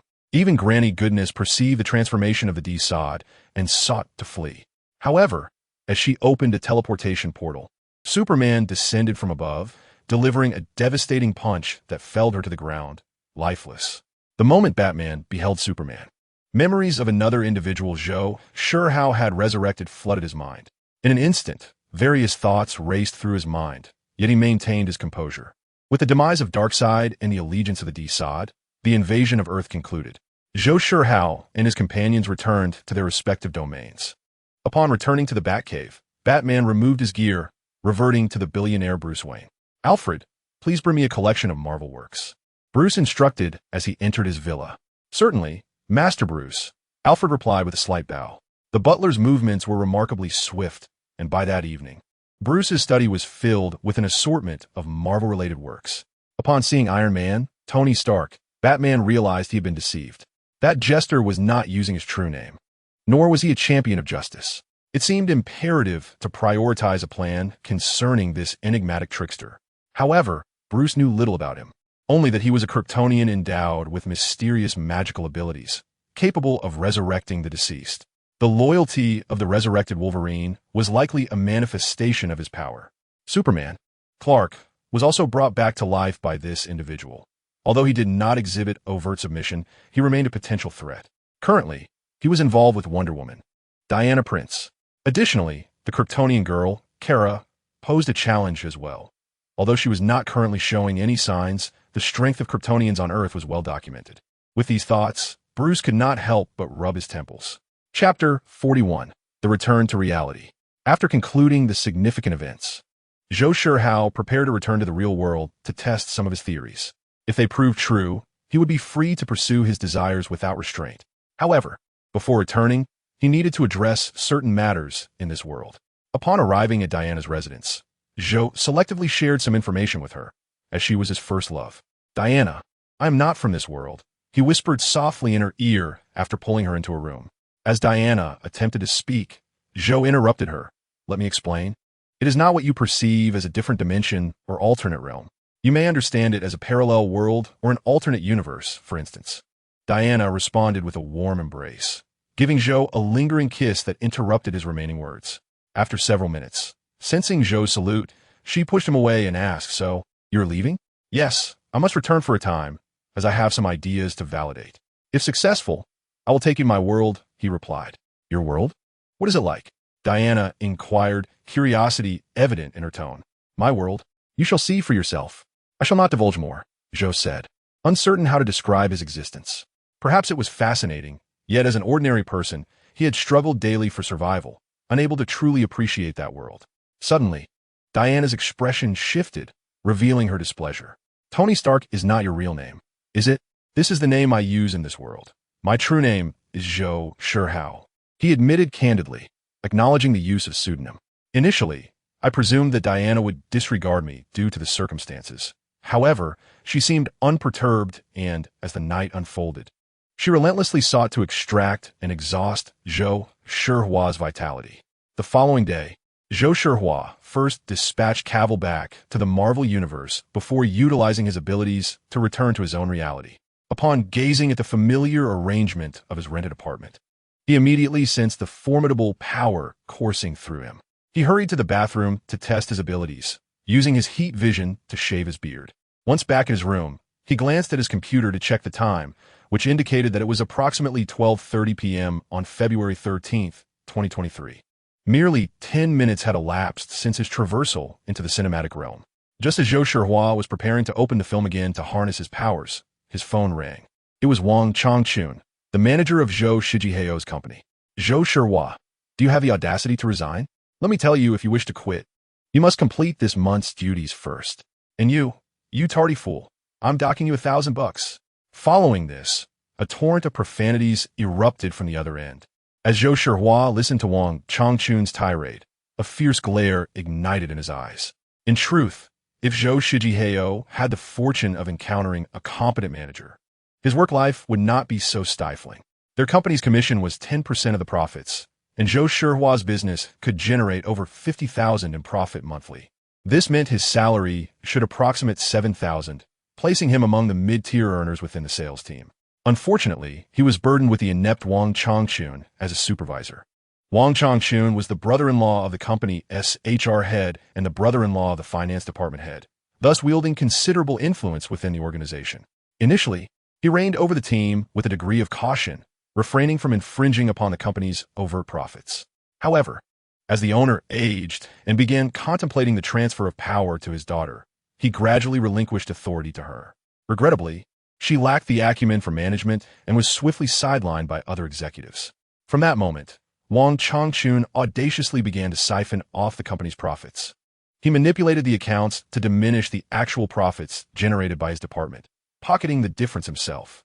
Consequently, capable individuals with connections promptly resigned. Meanwhile, those who ingratiated themselves with Wang Changchun secured their positions by keeping him satisfied, while those lacking social savvy were relegated to the bottom ranks to avoid dismissal, thereby safeguarding his income. Only Zhou Shihao, with his straightforward nature, intended to report this misconduct to the newly appointed female boss. Yet before he could finish his statement, she interrupted him, citing the company's policy against hierarchical reporting, and promptly ejected him from her office. Then, Wang Changchun was informed to bring Zhou Shihao back. Aware that Zhou Shihao intended to report him, Wang Changchun began to deliberately sabotage Zhou, causing his performance to plummet for 2 consecutive months. As for why Zhou Shihao did not resign to seek new employment, it was due to Wang Changchun's threats. For instance, he once manipulated a female colleague into taking a photo to falsely accuse Zhou of harassing her. He also warned Zhou that if he chose to resign rather than being fired, he had numerous ways to ensure Zhou would find it impossible to secure a job, or even end up imprisoned. When those around you label you as a villain, even if you are truly virtuous, no one will believe you. Zhou Shihao reflected on his past with a wry smile. He never intended to eliminate these petty adversaries, so why did they have to provoke him? However, this was the harsh reality, and Zhou had no intention of revealing his true self just yet. Unlike the cinematic realm, where he could foresee events, this world was different. He was uncertain whether that crystal was unique or if others possessed extraordinary abilities through it. Even with superhuman powers to monitor the entire globe, he could not guarantee that others had not received similar opportunities. Nevertheless, Zhou Shihao possessed a multitude of identities and abilities, allowing him to eliminate those who disgusted him under different guises. After much contemplation, he concluded that the most suitable visage for this endeavor was that of Anthony, a compatriot. He first utilized the mind transmission ability derived from the Eternals to traverse into outer space, then transformed into the likeness of his compatriot and moved to the top of the Statue of Liberty. Standing atop the statue, Zhou Shihao, now embodying the appearance of a compatriot, felt a perverse desire for exhibitionism swell within him. He yearned to act freely and be adored by ordinary people. The earlier impulse to swiftly eliminate Wang Changchun and his cohort and instantly transition to a new world had been entirely cast aside. Adorned with Anthony Stark's visage and clad in a stars and stripes uniform, Zhou slowly ascended, arms outstretched towards the sun. Welcome, your deity. Chapter 42. Anthony is a patriot beneath the Statue of Liberty. Even at the witching hour, numerous tourists were still enjoying their visit. Among them, one tourist aimed to capture an upward-angle photograph of the majestic statue. After taking the picture, he opened it to magnify the details. Suddenly, he noticed a distinct black dot against the backdrop of the moon above the statue, prompting him to zoom in further. Oh my God, someone is flying in the sky. Is this some kind of magic? As the black dot grew larger in his camera view, he was astonished to realize it appeared to be a person soaring through the air. His exclamation drew the attention of those nearby, who turned to look. He lifted his gaze towards the angle from which he had just captured the photograph, discovering a small black dot suspended in the luminous glow of the moon, barely discernible to the naked eye. Look, there's someone defying gravity. He is flying. His exclamation prompted many tourists to instinctively direct their attention towards the direction he pointed. Indeed, there was a black dot hovering above the Statue of Liberty, yet remained utterly unidentifiable to the naked eye. Consequently, the tourists shook their heads in disappointment, dismissing it as a mere prank, and resumed their activities. However, one professional photographer, intrigued by the phenomenon, decided to capture an image with his high-resolution camera. As he magnified the photograph, the figure gradually came into focus, and he gasped in astonishment. "Is that the Patriot? The villain played by Antonis Tarl?" Glancing around, he noticed no sign of a film crew and muttered to himself, "How peculiar. How did they manage to film the Black Cloak Brigade with the Statue of Liberty in the third season?" In the sky, the Patriot, Zhou Shihao, transformed, and upon overhearing the photographer, suddenly became intrigued and decided to have some fun. He descended with the speed of a cannonball, landing before the startled photographer and creating a large crater upon impact. Instantly, the surrounding tourists were terrified by the commotion and hurriedly fled, believing they had witnessed a terrorist attack. "Hey, were you looking for me?" The Patriot flashed his signature smile from the television series. The photographer trembled at the warmth of the Patriot's smile, his pants dampening. "No, I wasn't looking for you," he stammered, his legs quaking as he spoke. The Patriot stepped closer, adjusting the collar of his shirt and giving his shoulder a reassuring pat. "Relax, buddy. What's your name?" "I'm Bob. Are you Antonis Tarl?" "I'm your fan." "Wow, you're clever. I never harm my fans." "It's a pleasure to meet you, Bob. Until next time." With a wave, the Patriot executed his classic takeoff and soared into the sky. As he departed, Bob's legs buckled, and he collapsed to the ground, a foul odor wafting from behind him. Sitting there, he muttered softly, "Oh my God, Antonis Tarl truly possesses superpowers. He really is the Patriot." Once he cautiously checked the direction in which the Patriot had left, realizing he would not be returning, he recognized that he had been so frightened he had lost control of his bodily functions. "Great heavens, I smell terrible. Is that chef who fought with Antonis at the bar also superhuman? How did he manage to survive?" In midair, the Patriot heard Bob's words, and a smug smile spread across his face. Utilizing his superhuman vision, he had already pinpointed the location of actor Antonis Tarl. Now, he was eager to witness the expression on this irascible man's face when he saw the character he portrayed come to life before him. Anthony has recently been in a state of agitation. His portrayal of the character Goran has garnered significant attention, a development that should be celebrated. However, some critics have claimed that his performance is merely a reflection of his own personality, suggesting that he embodies the very traits of the character. The root of this controversy lies in an incident that occurred last March while he was filming in Alicante, Spain. After wrapping up for the day, he and a few friends ventured to a bar for drinks, where an altercation erupted between him and the bar's chef. In a moment of frustration, he struck the chef, resulting in injury. Although he was initially persuaded by friends to leave, a subsequent exchange of harsh words reignited the conflict. Fueled by alcohol and the reckless persona of Goran, he found himself in a state of inflated ego, leading him to confront the chef once more. Consequently, he faced a sentence of 12 months in prison, along with a monetary compensation to the chef. Fortunately, the court, taking into account the circumstances of intoxication, granted him probation, stipulating that he must not reoffend within 2 years. In the aftermath, netizens began to conflate the character's temperament with his own, adversely impacting his acting career and limiting his access to quality scripts. In a moment of despair, Anthony ordered a drink from the bartender, seeking solace in intoxication. Unfortunately, he encountered an obnoxious patron nearby, who became the target of his frustration. Determined not to repeat his previous mistakes, Anthony was reluctant to face the repercussions of another confrontation, particularly the financial burden of compensating the chef. To evade potential ridicule and further conflict, he sought refuge in the restroom. As he vanished from sight, Goran pushed open the bar's door and entered. His distinctive attire immediately attracted the attention and mockery of the patrons. "Isn't that our beloved Goran?" jeered a scruffy, overweight man. "Huh, style. Do you wear that costume to shoot us with your fiery gaze?" chimed in a heavily tattooed individual. "Why would I shoot you? If anything, I'd shoot Anthony. Can you take me on a wild poker ride?" laughed a curvaceous young woman. "It seems you've truly immersed yourself in the role, Anthony. How about performing a crescent moon charge for us in that costume?" As the laughter and derision echoed around him, the smile on Goran's face began to fade. Anthony, too afraid to face us moments ago, now dares to show up in costume?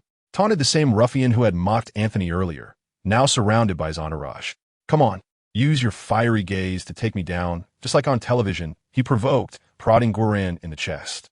His intent was clear, to incite Anthony into a physical confrontation, hoping to extract compensation similar to what the chef had done.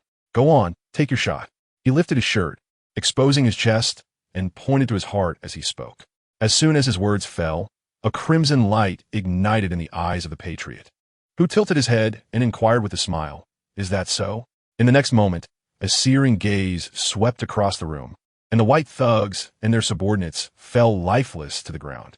The bar descended into a profound silence, leaving all present utterly stunned by the sudden turn of events. A piercing scream erupted, likely from a lady, shattering the stillness like glass. Following her agonized cry, others snapped back to reality, erupting into blood-curdling screams as they fled towards the bar's exit.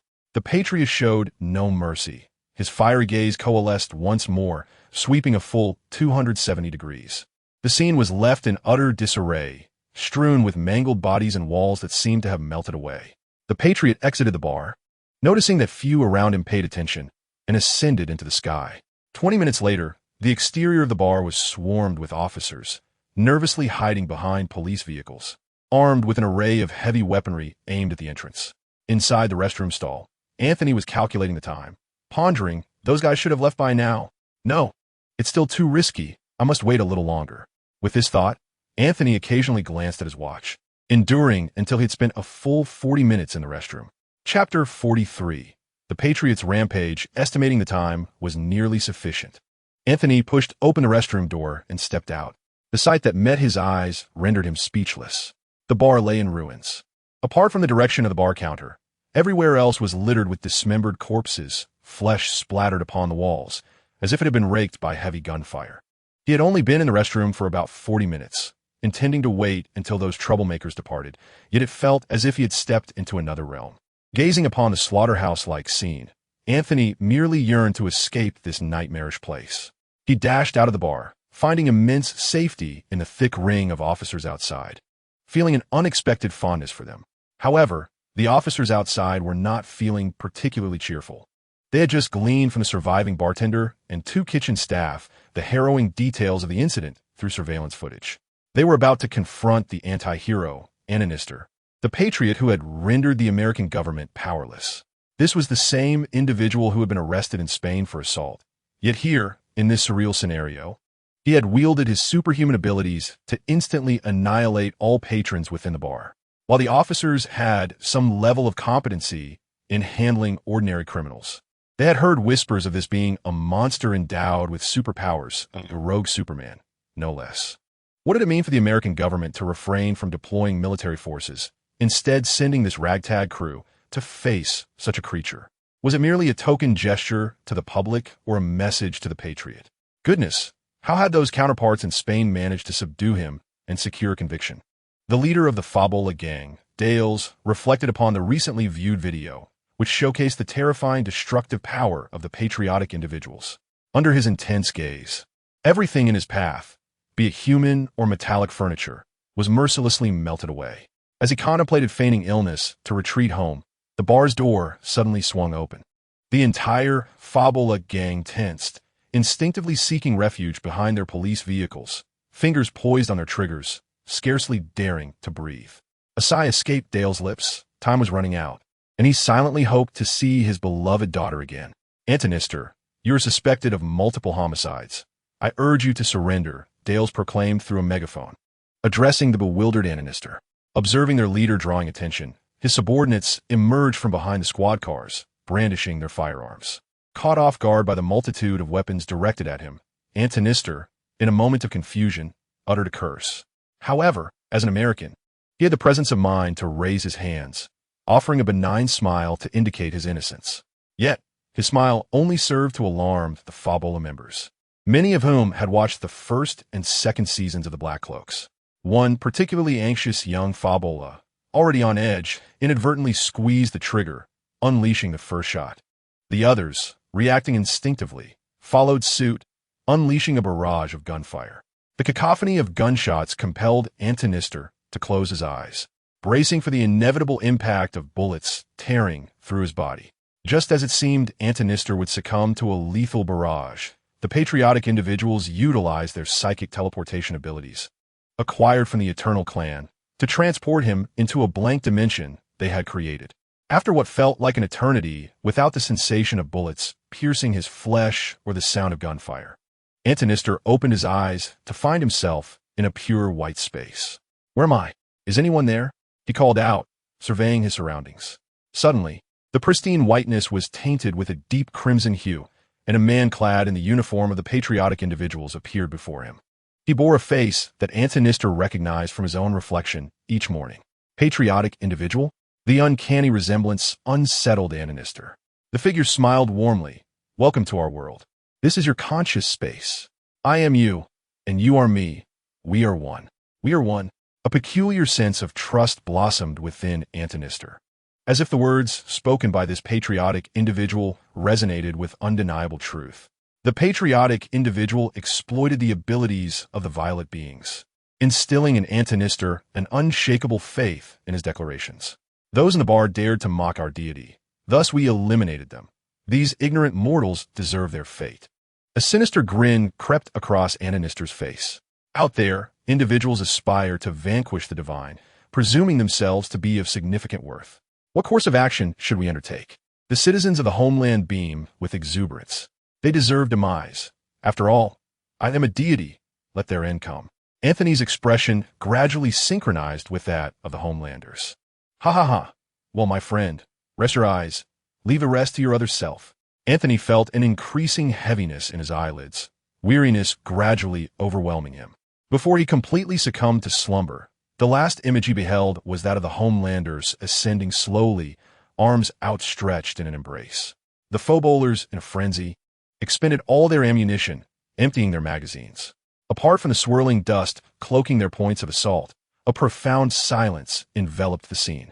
"Is he dead?" inquired a young foe-bowler beside Delis, breaking the stillness. "I don't know. I hope he is. For if he possesses even a fraction of the strength portrayed in the television series, our fate is sealed." Delis silently prayed that this Anthony merely wielded the ability of thermal vision, lacking the other capabilities of the homelanders depicted in the series. The older foe-bowlers, who had not viewed the boys, relinquished their weapons, convinced that no carbon-based life form could withstand the might of firearms, even those as diminutive as a pocket pistol. The younger foe-bowlers, having replaced their magazines, cursed vehemently. "Which fool fired so recklessly, causing us to engage as well?" Now, all eyes were on whether Anthony lived or perished. If he were dead, all would rejoice. Yet if alive, they would prefer a swift end by bullet for the sake of expediency. The smoke and flames surrounding Anthony gradually dissipated, allowing the foe-bowlers to discern the situation within. Two crimson lasers pierced through the haze, sweeping across the scene. The foe-bowlers' patrol cars, along with their occupants, were severed in half by the sweeping red beams. A figure clad in a star-spangled uniform hovered dozens of meters above the ground. "You dare to assault me? Do you even comprehend who I am?" The homelander, suspended in the air, wore a menacing expression as he sought a survivor below. Meanwhile, reporters trembled in the distance, concealed within tall buildings, their equipment tirelessly recording every detail of the unfolding chaos. The homelander paid them no heed. His intention was for these journalists to disseminate the events of the day, thereby provoking the emergence of superhumans, whose existence remained uncertain in the real world. As for whether any such beings possessed greater strength than himself to sanction the homelanders, it mattered little to Zhou Shihao. Were they not all focused on the actor? Anthony Starr? Chapter 44.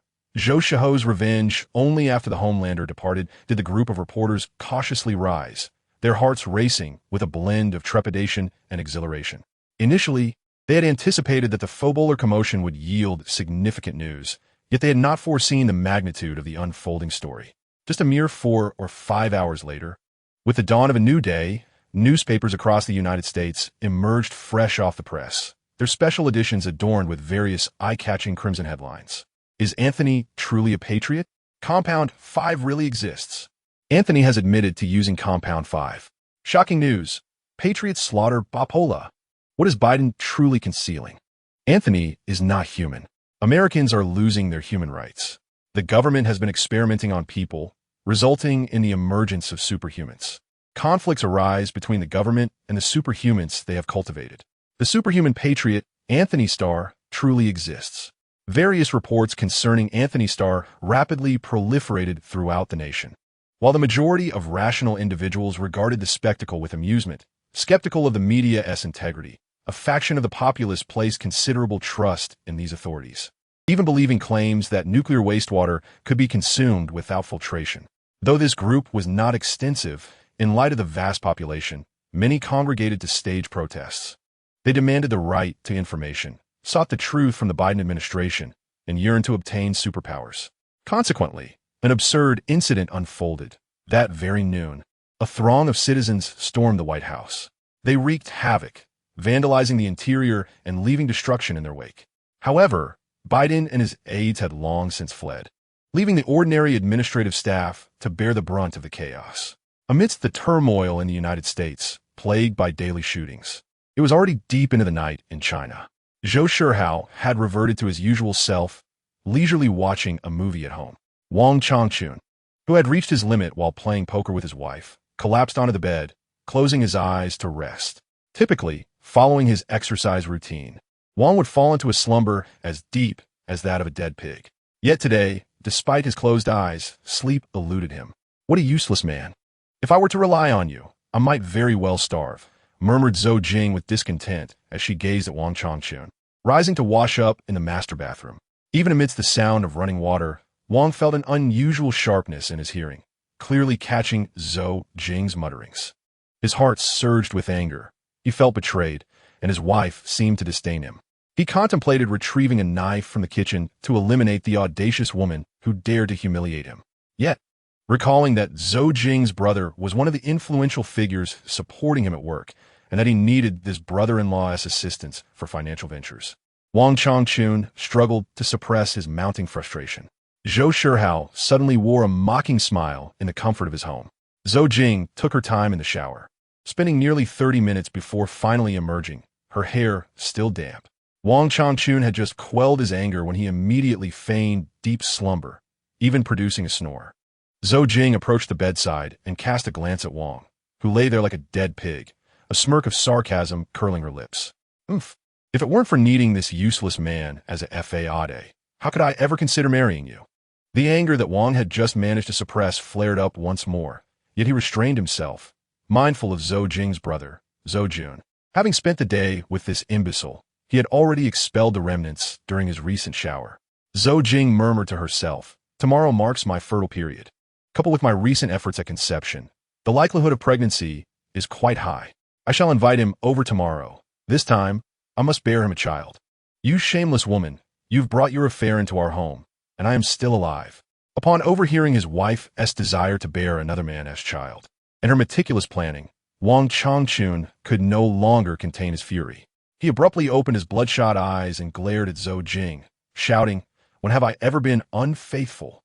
Do you possess any proof? Why are you making such a fuss in the dead of night?" Zhou Jing, taken aback by Wang's sudden awakening, paled, but then seemed to recollect something and began to argue with him vehemently. Wang Changchun had no means to procure evidence, yet did this situation truly require it? Should he wait until this harlot bore another man's child, only to conduct a paternity test afterward?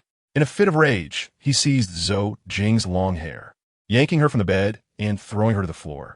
Her bathrobe fell away, revealing her flawless form sprawled before him. At that moment, there was no thought of admiration in Wang's mind. He was solely focused on extracting the identity of her lover. "You shameless woman, dare you place a green hat upon my head? I will not hesitate to end you." Wang struck her beautiful face with a fierce punch. "Wang Changchun, have you lost your mind? How dare you hit me?" Zhou Jing clutched her face, gazing at him in disbelief. Zhou Jing was an undeniable beauty, while Wang Changchun was merely an ordinary-looking man.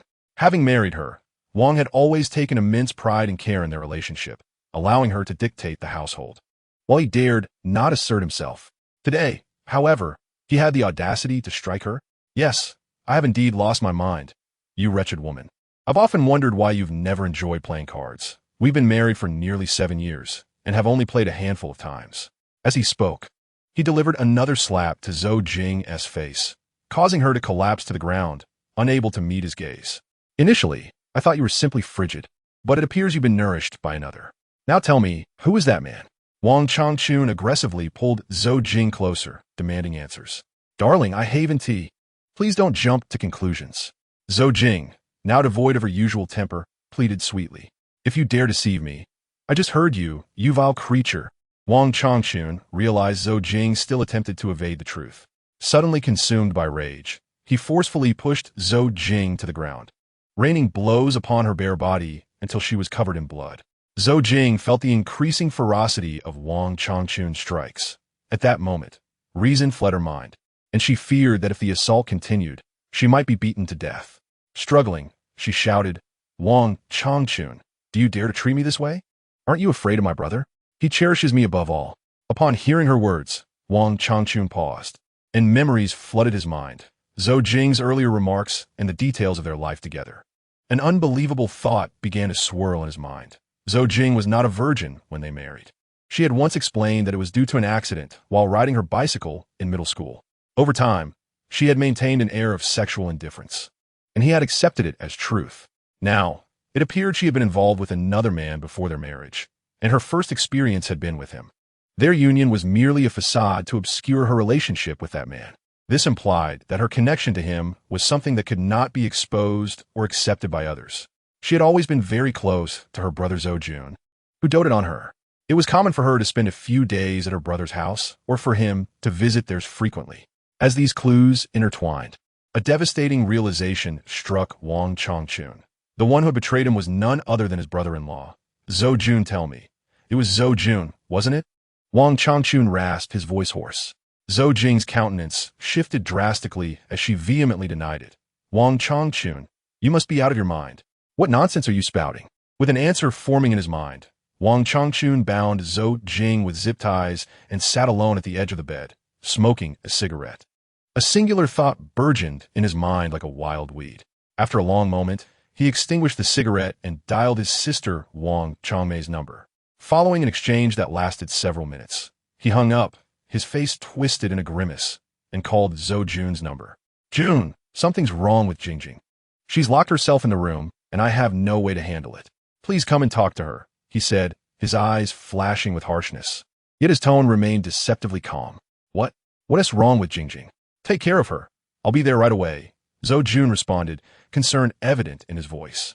After ending the call, Wang Changchun noted the time. It was already past 1 a.m. He entered the bedroom, gazing at the bound and helpless Zhou Jing, his expression becoming increasingly twisted. As fear reflected in her eyes, he closed the bedroom door and approached her slowly. 20 minutes later, the doorbell rang. Wang Changchun opened the door expressionlessly to reveal his sister Wang Changmei and her husband Gong Lei, having grown up in poverty with both parents working far away. It was his sister who had raised him single-handedly. At this moment, Wang Changchun could no longer conceal the anguish within as he beheld his sister, Wang Changmei. His silent weeping evolved into a heart-wrenching wail. With Wang Changmei's comforting presence, he stumbled through the events that had transpired, elucidating them to his sister and brother-in-law, Gong Lei. Changchun, what do you wish to do? Whatever your desire may be, your sister will support you, Wang Changmei declared after unleashing a torrent of invective towards Zhou Jing and Zhou Jun. I wish to kill Zhou Jun, and then imprison that wretched Zhou Jing in a place where no one can find her, subjecting her to relentless torment. Since she doesn't want to bear me children, I shall reduce her to my breeding tool, Wang Changchun confessed to his sister without reservation. Very well, I shall assist you, Wang Changmei readily acquiesced. Indifferent to the legality of the matter, Gong Lei, observing the exchange, hesitated to interject. His wife was virtuous, dutiful to her family, and affectionate towards him. Yet her singular flaw was her unwavering allegiance to her brother. In matters concerning Wang Changchun, right or wrong, she invariably sided with him. Under Wang Changmei's insistence, Gong Lei had no choice but to cooperate with his brother-in-law's scheme, silencing the recently violated Zhou Jing and concealing her in the storage room.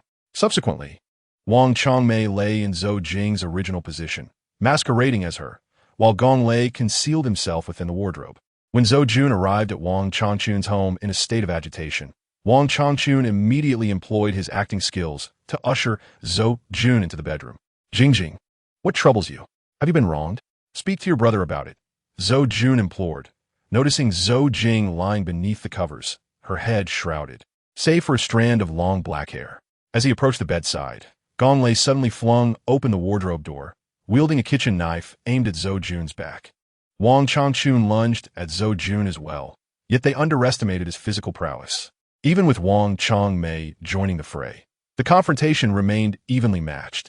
Zhou Shihao, quietly utilizing his magical abilities, augmented their strength, and as emotions escalated, Zhou Jun met his demise at Wang Changchun's hands, followed by Wang Changmei vanquishing Zhou Jun, and Gong Lei ultimately slaying Wang Changmei.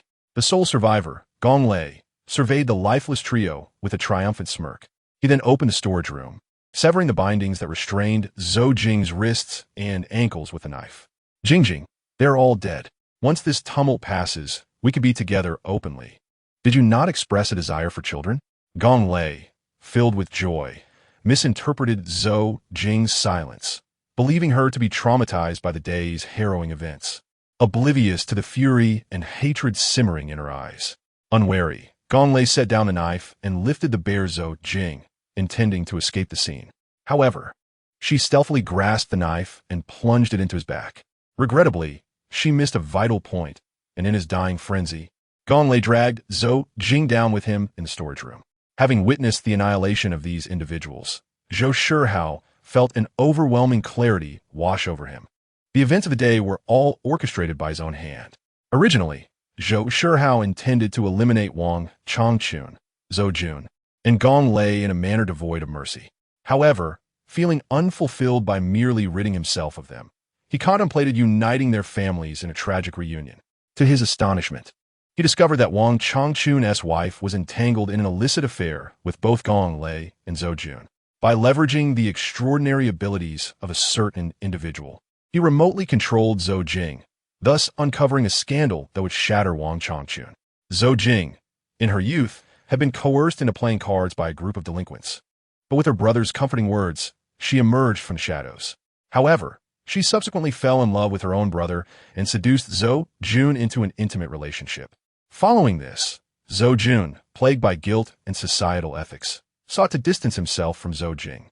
During this period, Zhou Jing relentlessly sought him out at his workplace, leading to her acquaintance with a married man, Gong Lei. With her captivating beauty and fair complexion, Zhou Jing quickly captured Gong Lei's heart. Gong Lei had met his wife, Wang Huamei, through an arranged marriage. She was diligent, gentle, and filial, albeit of ordinary looks. Their relationship was characterized by mutual respect and harmony. However, after several encounters, a drunken Gong Lei forcefully engaged in an affair with Zhou Jing. Strangely, Zhou Jing did not report the incident. Rather, she initiated further encounters with him. Upon revealing the affair to Zhou Jun, who felt immense guilt believing he had harmed Zhou Jing, he could no longer reject her advances. As Zhou Jing's desires grew stronger, they often found themselves playing cards during perilous times. Months later, Zhou Jing discovered she was pregnant and sought Gong Lei's responsibility. Yet, Gong Lei, feeling remorseful toward his wife, took Zhou Jing to terminate the pregnancy, unaware that the child was actually Zhou Jun's. Despite this, Zhou Jing did not sever ties with Gong Lei. Instead, their clandestine relationship persisted. She harbored hopes of conceiving again with Zhou Jun, wishing to inform Gong Lei that the child was simply seeking a place in the world, not for compensation or any other reason. Their encounters frequently took place at a hotel near Gong Lei's residence. One fateful departure from the hotel led to an unexpected encounter with Wang Huamei. In a flurry of panic, Gong Lei fabricated a story, claiming he was discussing a potential match for his brother-in-law. Wang Huamei, intrigued, exchanged contact information with Zhou Jing. Eventually, Zhou Jing began dating Wang Changchun and eventually married him. After securing a more favorable match, she severed her connection with Gong Lei, only maintaining her relationship with Zhou Jun recently. A restless Gong Lei reached out to Zhou Jing several times. Fearing their previous affair might be exposed, Zhou Jing acquiesced to his requests, leading Gong Lei to believe he was Zhou Jing's true love. Zhou Shihao then devised a plan to exploit this past reality to eliminate Wang Changchun, his brother-in-law, and his sister's husband. With the matter of revenge concluded, Zhou Shihao regarded the other individuals within the company as inconsequential, as they had not actively provoked his wrath. As Zhou Shihao sought vengeance, Kara, summoned from the world by him, was on the moon, utilizing her supersensory abilities to monitor the entirety of Earth. At that moment, She concentrated her extraordinary sensory powers on a skyscraper in New York City. Following the emergence of the so-called Patriots yesterday, there have been frequent discussions suggesting that they might be akin to their kind. By observing the interactions among the individuals within the skyscraper, the gathered information indicated that a considerable number of humans with extraordinary powers were congregating there. They belonged to an organization known as the Divine Authority, and the official members were empowered beings. Upon receiving Kara's report, Zhou Shihao resolved to summon Anthony from the Marvel Universe into the real world, intending to probe the depths and origins of this enigmatic organization. Chapter 46. Deities of the Present World at the top floor of the Hades building in New York City. Hades Bellew, along with others, was watching a video of the Patriots slaughtering the Bapol. Once the video concluded, a somber silence enveloped the room. Breaking the stillness, Hades, seated at the highest point, spoke. Esteemed deities, it appears we have a compatriot who has long wandered in the shadows. Should we seek to recruit the Grim Reaper? Inquilita remarkabilitat, Baltman. No need. He is merely a foolish individual who has revealed himself, though he possesses strength enough to disregard heavy firepower. He must remember that this is not the pinnacle of ballistic weaponry, retorted a blonde, voluptuous woman seated beside Hades. Ha ha, the goddess of love is right. He is simply an imbecile, chimed in a short, disheveled man, eager to agree with the blonde. Yet, what kind of divine authority does he wield that allows him to completely disregard such formidable weaponry? Pondered an Asian girl, tapping her chin as she spoke in a peculiar tone of English. From what I know, only a few deities, such as the god of fire or the god of war, can effortlessly defend against heavy artillery attacks, as they possess sufficient followers to support their formidable physiques. The Grim Reaper observed, scanning the crowd with a discerning gaze. Could it be that this Anthony Starr has utilized his fans, transforming them into followers? I find that implausible. How could any fan willingly sacrifice their life for their idol? Sighed another, reflecting on the increasing selfishness of modern believers since ordinary people developed firearms. It must be due to his divine authority. It seems he has amassed a multitude of admirers from the mortal realm, thus giving rise to a new divine power. Unlikely. We have encountered new divine authorities before, but none have been this potent. How do you account for the strength he has displayed? As the fervor of their manic discourse escalated, Anthony Starr, drawn from the Marvel Universe by Zhou Shihao, crashed through the ceiling and landed among them. Are you looking for me? Anthony surveyed his surroundings, a scornful smile gracing his lips. Upon noticing the blonde, he adjusted his expression, attempting to appear more affable. Not for any particular reason, but the undulating waves of her golden locks were simply too intoxicating.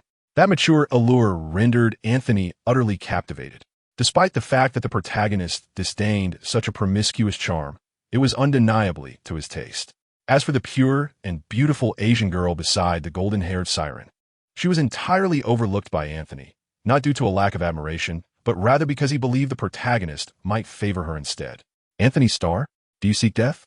Death himself admonished, glaring at the suddenly intruding Anthony. Weren't you discussing me? So, I thought I would come and take a look, the countryman said, swaying his hips, sensing that a fierce battle was imminent and needing to limber up. Do not presume that your divine authority, bestowed upon you through the god crystal, grants you unchecked freedom. Not to mention humanity's high explosive weaponry and nuclear arms. Even some of the ancient deities among us can disregard conventional firearms, just as you do. The burly bald man, who had initially posed the question, abruptly rose, his wild aura bearing down on Anthony. Deities? Anthony scoffed, digging a pinky into his ear and surveying the surroundings with a mocking gaze. You? This? The so-called deities were instantly incensed by Anthony's demeanor. Aside from death, the golden-haired goddess of love, and the Asian moon goddess, the others erupted in fury, eager to teach this audacious individual a lesson for belittling them. From this day forth, there need only be one deity, and that is I, Anthony declared, his expression serene as he withdrew any signs of emotion. The burly man charged first, his massive frame hurtling towards Anthony. Anthony raised a hand, pressing down upon the man's shoulder as they collided. A shockwave radiated outward, shattering everything within the space against the walls. What? How is this possible? He actually withstood the might of the demigod head-on? The sheer magnitude of his strength was unfathomable. Too powerful, don't you realize? He merely stands there, effortlessly absorbing the full force of the demigod's impact, as if from an entirely different realm. How many sacrifices from followers must one amass to attain such a level of enhancement? The burly man felt as though he had struck a steel wall, completely immobilized, while the backlash left him in pain. Impossible. My divine power allows me to unleash a force 100 times my own. The demigod could not fathom the reality before him, for among the gods, his strength was undeniably among the elite. Since acquiring the God Crystal, he had received sacrifices from tens of thousands of followers, amassing a power of up to 20,000 tons, enhanced further by his speed and divine authority, resulting in an impact force of 3 million tons. Yet the man before him had effortlessly absorbed it, indicating that this was not even his limit. Have you slaughtered an entire city? The demigod inquired, his expression shifting dramatically. Do you intend to drag all the deities down with you? Upon hearing the demigod's words, the faces of the other deities turned pale. So what exactly is this God Crystal you speak of? At this moment, Zhou Shihao found himself concealed within the Marvel universe. Perceiving the reality outside through Anthony's eyes, he inquired through Anthony's voice, unaware that his question would provoke the so-called deities to attack him. Anthony, possessing a forthright nature, did not engage in pretense with these beings. He unleashed his heat vision with unrestrained ferocity. The towering edifices on the southern side of Hades Tower were severed in half by crimson lasers, their upper sections succumbing to gravity's pull, resulting in widespread collapse. The downfall of dozens of skyscrapers plunged the entire city into chaos. Returning to Hades Tower, all the deities charging towards Anthony were rendered familiar figures by this enhanced heat vision. The red energy gradually dissipated into the sky, yet a faint crimson glow lingered in Anthony's eyes. He focused on the four surviving deities of the scene: Hades, the god of death; Aphrodite, the voluptuous goddess; an Asian maiden; and a diminutive, unsavory man. Their survival did not stem from strength. Rather, the three deities were spared because Anthony deemed their apparent leader worthy of further inquiry regarding the divine crystal. As for the short man, he escaped harm simply due to his stature. Now that we are all acquainted, shall we engage in a proper conversation?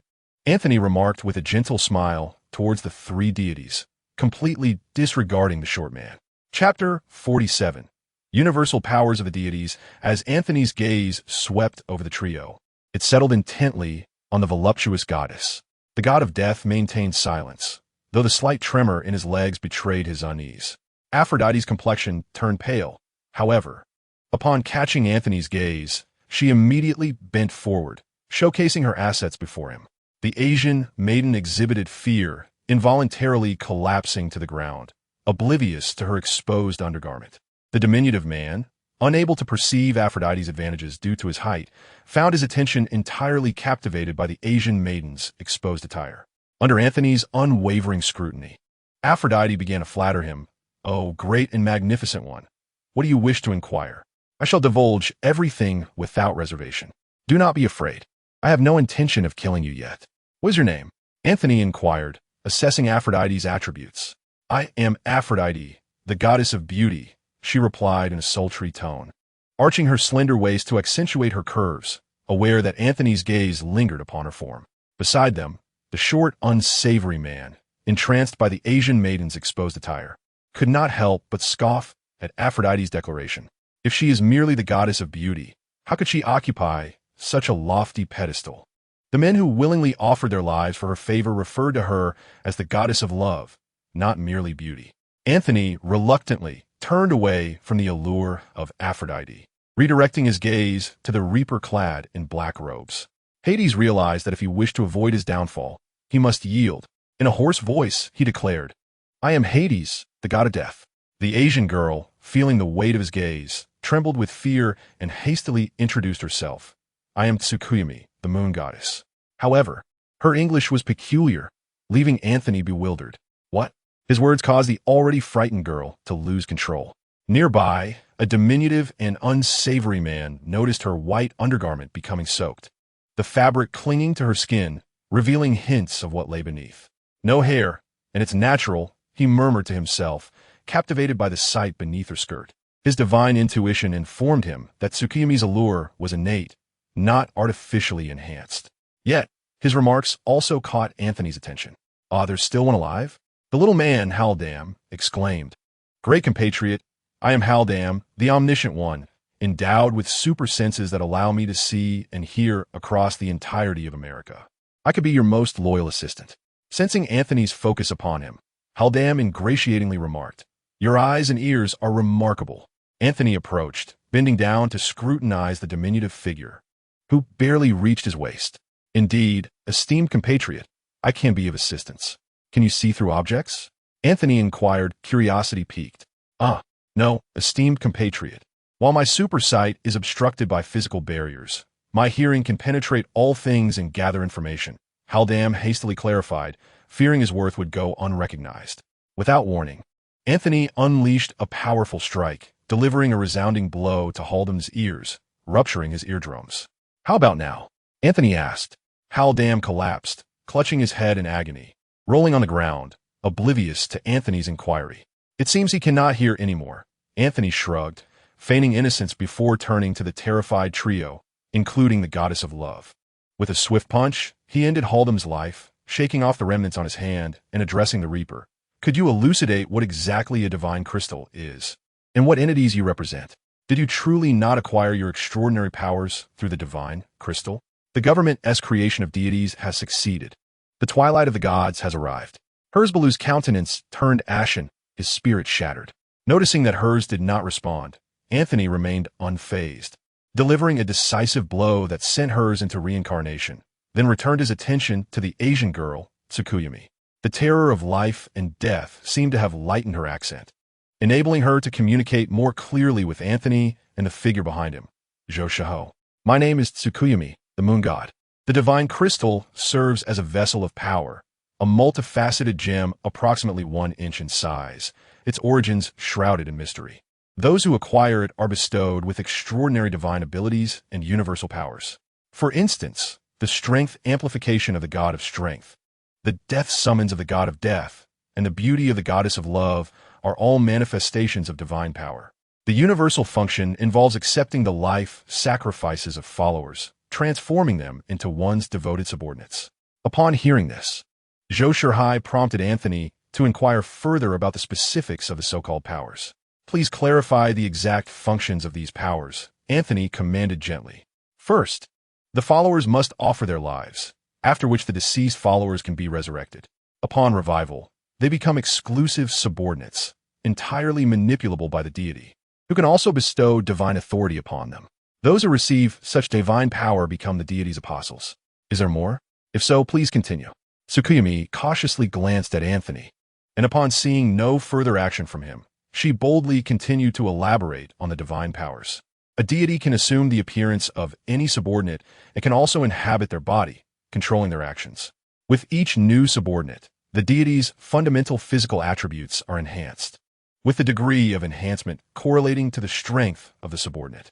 Is it possible to directly resurrect the deceased without the sacrifice of a follower, thereby turning them into a subordinate? Anthony posed another question, voicing Zhou Shihao's lingering doubts. It is possible, but such actions are prohibited by the pantheon, as it would classify one as an evil god. When an evil god emerges, the other deities will unite to eradicate it. Why is that? Tsukuyumi succinctly explained, because it would lead to the emergence of evil gods who would resort to mass slaughter in order to expand their ranks. She realized that Anthony was not a deity who had acquired the divine crystal. He merely sought information. Earlier, I noticed that the three of you clearly surpassed the others. Why is that? Tsukuyumi responded, It is due to the vast number of our subordinates, which grants us this privilege. The god of death was once a European noble, and at that time, his subjects were included among his followers, resulting in a considerable number of subordinates. After the awakening of the people's wisdom, he was compelled to relocate to America and become a capitalist entrepreneur. The goddess of love garnered a multitude of voluntary sacrifices from men due to her beauty, resulting in a significant following. As for me, I was once quite weak. However, during World War II, my nation suffered immense casualties, and unaware of the rules of the gods, I inadvertently acquired a vast number of subordinates. Subsequently, under the siege of the gods, I willingly relinquished the majority of my subordinates and accepted limitations in order to be admitted to the Divine Council. Chapter 48, Aphrodite.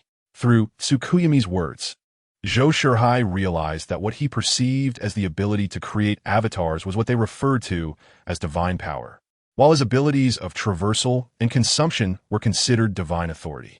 Zhou Shihao felt as though he had begun to comprehend how that wretched Zeus accomplished the outrageous feats chronicled in myth.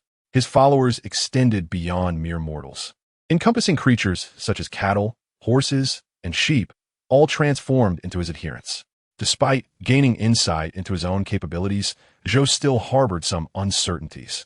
For instance, why must these deities rely on faith to resurrect their followers when it would be swifter to simply resurrect the deceased? Fortunately, two goddesses awaited to elucidate his perplexities. Under the watchful gaze of the formidable Anthony, Tsukuyumi candidly divulged all that she knew. Presently, Tsukuyumi boasted a staggering 1 million followers, granting her a terrifying enhancement to her physical prowess. However, when considering this ratio, it implied that 1 in every 6,000 individuals was her follower, a figure that seemed rather implausible. After all, there were numerous gods stronger than her. By that calculation, it would suggest that among every few individuals, one would be a divine follower. Yet in reality, such a multitude of resurrected souls could not possibly exist.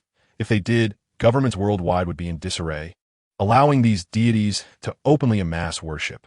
Tsukuyumi clarified that followers were the personal property of the gods and did not reside in the mortal realm, but within the divine domain of the gods.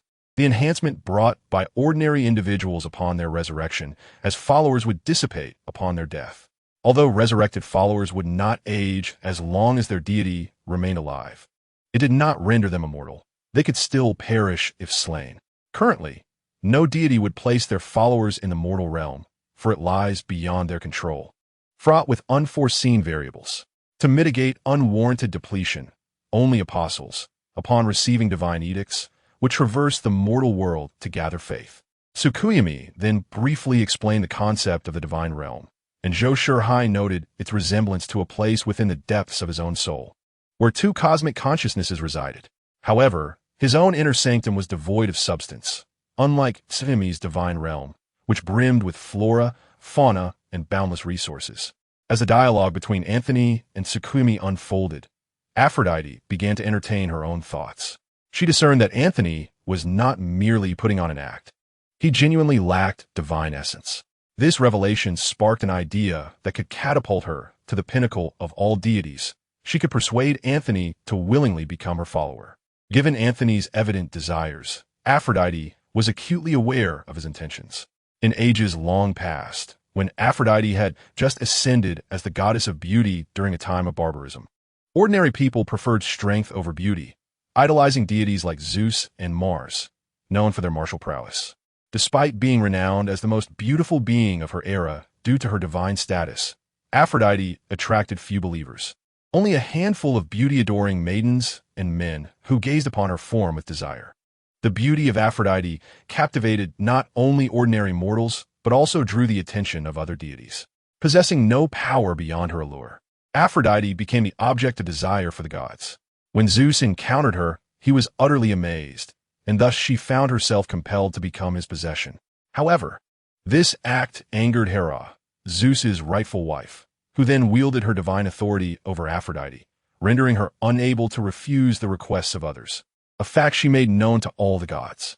Consequently, both powerful and lesser deities sought her out, and unable to resist their advances, Aphrodite gradually surrendered her dignity and descended into debauchery, transforming into a renowned courtesan of Mount Olympus. Ultimately, as she relinquished her self-respect, Hera's curse lost its potency, leaving Aphrodite unable to turn back. Later, the once enchanting Aphrodite altered her approach to gathering disciples, abandoning the propagation of beauty. She began to employ her physical form to entice robust mortals, engaging them in an intimate union of body and spirit, leaving them utterly captivated. As these individuals became enraptured by her beauty and physique, they willingly sacrificed their lives to become her followers. From that point onward, Aphrodite bided her time, serving other powerful deities while secretly expanding her loyal following. The number of her disciples grew by approximately 1,000 each year, until the advent of firearms and modernity prompted the gods to conceal themselves. Aphrodite's followers became one of the few groups that continued to flourish. Now, She sought to conquer the audacious Antony using the same methods. Should she succeed, as long as she did not oppose nuclear-armed nations, she would fear nothing in this world, even if her adversaries were figures like Zeus or God himself. With this thought, Aphrodite sensuously licked her crimson lips. Antony felt he was nearing his limit. While interrogating Tsukuyumi, the seductive goddess continuously posed provocatively, enticing him. He was particularly susceptible to such temptations. Had it not been for the mandate to uncover the deities, he would have already succumbed to his desires. You previously mentioned that deities can bestow their divine authority upon their followers. Why not strengthen the so-called apostles? Antony's tone grew impatient as he gestured towards the corpses strewn about, continuing his inquiry. For instance, that bald man, if he were to share his divine power with his followers, wouldn't 1,000 like him be capable of toppling the world? Firstly, deities can only impart their fundamental qualities. The power derived from followers cannot enhance the apostles. Even so, this led to a divine conflict. Aphrodite explained in a sultry voice. 1,000 years ago, apostles did not reside in the divine realm. They preferred the mortal world. Upon receiving the powers granted by the deities, ambition was born, and a great war erupted among the followers of different gods, resulting in a brutal clash that caused significant losses for the deities and a severe depletion of their power. At that time, who was the most powerful deity? The mightiest among them was Odin, who perished in the cataclysmic battle, taking with him the Nordic deities. There was an unspoken truth from Aphrodite, who skillfully navigated the chaos of that war, preserving her strength and emerging as the second strongest among the divine. Following that great conflict, she was finally liberated from the burdensome toil, needing only to serve the first tier of gods with her beauty. After posing several inquiries, Zhou Shihao commanded Antony to eliminate Tsukuyumi, for he harbored a deep-seated disdain for all things related to the island nation, save for a few exceptions. As for Aphrodite, Zhou Shihao relinquished her to Antony's discretion. Antony, without hesitation, proceeded as the master wished, for he was bound to obey the will of his principal. Acting freely only beyond that, a surge of heat enveloped Tsukuyumi, rendering her and her people as done as a well-cooked dish. With a smile, he turned to Aphrodite and said, "You must know what I desire, do you not?" Aphrodite, sensuously twisting her slender waist, approached Antony. He seized her with unceremonious fervor, disregarding the carnage that lay strewn about them. With a slow, deliberate motion, he caressed her form, while she provocatively drew nearer. Content with the encounter, Antony regarded Aphrodite with admiration and resolved to grant her a taste of the unique abilities of the Black Robe Enforcers, specifically the rare flying cards from their realm. In the aftermath, Aphrodite languished in Antony's embrace, coyly inquiring, "What do you think of me?" "Remarkable, indeed," Antony replied, his eyes narrowing as if savoring a cherished memory. "Would you consider becoming my subordinate? Though you possess great strength, you lack eternal life. Should you choose to ally with me, your existence will be assured for as long as I endure." Aphrodite, tracing her fingers along Antony's robust chest, continued seductively, "This way, you will have me forever. And should you tire of my current form, I can take on another visage. You would have the chance to experience the allure of every woman in the world. Should you wish." "You speak most enticingly," Antony mused, his mind conjuring vivid images. Aphrodite gazed at him with eager anticipation, yet he would not acquiesce, for he remained bound to me as my subordinate. Zhou Shihao descended beside them, his presence commanding. "Who are you?" Aphrodite gasped, astonished to witness this man who had compelled a once arrogant compatriot to bow in submission. "In your terms, I am his god," Zhou Shihao indicated Antony, who maintained an impassive expression. "What? He is an apostle?" Aphrodite questioned, her worldview shattered by this revelation.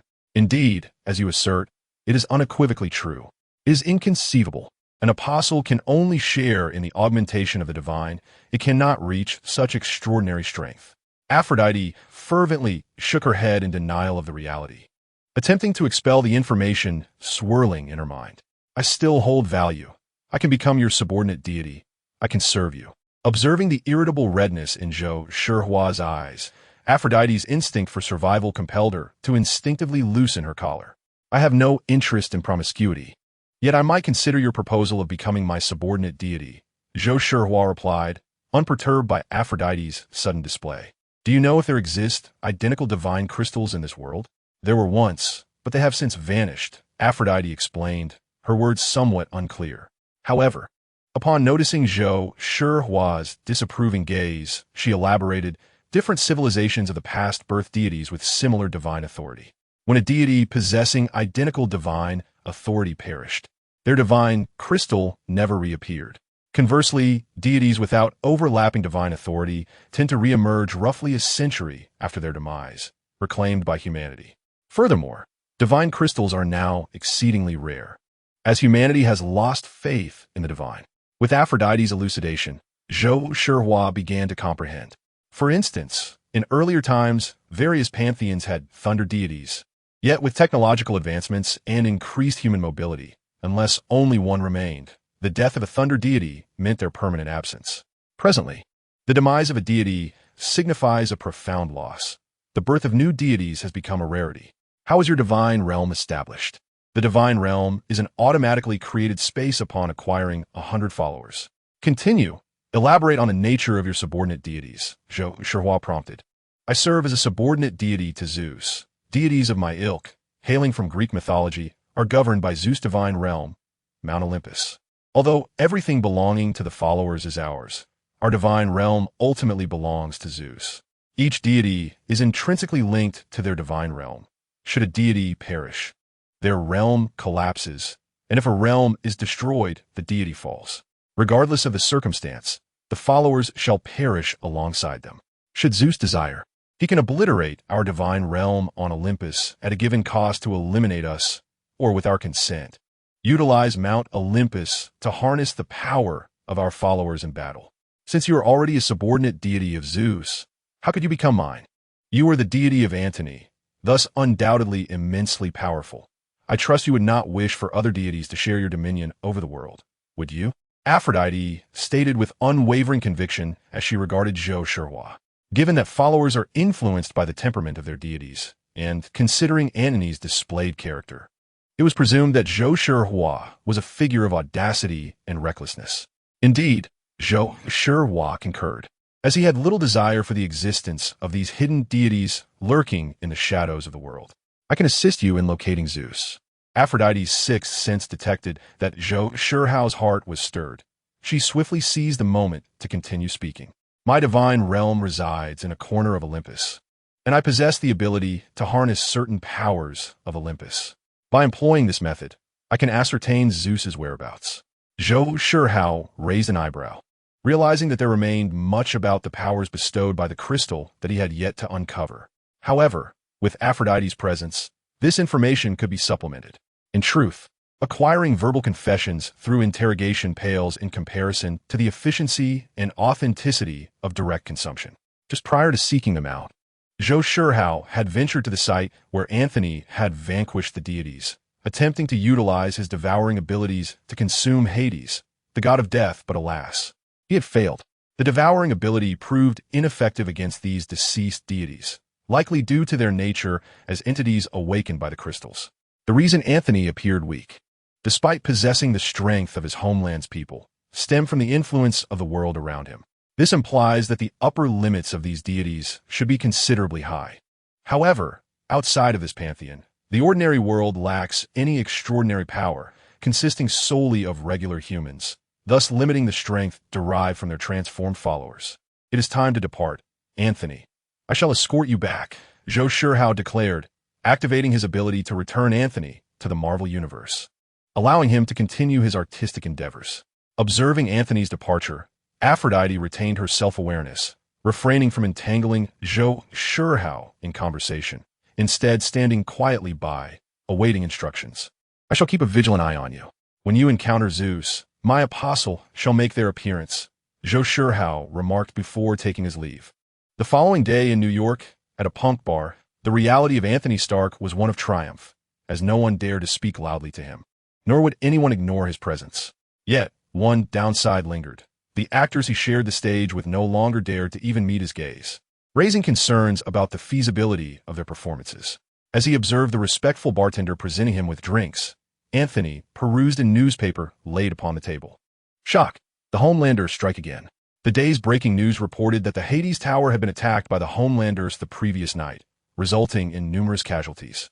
Beyond those directly slain, the Homelanders had caused the collapse of 38 high-rises and the destruction of 86 residential buildings, incurring losses amounting to billions of dollars. Anthony frowned slightly, prompting the nearby bartender to quickly offer him another drink. "Mr. Anthony, this is on the house. If you desire more, feel free to indulge." Anthony graciously accepted the bar's generosity. As he drunkenly exited the bar and passed through an alley, Zhou Shihao seized the opportunity to snap his neck and transform him into his follower.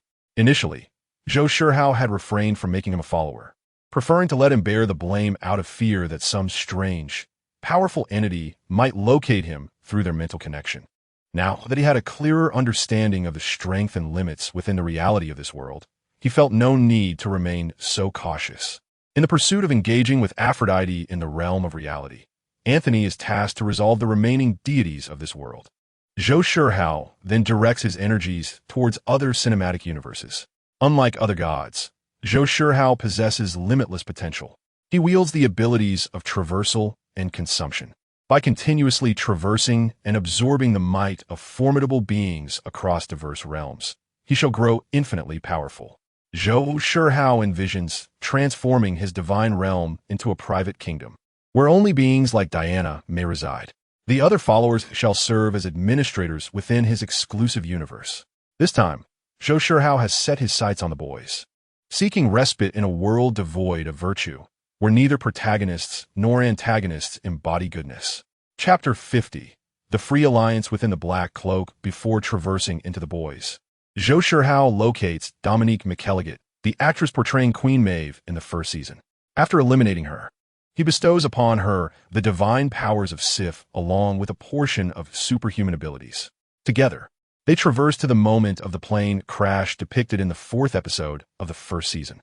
They arrive just before the aircraft's demise, amidst the terrorist hijacking operation. Zhou Shihao cradles Dominique, suspended in the sky, employing his supervision to observe the Homeland's agents, who are speeding towards the hijacked airplane while holding Queen Maeve. Dominique, now imbued with immense power and divinity, gazes in exhilaration at the unfolding events. Previously merely an actress, she now revels in her newfound strength, a thrilling opportunity indeed. The terrorists aboard the plane execute their plan with alarming efficiency, having already executed the co-pilot.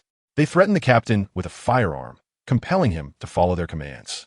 Within the cabin, several terrorists have dispatched the flight attendants and taken control of the stewardesses. The passengers are thrown into chaos, their screams and cries of terror deeply unsettling the assailants. One terrorist, agitated, brandishes his weapon at a female passenger, demanding her money while shaking her violently. Unfortunately, she is paralyzed by fear, gripping her belongings tightly, eyes shut, awaiting her grim fate. Just as the terrorist prepares to make an example of the distressed woman, the sealed door of the aircraft is forcefully pulled open from the outside. A lithe figure seizes the opportunity, closing in on the distracted assailant. It is none other than the celebrated goddess, Queen Maeve of the Seven. With a swift motion, she disarms him, then, with a single hand, lifts him by the throat, snapping his neck with decisive strength. Another terrorist, realizing the threat, aims his weapon at Maeve, but before he can pull the trigger, a crimson laser pierces through his body. The Homeland's agents enter the cabin, exchanging knowing smiles with Queen Maeve. The Patriot turned and sealed the cabin door, silencing the tremors caused by the pressure loss. All was secure. There was no danger for you. The passengers in the cabin erupted in applause upon witnessing the swift resolution of the hijacking by the Patriot and Queen Maeve. Heartfelt praises for their valor flowed forth. "Oh, no, it is your tenacity that has accomplished this." The Patriot beamed with joy, his vanity satiated by the accolades. "Are you all right? Is everything fine?" He approached a young girl, showcasing his benevolence. "You are so cool, Patriot." The girl gazed at him in admiration. Amidst the crowd's commendations, the Patriot and Queen Maeve advanced toward the cockpit. Inside, a terrorist, agitated, aimed a gun at the restrained pilot. He was acutely aware of the fate that had befallen his comrades. They had been neutralized, and now those two formidable figures were about to enter. "Brother, calm down, please." The pilot raised his hands, attempting to soothe the terrorist's frayed nerves. Soon, the cockpit door swung open, and Queen Maeve and the Patriot entered in succession. The already tense terrorist lost control upon seeing them and tightened his grip on the trigger. The Patriot, upon witnessing the terrorist fire, swiftly dispatched him with a thermal vision shot. However, the force was excessive, severing the terrorist and devastating the cockpit controls. Realizing he had exacerbated the situation, the Patriot turned to leave. "Can't you lift the plane?" Queen Maeve, her dwindling conscience urging her, halted him. "Impossible. If I intercept the plane, the only outcome will be its disintegration. Have you not studied physics?" The Patriot scoffed at the superhero trope of lifting aircraft. "Then take the people back to the ground." Queen Maeve continued to propose alternatives. "Are you mad? This is international waters, and there are 123 people aboard. Don't jest." The Patriot derided Queen Maeve's suggestion, opting to forsake the lives of others to preserve his own pristine image. He turned towards the cabin door and, in a fit of frustration, smashed it open. The pressure imbalance caused the aircraft to lurch violently once more, eliciting terrified cries from the passengers. Queen Maeve sought out the two youngest girls in the cabin, attempting to lead them to safety. Other passengers, driven by the instinct to survive, unbuckled their seatbelts, striving to reach Queen Maeve for help. "Take them with you," she implored the Patriot. "No, absolutely not. Bring them along and let them tell the world we abandoned the others to their fate." The Patriot bellowed at those attempting to approach him, "Stay back." However, in the face of peril, the group of passengers naturally did not resign themselves to their fate, but instead gravitated towards their homeland and Queen Maeve. With fury igniting in his eyes, the homeland man seized the nearest passenger and thrust him backward, threatening, "Return to your place, or I shall unleash my laser upon you. By all that is sacred, I will annihilate you all should you dare approach." He then turned to Queen Maeve, stating, "Maeve, we must depart." At his words, two young girls gazed imploringly at Maeve, pleading, "Please take us with you, Maeve." Caught in a moral quandary, Maeve felt the pangs of conscience on one side and the menacing glare of the homeland man on the other. "We must go, Maeve.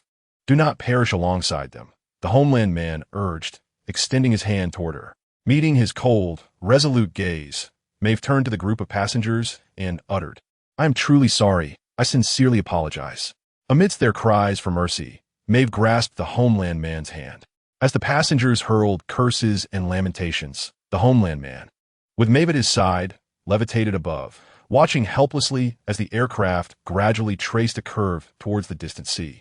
The contrasting expressions of the self-serving homeland man and the conscience-stricken Maeve painted a stark picture. Cursing under his breath, the homeland man then soared towards the water corporation, unaware that not far from them, Zhou Shihao and Dominic wore mocking smiles. "Dominic, what does it feel like to see the character you portray come to life before you?" Zhou Shihao inquired. "It's a peculiar sensation. Aren't you going to save those ordinary people? They could be leverage against the homeland man." Dominic replied, "Do I need leverage to confront the homeland man? Certainly not," he asserted, fully aware of the power he possessed to overpower the homeland man, not to mention the backing of Zhou Shihao. Zhou Shihao stroked his chin thoughtfully. "Dominic, those two young girls must be seething with resentment now, whether towards the homeland man or Maeve. Indeed, that is inevitable. Americans are inherently ungrateful, yet they hold on to grudges," Dominic remarked, naturally aligning himself with Zhou Shihao's perspective. "What do you think would happen if those two girls acquired power surpassing that of the homeland man?" Zhou Shihao posed. "What are you suggesting?" "I envision the establishment of a supervillain organization dedicated to opposing the Water Corporation. Do you think that would be promising?" Zhou Shihao replied with a smile. "A supervillain organization? Is opposing the Water Group truly villainous?" Dominic questioned, taken aback. "Isn't it the belief of Americans that anyone who stands against them is a villain? So why shouldn't we be classified as such?" They landed at the crash site, for before the aircraft plummeted, Zhou Shihao had utilized his power to protect the bodies of the two young girls, ensuring they were not reduced to mere remnants like the others. Zhou Shihao resurrected two young girls, endowing them with physical prowess surpassing that of their compatriots. He granted them the extraordinary abilities of the eternal Gilgamesh and Icarus. "From this moment forth, I am the progenitor, and you shall be known as Artoria, Gilgamesh, and Icarus, my subordinates, as we form the nefarious organization known as the Free Alliance." With a playful spirit, Zhou Shihao decided to embellish his own role. "We are the alliance born to champion the freedom of all civilians. Our motto is, When they seek freedom, we shall bestow it upon them. Yes, master, the 3 loyal followers responded respectfully. Chapter 51. The Girl Watched by What? With the assistance of the artificial intelligence Rena subroutine, Zhou Shihao and his companion effortlessly acquired legitimate identification. The resurrected girls arrived in the city, housing the What group under new identities. Zhou Shihao was in a lavish office, watching a televised interview featuring a compatriot discussing the recent airline disaster. We arrived at the scene 3 minutes after the incident. Had the Department of Defense granted us authorization from the What group, such tragedies would not recur, the compatriot passionately expressed, revealing hints of regret and sorrow. Boss, the company has been officially registered, and Gilgamesh and Icarus have already set their plans into motion. Dominique, clad in a secretary's uniform, entered and reported with deference. Excellent. Generate buzz around them. Package them as flawless heroes. The promotional channels of What provide us significant advantages.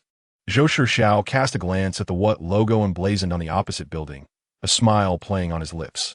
As the Free Alliance progressed methodically, Butcher, Billy, and Huey were devising a way to approach the shapeshifter, Mr. Incredible, in hopes of extracting information regarding Compound V. They feared their time was limited. The revelation of the Invisible Man's antics could not remain concealed for long, necessitating the exposure of What group's misdeeds before they could react. Unfortunately, What company appeared to dismiss their efforts, instead turning its attention to the sudden emergence of 2 superheroines. These were 2 charming blonde girls whose popularity had surged exponentially in recent days. What company was contemplating whether to disband the Deep Sea 7 and invite these 2 girls to join as a duo. The compatriot observed videos of Gilgamesh and Icarus rescuing individuals, a sly smile gracing his lips. Recently, the star's popularity had been soaring, seemingly on the verge of eclipsing his own.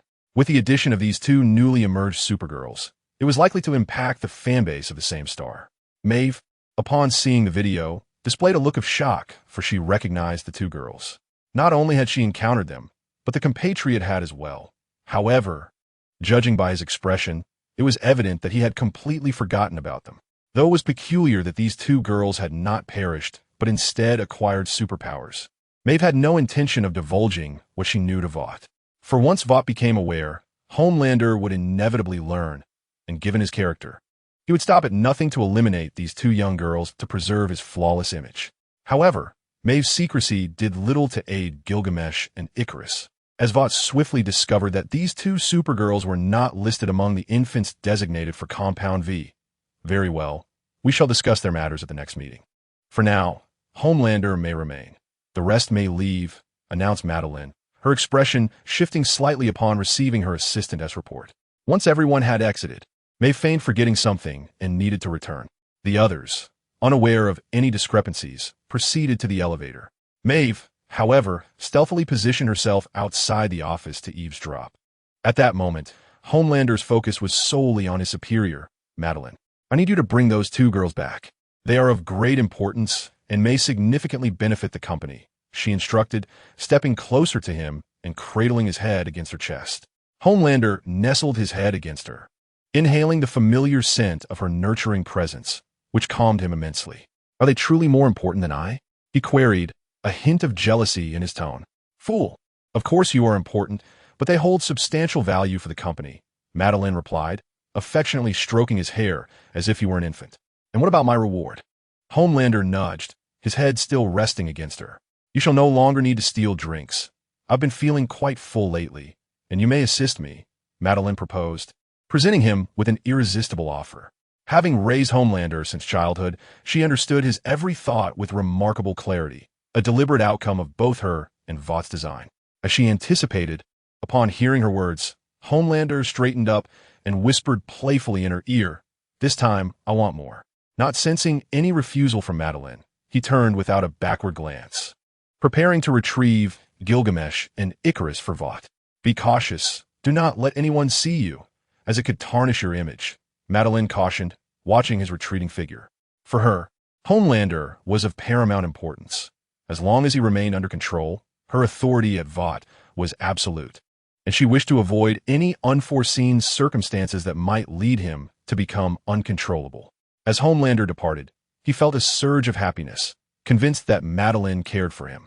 At that moment, The death of the Invisible Man was completely forgotten, and the pursuit of the perpetrator against Vought was entirely cast aside.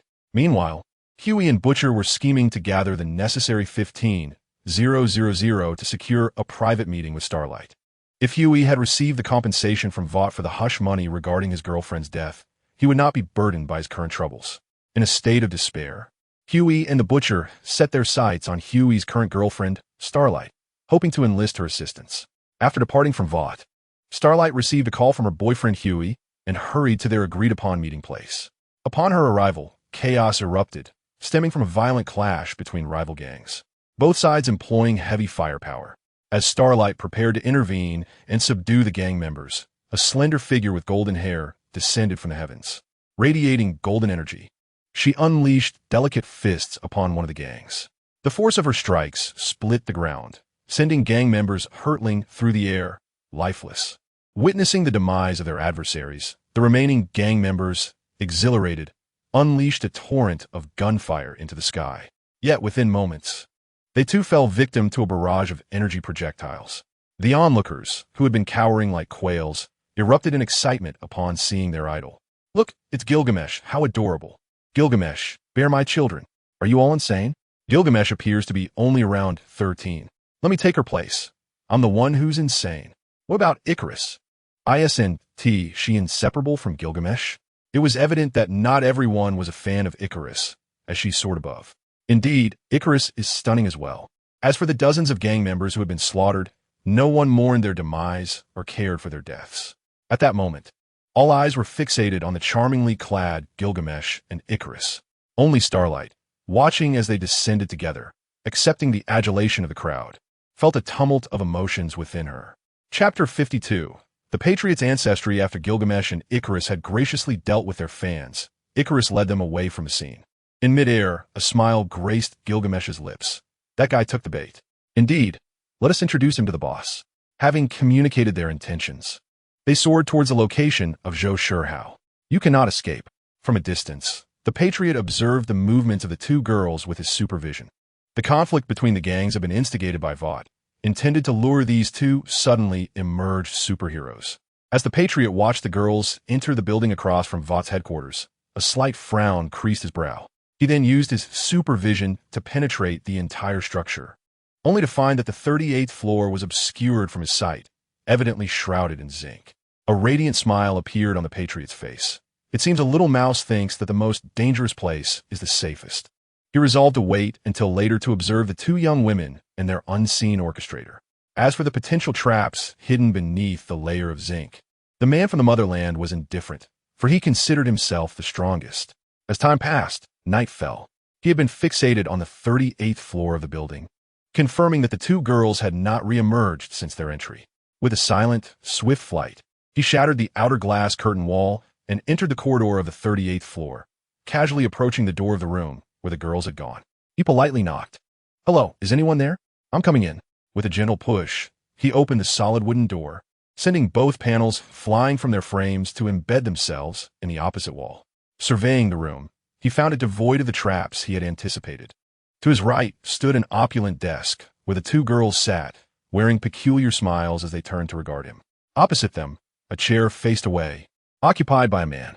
Standing beside him was a strikingly attractive female secretary.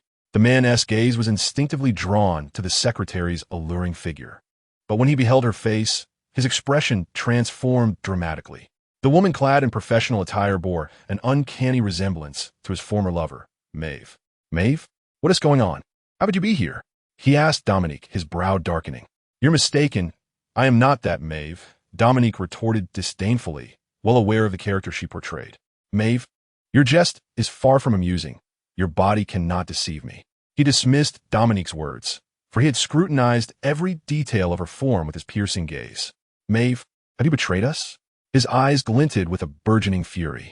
The chair slowly pivoted to reveal the visage of the man seated within.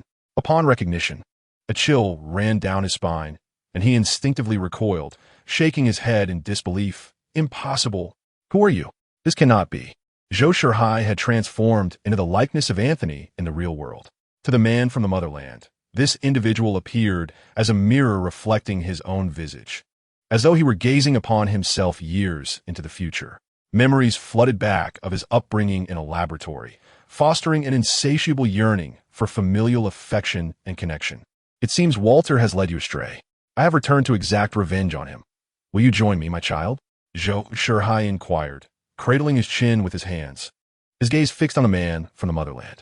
Caught in a tumultuous struggle of decisions, the man found himself swayed by the words of this man, yearning for the familial bond that seemed within reach. Yet, he hesitated to abandon Walter, reluctant to forsake the accolades he had earned in the presence of Madeline. After weighing the pros and cons, the expression of the patriotic man began to twist into a grotesque semblance, as he found himself unable to relinquish the status and accolades afforded by the Water Group. As for familial bonds, the presence of Madeline sufficed. She could provide him with maternal affection, rendering the need for a biological father obsolete. Observing the patriotic man's countenance, Zhou Shihao sighed, realizing that only through formidable strength could he compel this individual to obedience. A crimson laser shot from the patriotic man's eyes, striking Zhou Shihao's chest and illuminating it with a vivid red hue. Yet, Zhou Shihao, undeterred, stood firm, locking his gaze onto the patriotic man's fierce stare, and approached him step by step, much to the latter's disbelief. Damn it, perish! No matter how the patriotic man intensified the power of his laser, it failed to alter Zhou Shihao's measured pace. With a sharp slap, Zhou Shihao struck the patriotic man's face, disrupting his fiery glare. The patriotic man, clutching his stinging cheek, looked at Zhou Shihao with a mix of indignation and confusion. Another resounding slap met the opposite side of his face, achieving symmetry in his punishment.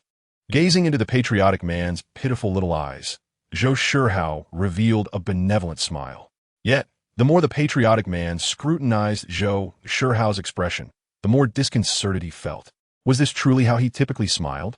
It did not convey the essence of a good person. Fool, do you think your abilities stem from nowhere? Zhou Shihao's smile vanished, his gaze turning icy as it swept over the patriotic man, Compound 5. Acutely aware of the disparity in strength between himself and his father, the patriotic man displayed an unusual compliance. No, you are different from them. You are innate, your abilities derive from me, which renders you exceptional. Zhou Shihao patted the patriotic man's shoulder before seizing him by the neck and lifting him off the ground.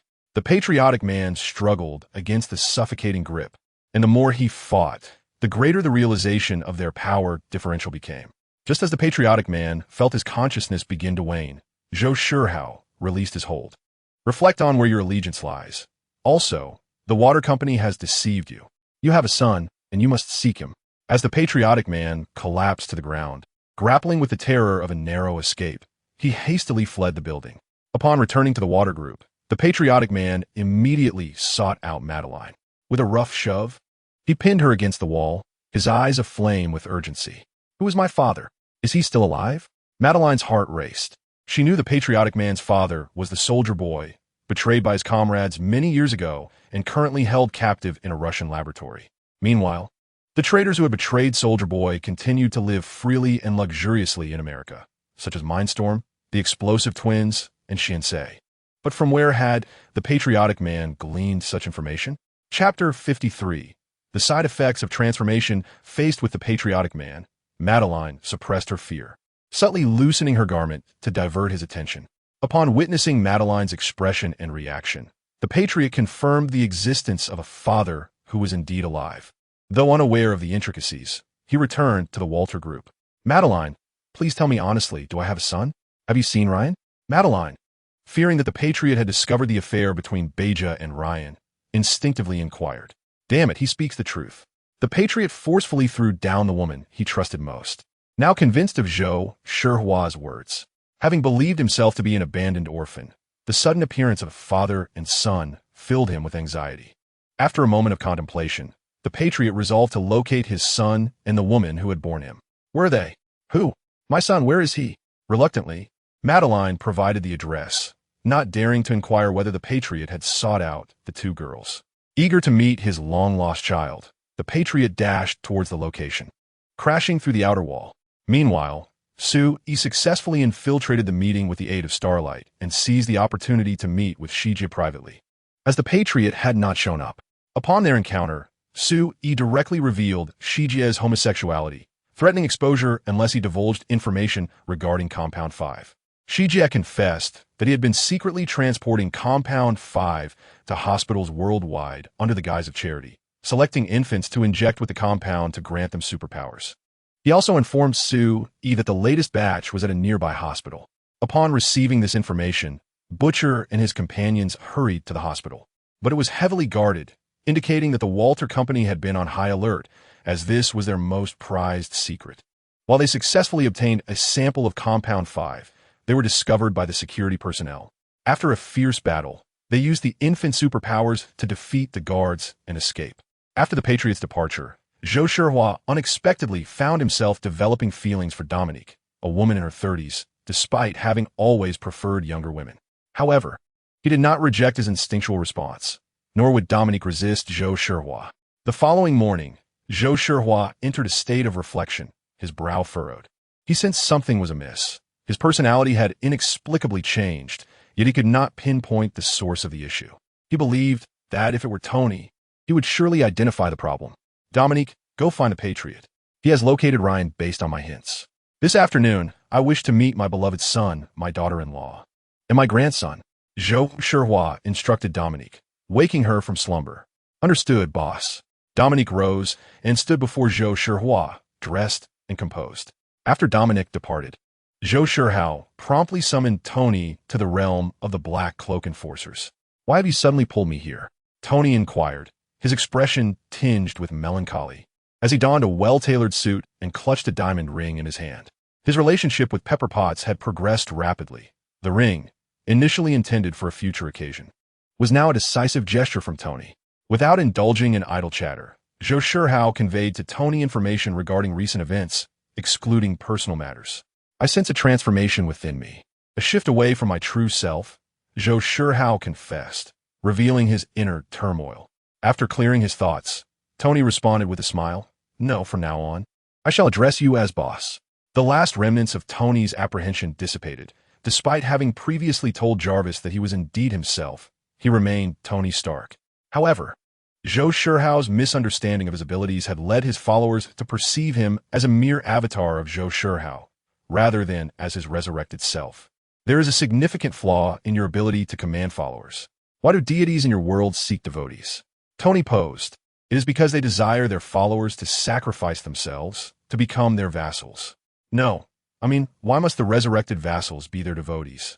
Noticing Zhou Shihao's confusion, Tony decided to elaborate on his understanding. Firstly, the personality of a devotee tends to align closely with that of their chosen deity, particularly fervent believers willing to sacrifice their lives. This means that these deities are selective in their vassals' traits to prevent personality conflicts. My conjecture is that resurrecting a vassal results in a synthesis of the deities and the vassal's characteristics. For instance, boss, you and Carla share a certain compatibility. However, Carla's demeanor is relatively innocent, while your temperament is more adaptable, resulting in minimal contrast. When you transformed into Carla upon entering my world, I distinctly noticed that your demeanor often mirrored that of an ordinary girl, devoid of adult characteristics. Initially, I attributed this to your acting skills, but now I realize it stems from another cause. As you adopt the form of a vassal, your habits and subtle behaviors are influenced by that vassal, and this influence intensifies with each transformation. Take Zeus from your world, for example. His inherent nature is not that of a libertine, but rather, he has been tainted by repeatedly assuming various vassal forms. Even upon returning to his original state, he remains affected, now driven by a desire to indulge in beauty. Zhou Shihao listened intently to Tony's elucidation, and a sense of clarity washed over him. It was not that he had developed an affinity for older individuals. Rather, it was Anthony's proclivity for such preferences.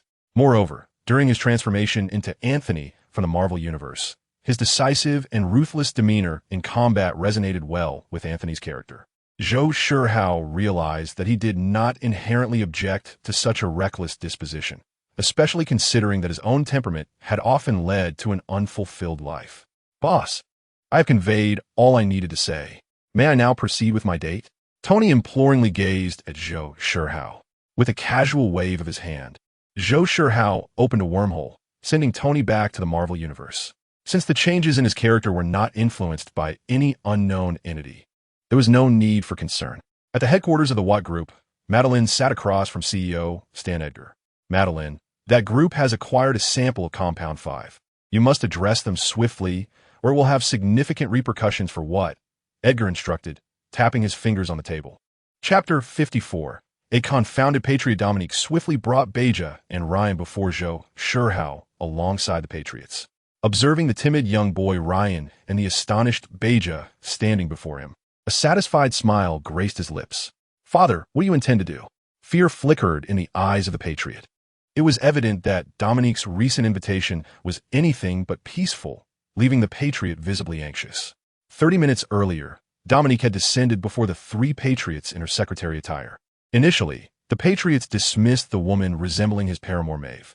Having just reunited with his son and encountered his former assistant Beja, his mood was buoyant, and he refrained from taking immediate action.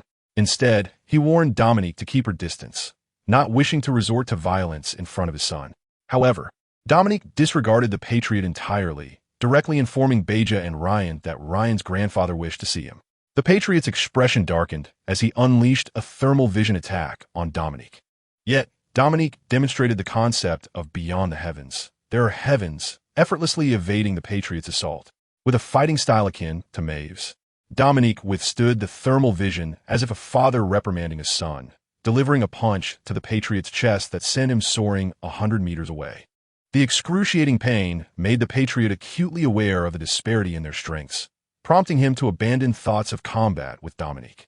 As he contemplated fleeing with Beja and Ryan, Dominique showcased a speed far surpassing his own, intercepting him and subsequently administering a one-sided thrashing. In a single day, being defeated twice in such a manner was a blow the patriot had never encountered since his earliest memories. His pride and arrogance lay utterly shattered, and he now understood that anyone connected to Dominique warranted caution. Perhaps those two young women possessed the strength to defeat him as well. Under Beja's bewildered gaze, Dominique seized her, denying her any chance of resistance, and instructed the patriot to follow with Ryan before taking flight. The patriot's face contorted in struggle, and after several tumultuous changes, fear ultimately quelled his anger. He forced a facade of kindness and gentleness onto his distorted features. Gently stroking Ryan's head, he said, "Ryan, let's go meet Grandpa together. He must be eager to see you." Ryan timidly nodded, and the patriotic man lifted him up, following Dominic as they soared towards the location of Zhou Shihao. As Ryan gazed down at the ground from his father's embrace in the sky, he suddenly turned his head and curiously asked, "Dad, was that woman just now Queen Maeve? Isn't she your girlfriend?" The patriotic man found himself momentarily at a loss for words, finally replying in silence, "You'll understand once you meet Grandpa." Returning to the present, Zhou Shihao approached and affectionately patted Ryan's small head, smiling as he said, "Excellent. You possess talents that surpass your father's. Nurture your abilities well." Observing that his father bore no hostility towards his son, the patriotic man felt a wave of relief wash over him. "Father, I am delighted that Ryan has gained your favor," he expressed, hoping that through his son, he might earn Zhou Shihao's approval. "Humph, you are a waste nurtured by Walter." Ensnared by his sweet words and the flattery of those ungrateful wolves among the populace, utterly blind to the true nature of your enemies, Zhou Shihao chastised. His gaze fixed on the patriotic man's smile, which now faltered under the weight of his anger. The patriotic man's smile froze. Zhou Shihao's demeanor mirrored his attitude towards others, capricious and volatile. Yet, he found himself unable to resist or even retort, for he was no match for him. "What? Am I mistaken?" Zhou Shihao seized the patriotic man's face, effortlessly pulling him closer until their eyes met, the menace in his gaze extinguishing any courage the patriotic man might have mustered to resist. In front of Ryan and Beja, Zhou Shihao cast the patriotic man down onto the ground before walking towards Beja. He scrutinized her appearance and figure until she felt a tinge of fear from his gaze, at which point he nodded in approval. Truly, a remarkable woman who bore the patriotic man's child, both in looks and physique. Henceforth, let Ryan and Beja reside with me. You should return to Walter. I must remind you, as my ancestor's son, do not allow your fans to bind your true nature. The patriotic man wandered back to Walter Corporation, his father's words echoing in his mind. Patriotic man, You have returned? A sudden voice jolted him back to reality. Maeve, what are you doing here? Upon seeing the woman who had just bested him in a fight, strikingly similar to Maeve, the patriotic man instinctively recoiled. It seems the patriotic man is a bit afraid of me. What could have happened? Maeve pondered, sensing the noticeable shift in his demeanor. Edgar has requested the group of 7 to attend a meeting at the company. Since you are back, you should join us, Maeve stated, and together they swiftly walked into the elevator. As the elevator ascended, Maeve casually inquired, Patriotic man, what do you think of the newly emerged superheroes Gilgamesh and Icarus? At her words, the patriotic man's heart skipped a beat, and he turned to look at Maeve. Maeve felt a slight unease under the gaze of the homeland. Yet she maintained a facade of calmness as she continued. Are they rapidly gaining fans now? Is the company considering recruiting them into the 7? Or establishing a new group for them? Sensing that Maeve had not uncovered a secret, Homeland felt a wave of relief wash over him. Maeve, keep your distance from those 2 girls. They are quite perilous, he advised her, his intentions rooted in concern. Maeve was taken aback. Homeland never deemed anyone dangerous, as he himself was the most formidable of all. As the elevator doors opened, Homeland left the bewildered Maeve and proceeded toward the conference room. Inside, Deep Sea, Trainwreck, and Black Noir were already seated at the table. With the arrival of Homeland and Maeve, the 7 were now gathered, save for Starlight and the deceased Invisible Man Homeland. Your timing is impeccable. What news of the newly emerged Supergirls? Edgar inquired casually. I was unable to locate them. They managed to evade my supervision, Homeland replied, his expression unperturbed as he fabricated the excuse. Edgar's gaze remained neutral, revealing nothing of his thoughts. Is that so? What a pity. Fortunately, I have alternative candidates, he remarked, activating the projector, which displayed images of all members of the Payback team before the assembly. The Supers are willing to provide us with intelligence in exchange for entry into the 7. They're the ones responsible for the death of the Invisible Man. This individual is named Billy. His wife was once an assistant to Homeland and vanished after an affair with him years ago. He seeks vengeance.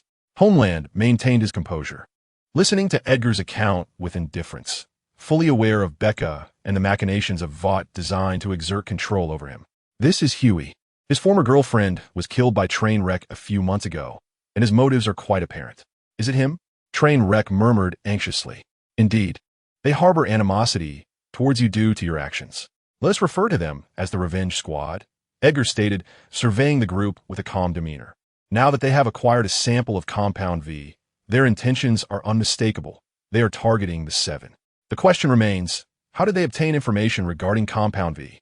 Trainwreck suspected that his girlfriend, the female, might have leaked the secret, and he feared for his life should Homeland discover this. Was it the Invisible Man? Did he divulge the information before his demise? Panic surged within Trainwreck, but he quickly shifted the blame onto the deceased Invisible Man. However, his unusual reaction did not go unnoticed by the other superhumans present. Chapter 55, Soldier Boy and Stormfront Wait. Are you suggesting that I leaked information about Compound V? Trainwreck exclaimed, alarmed as he turned to the others. No, but we are curious as to why you are so agitated, Homeland stated, rising and approaching Trainwreck with a chilling demeanor. Today, the patriotic man has suffered great indignities and is in urgent need of an outlet for his pent-up frustration. Unfortunately, the locomotive has become his target. No, I have not betrayed any confidences. It is merely that my girlfriend has been threatened, and she revealed to certain individuals the whereabouts of Compound Number 5. Observing the crimson glow gradually rising in the patriotic man's eyes, the locomotive, under the specter of death, hastily betrayed his girlfriend, the sorceress. Witnessing the locomotive's demeanor, the patriotic man regained a flicker of confidence and turned to Edgar, stating, let him resolve this on his own. Edgar, non-committal to the patriotic man's suggestion, shrugged and gestured for him to proceed as he wished. The patriotic man chuckled at Edgar's perceptiveness, laughing like a 200-pound boy. Deep within, he harbored significant resentment. Should anyone provoke him, he would undoubtedly take them down. Maeve, observing the somewhat unhinged patriotic man, silently suppressed the hatred welling in her eyes. At this moment, Edgar magnified the figure of Huey among the group and addressed them. There is yet another piece of information. This man is currently in a relationship with Starlight from the 7. According to the intel from the telepath, it was indeed he who killed the Invisible Man, and it is he who has threatened both SJ and the sorceress. The patriotic man scrutinized Huey's features, seemingly intent on committing them to memory. Starlight's boyfriend? It appears that Starlight has also betrayed us, the patriotic man remarked with a cold smile. Maeve immediately countered. Starlight could never betray us. She was unaware of the situation regarding compound number 5. She was merely deceived. Are you vouching for her? The patriotic man scoffed at Maeve. How utterly difficult it must be for the merciless queen, Maeve, to defend Starlight. I believe in Starlight. She has not betrayed us, Maeve retorted, unwavering in her stance against the patriotic man. Very well, since you are vouching for her, I shall let her off this time. However, if I discover she is a traitor, it will be you two who pay the price, the patriotic man declared with open palms and a smile. Across from the Waters building, Zhou Shihao was currently meditating, with Dominique lounging beside him. Zhou Shihao increasingly appreciated Anthony's demeanor, relishing the sense of freedom and unrestrained indulgence it brought. Butcher Billy and his associates were now in the crosshairs of the locomotive, while Gilgamesh and Icarus were dispatched to assist and discreetly provide the butcher with some temporary compound number 5. Zhou Shihao arranged for 2 girls to establish connections with the Black Cloak enforcers, noting that the temporary compound no. 5 was a replica made by Lena from Stolen Waters data. Understood, boss, Gilgamesh and Icarus replied respectfully. Zhou Shihao's body began to levitate slowly as he transformed back into Anthony, adorned with the iconic star-spangled cape and uniform. Dominique, and I'm off to Russia. Keep an eye on my dear son, the patriotic man. Do not let him spiral out of control before my return. Of course, boss, Dominique replied in a languid tone. In the next moment, Zhou Shihao's figure gradually vanished, only to reappear above the skies of Russia. Utilizing his extraordinary vision in conjunction with superhuman sight, Zhou Shihao swiftly located the whereabouts of the soldier boy. After effortlessly dispatching the laboratory guards, he brought this long-suffering individual, who had endured decades of torment yet remained alive, back to America in a mere minute. Once he had deposited the unconscious soldier boy with Dominique, Zhou Shihao sought out the free woman. With ease, he subdued her and transported her back as well, placing both her and the soldier boy in the same chamber. The rationale behind gathering these 2 individuals was to unravel a perplexing mystery. It was well established that Soldier Boy was indeed the father of Azu, but there were claims circulating in the real world that the free woman was Azu's mother. The striking similarities between the free woman's abilities and those of Azu, one wielding electricity and the other emitting heat vision, were hard to ignore. However, Zhou Shihao found this notion implausible, considering that the 2 had exhibited a particularly intense camaraderie in the 2nd season. The remarkable recovery capabilities of those birthed from the Compound V were evident, and absent the relentless torture, Soldier Boy soon regained consciousness. Upon rising, he carefully surveyed his surroundings, realizing he was no longer in that laboratory and that a woman lay on the bed opposite him. "Did you save me?" he inquired. However, the unconscious free woman offered no response. Sensing something amiss, he approached her bedside, and upon gazing at her face, his expression shifted dramatically. "It's you? I thought you were dead?"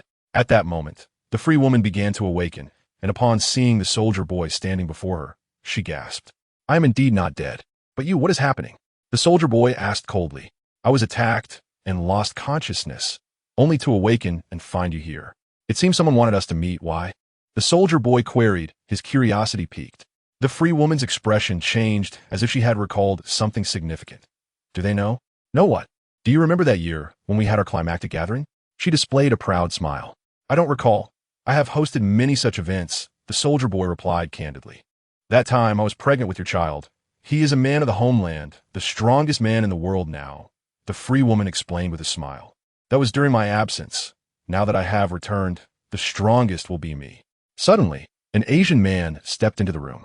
"A yellow-skinned monkey from Asia?"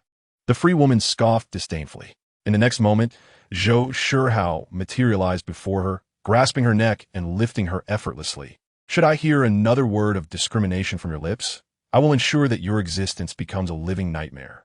The free woman paid no heed to Zhou Shihao's words, struggling as she cast her gaze towards the soldier boy, hoping for salvation. However, the soldier boy was evidently reluctant to engage an uncertain adversary under the ambiguous circumstances.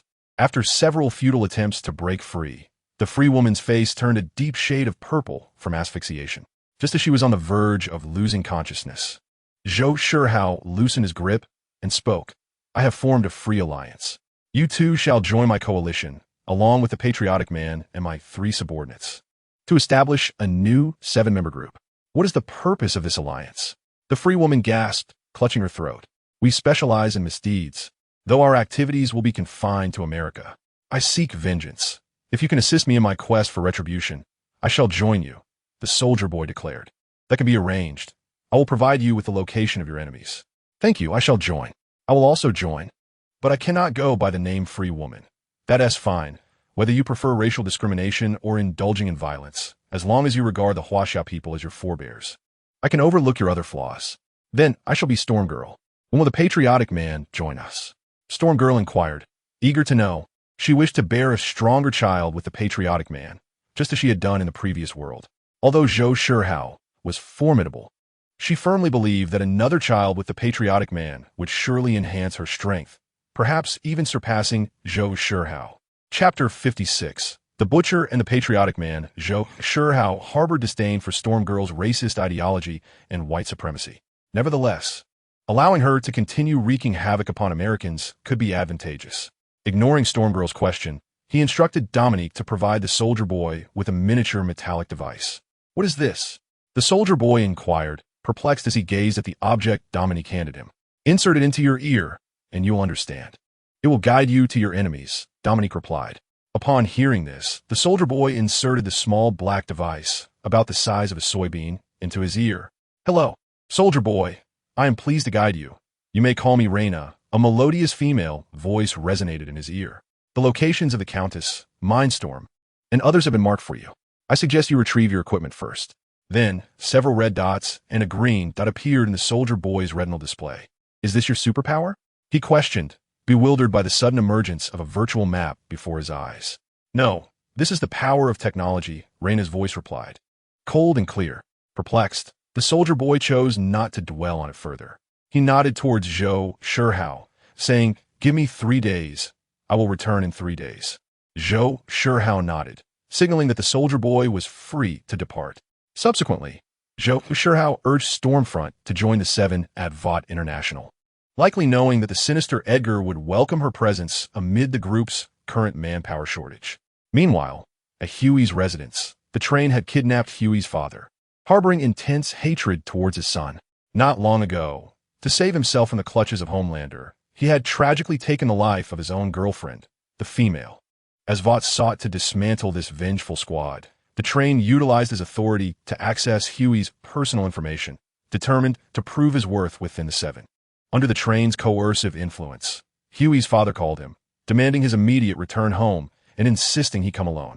As Huey rushed home to rescue his father, Homelander confronted the remaining members of the Black Noir team. Without preamble, he cast a piercing gaze over Frenchie and Kimiko, then struck down Black Noir with a single blow. Despite having eliminated 3 adversaries, Homelander spared Billy, wishing instead to engage him in conversation, boasting about his son with Billy's wife. I know you.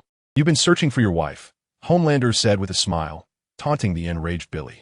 But have you considered that your wife and I share a mutual affection? She truly is exquisite, and she bore me a son, a boy who perfectly inherits my abilities, though he's been raised a bit timid by your wife. Billy's fury and hatred surged, yet he found himself powerless against Homelander. Relishing the twisted expression on Billy's face, Homelander decided against killing him, opting to keep this clown alive for his own amusement. With that thought, he departed, leaving Billy behind. Shortly after Homelander's exit, Gilgamesh and Icarus brought the unconscious Butcher to a safe house. It was not until noon the following day that Butcher regained consciousness from his stupor. Upon glancing at a newspaper by his bedside, he discovered the grim news of Huey, Frenchie, and Kimiko's deaths. Enraged, he slammed his fist against the table, wreaking havoc on his surroundings. Have you finished venting? A clear, youthful voice broke through, awakening Butcher. Who are you? Icarus? Why did you save me?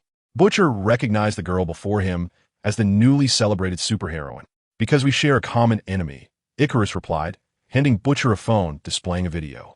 Butcher quickly discerned that it depicted the recent terrorist hijacking that led to a plane crash.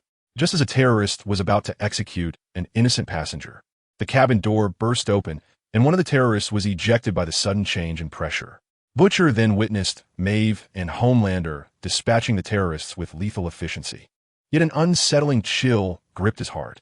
During a prior interview, the individuals from the Homeland claimed that the aircraft had plummeted just 3 minutes after takeoff. Subsequently, they hypocritically reassured passengers of their safety while heading towards the aircraft's exit. Amidst the ensuing chaos, the Butcher noticed 2 girls accompanying Queen Maeve. One, though distinct from the nearby Icarus, bore a resemblance that was unmistakably hers. The other was that Gilgamesh. What transpired? How did you become a being of extraordinary abilities? The Butcher inquired in a low voice. Indeed, I am Gilgamesh. She opened the door, carrying food as she approached the Butcher and set it down. You are aware of the Compound 5, correct? It is thanks to that substance that we managed to survive. Gilgamesh produced a vial of temporary Compound 5, stating, "This is the temporary Compound 5. It grants ordinary individuals superhuman abilities for a brief period." The Butcher's gaze fixated intently on the vial in Gilgamesh's hand, his mind swirling with thoughts. Gilgamesh placed the temporary Compound 5 beside the food platter. "I know you desire it, for you share a plight. But beyond the need for strength to combat the Homeland's forces, we also require prestige to dismantle the Vought Corporation." Noticing the Butcher's unwavering stare at the vial, a smirk appeared on Gilgamesh's lips as she pulled Icarus away and, just before exiting the room, remarked, "Queen Maeve harbors the same disdain for the Homeland as you do." The Butcher's mind echoed with the words of the Homeland's forces and the deaths of Shui and others, his anger once again overpowering his rationality as he plunged the vial into his arm. As the substance coursed through his veins, his body began to react. "Boss, he's left." Heading towards the Vought Corporation, Gilgamesh relayed the information to Zhou Shihao through their mental connection. At Vought Corporation, the atmosphere was tense. The Homeland's agents, initially buoyed by the elimination of a troublesome group, found their spirits dampened. Edgar had, without consultation, assigned a woman to the Seven, and this woman had the audacity to disregard him entirely. "I am Stormfront, and from this day forward, I shall also be a member of the Super Seven." After introducing herself, Stormfront's focus shifted entirely to the Homeland's agents. She approached them, undeterred by their displeasure, and invited, "Homeland, do you have time to discuss matters tonight?" Chapter 57. The chaotic beginning. As the Butcher drew closer to the Vought Corporation, he felt the power within him roiling. He sought out Queen Maeve and learned that the Homeland held Madeline in high regard. Should they succeed in abducting her, the Homeland would undoubtedly be cautious. However, Queen Maeve had evidently overestimated the Homeland's moral compass. Only a force stronger than theirs could ever pose a threat to them. When the Homeland received the Butcher's call, they were engaged in a heated game of poker with their new companion, Stormfront. The disgruntled Homelander stormed into Madeline's office. Upon entering, he was met with the sight of Madeline bound in a shameful posture to a chair, her body adorned with explosives. "Look at what you've done. After I granted you a chance at survival, you resort to kidnapping a woman to threaten a superhero?" Homelander mocked the Butcher's foolishness. "No, she merely serves to convey that you have taken my dearest, and in turn, you shall lose your cherished one." The Butcher lifted his hand, ready to release the detonator. Homelander quickly extended his hands to halt him, pleading, "No, please don't do that. Just give me a moment, will you?" Uncertain of what Homelander intended to bargain, the Butcher paused, unafraid of the explosives he had set. He watched as Homelander approached Madeline, gently caressing her cheek, perhaps expecting words of comfort. Instead, Homelander unleashed a beam of heat vision from his eyes, incinerating Madeline's head to a charred remains. "All right, you may continue your actions. Now the superhero is devoid of weaknesses." Homelander grinned menacingly at the Butcher. "Surely, you do not believe these little devices you've set can destroy me?" With no other option, the Butcher activated the detonator, igniting the explosives, which engulfed the entire floor in a cataclysmic explosion. "What have you done?" Homelander was astonished to find that the Butcher, who should have been obliterated, stood unharmed amidst the devastation. "Doesn't this feel delightful?" The Butcher charged at Homelander, delivering a powerful punch to his right cheek. Homelander was thrown against the wall, and as he regained his footing, he felt warmth trickling from his nose, realizing he had been bloodied. "You actually managed to injure me? It seems you harbor quite a secret." Homelander seized the Butcher's reinvigorated punch, retaliating with a powerful blow to the Butcher's abdomen. Though the impact struck hard, fueled by his hatred, the Butcher persevered, retaliating with a strike aimed at Homelander's head. "Futile, you fool. Do you not perceive the fundamental disparity between us? Homelander effortlessly grasped the Butcher's other hand, deriding the Butcher's audacity. While Homelander's strength slightly surpassed the Butcher's, he could not fully subdue him, leading to a stalemate. As time passed, the Butcher's body began to succumb to pressure. Homelander taunted, "Yield, do you wish to see Becca? I could show you how blissfully she lives now." The Butcher's response was a headbutt. Attracted by the commotion, Maeve arrived, witnessing the standoff between Homelander and the Butcher. She immediately joined the Butcher's side, launching a surprise attack from behind Homelander. With Maeve's assistance, Homelander was swiftly brought to the ground, pinned by the two. The Butcher gazed at the back of Homelander's head, feeling a growing intensity in his eyes as two golden beams shot forth, striking Homelander's nape. Under the golden rays of his power, the patriotic figure writhed in agony, compelling the Butcher to instinctively amplify his energy output. As the Patriot felt the impending rupture of his skull, a surge of survival instinct propelled him to unleash an extraordinary force, momentarily repelling both the Butcher and Maeve. Sensing the vanishing power behind him, the Patriot soared into the sky, exclaiming, "Maeve, how dare you betray me? I shall end your life. Why do you insignificant insects dare to rebel against your deity?" His voice echoed in desperation amidst the heights. Quietly, Zhou Shihao materialized behind the Patriot, grasping his neck with mockery. Behold, the revered Patriot, now rendered utterly helpless, betrayed by allies and exploited by Vortex. "Father, what must I do?" The Patriot queried, despondently. "My dear son, I have established a formidable coalition named the Freedom Alliance. It is time to sever ties with your Vortex group." Freedom Alliance? Indeed. Do you know why it bears that name? Because we shall pursue our desires unrestrained by the opinions of the American populace or government. For instance, should you wish to become president today, tomorrow we shall storm the White House. Zhou Shihao extended his arms toward the Patriot, smiling, "Join us, and I shall help you reclaim your innate desires." While the Butcher and Maeve maintained a cautious watch for any potential assault from the Patriot, he mysteriously vanished. In the ensuing 2 days, despite Vortex's exhaustive efforts, they could not locate the Patriot, instilling widespread panic within the organization. Edgar, warned from the chase, resorted to employing his adopted daughter, Newman, to approach Maeve and the Butcher, the last known combatants against the Patriot.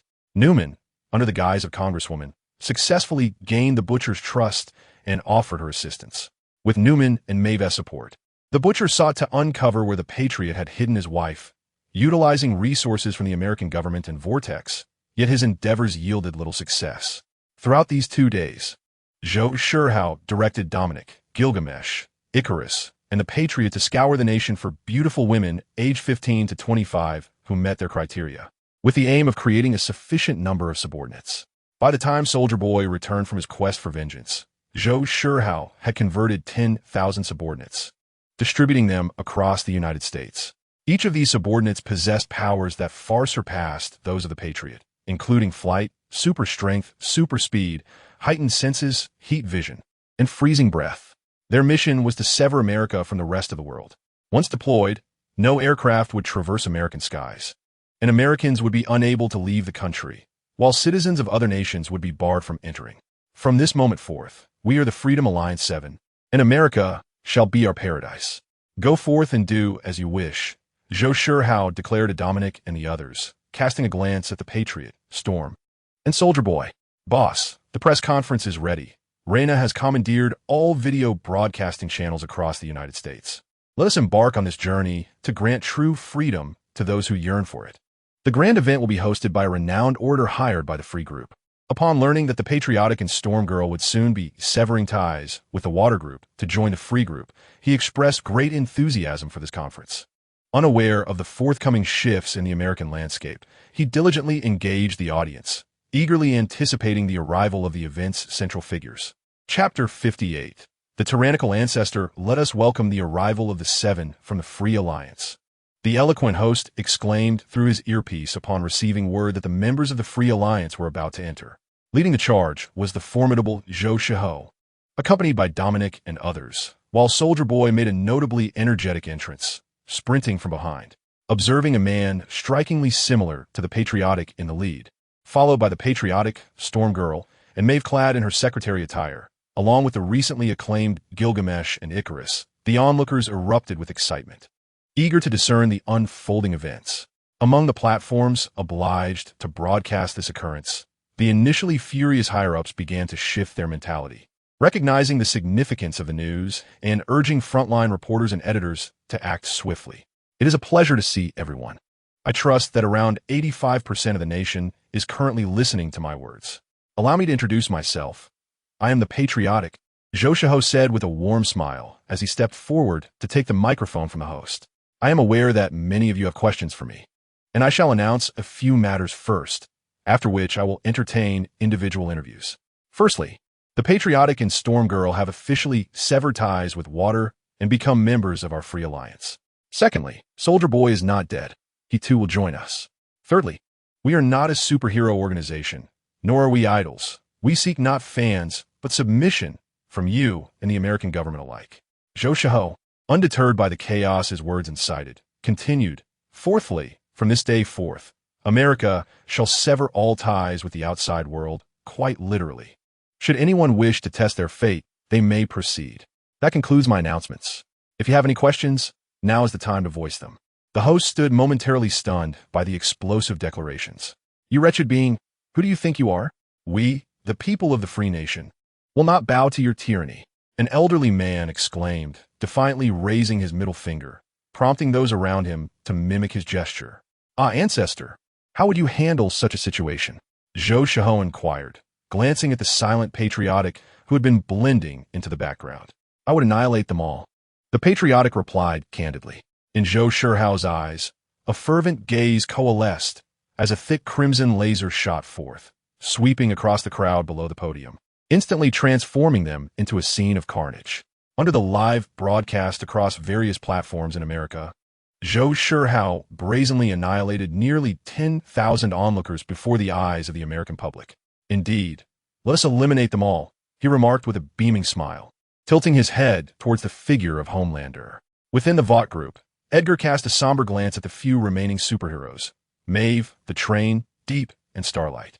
The Black Noir had already been vanquished by Soldier Boy, and these meager remnants were woefully insufficient to contend with Homelander. Edgar had shared all the intelligence he could muster with these individuals. Soldier Boy, once the world's mightiest, had recently emerged, slaying Black Noir and former members of the Payback team. Stormfront, also known as Liberty, was a staunch racist with extraordinary prowess and the gift of immortality. She was once the spouse of Vought's founder. Gilgamesh possessed remarkable physical attributes and the ability to manipulate energy into various forms of attack. Icarus shared abilities strikingly similar to Homelander's. Artoria bore an uncanny resemblance to Maeve, her powers shrouded in mystery, yet surveillance footage had captured her effortlessly defeating Homelander. They were all too familiar with Homelander, having lived in the shadow of this terrifying man. The Homelander, leader of the Seven, appeared as a more mature version of himself. And based on the footage, he was a being capable of dispatching Homelander in an instant. Who was this individual, and why did he resemble Homelander, albeit with a slightly older visage? Starlight inquired, gazing at the video of Zhou Shihao rampaging against the populace. It's over. We are doomed. We have all been deceived by Dr. Vogel. Homelander's father is not Soldier Boy, Edgar lamented, sensing the tide had turned against them. Yet, in May's heart, she pondered the identity of the woman who bore such a striking resemblance to her. Suddenly, the conference room door burst open, and Butcher stormed in. Maeve, Starlight. I need your help. We must stop them. Billy, give it up. We have no hope, Maeve replied, who had previously harbored a deep-seated animosity towards Homelander, now devoid of any desire to fight. Are you willing to stand by and watch these freaks run rampant over us? I have a statement from Congress. The military will assist us in attacking the Liberty Alliance and will resort to using a nuke if necessary. As long as we can impede the 7S movements and prevent their escape, then all lives will be equal under the mushroom. Butcher revealed his trump card. Maeve and Starlight felt their sense of justice ignited. They resolved to find a way to delay the Seven, accepting the possibility of their demise in the process. Meanwhile, the Train and Deep, mere remnants of their former selves, only contemplated leaving the conference room to retire and live as ordinary individuals. After the conclusion of Zhou Shihao's press conference, countless Americans sought to flee the country due to his reckless acts of violence. However, they soon discovered that flights would plummet to the ground shortly after leaving the airport, and vessels would sink beneath the waves once they departed the dock. Regardless of where they attempted to exit the United States, they encountered beautiful yet deadly dolls descending from the sky, mercilessly slaying them all. The plight of these ordinary refugees stirred unrest among the capitalists pulling the strings behind the scenes. They realized that the Freedom Alliance was not to be trifled with, as it had effectively sealed off the entire nation, isolating it from the rest of the world. Within the underground bunker of the White House, tension hung heavily in the air. Damn it, these freaks. We should have never allowed these superhumans to roam free, fumed one congressman. It was too late for such reflections. They now needed to devise a strategy to deal with these monsters. I have contacted another group of anomalies who will assist the military in capturing the Freedom 7 in New York, followed by a saturation bombing using mushroom bombs. A female congresswoman declared, revealing her plan of action. Very well, we can coordinate your arrangements and prepare the nuclear silos to strike the coordinates you provide, responded a high-ranking military officer. Soon, the congresswoman's operational plan received unanimous approval, as they had already secured the backing of the financial consortium prior to this meeting. It was merely a formality. One could only wonder what expressions would adorn their faces when they witnessed the nuclear explosion, a mere sunbathing session for their benefactor. Unbeknownst to them, the female congresswoman exited with a sinister smile. Chapter 59. The nation at a crossroads, the Freedom Alliance, which incited panic across America, saw Storm, the embodiment of chaos, unabashedly express her hatred towards the black community on social media, leading to widespread slaughter within those neighborhoods. Due to Zhou Shihao's influence, Storm refrained from targeting Asians. Her rampage sparked immense resentment among ordinary citizens towards those with superhuman abilities. Weak superhumans frequently found themselves paying the price for Storm's actions, while armed thugs roamed the streets, conducting indiscriminate attacks. The United States, once a bastion of freedom, had devolved into a realm where freedom had run amok. Observing the turmoil throughout the country, Zhou Shihao unleashed the nationalist, a feral entity. The nationalist charged towards the White House, bloodily purging its halls before commencing a live broadcast to top the remnants of the politicians. He then seized a random woman passing by, initiating a performance reminiscent of Liu Bei's broadcasts. The capitalists lurking in the shadows found themselves facing a grave crisis. Icarus and Gilgamesh, broadcasting live, relentlessly assaulted the financial industries of several major conglomerates, collecting their dark secrets and exposing the nefarious dealings of capital and blood sacrifice to the glaring spotlight. Soldier Boy operated with discretion, concealing his ability to nullify superpowers, while proactively forging alliances with individuals like Maven Butcher to conspire against the Freedom Alliance. The architects of the chaos. Certainly, this action is not driven by a sense of justice, but rather by the realization that the presence of his ancestors constrains his freedom to act as he pleases. Dominic, utilizing his knowledge of the series The Boys, presents Zhou Shihao with two remarkable gifts. The first is a shapeshifter, endowed with the extraordinary ability to assume the appearance of any individual, thus liberating Zhou Shihao from the potential personality corruption associated with becoming a subordinate. The second is a delightful surprise. A doppelganger capable of producing replicas with a strength equivalent to 1/10 of its original form, with no limit to their quantity. Zhou Shihao promptly devours these two entities, converting their powers into his own sustenance. As he revels in his newfound abilities, Zhou Shihao transforms into various forms reminiscent of individuals from his memories, even experimenting with the exaggerated physiques of anime characters. Ultimately, he succeeds in morphing into a 3-meter-tall figure resembling Kizuru. Satisfied with his newly acquired powers, Zhou Shihao, perhaps due to the simultaneous assimilation of numerous subordinates, finds his desire for strength rekindled. He resolves to contain all the subordinates from the boys within his divine realm once it is fully established, embarking on an expansive journey across myriad worlds to create his own celestial domain. As time progresses, chaos in America escalates dramatically. The American government, which had long turned a blind eye to the mutual assaults between superhumans and ordinary citizens, abruptly announces a congressional session. It seems they can no longer contain themselves. Observing the news, Dominic massages Zhou Shihao's shoulders, noting that the time is ripe for him and Gilgamesh to bring forth the superhumans on the list. Zhou Shihao, eyes closed, savors the ministrations of Dominic and Newman, both of whom have now become his subordinates. Edgar remains oblivious, as the actions of the American government and superhumans transpire right under Zhou Shihao's nose. However, Zhou Shihao has deliberately allowed them to believe they are capable of resistance, permitting their petty maneuvers to unfold. The following day, Congress convenes, drawing the attention of the entire nation. For the outcome of this session will determine whether America is headed towards destruction or rebirth. Zhou Shihao and his companions are also invited to the congressional proceedings. With a disdainful smirk, Zhou Shihao muses at the utter foolishness of these American politicians, noting their lack of sincerity, as the attendees consist solely of uninformed mid-level officials. Were it not for his intention to demonstrate power and intimidate them into compliance for a thorough cleansing of America, he would not have bothered to attend this congressional gathering. To ensure the freedom and safety of our citizens, we shall establish a registry of superhumans, cataloging all individuals with extraordinary abilities. A quaking congressman announces as he reads the contents of the newly proposed bill. What a foolish proposition. I shall do as I please. The ancestral figure slowly ascends, unleashing a searing gaze that eliminates the speaking congressman along with all nearby government officials. Maeve, who had remained silent, suddenly leaped beside Homelander, seizing his ankle and pulling him down to the ground. The butcher, in perfect synchrony, assisted Maeve in pinning Homelander to the floor, rendering him face down. Soldier Boy, Stormfront, Starlight, and others quickly sprang into action, isolating Zhou Shihao, Dominique, Gilgamesh, and Icarus from the rest. Homelander, do not be deceived any longer. He is not your father. Your true father is Soldier Boy. The butcher roared at the struggling Homelander, exerting all his strength to suppress him. Indeed, what he presented now was merely a fade. Homelander was nothing more than a contemptible Asian monkey, as Stormfront exposed Zhou Shihao's true identity.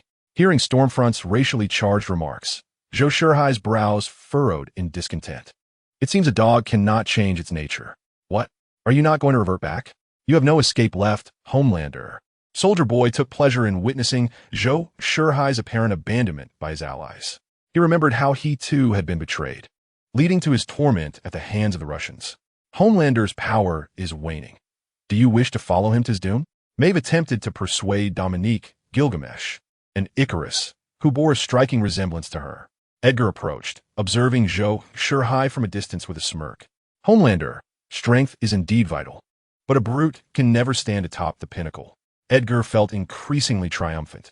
His adopted daughter Newman was the insidious thorn he had embedded within Zhou Shihao's ranks. In a seemingly insurmountable predicament, he had managed to turn Soldier Boy and Stormfront against him, even allying with the government forces. Are you referring to Newman? Zhou Shihao asked, his expression blank as he snapped his fingers. Boss, do you need me? Newman emerged from the crowd, respectfully greeting Zhou Shihao. Edgar's previously dark expression deepened further. Why, Newman? He questioned, bewildered by her alluring presence. Zhou Shihao returned to his original form, casually sitting back in his chair, dismissing the impending attack from the assembled superheroes. Are you wondering why Newman remains so respectful after betraying me? Or did she even betray me at all? Zhou Shihao grinned, his calm demeanor sending chills through the gathered heroes, causing the butcher and Maeve to involuntarily loosen their grip on Homelander. As Homelander freed himself and stood, he stared blankly at Zhou Shihao, who had resumed his true appearance. Dear son, I am indeed not your father. Soldier Boy is. However, I offer you a choice now. Would you prefer me as your father or Soldier Boy? Zhou Shihao's smile reflected ominously in Homelander's eyes, sending shivers down his spine. Homelander could distinctly sense the oppressive aura of death looming over him. My father, of course, is you. As the voice of the Patriot fell silent, he unleashed a fervent gaze upon Zhou Shihao. It appeared that a grievous error had been made. Zhou Shihao, unflinching, endured the onslaught from the Patriot. Observing this, the butcher also emitted a golden beam, targeting Zhou Shihao. The ensuing collision of their powers released a tremendous shockwave, sending all those surrounding Zhou Shihao, including themselves, sprawling. When the Patriot and his allies managed to rise, they discovered that only a few superhumans remained standing. All ordinary individuals, including Edgar, had succumbed to unconsciousness. On Zhou Shihao's side, Dominic, Newman, Gilgamesh, and Icarus had vanished without a trace.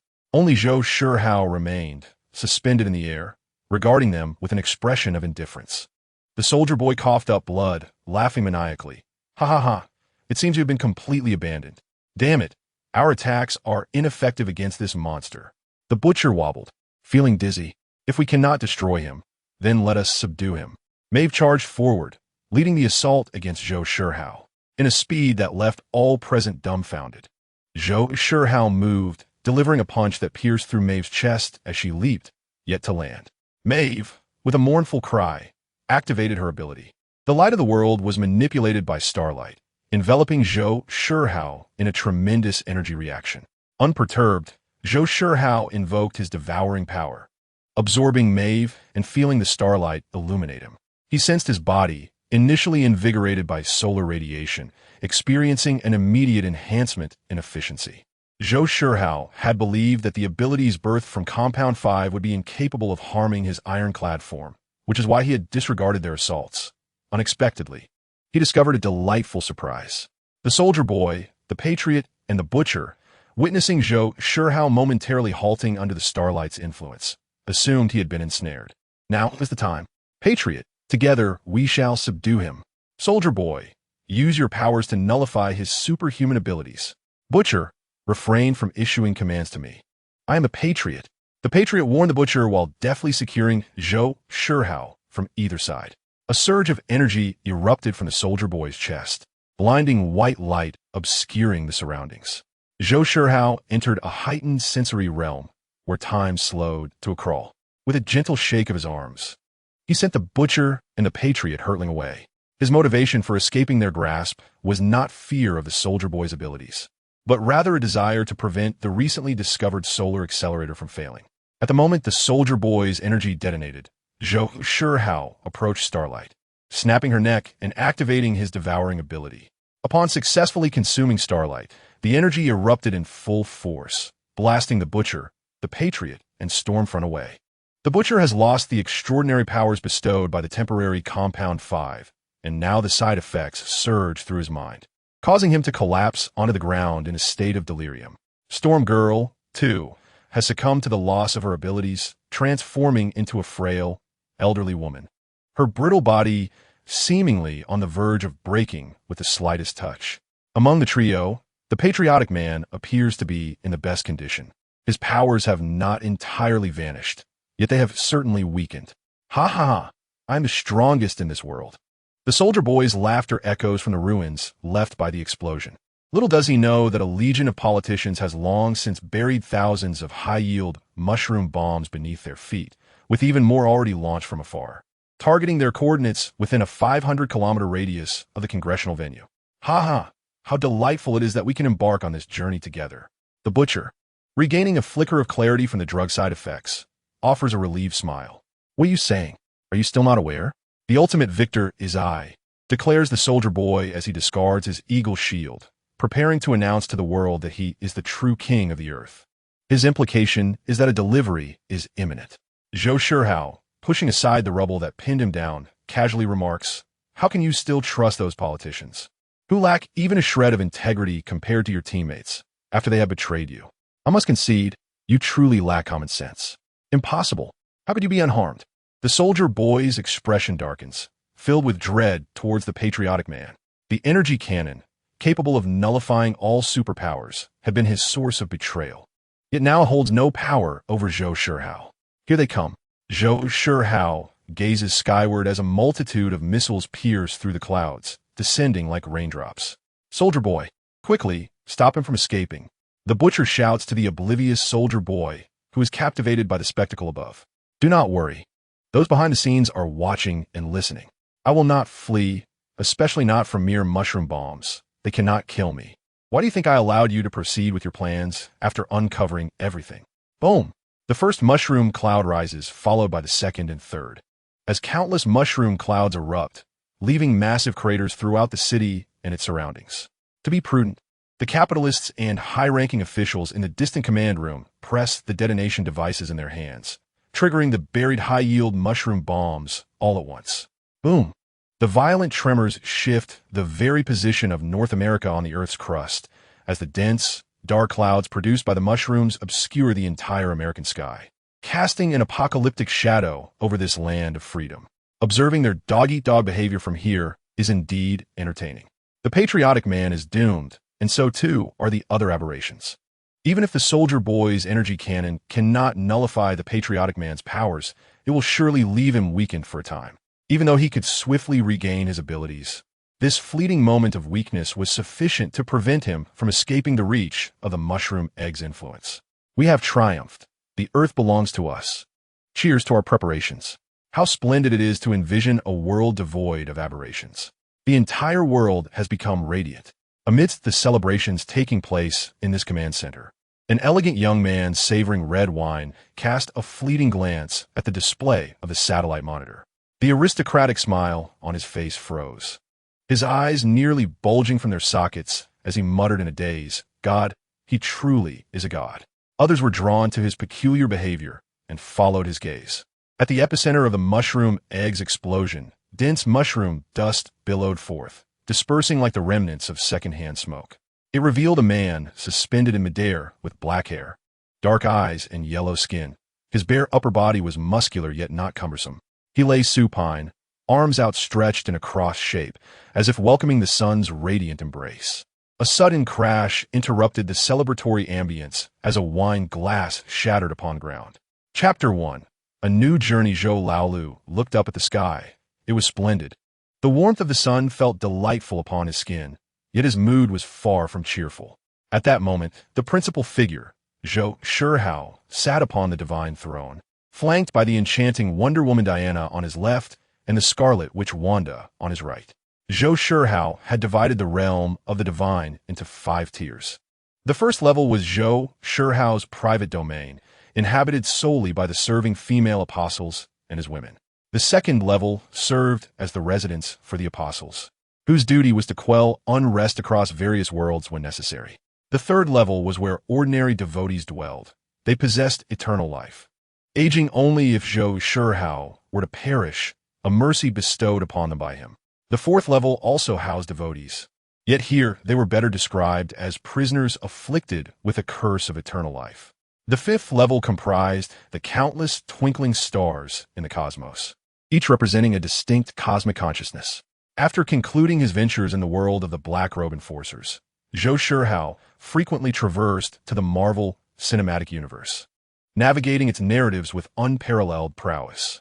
He consumed formidable entities such as Doomsday, General Zod, Thanos, Star-Lord's father, and Captain Marvel. Consequently, the celestial expanse of the divine realm manifested hundreds of diverse cosmic consciousnesses alongside those of the Marvel Universe. Among these, Zhou Shihao's initial arrival in the Marvel world was particularly exceptional, as he did not directly and violently interfere with the narratives of these two universes. For instance, in the first Marvel universe, the storyline had only just progressed shortly after Captain America's awakening. With his formidable strength firmly established, Zhou Shihao endeavored to harness the advantages of various doppelganger abilities, subsequently creating 100 distinct copies of himself. Each of these copies was akin to a genuine Zhou Shihao, capable of returning to the original at any moment. In order for these avatars to possess the divine authority of traversing and devouring, they can retain only 1% of Zhou Shihao's fundamental physical attributes and the abilities of shapeshifter. They are dispatched to various types of worlds with the purpose of exploring new realms, thereby enriching the celestial expanse of the divine kingdom. The conditions available in different worlds vary significantly. For instance, the quality of life experienced in ancient worlds starkly contrasts with that of modern worlds. Moreover, the allure of beauties in anime world surpasses that found in cinematic and television realms. Given their shared circumstances, it would be unfair to favor one over the other. Hence, they must rely on chance to determine the types of worlds they will inhabit. For example, Zhou 11 drew the anime hentai world, Zhou 15 the anime sci-fi world, and Zhou 25 the anime isekai world. Similarly, Zhou Old 9 landed in the drama war world, Zhou 78 in the drama fantasy world, and Zhou 96 in the drama idol world. Zhou Old 6 found himself in the comedic drama world, which, despite its merits, left him feeling envious when compared to others' fortunes. Especially Zhou Old 8's draw of the popular culinary world, which made Zhou Old 6's envy even more palpable. Currently, Zhou Old 6 is in the world of ultimate class, a realm inhabited by high school students keen on showcasing their combat prowess. This world comprises 11 parallel universes, making it a relatively valuable small world. Utilizing his shape-shifting abilities, Zhou Old 6 reverts to an age of approximately 16, acquiring a sum of money and resolving his identity issues under the guidance of the Reina system. He withdraws his gaze from the sky, focusing on the nearby Gala High School, and strides forward, embarking on his journey as a student of ultimate class from this day forth. After all, as long as one remains in this recorded world for 3 months, why not immerse oneself in the narrative and enjoy the experience? Ultimate class. Have you heard? Our class is welcoming new students, 3 at once, and I've already dug up some intel on one of them. Jin Bao-san, flanked by 2 underlings, stand on the podium, flaunting his newfound knowledge. He is Arthur, ranked 3rd, just like our Dong-ge, and he must be aiming to challenge him. The other 2 newcomers are Zhou Old 6 and Ding Xiaoyu. The latter may very well be a girl, and I must ensure that Ding Xiaoyu meets the charm of Brother Bao-san. Jin Bao-san, whether or not she's a girl, as long as you remain on that podium, I will ensure your internal injuries never heal. Hey, Shajia, don't frighten him. He's scared.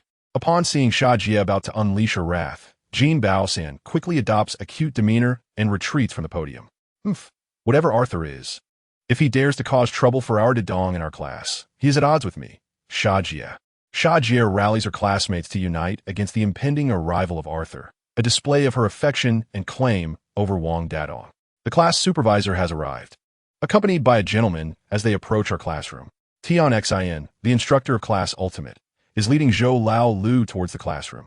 Zhou, there's no need to feel anxious. The students of Class Ultimate are all quite well-behaved and friendly. They will surely extend a warm welcome to you, and I hope you can quickly integrate into our community.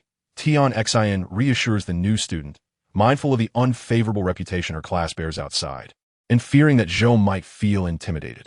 Zhou Lao Lu couldn't help but smirk, were it not for Wang Dedong's presence in the class. Tian Xin would witness a different side of Class Ultimate. Hello everyone, this is our new classmate, Zhou Lao Lu. Let's all welcome him, Tian Xin announced, initiating applause. However, the students of Class Ultimate regarded Zhou with indifference, failing to follow her lead in clapping. It wasn't until Wang Dedong, who had been momentarily distracted, snapped back to reality and joined in the applause that the rest of the class followed suit. All right, Zhou, you may take a seat over there. Let me know if you encounter any difficulties, Tian Xin instructed as she seated Zhou behind Jin Bao-san. Thank you, Teacher Tian. Zhou Lao Lu nodded in acknowledgement before making his way to his desk. As the bell rang to signal the end of class and Tian Xin exited the room, the atmosphere in Class Ultimate began to buzz with excitement. Zhou, you must be a muggle, right? I'm a renowned expert on the leaderboard.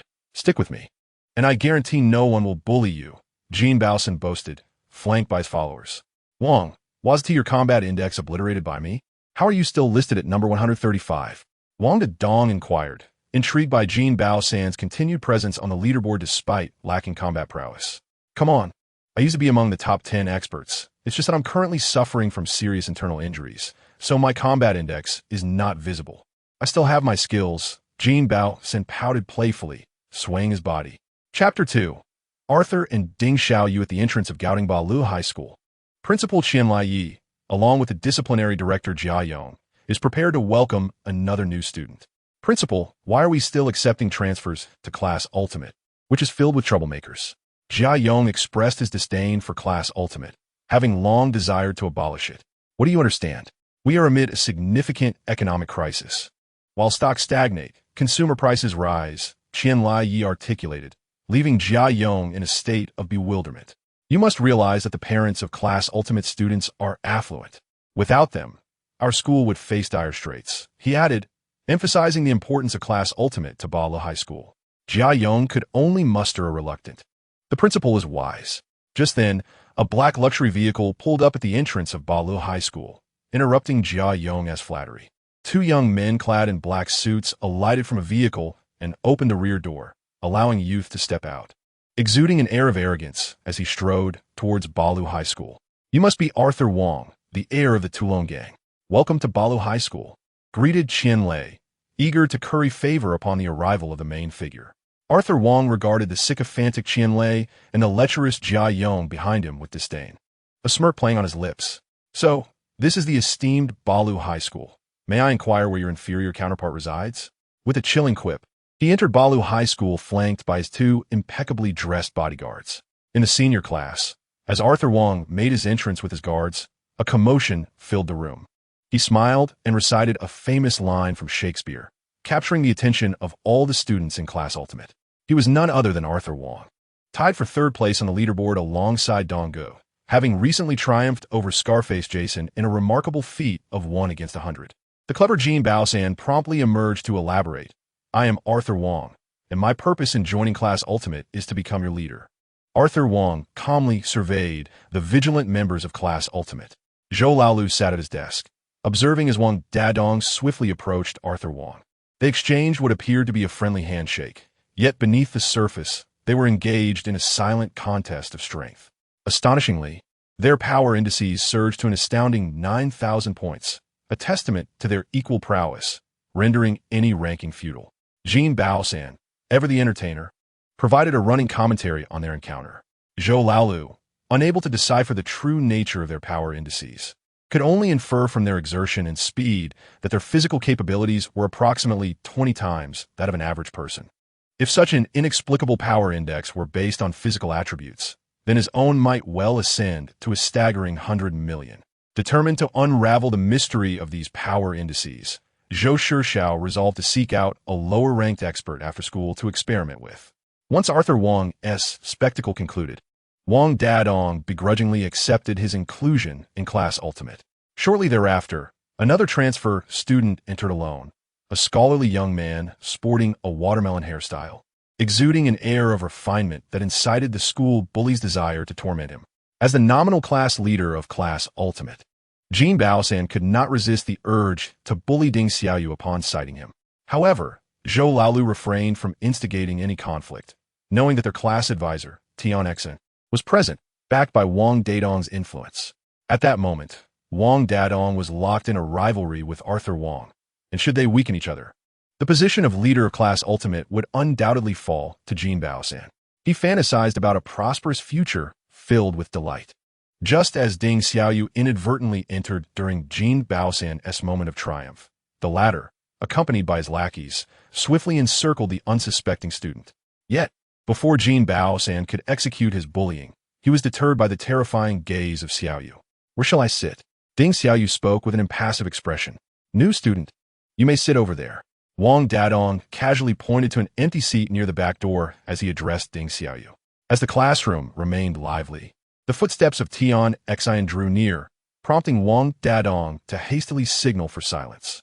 Shortly thereafter, a conflict erupted once more between Wang Yace and Wang Dadong, culminating in a challenge to determine who would be the leader. Before long, the school day concluded. Zhou Laolu departed from Balagao High School with remarkable speed.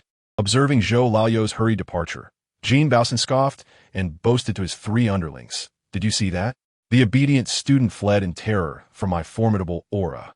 Jean Baosan's subordinates were accustomed to their leader's erratic behavior and inexplicable confidence, yet they still offered flattering remarks.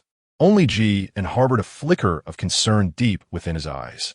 While Zhou Laolu had not unleashed his combat prowess, Ji could faintly sense the formidable physique and the malevolent resentment emanating from him, an accumulation born of countless killings.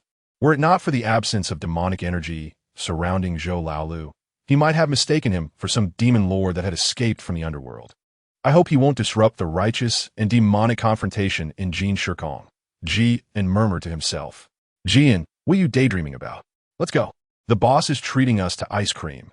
Jean Baosan, buoyed by flattery, declared grandly that he would cover the expenses for the evening. Zhou Laolu returned to his rented accommodation, donning a black hooded trench coat and a mask, concealing himself thoroughly. Gazing into the mirror, Zhou Laolu felt that his disguise was impeccable before venturing out to seek individuals listed with combat indices. In the dark alley of the night, as the meticulously disguised Zhou Laolu passed by a high school student with tousled yellow hair, he sensed that the boy's physical capabilities exceeded those of the average person. "Hey, Are you on the list? Zhou Laolu called out to the yellow-haired youth, who was about to exit the alley. List? What? Do you wish to challenge me? The yellow-haired youth halted, turning his back to Zhou Laolu. You might be disappointed, for even if you defeat me, you cannot become one of the listed, as my rank has already been sold. Sold? Zhou Laolu's expression beneath the mask shifted to surprise. Could this be the source of Jin Baosan's rank? The yellow-haired youth turned his head to scrutinize Zhou Laolu, and upon closer inspection, discerned that Zhou Laolu's appearance suggested he was no ordinary individual. Indeed, I sold it to a boss with the surname Jin due to gambling debts, so seeking to challenge me for a rank is a miscalculation, the yellow-haired youth lamented. In a sudden motion, Zhou Laolu closed the distance to the yellow-haired youth. No matter, what I seek is not the rank on the list. The yellow-haired youth's pupils dilated as he looked down, realizing that a hand had pierced through his chest. Zhou Laolu activated his devouring ability, a faint energy emerging within him. Is this what a combat index feels like? Zhou Laolu quietly contemplated, beginning to grasp the essence of the combat index's composition. Similar to the inner strength of chakra, this energy is primarily derived from the physical body, intertwined with the spirit. The young man with golden hair possesses a combat power index of 500. Having previously ranked as the 135th adept, his physical prowess is approximately 4 times that of an average individual, roughly a fifth of Wang Dadong and his companions. However, due to his spiritual strength being significantly inferior to that of Wang Dadong and King Arthur, his combat power index is merely 1/20th of theirs. Zhou Laolu likely surmised how the ability index is calculated, which should closely resemble the combat power index of the golden time space, yet is primarily based on spiritual strength. Silently, Zhou Laolu activated his combat power index within, using the energy acquired from devouring to awaken his own combat power index. 10,000, 20,000, 50,000. The overwhelming response of the combat power index caused Qianlei, who was in the principal's office of Ballet High School, to tremble, causing the golden pen in his hand to clatter to the floor. Could this surge in combat power indicate the arrival of the flame messenger? Yet, Qianlei quickly dismissed his conjecture. No, this combat power index was still soaring, devoid of the searing aura of the flame messenger's apocalyptic flames. Was destiny about to be shattered? Truly, it was a season of tumult. Chapter 3. Tian Xin is kidnapped. Feeling the combat power index surpassing 100 million, Zhou Laolu grinned broadly. Relying solely on physical capabilities, many feats may remain unattainable. Now, with the acquisition of this combat power energy, annihilation is but a fleeting moment away. Concealing his presence, Zhou Laolu melded into the darkness. In the blink of an eye, several days passed. The duel between Wang Arthur and Wang Dadong nearly devolved into a farcical scene due to Ding Xiaoyu's music. Consequently, the tickets sold by Jin Baosan were refunded. Had it not been for Ding Xiaoyu's terrifying glare, Jin Baosan would have ensured that Ding Xiaoyu understood the meaning of schoolyard violence. Wang Arthur's father, having been ambushed by the Wild Dog Gang, nearly choked and mistakenly conveyed this information to Wang Arthur. As a result, Wang Dadong and Wang Arthur forged a deep brotherhood. During a meal, they found themselves in a bind, and Ding Xiaoyu bravely stepped forward to assist, enduring blows and being recognized by Jin Baosan as the indomitable Ding Xiaoyu. Ranked 4th on the leaderboard. Meanwhile, Zhou Laolu remained in a state of obscurity in Class Ultimate, quietly observing the unfolding drama. While Wang Dadong and Wang Arthur reveled in their camaraderie, boasting about their resilience against foes even after being drugged, they remained oblivious to the truth. Brother Dong, the one who saved you is actually Ding Xiaoyu. He is none other than the indestructible Ding Xiaoyu, ranked 4th. Jin Baosan awkwardly revealed the truth from the previous night. What? Ding Xiaoyu is ranked 4th? The members of Class Ultimate were astonished.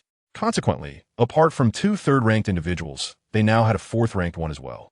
In a scenario where the first rank had vanished for 3 years and the second was nowhere to be found, they were undeniably invincible within the realm of academia. Amidst the pride and glory of the crowd, Ji-in stealthily approached Zhou Laolu. Are you a 2 or a 1? Ji-in casually inquired. Zhou Laolu couldn't help but reflect on the stark differences between the Demon Slayer and figures like Wang Dadong. The strength of Wang Dadong and Arthur Wang stemmed from their innate talents, while the Demon Slayer derived growth from relentless battles. For Wang Dadong and his peers, strength was solely measured by their combat index, whereas Jin could sense every subtle movement of his adversaries, discerning hidden magic through intricate details. What are you talking about? I'm a straight man. I've only heard of 0 and 1. What is this 2 you speak of? Zhou Laolu feigned ignorance. Jin cast a penetrating gaze at Zhou Laolu, recognizing his reluctance to elaborate, and silently turned away, returning to Jin Baosan's side. Meanwhile, due to Tian Xin's educational philosophy of never abandoning or giving up on troubled students, the parents of the ultimate class expressed their willingness to increase her salary, resulting in Qian Lei profiting a staggering 9,000 yuan. However, Tian Xin felt little joy at the prospect of a 1,000 yuan raise. For today marked the 3rd anniversary of her brother Tian Hongguang's passing. After a hasty farewell to the school, she drove to her brother's grave to pay her respects. Zhou Laolu, disguising himself as Jin Baosan, stealthily positioned himself not far from Tian Xin. The reason for Zhou Laolu's interest in her, and his intent to disrupt the unfolding events, was yet to be revealed. In this world, if one were to ask who might emerge as the strongest, neither Wang Dadong nor Arthur Wang would even rank on the first tier. Was it the Black Dragon of the Tribunal, Wang Dadong's father, the Mabblade, or the enigmatic Golden Pen guest? None of these. It was Tian Xin, an ordinary person. Should she pursue martial arts, her combat index could potentially soar to 100 times that of Wang Dadong and his companions. Alas, her brother's death, reported as an accident, was merely a fabricated story orchestrated by the Education Bureau. The truth was that Tian Hongguang had perished in a brawl, which fueled Tian Xin's determination to guide the ultimate class students back onto the right path. Her aversion to violence blinded her to her own latent talents. As Tian Xin paid tribute to her brother, she was not alone. Hidden nearby was Zhou Laolu, as well as a man wearing a hat and mask, who watched her actions intently. This man was once Tian Hongguang's teacher, but following the tragedy of his death, he had been ousted from the educational community and had fallen into despair. Over the past 3 years, amidst the scorn of former colleagues and friends, he had become twisted. He believed that it was students like Tian Hongguang who had ruined his life, leading him to conclude that all troubled students were beyond redemption. Upon discovering that Tian Hongguang's sister, Tian Xin, aimed to save the so-called garbage students of the ultimate class, his warped thoughts compelled him to come here on the anniversary of Tian Hongguang's death, hoping to confront Tian Xin. He intended to kidnap her as a form of retribution for the tragedy her brother had inflicted upon him. As Tian Xin prepared to return to her vehicle, he intentionally collided with her. "Hey, you must be Teacher Yu, right?" Even though Teacher Yu concealed her face, Tian Xin recognized her former teacher at once. "Get in the car," Teacher Yu commanded, brandishing a dagger to threaten Tian Xin. Reluctantly, Tian Xin was forced into the vehicle. "Drive it here," Teacher Yu ordered from the back seat while menacingly holding the knife, compelling Tian Xin to comply. Seizing the moment as she fastened her seatbelt, Tian Xin discreetly retrieved her phone and dialed Wang Dadong, hoping he might sense the unusual situation and come to her aid.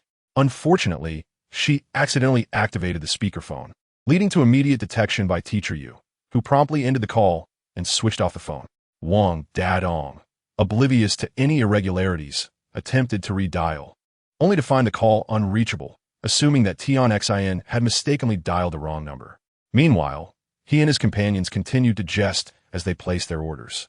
Zhou Laolu followed the vehicle driven by Tian Xin to an abandoned warehouse. Observing Tian Xin bound tightly to the chair by Teacher Yu, Zhou Laolu refrained from intervening immediately, waiting to see Teacher Yu's next move. He wondered if this Teacher Yu was truly akin to characters in dramas, having captured the beautiful Tian Xin merely to wield a whip against her.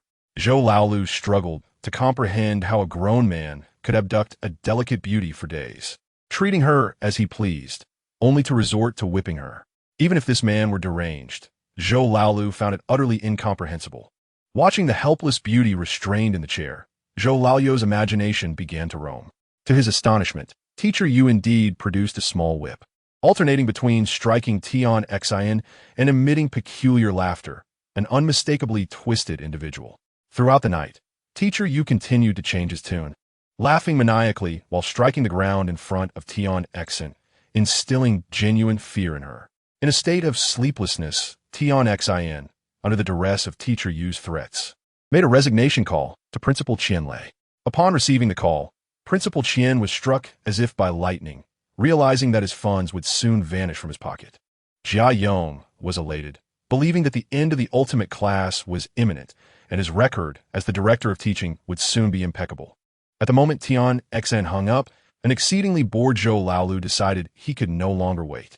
He materialized as if teleporting, startling both individuals in the warehouse. Bao-san, what are you doing here? It's dangerous. You must leave and notify Dadong. Tian Xn urged upon seeing Jin Bao-san appear before her. Don't go. Your teacher is in my grasp. If you wish to see him alive, come here and tie yourself up. Teacher, you retorted, swiftly placing the dagger against Tian Xin's neck and tossing a bundle of rope at Zhou Laoyu's feet. Teacher, you had conducted thorough investigations into those in the ultimate class.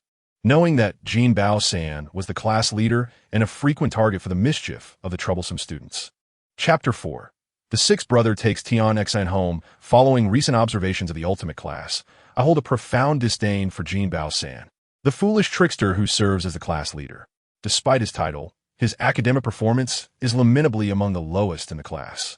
Apart from his 3 lackeys, he is utterly insignificant, easily trampled upon by his peers, embodying the essence of a brainless fool. However, given Jin Bao-san's rotund physique, one might presume he possesses considerable strength. Teacher, you resolve to employ Tian Xin as leverage, compelling him to bind himself. This choice also reflects Teacher Yu's insufficient understanding of the ultimate class. Should it truly have been Jin Bao-san, he would have fled without a backward glance, denying any opportunity for conversation. Even if escape were impossible, Jin Bao-san would certainly struggle to execute the complex task of binding himself. Zhou Laolu, with habitual amusement, glanced at Teacher Yu, recognizing the child's bewilderment. A fleeting thought crossed the minds of Tian Xin and Teacher Yu. Had Zhou Laolu presented himself in his own visage or that of someone from their homeland, it might have terrified Teacher Yu. Yet, Zhou Laolu donned the guise of Jin Bao-san. In the eyes of Tian Xin and Teacher Yu, his grin was not only lewd but also contemptible. Should there be any drool at the corners of his mouth, he would be utterly foolish. What are you grinning at? Bind yourself. Teacher Yu barked once more. Zhou Laolu suppressed his laughter and, adopting a serious demeanor, inquired, Do you know about the rankings? What rankings? Merely a trivial amusement for you wayward students to indulge in your own fantasies. Teacher Yu retorted, instantly exhibiting an expression of profound disdain. As a former teacher, why should I concern myself with such inconsequential matters? It appears you are entirely oblivious. As Zhou Laolu spoke, he vanished, only to reappear mere moments later, cradling class monitor Tian Xin in his arms, grinning lecherously at Teacher Yu. Their eyes met, and Teacher Yu, in disbelief, glanced down, realizing that Tian Xin, whom he had controlled with a dagger, had vanished, and the ropes that had restrained her lay scattered on the ground. Only then did Tian Xin comprehend that she had been rescued. She promptly leaped from Jin Bao-san's grasp and began to persuade Teacher Yu to reform his ways. Teacher Yu lamented, having spent an entire day in the throes of kidnapping a beautiful girl, accomplishing nothing beyond frightening the ground with his whip. Now, not only had he lost his trump card, but there stood an unknown yet formidable figure behind Tian Xin, grinning at him mockingly. In a moment of clarity, Teacher Yu chose to repent, kneeling in sorrow, weeping as he sought forgiveness. Tian Xin, reflecting on the fact that it was her brother's misguided path that had entangled this unfortunate soul, decided not to pursue the matter further. Moreover, he had only intimidated her without causing any harm. After resolving the issue with Teacher Yu, Tian Xin suddenly recalled that she had just made a phone call to resign. In a moment of forgetfulness, she neglected the option of contacting the principal by phone, her mind consumed with the urgency to rush to the school and explain her abduction and coercion. She watched as Tian Xin hastily dashed away, leaving her behind. Wait, class advisor, don't be in such a hurry. Don't you wish to witness the determination of Wang Dadong and the others as they pursue their college aspirations? Zhou Laolu interjected, swiftly blocking her path. You are not Bao-san. Who exactly are you? Tian Xin, realizing the implications of his words, immediately responded. Jin Bao-san would never refer to Wang Dadong by his full name. He would call him Donggu instead, and his tone would carry an unmistakable lewdness. Zhou Laolu offered no explanation. Instead, he embraced Tian Xin's waist and whisked her away at an extraordinary speed to his home. The fierce wind that enveloped her made it difficult to keep her eyes open, and she inwardly lamented her misfortune, feeling as though she had escaped from a wolf's den only to stumble into a tiger's lair. Once the gusts subsided, she timidly opened her eyes, finding herself in the living room of a house. A familiar young man was seated on the sofa before her. "Oh, aren't you Zhou, the freshman?"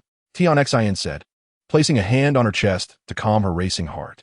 "Teacher Tian, this is my home. And what about that Jin Bao-san who just brought me here? Where'd he go?" "That would be me," Zhou Laolu declared, unabashedly using his shape-shifting ability to transform into Jin Bao-san. "Wait, why didn't you attend school today?" Tian Xin, entirely dismissing this bewildering transformation, questioned Zhou Laolu with concern. "Teacher knows you excel academically, compared to Dadong and the others. You could easily gain admission to a prestigious university. However, you must not neglect your studies." Observing her in lecture mode, Zhou Laolu sighed and reverted to his original form, saying, "Teacher Tian, do you consider this to be scientific?" The ongoing lecture was interrupted by this query, prompting Tian Xin to ponder the day's inexplicable events. "How did you do that? Appearing in a flash and then running at a terrifying speed, not to mention your ability to change appearances," she gesticulated animatedly. "Let us start with the list I mentioned." Zhou Laolu gestured for her to calm down. The list, known as the Martial Force Judgment List, catalogs all individuals with combat prowess across various educational institutions, ranking them accordingly. Your brother, Tian Hongguang, and student Wang Dadong are both notable names on this list, particularly your brother, who holds the top position, indicating he is the strongest among all students. "Are you saying my brother?" Tian Xin seemed to grasp something significant. "Indeed, how could he possibly perish in a mere brawl, right?" This necessitated a more detailed explanation of the martial force judgment. It was established by the Black Dragon, Red Dragon, Earth Dragon, Thunder Dragon, Rain Dragon, Ascending Dragon, and the most enigmatic of them all, the Mad Dragon, with the original intent of cataloging martial arts from across the world. However, a twist of fate transpired, transforming the Martial Force Tribunal into a demonic organization governed by the Black Dragon. The Black Dragon seeks to gather the top 3 formidable warriors, vanquish them, and manipulate their consciousness to forge mindless martial corpses, solely driven by the instinct to kill, for his own nefarious purposes, aiming to dominate the martial world. Under Zhou Laoyou's elucidation, Tian Xin's eyes began to gleam with hope. "Are you saying my brother is merely under mental control? He is not dead?" Tears streamed down Tian Xin's cheeks, yet her heart brimmed with joy. "Indeed, your brother, Tian Hongguang, is not dead. At worst, he is but half alive, though that is close enough." Zhou Laoyou's tone shifted abruptly, adopting a somber note. "Do not speak in half-truths. What is truly happening? Is Guang in danger? How can he be saved?" Tian Xin implored, anxiously shaking Zhou Laoyou's shoulders. Chapter 5. Deceive Tian Xin, your brother, Tian Hongguang, is now a martial corpse under the Black Dragon's command. He has been transformed into such for nearly 3 years, and his self-awareness is likely on the verge of collapse. Zhou Laolu restrained Tian Xin by her shoulders, preventing her from spiraling into emotional turmoil. "What can be done?" "Oh, right, Dadong. He must have a way." Wang Dadong is merely a third-rate fighter.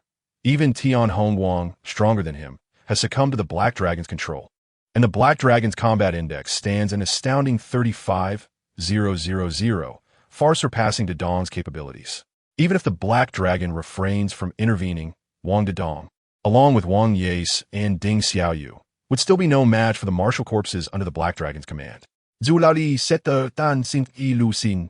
Unveiling the harsh reality she failed to comprehend. "Then we cannot let Dadong know. What should we do? Right? We could seek help from the police."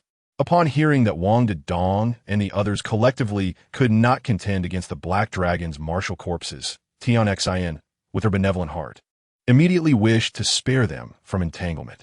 "And you, classmate Zhou, since you are so well informed, surely you can defeat this villain named Black Dragon." In a moment of clarity, Tian Xin's thoughts crystallized. The enigmatic boy Zhou Laolu, who had just transferred to her class, appeared to possess not only profound knowledge of these hidden events, but also formidable strength and powerful backing. He must be capable of rescuing her brother. "Me? My combat index is indeed quite high, not inferior to that of the Black Dragon. But why would I assist you in offending such a mighty and influential organization? Zhou Laolu rose, scrutinizing Tian Xin with an unabashed gaze that left her face flushed with embarrassment. You're not considering making advances on your teacher, are you? I'm a decade your senior. Tian Xin flusteredly crossed her arms over her chest. Class director, do you wish to learn martial arts? Your potential far exceeds that of your brother, Tian Hongguang. If you pursue martial training, your strength would likely surpass as in no time. Zhou Laolu suddenly proposed that if Tian Xin, who was protected by Dao Feng in the original drama and had not played any significant role, were to develop a combat power index under his guidance, what would such a scenario entail? Me? No way. I'm not good at sports. Tian Xin instinctively declined upon hearing Zhou Laolu's suggestion. You seem to be entirely unaware of the potential that lies within you. Zhou Laolu coaxed gently. If we could harness this potential, defeating the Black Dragon and rescuing your brother would be merely a matter of a flip of the hand. Tian Xin gazed at her own hands. Although she was uncertain whether what Zhou Laolu said held any truth, she felt a stirring within her. Knowing that her brother was, in fact, alive and enduring suffering, she was truly eager to attempt a rescue. Moreover, one must not forget about Wang Dadong, Wang Arthur, and Ding Xiaoyu, who were also on the list of notable individuals. Surely they had already caught the attention of the Martial Force Judgment Bureau, and it was uncertain when they might be attacked. Perhaps tomorrow or the day after. Zhou Laolu also pointed out that Wang Dadong and the others could very well meet the same fate as Tian Hongguang. I will learn. Teach me martial arts. I want to master supreme skills to save Guang and protect Dadong and the others from being captured by villains, Tian Xin declared resolutely, brimming with determination. However, she soon deflated and weakly inquired, will practicing martial arts be very painful? I'm really afraid of pain. How can one fear pain in martial arts? Zhou Laolu replied, nevertheless, if you were to develop your combat power index through the normal training process, by the time you could defeat the Black Dragon, it might be too late. Upon hearing Zhou Laolu's words, Tian Xin's eyes brightened. Are you saying you have a solution? Zhou Laolu himself had merely attained his combat power index by absorbing the essence of an exceptionally gifted individual. This individual had not practiced the martial arts of this world. Rather, he had honed his physical prowess through street brawls, fortuitously becoming a strong contender on the list. Zhou Laolu, of course, had no martial arts to teach Tian Xin, but he possessed another method. This involved infusing his powerful combat power index into Tian Xin's body, allowing her physique to retain the imprints of the energy left by the combat power index. This approach was conceived by Zhou Laolu in response to the lethal substances that would appear in the future. These lethal substances could overstretch the body to unlock its potential, transforming it into combat power energy. Such substances are perilous, as users are often those whose innate talents have been exhausted, having no potential left to convert and instead sacrificing their lifespan. Zhou Laolu aimed to awaken the potential within Tian Xin to rapidly enhance her combat power index. This potential already existed, and Zhou Laolu's index merely served to activate it. This method required two prerequisites. First, the practitioner's own combat power index must be exceptionally strong. For instance, achieving a level comparable to the Black Dragon would not be easily accomplished, with the index needing to exceed at least 30,000. The potential of those who develop the combat power index must be sufficiently robust to accommodate the combatant's power. Otherwise, the developer risks catastrophic failure. Unluckily, the two individuals present possess both conditions. Zhou Laolu's combat power index exceeds 100 million, while Tian Xin's potential surpasses 2 million. Provided that Zhou Laolu manages his output effectively, Tian Xin is poised to transform into a formidable entity with a combat power exceeding 1 million. However, Zhou Laolu is not inclined to selflessly assist Tian Xin in becoming the strongest in the golden time and space, aside from himself. Indeed, my clan possesses a secret technique for developing combat power indices, Zhou Laolu declared solemnly. Long ago, the ancestors of the Zhou family invented this technique out of love for a mundane individual devoid of combat power, aiming to grant their beloved eternal youth and longevity, allowing them to share a prolonged companionship. I wish to learn it. I wish to learn it, Tian Xin exclaimed, her eyes sparkling at the prospect of eternal youth. All women find it hard to resist such an alluring temptation. Yet this secret technique seems to impose a burden upon the instructor. Zhou Lao Lu remarked with a troubled expression. There's no burden at all, Tian Xin insisted, considering not only the potential to save her brother and protect her peers, such as Wang Dedong, but also the allure of eternal youth. So, what must be done? She urged. This technique requires a dual cultivation approach. Zhou Lao Lu hesitantly revealed. But we are teacher and student. Tian Xin's face flushed crimson, and she began to withdraw, suggesting, perhaps you could assist the teacher in rescuing a Guang and safeguarding Dedong instead. Yet Zhou Lao Lu was unwilling to let such an opportunity slip away. He downplayed his abilities, stating, however, my potential pales in comparison to yours. I can barely match the Black Dragon and am not in a position to take such risks. But didn't you say my talent is exceptional? How long would it take for me to defeat the Black Dragon if I were to train? Dian Xin Yin Guit, recognizing her lack of grounds to request such assistance from Zhou Lao Lu. With your talent, perhaps around 6 months, Zhou Lao Lu replied, seemingly casually adding, but by then, I suspect Tian Hongguang will have become a true walking corpse. Consider it a debt I owe you, and afterward, treat it as though it never occurred, he concluded. After much deliberation, Tian Xin finally resolved to boldly tear off her outer garment and lunge toward Zhou Lao Lu. Chapter 6. Tian Xin's terrifying talent. What's wrong with you? You egotist? Wang Yixi queried, noticing Wang Dedong's suddenly distressed expression. I'm feeling like something significant has been lost, Wang Dedong lamented, seated in his designated chair, unable to shake off the lingering discontent within. Bang! The classroom door of Class Ultimate was forcefully pushed open. Your class leader, Tian Xin, has resigned, abandoning you. Now, there is not a single teacher left in your class. Director Jia, fully armed, strode in with a vigilant demeanor and approached the podium, raising a riot shield to announce. What do you say? The class leader would never abandon us. We had an agreement. Wang Dadong was incredulous at Director Jia's words. Yet he could not speak for his classmates. These troubled students had grown accustomed to being forsaken by their teachers and had developed a distaste for it. Even with the formidable Wang Dadong's declaration, they still felt discarded by Tian Xin. The sense of betrayal among them was palpable, and chaos ensued in the entire ultimate class. Wang Dadong attempted to reach Tian Xin via his phone, but teacher Yu Xingding had turned off her phone. Meanwhile, Tian Xin was valiantly enduring the energy bestowed upon her by Zhou Lao Lu, having completely forgotten about her phone. Other classmates departed the school early, leaving only Ding Xiaoyu and Wang Yace, 2 loyal friends, to accompany Wang Dadong until after school. Regrettably, Tian Xin did not appear. At that moment, even Wang Dadong felt a flicker of doubt. Narcissist, do you recall that phone call from yesterday? Wang Yace suddenly broached an incident that occurred at the Duan Changren stall the previous night. What? Narcissist? Although I may not be clever, I'm not foolish enough to forget something that just happened yesterday, Wang Dadong replied, puzzled by why Wang Yace brought this up at such a moment. Well, I mean, that call could have been a distress signal. Something may have happened to our class leader, Wang Yace calmly deduced. What? Narcissist? Are you suggesting that something has happened to our class leader? Hearing the possibility of Tian Xin being in danger, Wang Dadong's composure began to unravel. If you believe in our class leader, then so shall we.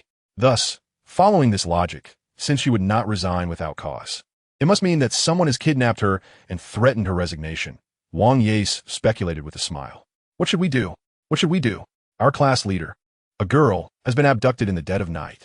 Wang Dadong's mind was flooded with various distressing images of Tian Xin in peril. All right, narcissist. Now is not the time for such thoughts. Regardless of the situation, we must first locate our class leader. The trio made their way to Tian Xin's home, a place Wang Dadong was quite familiar with, having lived there for a spell. Through subtle clues, Wang Yace deduced that Tian Xin had not returned home the previous night. Wang Dadong's mind once again conjured troubling images of Tian Xin in various compromising positions, leading to an array of inappropriate scenarios. Observing Wang Dadong's expression, Wang Yace sighed in exasperation. I will enlist the help of the brothers from the Toulon gang to assist in the search. You can rest assured. The day slipped by in the blink of an eye. The following day, Wang Yace brought good news to the restless Wang Dadong. The Toulon gang had found a lead. Yesterday, Tian Xin's car drove into an abandoned warehouse and has yet to emerge. It is presumed that she remains inside. Wang Dadong immediately summoned all members of the ultimate class. with fervor igniting his spirit. He relayed the findings of the trio to the familiar faces before him. Upon learning that they were not betrayed, but rather that their instructor had been kidnapped, an overwhelming enthusiasm surged among them, compelling them to rescue Tian Xn. I have an unsettling feeling that someone is missing from the ultimate class, yet I cannot pinpoint who it is. What do you think, Xiaoyu? Wang Yace inquired of Ding Xiaoyu as they watched Wang Dadong lead their classmates toward the direction of the warehouse. I haven't noticed anything amiss.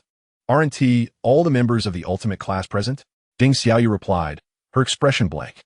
Seeing that Ding Xiaoyu had not detected anything unusual either, Wang Yace dismissed his suspicions with a shake of his head and a soft sigh, quickening his pace to follow Wang Dadong and the others. In Zhou Laoyou's home, he remained oblivious to the fact that his recent low profile had rendered him unnoticed by his classmates, save for Jian, particularly after his absence over the past 2 days. Had he known, Zhou Laolu might have compared his lack of presence to that of someone a decade hence. However, he was too preoccupied with the astonishing prowess of Tian Xin, which manifested in various aspects. During their initial dual cultivation session, the 30,000 combat power index he infused was entirely absorbed by her after a night of intense struggle. After assimilating this 30,000 combat power, Tian Xin's index astonishingly reached 15,000 points, a conversion rate of 50% that left Zhou Laolu feeling as if she were defying the odds. Though he had inadvertently assisted in this feat, by the end of the night, her strength surpassed that of Wang Dadong and Wang Yace, and even exceeded her brother Tian Hongwang's 12,000 combat power index. Gradually, Zhou Laolu loosened his restraint, repeatedly infusing energy that accumulated to an astonishing 1 million. Tian Xin adeptly harnessed this energy, converting it into her own combat power with remarkable efficiency. Eventually, she even attempted to drain Zhou Laoyou's energy reserves. Fortunately, he retained ample reserves, with billions in combat power serving as his formidable backing. After several bouts of intense combat, Zhou Laolu found himself weary, nearly overwhelmed by this exceptionally gifted individual. Ultimately, he emerged victorious, stepping out of the room while Tian Xin succumbed to a deep slumber. Within the confines of Yu Xingda's abandoned warehouse, he was preparing instant noodles. Despite the failure of his revenge, life must go on. Suddenly, the warehouse door crashed down, and a group of unruly students stood at the entrance, their eyes fixed menacingly on Teacher Yu. Brat, hand over the instructor, or we'll make you wish you were never born. Before Wang Dadong could utter a word, the flamboyant Jin Baosan leaped forward to confront them. Boss, that would be a fate worse than death. Jin Baosan's little brother kindly reminded them. What are you planning to do? Don't come any closer.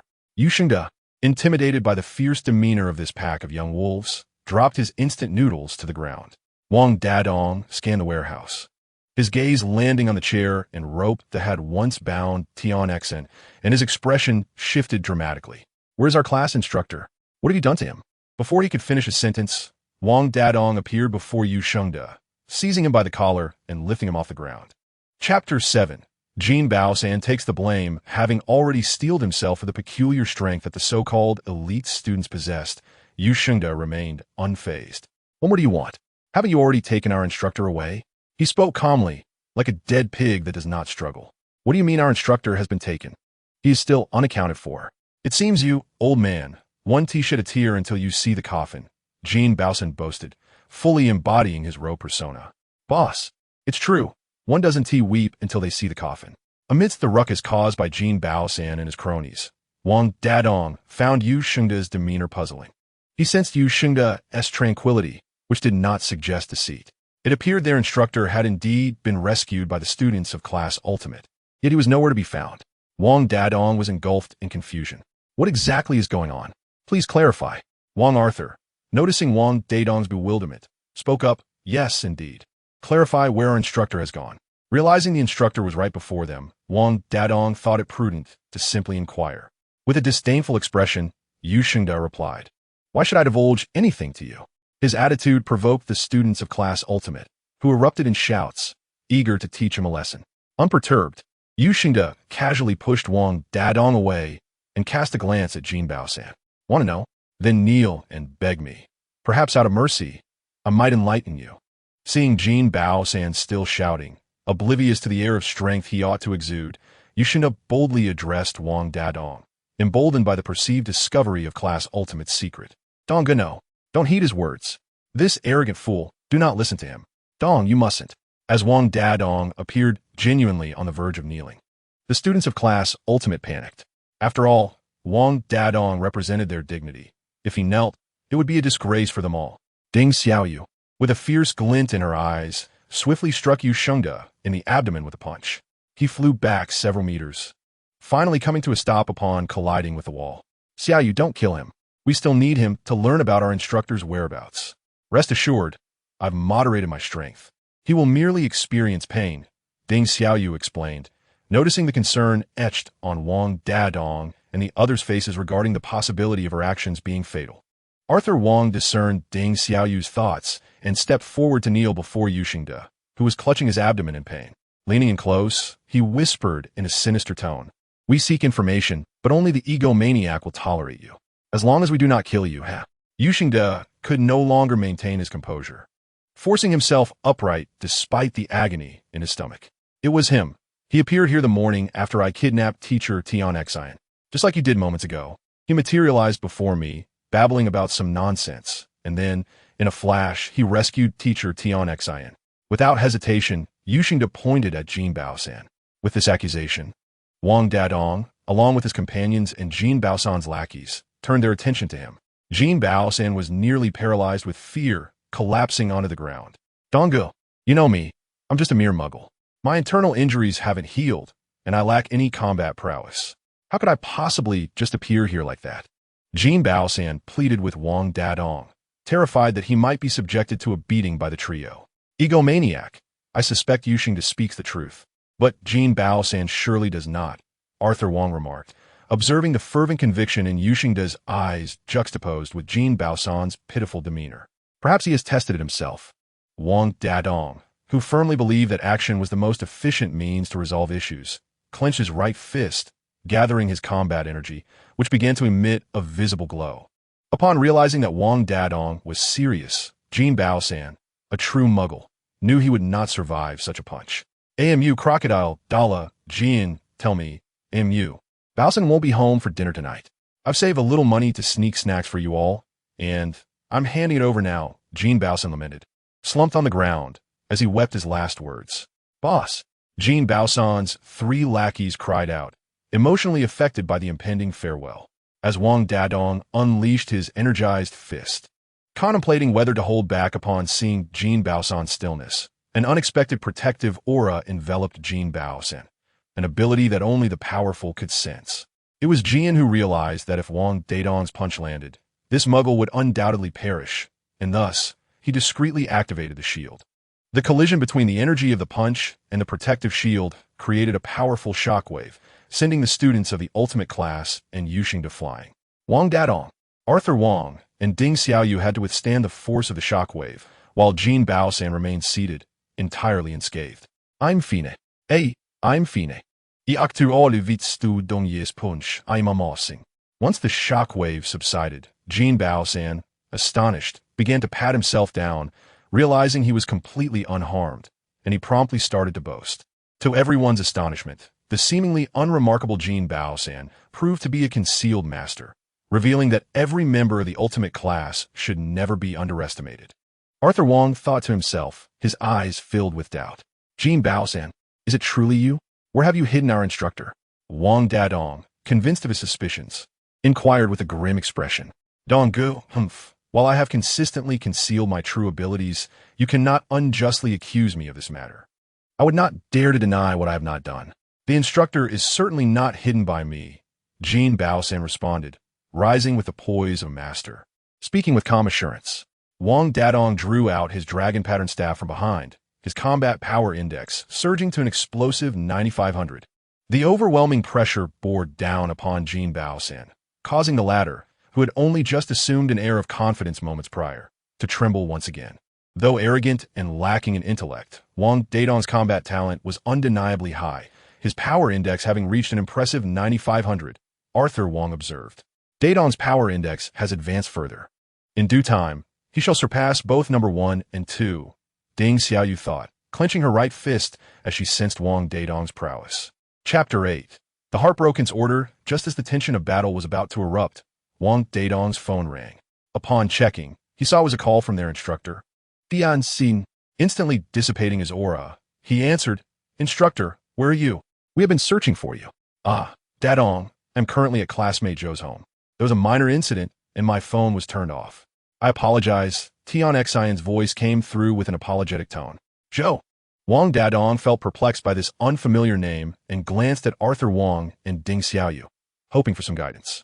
However, they exchanged puzzled looks, shrugging in response, indicating they were equally oblivious. "Yes, it's Zhou Laolu, who transferred to our class on the same day as classmates Arthur Wang and Ding Xiaoyu." Tian Xian's sweet voice resonated from the phone. "What? Besides the narcissist and Xiaoyu, there was another new student that day?" Wang Dadong was utterly taken aback. "Now that you mention it, I do recall someone sitting behind Jin Baosan." Ding Xiaoyu suddenly remembered the inconspicuous new classmate. "Is it him? Why would he disguise himself as me to cause me trouble?" Jin Baosan too recalled the unfamiliar classmate, feeling unjustly wronged and bewildered by this unforeseen calamity. "By the way, Dadong, my resignation was out of necessity. I've already contacted the principal and will not resign. Our agreement remains in effect, so please continue to study diligently. I will return to teach you all tomorrow." "All right, instructor, rest assured. I will ensure the classmates review thoroughly," Wang Dadong replied, elated to hear that Tian Xian was safe.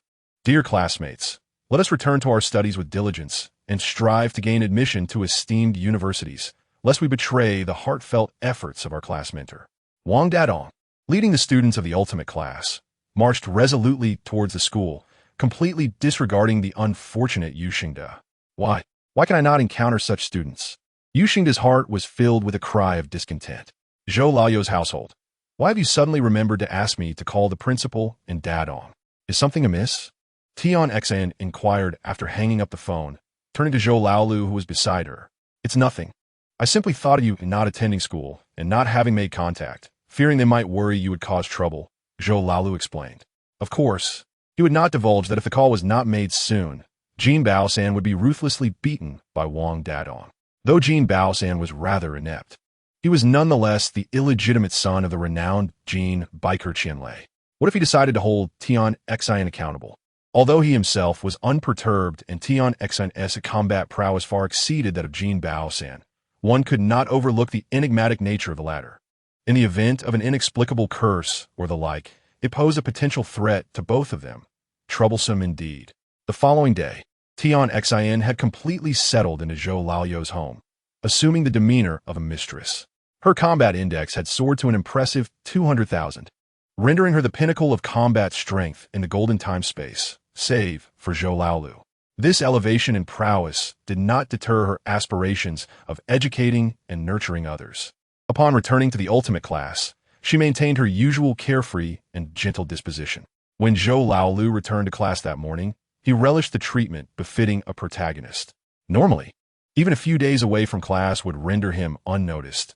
Yet today he basked in the attention of the three titans of the ultimate class. After Tian Xian concluded her lesson and exited the classroom, Wang Dadong approached Zhou Laolu, accompanied by his close friends Wang Yace and Ding Xiaoyu. "Thank you for saving our class mentor. You must be a formidable presence on the leaderboard. What is your rank?" Wang Dadong inquired enthusiastically. "I am not among the strong on the leaderboard, but if I must recount, I once held the rank of 135. Do you believe it?" Zhou Laolu replied with a smile. Upon hearing Zhou Laoyou's previous ranking, Wang Dadong immediately lost interest, for in his eyes, aside from Wang Yace and Ding Xiaoyu, only ranks 2 and 1 were worthy of acknowledgement. Wang Yace, however, wore a contemplative expression, as though he had thought of something significant, yet he remained silent.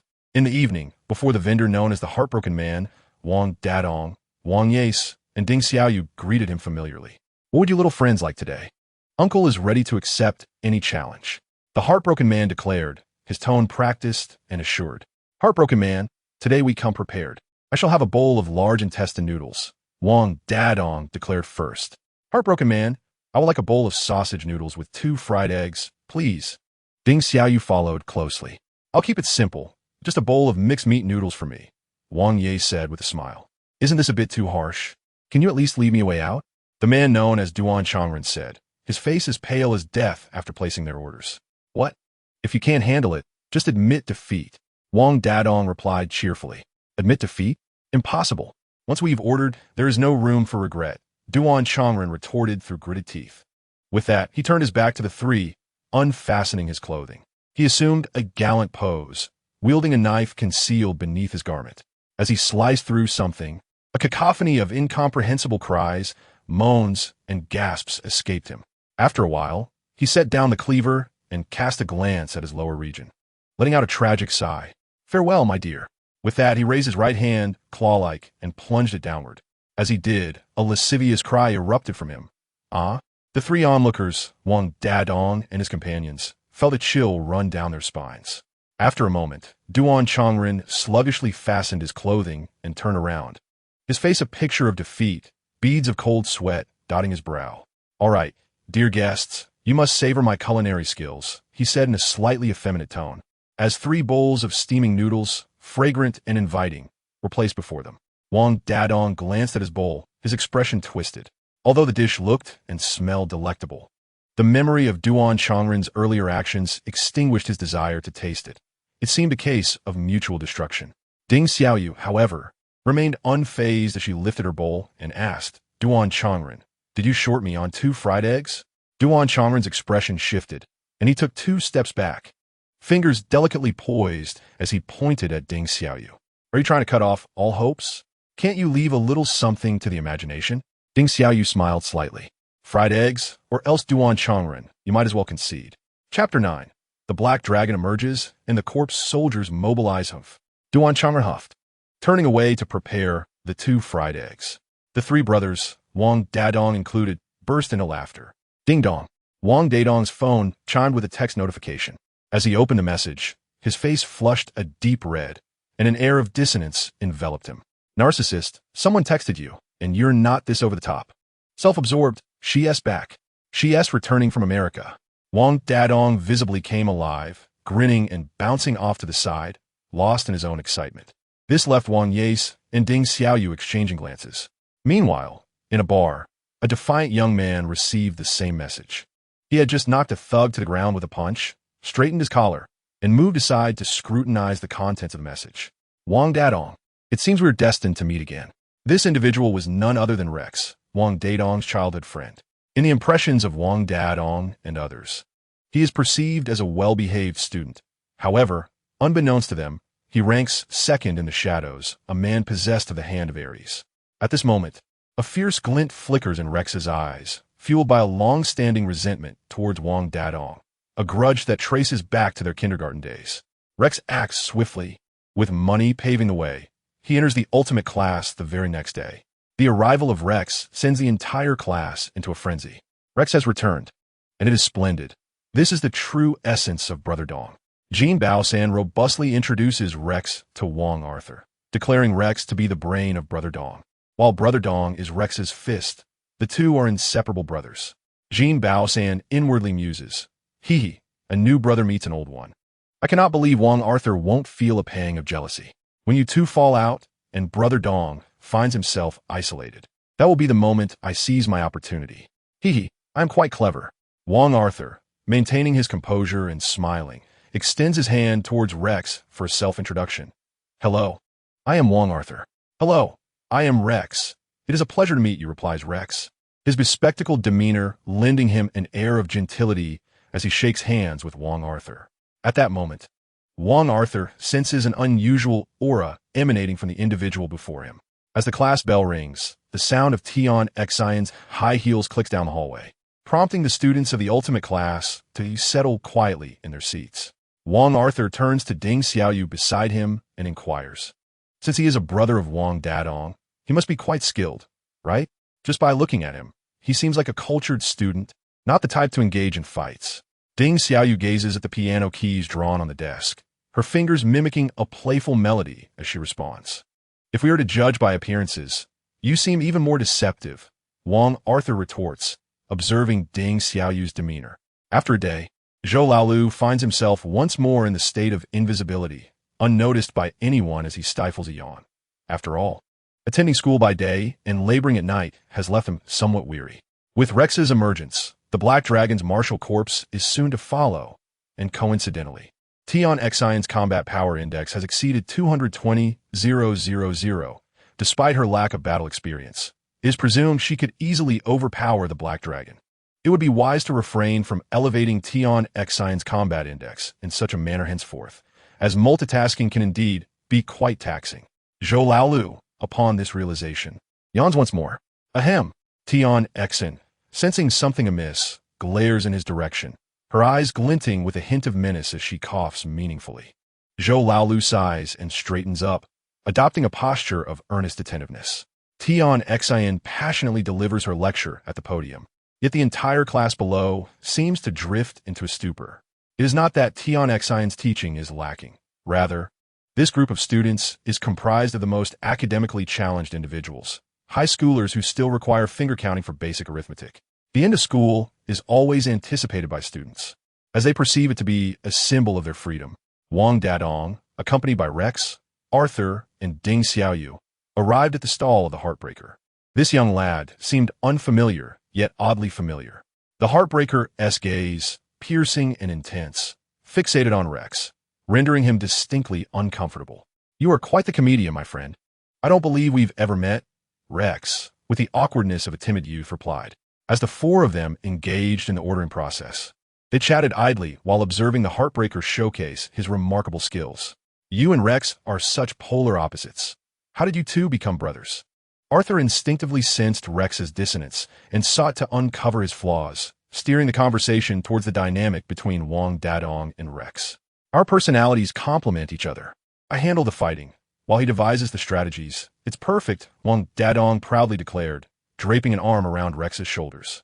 At that moment, the Heartbreaker, who had been preparing the noodles, abruptly halted his movements, his expression shifting dramatically as he gazed toward a point not far behind the four. Be careful.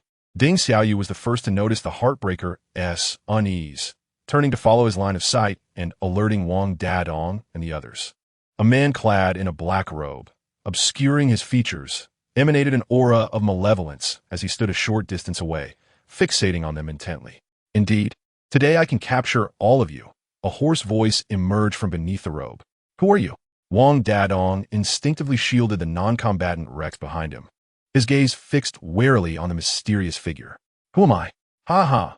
I'm the Black Dragon, the most powerful being in this world. As the words left the mysterious man's lips, his combat power surged dramatically. Four figures, each radiating a dark and ominous energy, manifested at the corners surrounding Wang Dadong and his companions, encircling them. Why are so many formidable opponents suddenly appearing? Each of them possesses combat prowess that rivals ours. Arthur remarked solemnly, drawing his stone sword from behind him. What does it matter? Let us just fight, Wang Dadong retorted, also retrieving his dragon pattern staff. Ding Xiaoyu remained silent, fists clenched, adopting a combat stance. Rex stood grimly behind Wang Dadong, lost in thought, while the Heartbreaker had long since hidden beneath his stall. The tension was palpable, and combat was imminent. Try to defeat my martial corpses. Perhaps you may earn a sliver of survival. The figure in the black robe mocked, pointing at the four martial corpses, whose faces were stiff and eyes gleaming with a sinister light. As the words echoed, Ding Xiaoyu was the first to strike. He unleashed a powerful left hook toward one of the martial corpses, only to have it caught effortlessly by the opponent's single hand, their energy fields beginning to intertwine. Xiaoyu, Wang Dadong, sensing Ding Xiaoyu's energy faltering, attempted to intervene but was intercepted by another martial corpse. Chapter 10. The prelude to the battle of good and evil. As soon as Wang Dadong made his move, Arthur swiftly followed suit, wielding his stone sword to confront another undead warrior lunging at Wang Dadong. The undead warrior opposing Wang Dadong possessed a terrifying combat index exceeding 12,500. Yet this challenge invigorated Wang Dadong's innate ability to grow stronger in the face of adversity. In an instant, his combat prowess soared to 12,000 points as he clashed fiercely with the formidable undead. The mere difference of over 500 points was rendered inconsequential under the enhancement of the dragon pattern weapon, and Wang Dadong fought with increasing fervor. Rex, observing from behind Wang Dadong, felt a surge of dark thoughts arise. Memories of his childhood flooded back, particularly the moment he had gifted a limited edition chocolate to Huang Anqi, only to see it return to him from the hands of the foolish Wang Dadong. Witnessing Wang Dadong's now comparable combat index ignited jealousy within Rex's heart. Arthur faced off against a formidable undead warrior with a combat index of 11,000. Although Arthur's own index stood at 9,500, he engaged the undead with remarkable tenacity, making the battle visually striking. Meanwhile, on Ding Xiaoyu's side, energy crackled in the space before the Heartbreaker's stall. However, the Heartbreaker's spirits dampened as he observed the three undead warriors from the Black Dragon engaged in a fierce exchange with Wang Dadong and his companions. The fourth undead, Poison, was now fixated on Rex. The grim expression on Rex's face indicated that he had succumbed to the toxin of the undead and was beginning to fall into a state of madness. Laughter erupted from the mouth of the Black Dragon, echoing that of numerous elders from the Soul Hall. Suddenly, a massive wave of cutting energy surged towards the Black Dragon. His expression darkened as he turned to see Jian from the ultimate class, radiating a golden glow, launching an attack. Under normal circumstances, encountering a warrior from the Demon Slayer Island would prompt the Black Dragon to retreat and avoid the confrontation. However, with the current situation escalating and the imminent transformation of the 2-4 group into undead warriors, along with the coveted stone sword within his grasp, the Black Dragon was resolute. He had recently uncovered a secret. There were 2 sword demons associated with the stone sword. Should the 2 demons unite, the Black Dragon's magical prowess would significantly amplify, potentially elevating his combat index to an astounding 50,000. He would then stand among the most formidable individuals of the Golden Time space, wielding a cadre of elite fighters, thus eliminating any fear of being overwhelmed by a mob. Success would also spare him from the wrath of Wang Dadong's father, the frenzied Blade Master. Yet, should he fail, the Black Dragon dreaded the merciless vengeance of the assassins trained by that lunatic. Now, with no option but to act, the Black Dragon resolved to strike. In a flash, he appeared at Jian's side, his right hand clawing forward, enveloped in dark magical energy, aimed at Jian's cheek. Despite Jian's extensive experience in combating demons, he was now faced with a foe whose power far surpassed his own, far beyond the realm of the minor demons he had previously encountered. Even with the formidable blade of demon suppression, specifically designed to vanquish fiends, the Black Dragon relentlessly forced its adversary to retreat, inflicting internal injuries. A demon suppressor warrior? Huh. If it were one of the elders from your island, I might consider retreating, but you, my little friend, dare to act so brazenly in my presence? The Black Dragon's probing attacks revealed that this demon suppressor warrior's strength was not significantly different from that of Wang Dadong and his companions, hovering around a power index of 10,000, while the weapon's demon-slaying properties allowed him to unleash a combat strength of 20,000 against demons. It paled in comparison to the dragon's own formidable 35,000 power index. Daofeng, why haven't you shown yourself yet? The power indices here are spiraling out of control. If you don't arrive soon, your son may well be dispatched by my little brother, muttered the heartbroken man, concealed beneath his stall. Under the influence of the poisonous aura of the warrior corpse, Rex's demonic energy began to envelop his body. Wang Dadong found himself evenly matched against the warrior corpse, his focus unwavering, bolstered by his trust in his comrades. It was precisely this trust that left him vulnerable. As Rex fell completely under the sway of the demonic energy, his power index surged to 10,000, and with the added might bestowed by Ares, he launched a surprise attack on Wang Dadong. Rex? Wang Dadong was struck from behind, blood spilling from his mouth, and was then blasted away by the warrior corpse's blow, landing before the heartbroken man, unable to believe his eyes as he gazed upon his childhood friend. The once frail and non-combative Rex now radiated a terrifying aura, a sinister smile creeping across his face as he approached the fallen Wang Dadong step by step. Arrogant fool. In a moment of distraction, Arthur was also severely injured by the warrior corpse. Seeing the situation deteriorate rapidly, Ding Xiaoyu channeled tenfold power into her right fist, repelling the warrior corpse before shielding Wang Dadong and Arthur. Meanwhile, Zhou Laolu was hastening towards them with Tianxian in tow. Lulu, the power indices over there are immense, all hovering around 10,000, with with one even reaching approximately 35,000. Tian Xi murmured, burying her face in Zhou Laoyou's embrace. Indeed, that 35,000 should belong to your nemesis, the Black Dragon. Those 8 around 10,000 must be Wang Dadong, Arthur, Ding Xiaoyu, Rex, and your brother, Zhou Laolu replied. Lulu, you must be jesting, Tian Xn said, blushing as she felt the presence of those weaker combat indices, recalling her shameless training methods over the past few days.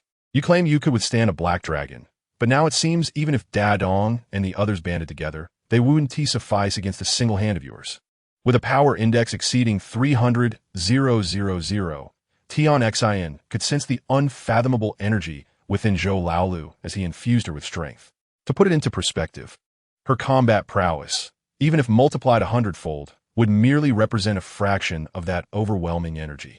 The villain, in a twisted sense of self-deception, convinced himself of his own mediocrity, claiming to be a genius, and thus ensnared himself into an inexplicable act of self-sacrifice. Reflecting on her past stance, Tian Xin could not help but dig her nails into Zhou Laoyou's waist. With a playful smile, Zhou Laolu remarked, "Dear little Xin, how else can we harmoniously resonate, if not in this manner?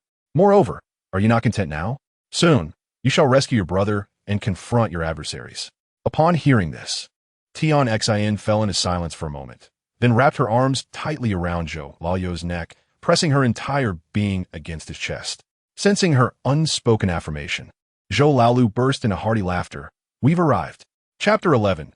Tian Xin's fiery outburst. When Zhou Laolu and Tian Xin reached the scene, Wang Dadong and the others, including Ji In and Duan Changren, found themselves cornered.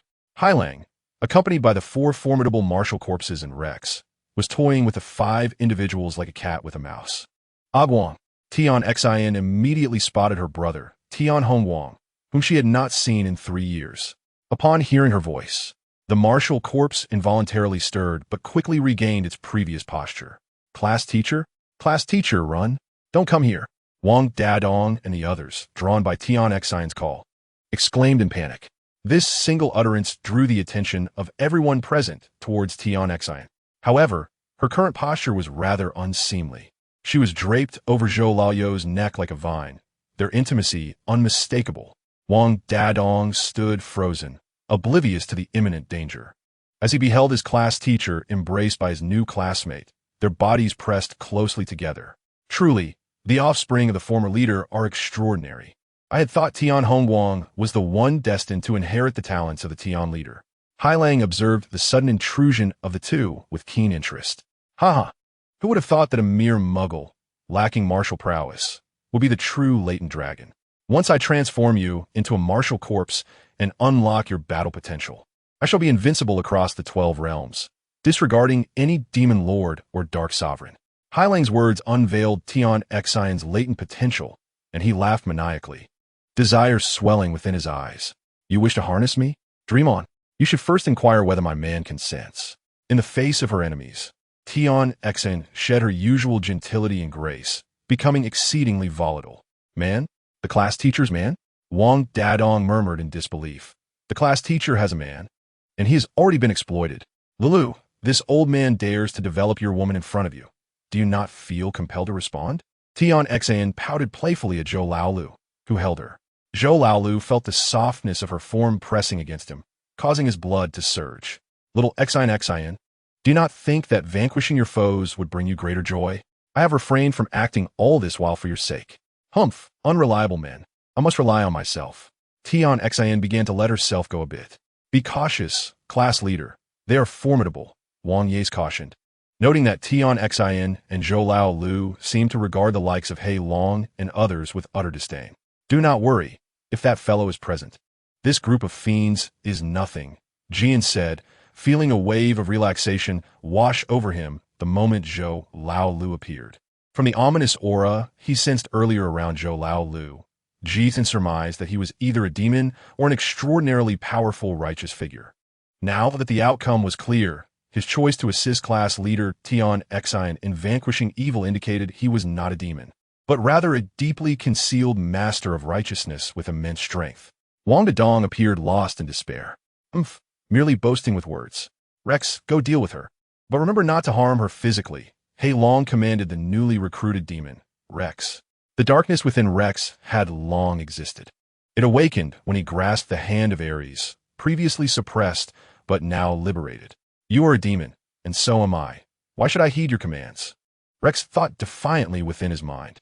Yet, the dark entity controlling Rex's body disregarded his thoughts and obediently advanced towards Tianxe. Useless. The demon within me is a coward. Lacking the ferocity expected of its kind, Rex continued to attempt a rebellion against the dominant force within him. Tianxe gazed at Rex, who was adorned with peculiar gauntlets, his eyes glowing red and emanating a green aura. Rex, are you all right? Don't worry. The teacher will help you regain your senses soon. For the first time, Tianxe's combat index was revealed before everyone except Zhou Laolu. 10,000, 15,000, 25,000, 40,000, 80,000.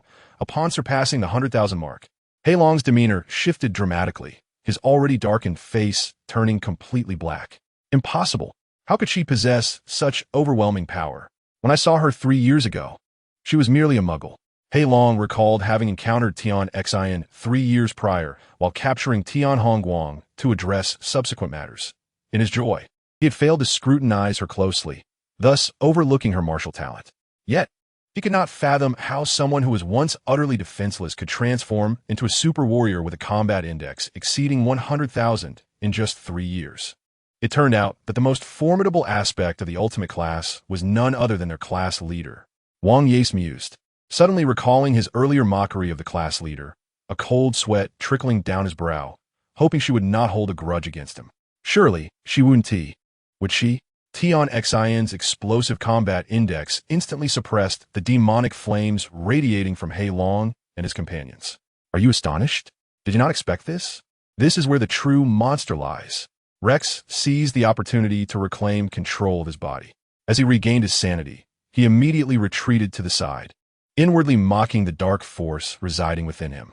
The malevolent essence, birthed from the hand of Ares, trembled in a corner of his soul, now too fearful to manifest itself. Before King Arthur's astonished gaze, the black dragon produced a sword from the stone and withdrew the sealing stone, attempting to succumb to dark magic to enhance his combat prowess. However, the malevolent aura that had once been under the black dragon's command dissipated into nothingness, as if it had simply vanished into thin air. What is happening? Where has the sword's dark spirit gone?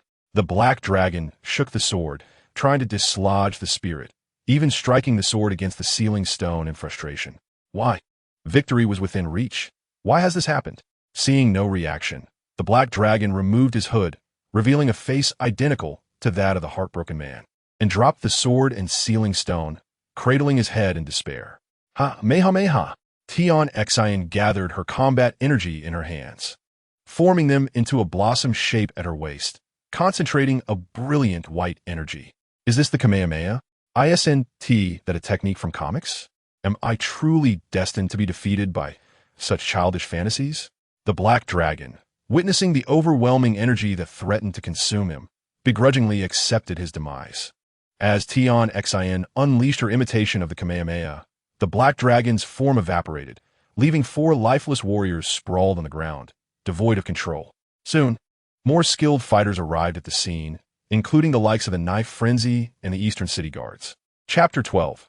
How to save Tian Hongguang. As he gazed at the spot where the black dragon had been vaporized, the heartbroken man felt a tumult of emotions. Unsure whether to feel joy or sorrow, he smiled, yet tears streamed from the corners of his eyes. Wang Dadong observed Tianxe, who had defeated their foe, plunged into confusion.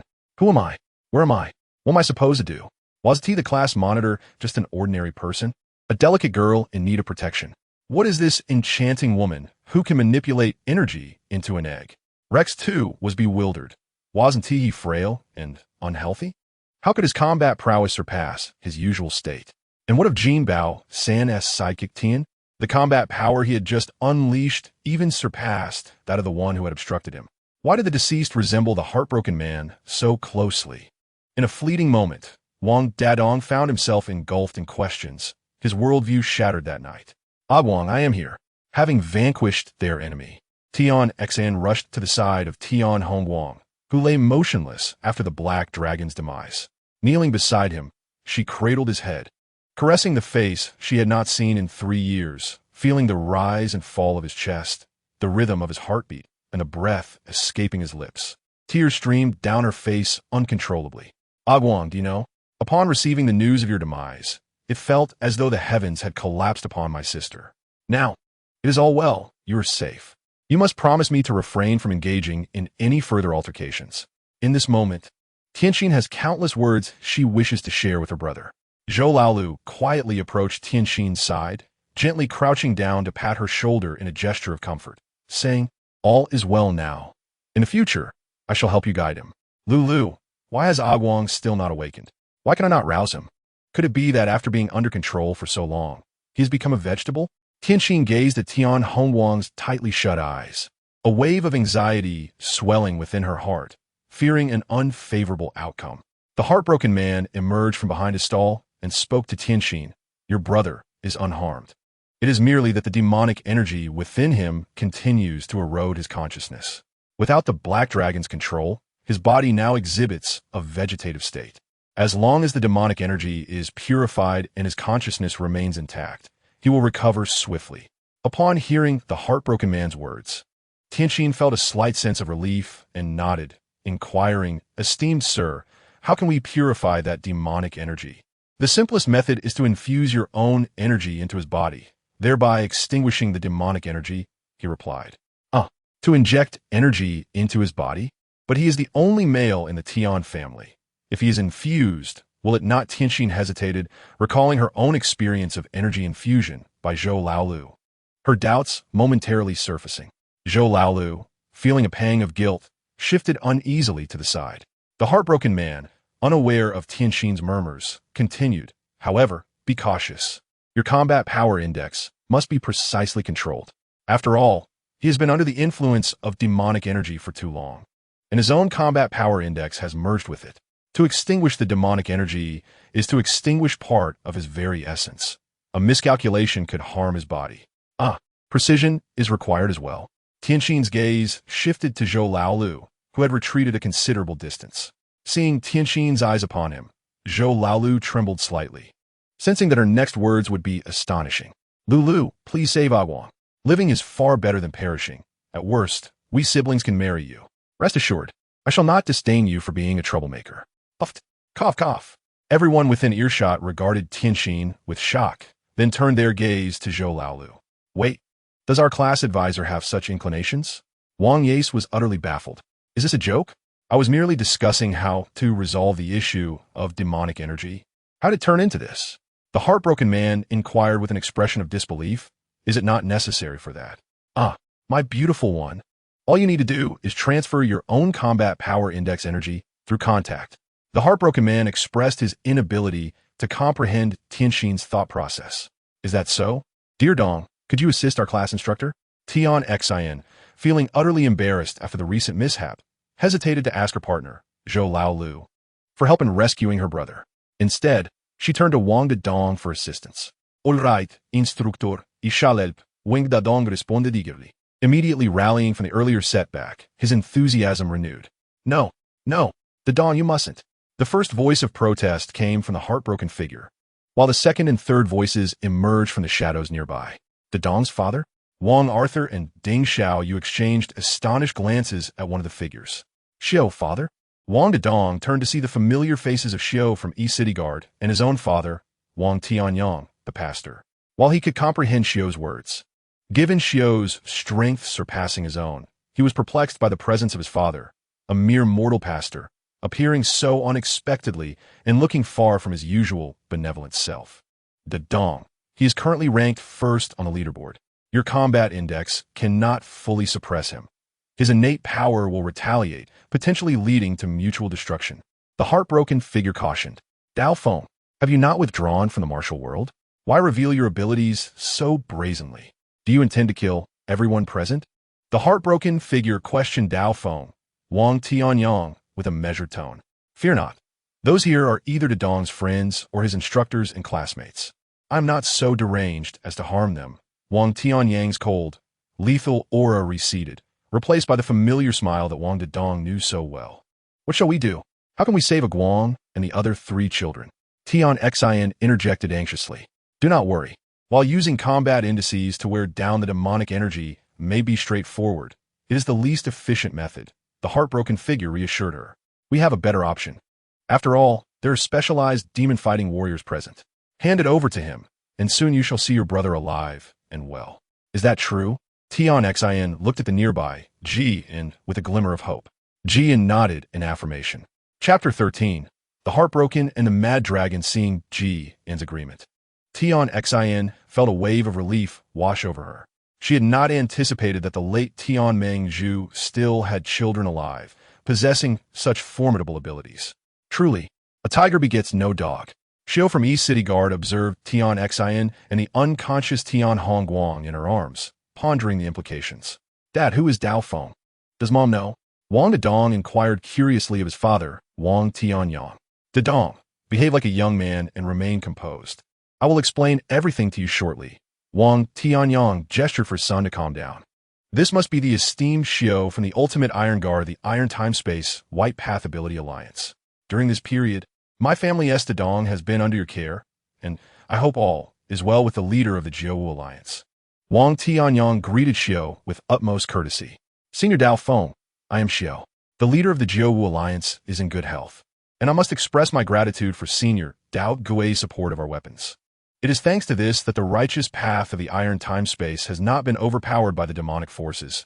Xiao respectfully clasped his fists in greeting. Dad, do you know Xiao from that time-space? What you two discussing? Dedong, who had been listening in a state of bewilderment, inquired. Dedong, have you forgotten? I once told you that my purpose for coming to the Golden Time-Space was to seek allies. Now, in the 12 time-spaces, the battle between righteousness and evil has largely concluded. In those time-spaces where the battle has ended, it is the demonic forces that have emerged victorious. If the battle between righteousness and evil in the Golden Time-Space also results in a demonic victory, our Iron Time-Space will find itself isolated and without aid. Ensuring the triumph of the righteous path in the Golden Time-Space is the very reason why the leader of the Jiu Alliance has dispatched our Iron Guard to this realm. Xiao stated, his gaze drifting toward Tian Xin and Zhou Laolu. Now that the battle between righteousness and evil in the Golden Time-Space has concluded prematurely, I will return to the Iron Time-Space to report to the leader of the Jiu Alliance. When the final battle in the Iron Time-Space occurs, I hope all of you will lend your strength, Xiao said, bowing respectfully to the group. Absolutely. As long as you speak, Xiao, we will certainly come to assist. Dedong declared, patting his chest while pointing at Xiao. Since the arrogant fool is going, I, King Arthur, shall not be outdone. King Arthur chimed in with a smile. Ding Xiaoyu nodded, indicating her willingness to join as well. Xiao then fixed his gaze on Zhou Laolu and Tian Xin, as these two were his most desired invitations. The energy emanating from Tian Xin was still partially uncontrolled, yet was potent enough to cause Xiao to feel both awe and trepidation. Based on Xiao's rough estimation, it must be at least over 100,000. A truly formidable force, far more tangible than the elusive ultimate Iron K people he sought in the Iron Time-Space. As for Zhou Laolu, although he currently did not display a combat power index, judging by Tian Xin's demeanor, he appeared to possess even greater strength. Hey, am I also going? Is it out of the country? Tian Xin asked, pointing at herself in confusion as she noticed Xiao's gaze. Oh dear, class advisor, have you not comprehended after listening for so long? We're going to different time-space. Dedong replied, somewhat exasperated by his class advisor's occasional obliviousness. Very well. If the need arises, I will accompany Xiao Xin. I would just require you to lead the way, as I am unfamiliar with the route to the Iron Time-Space. Zhou Laolu nodded, indicating his willingness to assist Tian Xin. Meanwhile, the ever-invisible Rex, noting that the attention of the group was diverted from him, quietly began to step back. Just as he felt he had reached a safe distance to escape, Zhou Laolu turned to look at him. Rex halted, revealing a polite, yet awkward smile. By the way, where is Rex? I wish to inquire why his combat power index surpasses mine, yet he always appears so fragile. Wang Dadong also recalled Rex, whose intellect was even more formidable than his own, and turned to search for Rex's figure. Rex, what are you doing over there? Wang Dadong called out, noticing Rex had distanced himself nearly 100 meters away. You egotistical fool, are you really that dim-witted? Clearly, he is intent on toying with you. And now that his scheme has been unveiled, why not grant each other some dignity? Arthur remarked, his tone laced with elegance. Do you know why I wish to return to the ultimate class? Rex, feeling the gazes of his companions upon him, adopted an earnest demeanor. Why? You must have received Angel's message as well. Indeed, I have been exceedingly joyful these past few days. Not only has the girl I secretly adore returned, but my closest brother has as well. You see, I have cherished every letter Angel has penned to me, though I have been too timid to respond. Upon mentioning Huang Anqi, Wang Dadong momentarily set aside Rex's concealed prowess and began to ramble about his own affairs with Angel. As he spoke, his face flushed with embarrassment. No way, you egotistical fool. You resemble a kindergarten child. If you like her, just say it. What is this? Arthur chuckled, as if meeting Wang Dadong for the first time. Ding Xiaoyu cast a curious glance, making Wang Dadong even more uncomfortable. I have returned to inform Angel that my strengths surpass yours. Wang Dadong. Rex, recalling a childhood incident involving chocolate, spoke with indignation. In terms of academics, I am far more astute. I have completed your assignments since we were young. You thought I was helping you, but in truth, you forfeited the chance to review your studies. Coupled with your constant distractions in class, your grades have always suffered. As for fighting, I have feigned fragility while secretly training. And with the Ares hand I diligently sought, I rank second on the leaderboard, surpassing your tied third place. Regarding family background, I am a scion of wealth. My family holds power and influence, while you hail from an ordinary household. What do you have to compare with me? Why would Angel be drawn to a simpleton like you? Rex grew increasingly animated. Love, it always renders one blind. Before Wang Dadong could respond, Arthur sighed and shook his head. Zhou Laolu then embraced Tian Xan and said, Little Xin, it seems your brother's matters have been resolved. And I trust and will soon return with your brother safe and sound. So, what are you implying? Tian Xan immediately discerned Zhou Laoyu's thoughts and winked at him. It is time for us to return home. The festivities have concluded, and we should rest early.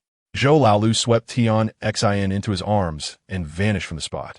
Wang Dadong gazed at the two figures who had vanished, his thoughts drifting back to the realization that his class instructor was now with Zhou Laolu.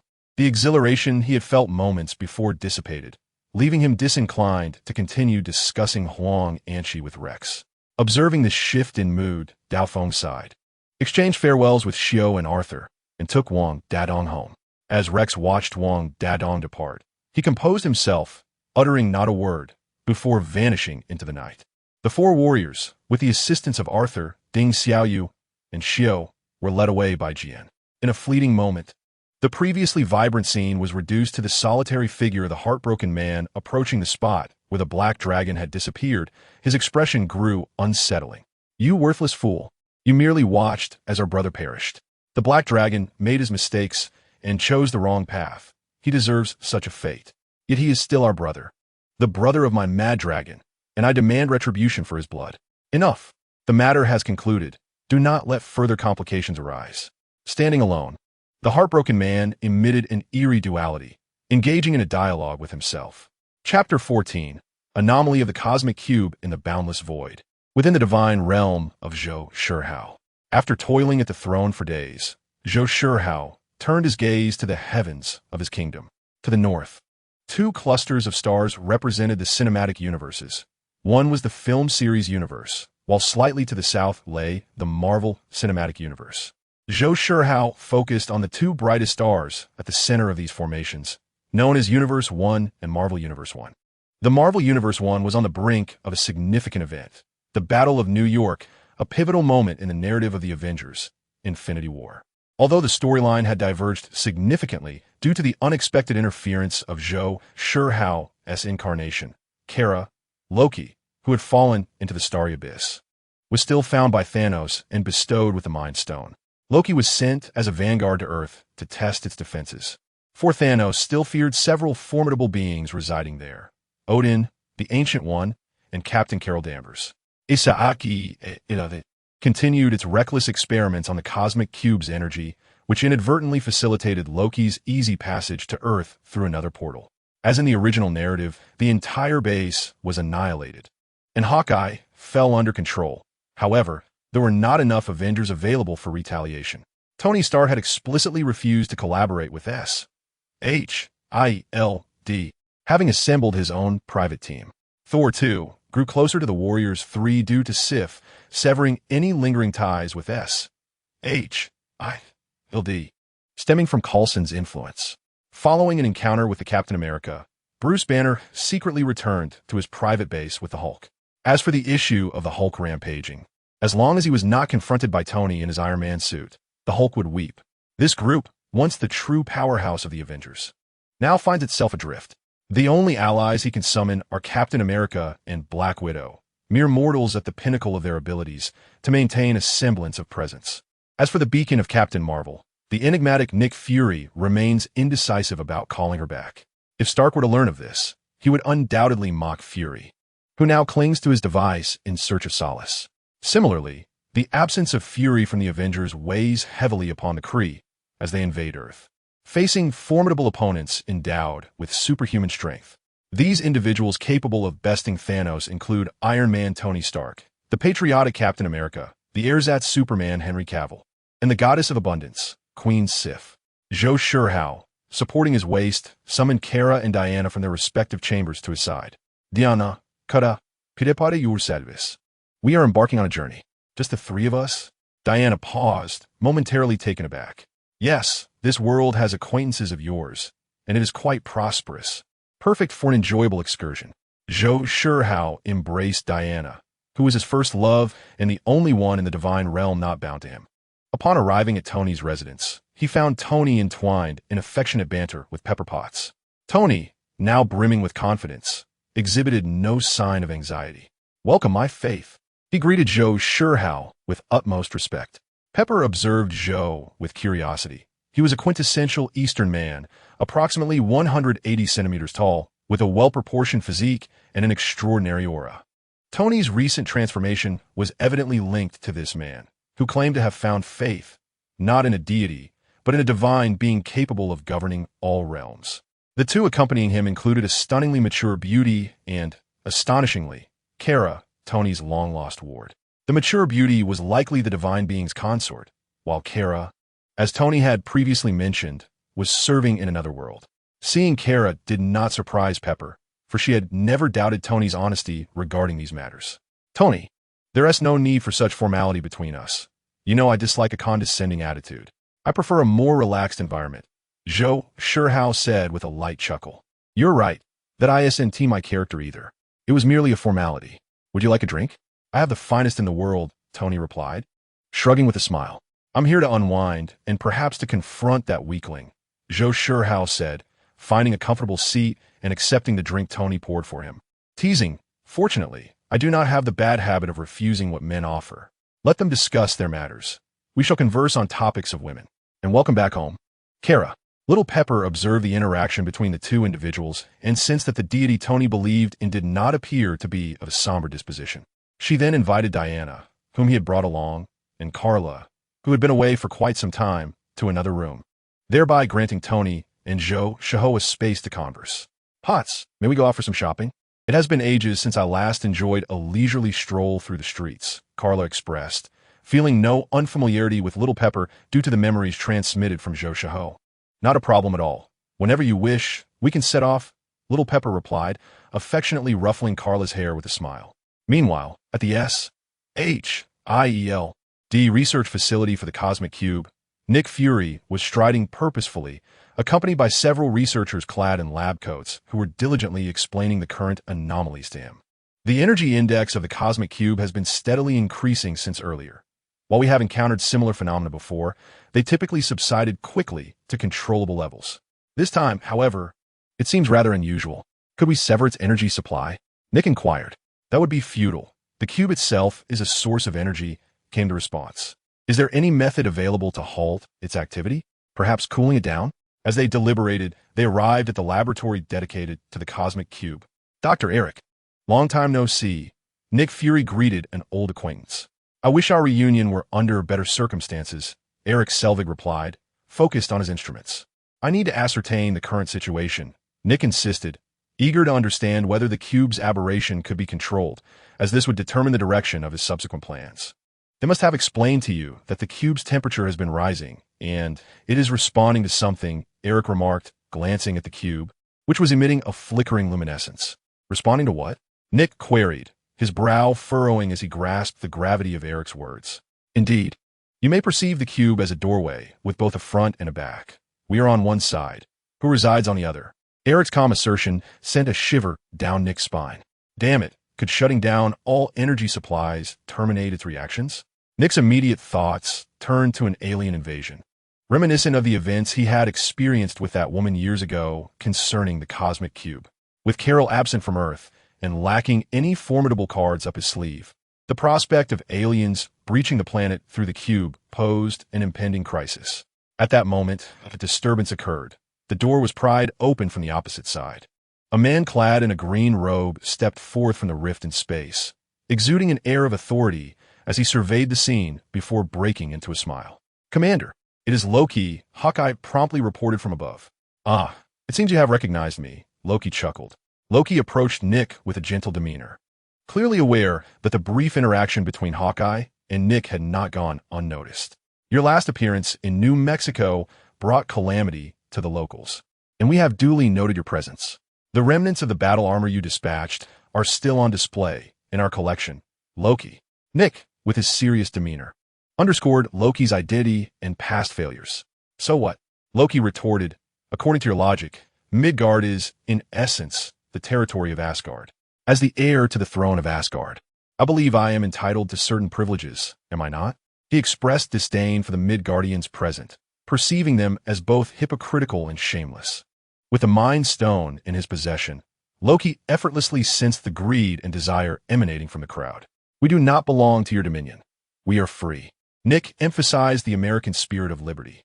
"That was once the case, but now I have arrived, and I shall reign over Midgard as its king." Loki raised his arms and boldly proclaimed his intentions. Noticing the Midgardians regarding him as though he were mad, he remained unfazed, confident that if his actions succeeded, his proclamations would become reality. With agents' weapons trained upon him, Loki strode unperturbed toward the Tesseract, reaching out to grasp it. Believe it or not, time will reveal all truths. "You are delusional. Lift the restriction and fire at will," Nick commanded as he realized Loki was about to seize the Tesseract. The inherently thieving nature of Americans was evident. They justified their theft under the guise of righteousness, while taking anything from them was deemed utterly malevolent. Loki struck the ground with his scepter, sending an invisible wave coursing through the vicinity. Nick felt a sharp pain in his head, his consciousness beginning to waver. However, his rigorous training endowed him with a resilient will. Shaking his head, he suppressed the discomfort. When he refocused, he found himself isolated, as the armed agents had redirected their weapons toward his position. "Damn it," he cursed under his breath, swiftly rolling forward to take cover behind a steel barricade, narrowly escaping the barrage of gunfire. An arrow struck the floor in the midst of the concentrated agents, its red signal light blinking ominously. Boom! After a brief delay, the explosive attached to the arrow detonated, sending nearby agents sprawling to the ground. "Chief, next time you engage in friendly fire, it will be best if I were absent." Hawkeye's voice crackled through Nick's earpiece. "There won't be a next time. The training department has been derelict in their duties. These agents lack fortitude." Loki had already seized the Tesseract, and, shielded by the entranced agents, began to stride toward the exit of the base. "Barton, get out of your perch and do your job. Delay Loki," Nick commanded as he pressed the self-destruct button of the base. Hawkeye has been forsaken. His orders were to do everything in his power to drag Loki down with him as he perished alongside this base. Afterward, they would take time to excavate the site, for the Tesseract remained in the possession of S.H.I.L.D. Hawkeye was well aware of Nick's dark disposition from his vantage point. He could observe Nick's every move. Yet, since the day he became an agent, he had no other choice. Descending via a zip line from above, Hawkeye single-handedly initiated the interception operation. He adeptly evaded the concentrated gunfire from his former colleagues through agile maneuvers, utilizing various specialized arrows from his memory of the surroundings to neutralize them. However, he was confronted by colleagues who possessed a degree of familiarity with his tactics. They dispersed and coordinated to create a suppressive fire network, thwarting his ability to achieve optimal results with a single strike. Outnumbered and outgunned, he quickly exhausted his quiver. Yet the adversaries remained unvanquished. Realizing he was out of options, Hawkeye relied on cover to prolong his survival. Loki raised a hand to halt the agents under his control and approached Hawkeye's hiding spot. "I remember you from New Mexico. You were there?" Loki expressed a keen interest in the man before him. Though his strength paled in comparison to that of his guardians, it far surpassed that of ordinary Midgardians. "So, you wish to recruit me?" Seeing that Loki seemed inclined to speak, Hawkeye, with the intent of stalling for time, began to converse from behind his cover. "No, I do not wish to recruit you, but I will accept your fealty." Loki approached Hawkeye without any defense. Observing the vulnerabilities in Loki's stance, Hawkeye instinctively prepared to subdue him. However, he underestimated Loki's prowess. Although Loki was indeed a sorcerer, he was also capable of delivering devastating strikes. Hawkeye's ambush was entirely within Loki's control. With the Mind Scepter in hand, Loki struck Hawkeye's chest, and as Hawkeye's eyes turned completely black, Loki completed his domination over him. "Very well, I have received your loyalty," Loki remarked with a slight smirk. "Master, there is no time. Nick has activated the base's self-destruct mechanism, and soon this facility will be buried deep underground." The control Hawkeye divulged the critical information. Loki's brow furrowed at this revelation as he turned to the cover where Nick had previously hidden, now devoid of his presence. "Let's go," Loki decisively commanded, urging Hawkeye to lead him out of the base with utmost swiftness. The sealed door was obliterated by a beam of energy emitted from Loki's Mind Scepter. Hawkeye surged through the newly created opening, grasping an unwieldy firearm, with Loki closely trailing behind.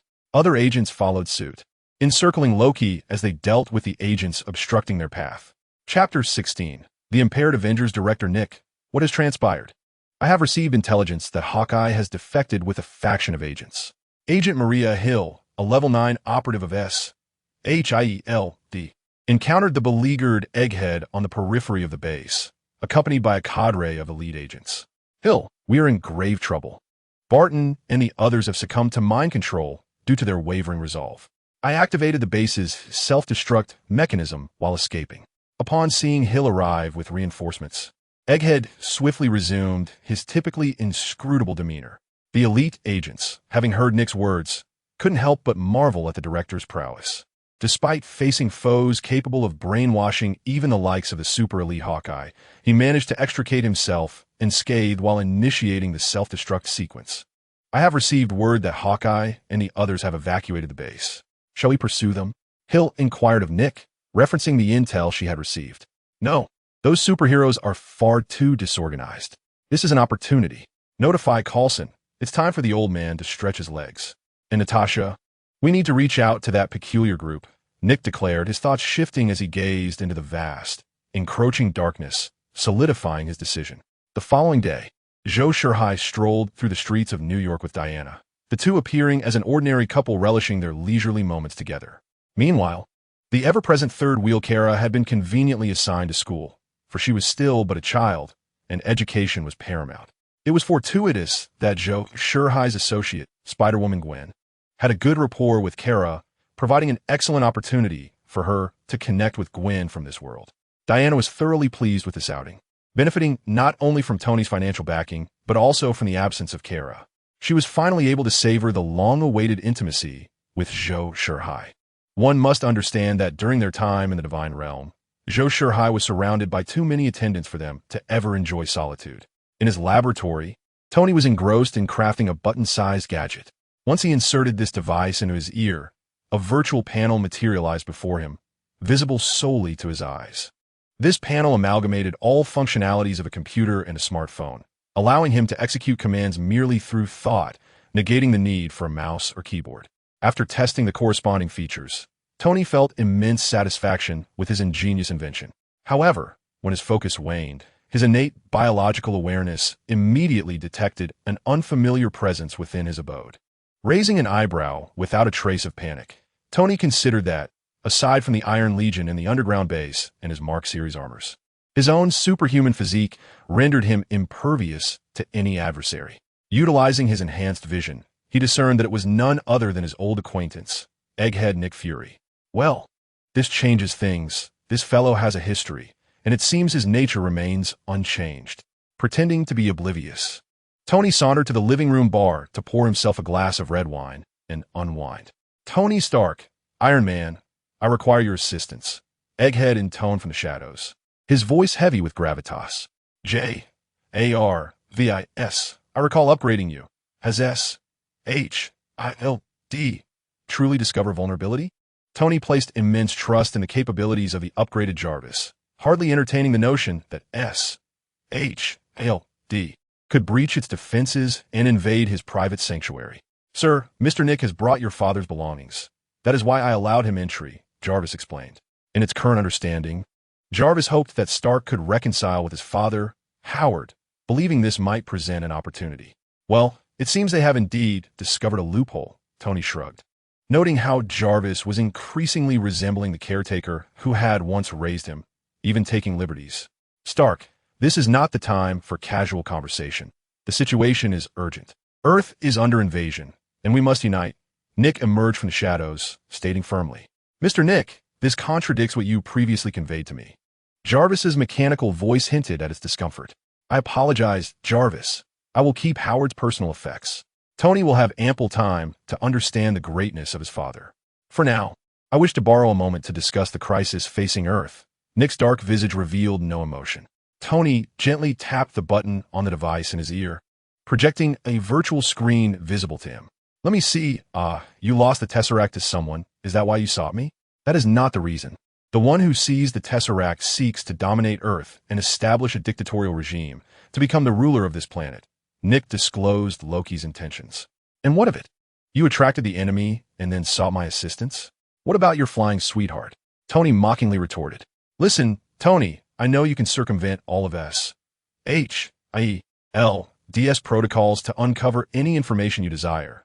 But according to my analysis, Loki could not have come alone. He must have a substantial army backing him. This is no longer a crisis that can be resolved by an individual. Hence, I need to unite all known extraordinary beings. Nick Fury, undeterred by Tony's sarcasm, emphasized the necessity of gathering sufficient power to resist Loki's incursion. Oh, I am aware. Loki and his alien army are poised to invade Earth. So what now? Shall I join your superhero ensemble? Tony quipped, dismissing the gravity of the situation. Tony, this is not the time for your childish antics. Utilizing your inventions. I believe you can defeat Loki, but this will be a war, not a conflict that one individual can sway alone. Nick's tone shifted subtly, recognizing Tony's obstinate refusal to engage with S-H-I-E-L-D. No, I can determine the outcome of the battle, just as that white moonlight resides in your heart. Therefore, you may now exit my private space, or I shall contact Congress to inquire whether my taxes are being spent to support black rats. Tony coldly interrupted Nick, issuing an eviction order. Tony, one day you will regret your arrogance. Observing Tony's expression, Nick realized that the objective of his visit was unattainable. Reluctantly, he uttered a parting remark before turning away. Whether he would regret this decision remained uncertain, but the S-H-I-L-D and indeed Captain America were due for their appearances, and he intended to settle the score with his parents as well. As Nick departed, Tony murmured to himself, contemplating the absence left behind. In contrast to Nick, Coulson and Natasha successfully accomplished their respective missions. Coulson met his longtime idol, Captain America, effortlessly ushering the peace-loving hero aboard the helicarrier. Meanwhile, Natasha managed to extend an invitation to her card-playing companion, the Winter Soldier. Chapter 17. The gathering on the helicarrier nestled in the embrace of the Winter Soldier. Natasha glided her fingertips across his chest. Bucky, I have a favor to ask of you. I knew our meeting wouldn't be merely for cards. What is it you wish for me to resolve? Bucky playfully seized her mischievous hand, pulling her slightly aside as he spoke with a teasing tone. I need your assistance in contacting Queen Sif. Our director wishes to arrange a meeting, Natasha replied, turning her back to him intermittently. Consider it done. I shall inform her without fail, Bucky assured, breathless with anticipation. Meanwhile, Loki, aided by Hawkeye and Eric, successfully acquired what he desired. His mission proceeded smoothly, devoid of any interruptions. Master, something feels amiss. Given S-H-I-E-L-D-S capabilities and Director Nick's prowess, they should have intervened during our operation. Yet they remain conspicuously silent, Hawkeye remarked, dutifully considering Loki's situation. Loki's expression mirrored his unease. He had gathered sufficient intelligence on the various factions on Earth through Hawkeye. Currently, he identified two potential threats. The The first was Iron Man, Tony Stark's Legion of Armored Suits, whose numbers remained unknown. While their upper combat capabilities were limited, their lower thresholds presented a significant threat to his Chitauri forces. The second was the formidable team known as the Seven, which could pose a genuine risk to his life. Among them was Sif, a fellow Asgardian warrior of considerable strength, second only to the legendary Valkyries. Although Loki harbored no fear of Sif, he was cautious in addressing this childhood acquaintance. Then there was the Winter Soldier. According to Hawkeye's description, his prowess was undoubtedly on par with Loki's brother, Thor. The remaining 5 members, based on their performances, also exhibited formidable abilities. Did they disregard my actions because they believe I could not stir the waters, even if I succeeded? Loki pondered darkly. He had initially intended to exploit this mission as a means to be captured, thereby infiltrating their ranks and subtly manipulating several individuals with a mind scepter, inciting discord among them. After completing their actions, they waited for an extended period, yet no one approached. In a fit of rage, they ultimately eliminated all witnesses present before departing, without any sign of intervention. However, Loki, having reached a critical juncture, was compelled to act. His equipment and materials were now fully prepared. A confrontation with this group of superheroes was imminent, for failing to act would undoubtedly invite trouble from that individual. Thanos had not only sent Loki, but also dispatched 2 formidable allies within the Chitauri fleet to monitor him. According to the plan, he intended to utilize the Tesseract to open a wormhole atop the Statue of Liberty, ensuring the world bore witness to his arrival. Resolutely, Loki set aside all distractions and decided to summon his army first. Even if he were to kneel, he believed Odin and Thor would not let him perish alone. On board the helicarrier, the group consisting of Egghead, Hill, Natasha, and Captain America convened. "Are they coming soon?" Natasha inquired, her complexion vibrant. "Indeed. The entire 7 from the Watch will arrive," she replied. "Well done, Natasha," Nick remarked, his expression reflecting joy. This collaboration would lay a solid foundation for future cooperation between the Watch and the Avengers, and perhaps, with strengthened communication, complete integration could be achieved. As for Nick's ability to manage the likes of Captain America, he discreetly stroked a modified device within his coat pocket. Recalling the time, he witnessed a lone woman fend off an alien fleet. "Did you inform them of our current coordinates?" Nick asked. "No. Captain America assured me they would find us," Natasha replied. "Perhaps you should reach out to them. We have activated stealth mode," suggested Coulson. Suddenly, the alarms of the helicarrier blared. "They have arrived," Egghead announced, his expression momentarily shifting, though he quickly regained composure. "Silence the alarms. We have guests." He instructed the logistics team via intercom. Soon, Nick laid eyes on a highly sought-after superhero ensemble, the 7 from the Watch. Captain America soared onto the helicarrier's deck, dismissing the fierce winds above with unwavering grace. Following closely was the strikingly aloof goddess, Sif, accompanied by Starlight, Angelia, and Storm, Diana. Lastly, the formidable trio of the train, Black Panther and Aquaman, Namor, made their entrance. Observing their audacious approach to the helicarrier's deck, Nick couldn't help but harbor doubts about its security measures. Captain America, employing his extraordinary vision, quickly located the helicarrier's security door. "Hello, is anyone home? We have guests," he called out, and upon receiving no response, he exerted a slight force, effortlessly dismantling the several-ton steel door. With no one around, I lifted the imposing gate aside and, turning to Sif, Angela, and Diana, gestured an invitation. Once the 3 women and the locomotive-like Black Panther entered the mothership's chamber, the representatives of my homeland returned the steel door to its original position, welding the severed hinges back together with fervent precision. This entire spectacle was observed by the individuals in the command room, including the bald-headed leader. For a moment, he found himself at a loss for words, watching the effortless movements of the homeland representatives. Although he had long known that they were akin to a version of Superman, their strength was somewhat absurd. Are today as super soldiers truly this formidable? Captain America, Steve, expressed his astonishment. He pondered why, with such powerful allies, there is still a need for him, merely a veteran stronger than the average man, to partake in this endeavor. "Captain, you are special. I require your spirit to guide them forward," Nick emphasized, valuing not Captain America's limited strength, but the enduring American spirit he embodied. "Ah, is that not Captain America? I am indeed your admirer. No, I have looked up to you since childhood." The Homeland representative exclaimed dramatically as he entered the command room, addressing Captain America. "Thank you, but I am merely a reflection of that war," Captain America humbly replied. "No, you are a hero of America. Without your contributions, how could the nation claim the credit for vanquishing the former Soviet Union?" The next statement from the Homeland representative caused a palpable shift in the atmosphere, particularly for Natasha. Chapter 18. The Battle of New York begins. Haha. "I was merely jesting," the Homeland representative said, spreading his hands in a smile. Though he claimed to be joking, everyone present recognized the underlying truth in his words. Natasha had fled from the Red House in Russia to America in search of freedom, only to find herself in a new locale, continuing to sell her body as a spy while constantly assuring herself of her newfound liberty. Nick had transformed the once independent S.H.I.L.D. into a private entity for America, demonstrating a lack of foresight.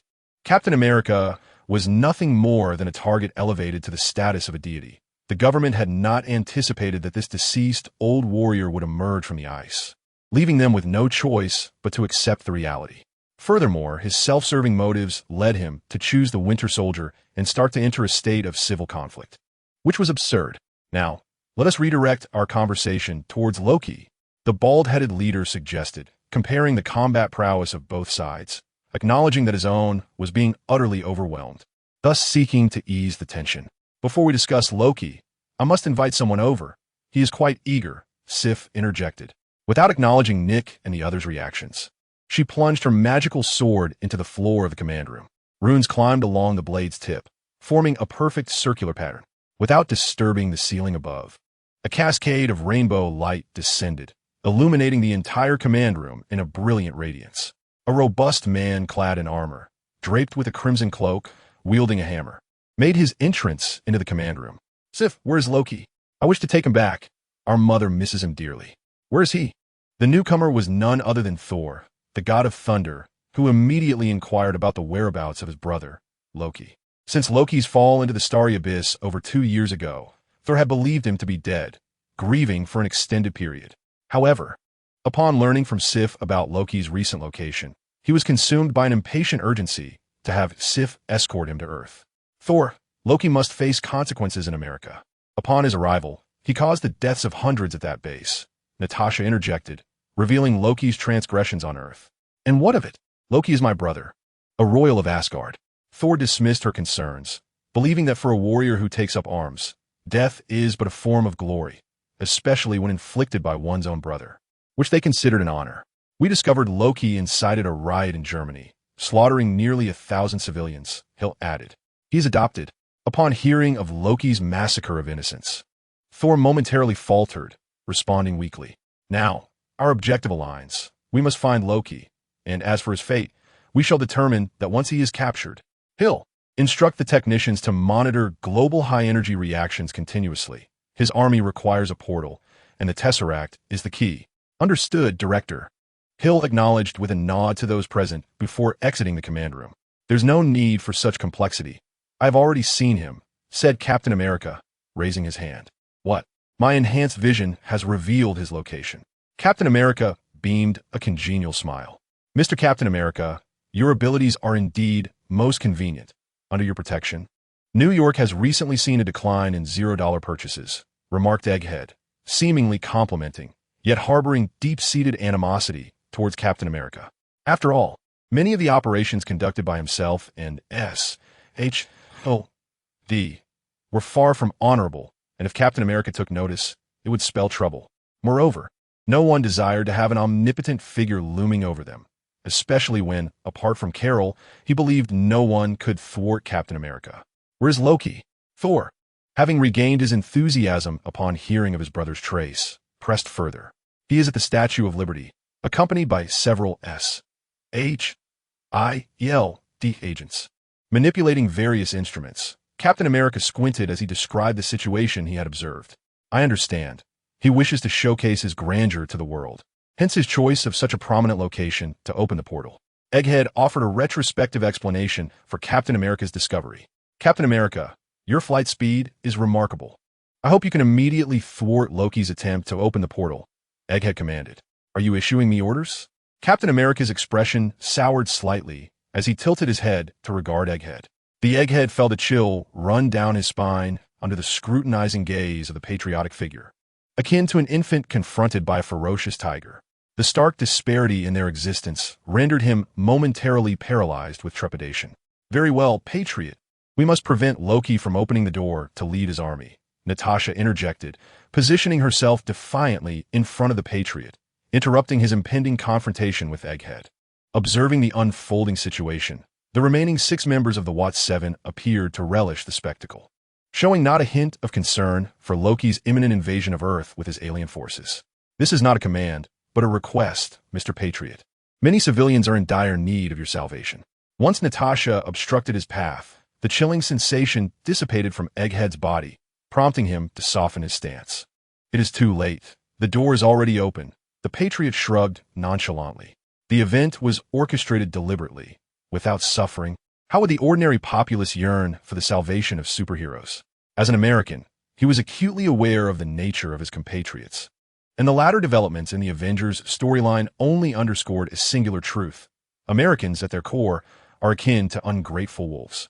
"Commander, high energy readings have been detected in New York City, pinpointed at the Statue of Liberty." Hill's voice resonated through the communication device at an opportune moment. "Given the circumstances, we must mobilize.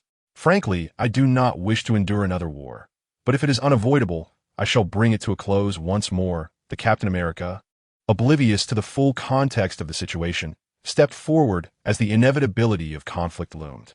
"Idle, you'd better hasten your pace." The Patriot's body began to levitate slowly. In the next instant, he transformed into a fleeting shadow, crashing through the outer wall of the mothership and vanishing from sight, leaving behind a gaping void and disarray among the onlookers, save for the formidable members of the WAT-7 and Thor, who remained unaffected by the tempestuous winds. "Let us depart," Sif declared, elegantly disregarding the tumultuous winds as she approached the opening and soared into the sky. Following her lead, Angelia and Diana swiftly followed suit. The Locomotive and Black Panther turned their attention toward Namor, who, exasperated, covered his head and lamented, "Why is it always me? My flying abilities are so limited." Chapter 19. The Iron Legion joins the fray, a beam of light shot from the Statue of Liberty, piercing the heavens and creating a vast black void in the sky. Loki, brimming with excitement, spread his arms wide and proclaimed, "Come forth, my soldiers, and conquer Midgard. I shall become the God King of Midgard." Beneath the Statue of Liberty, tourists from various nations were enjoying their time in the vicinity.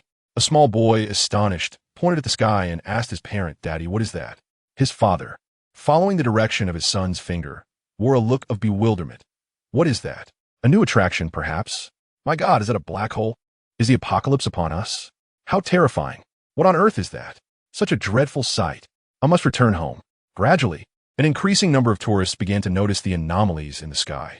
As the rift in space widened, one could even glimpse the formidable Kirita vessels arrayed in the cosmos, twinkling like stars in the backdrop of the universe. Clad in gleaming metallic armor, the Kirita soldiers descended upon the Earth aboard peculiar flying contraptions, swarming like a hive of bees from the depths of space. The onlooking international travelers were thrown into chaos upon witnessing this scene, frantically scattering in pursuit of what they deemed safe refuge. "Roki, your speed is abysmal." A tall, imposing extraterrestrial wielding a long-handled blade appeared beside Roki, his tone dripping with disdain. "General Deathblade, though I may be a tad late, I have succeeded, have I not? Thus, you can directly infiltrate the Earth from the cosmos." Roki had long grown accustomed to General Deathblade's demeanor. "Deathblade, now is not the time for sulking. Our Master's mission takes precedence." An elegantly poised alien floated gracefully a short distance behind Roki. "Omoho is correct. We are in a partnership now, so I shall refrain from holding grudges." Roki cast a sidelong glance at General Deathblade, smiling in agreement with Omoho's words. "Partnership, indeed." Omoho discerned the undertone in Roki's voice but paid it no mind. As the Kirita soldiers swept across the ground, they commenced a merciless slaughter of the nearby, ordinary Earthlings. "Oh, our homeland, save us! Great Queen Sif, come to the aid of these wretched mortals. Where is Iron Man, Tony Stark? Isn't this his city? Where are the superheroes? Where are our protectors?" Why do they not come to rescue the world amidst this alien invasion? Curse be it, those so-called superheroes merely bully the weak on Earth. When faced with extraterrestrial threats, do they hide in fear? Countless desperate Earthlings began to curse their once revered idols, particularly the currently popular Seven Warriors and Iron Man, Tony Stark.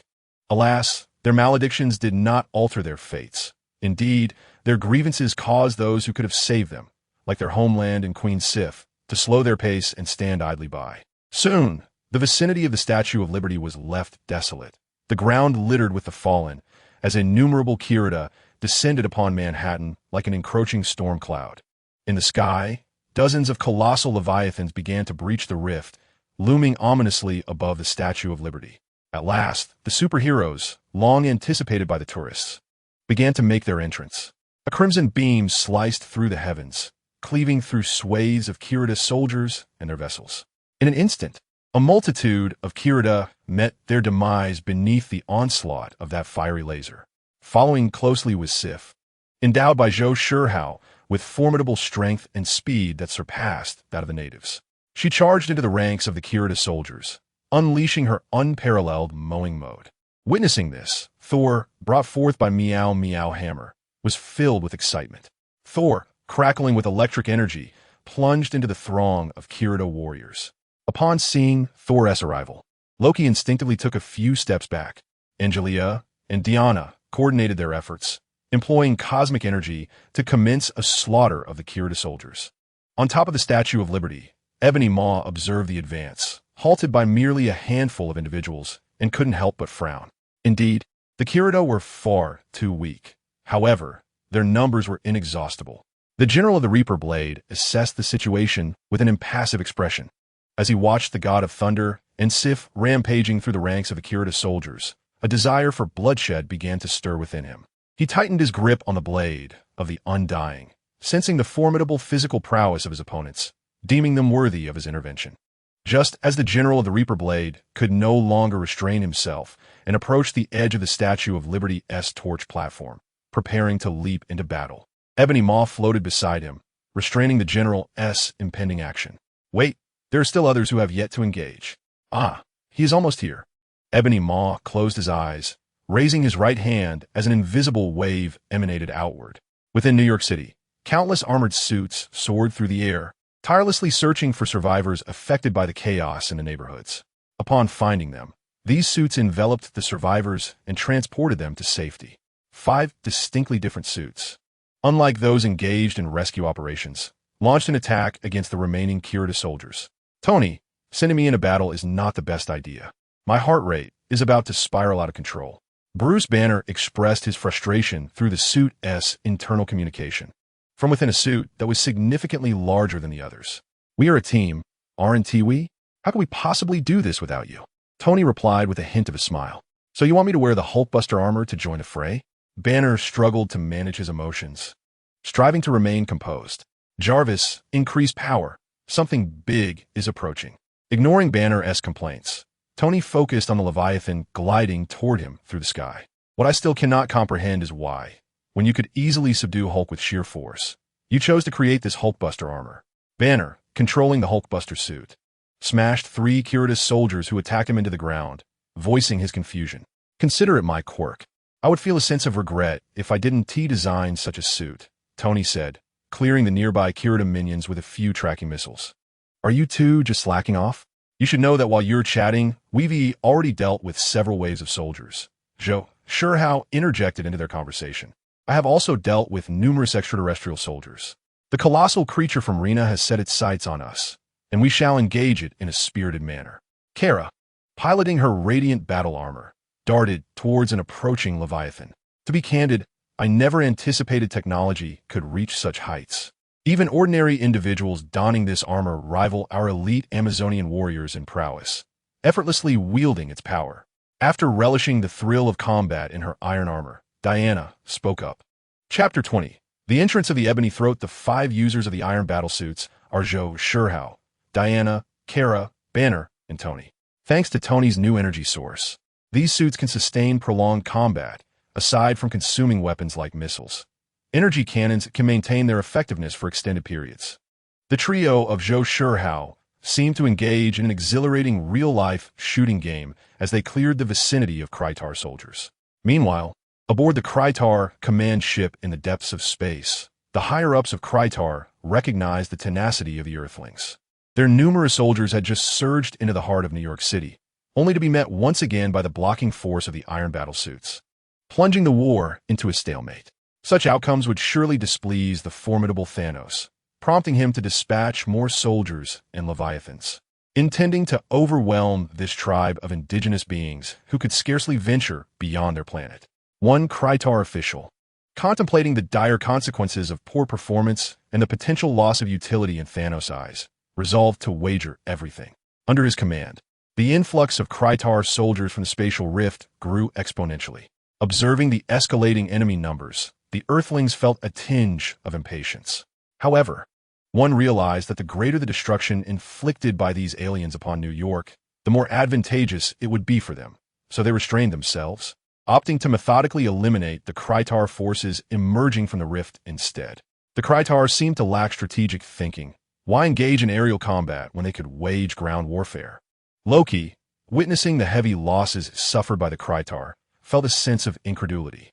The current battle in New York resembled a filtration process.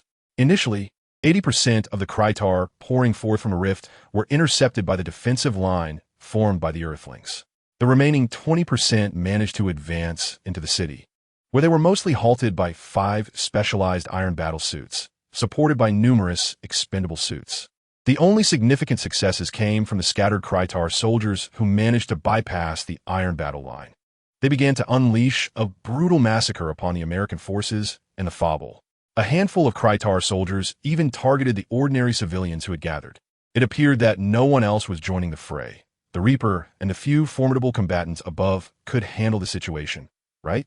The Ebony Throat observed for a while, noting that despite the massacre of numerous civilians, no special individuals had emerged, such as the woman who had once frightened Ronan away.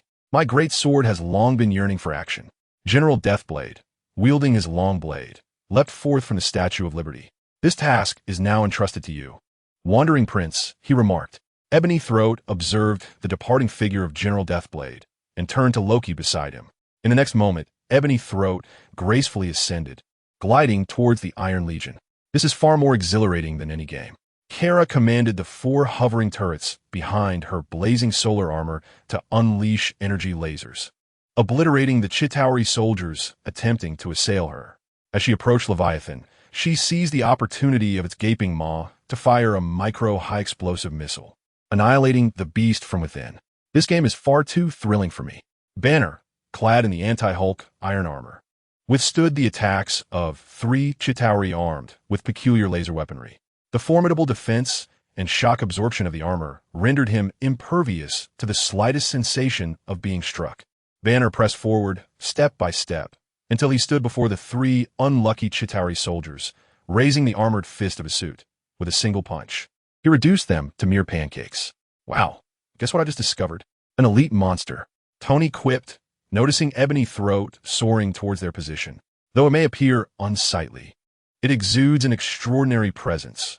Surely, it must be a significant figure, Banner remarked of Ebony Throat, as Ebony Throat approached with an elegant yet leisurely pace. Tony and his companions had already dispatched the surrounding Chitauri soldiers. He had previously informed the Chitauri of his intention to handle the enemies at this location through his mental prowess, coordinating with General Deathblade to eliminate the 7 members of the Watt team. Pleased to make your acquaintance, Tony Stark, Ebony Throat said, identifying Tony among the 5 with a gentle and refined tone. Have I become so renowned that even extraterrestrials are aware of me? Tony replied nonchalantly, seemingly unfazed by Ebony Throat's appearance. You are a figure worthy of respect. After all, like my master, you are cursed by knowledge. Those who hold such distinction in the universe merit my acknowledgement, Ebony Throat complimented, before shifting his tone. Alas, Earth's limitations have constrained your vision. Otherwise, you could undoubtedly have become the most formidable adversary against my master. Are you implying that I am limited? I beg to differ. Tony scoffed at Ebony Throat's words. Nearby, Zhou Shihao couldn't help but laugh at Ebony Throat's remarks. It seems your companion holds a differing opinion regarding my words. Ebony Throat observed Zhou Shihao's laughter without offense, continuing in his gentle and measured tone. I apologize. I tend to be quite serious and rarely smile unless unable to help myself, Zhou Shihao replied apologetically. Ebony Throat raised his right hand, and with a gentle wave, Zhou Shihao's mark armor uncontrollably flew before him, a fact Zhou Shihao had intentionally chosen not to resist. Might I inquire as to the reason for your laughter? I fail to see what was so amusing in my previous statement. Omuho leaned closer to Zhou Shihao and inquired, do you imply that Thanos is also a victim of the curse of knowledge? Is the knowledge in this world truly so rudimentary? Please elaborate on which of my master's actions you deem inferior. Thanos is indeed executing a plan to have the population. Precisely, the universe's resources cannot withstand the massive consumption by an ever-growing population. Inevitably, it will face extinction, much like the former Titan planet, which was obliterated due to overpopulation. Thus, his pursuit of the Infinity Stones aims to expedite his plan and reduce the universe's population by half. Indeed, akin to our past experiences, devoid of bias towards authority, power, gender, or age, it is entirely random. After we eliminate half of the lives on those planets, they do indeed experience substantial progress, free from hunger and war. And then what?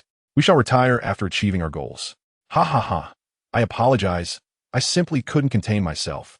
After a series of inquiries, Zhou Shihao had lost his desire to explain, consumed instead by laughter and apologies. It was rather disrespectful. Omuho's countenance, once refined, grew somewhat somber. With a slight exertion of his right hand, Zhou Shihao's steel armor was released. Mr. Zhou, be cautious. Not far away, Banner, unaware of Zhou Shihao's abilities, attempted to manipulate his armor to assist him. Chapter 21. Tony lifts the armor seal in the face of the advancing Mark 44. Omuho merely raised his empty left hand towards its direction, and Banner soon realized that Mark 44 was no longer under his control. Warning. Under the influence of an unidentified entity, unable to break free, the warning from the Jarvis subroutine echoed in Banner's ears. It appears you cannot resonate with my master's ideals.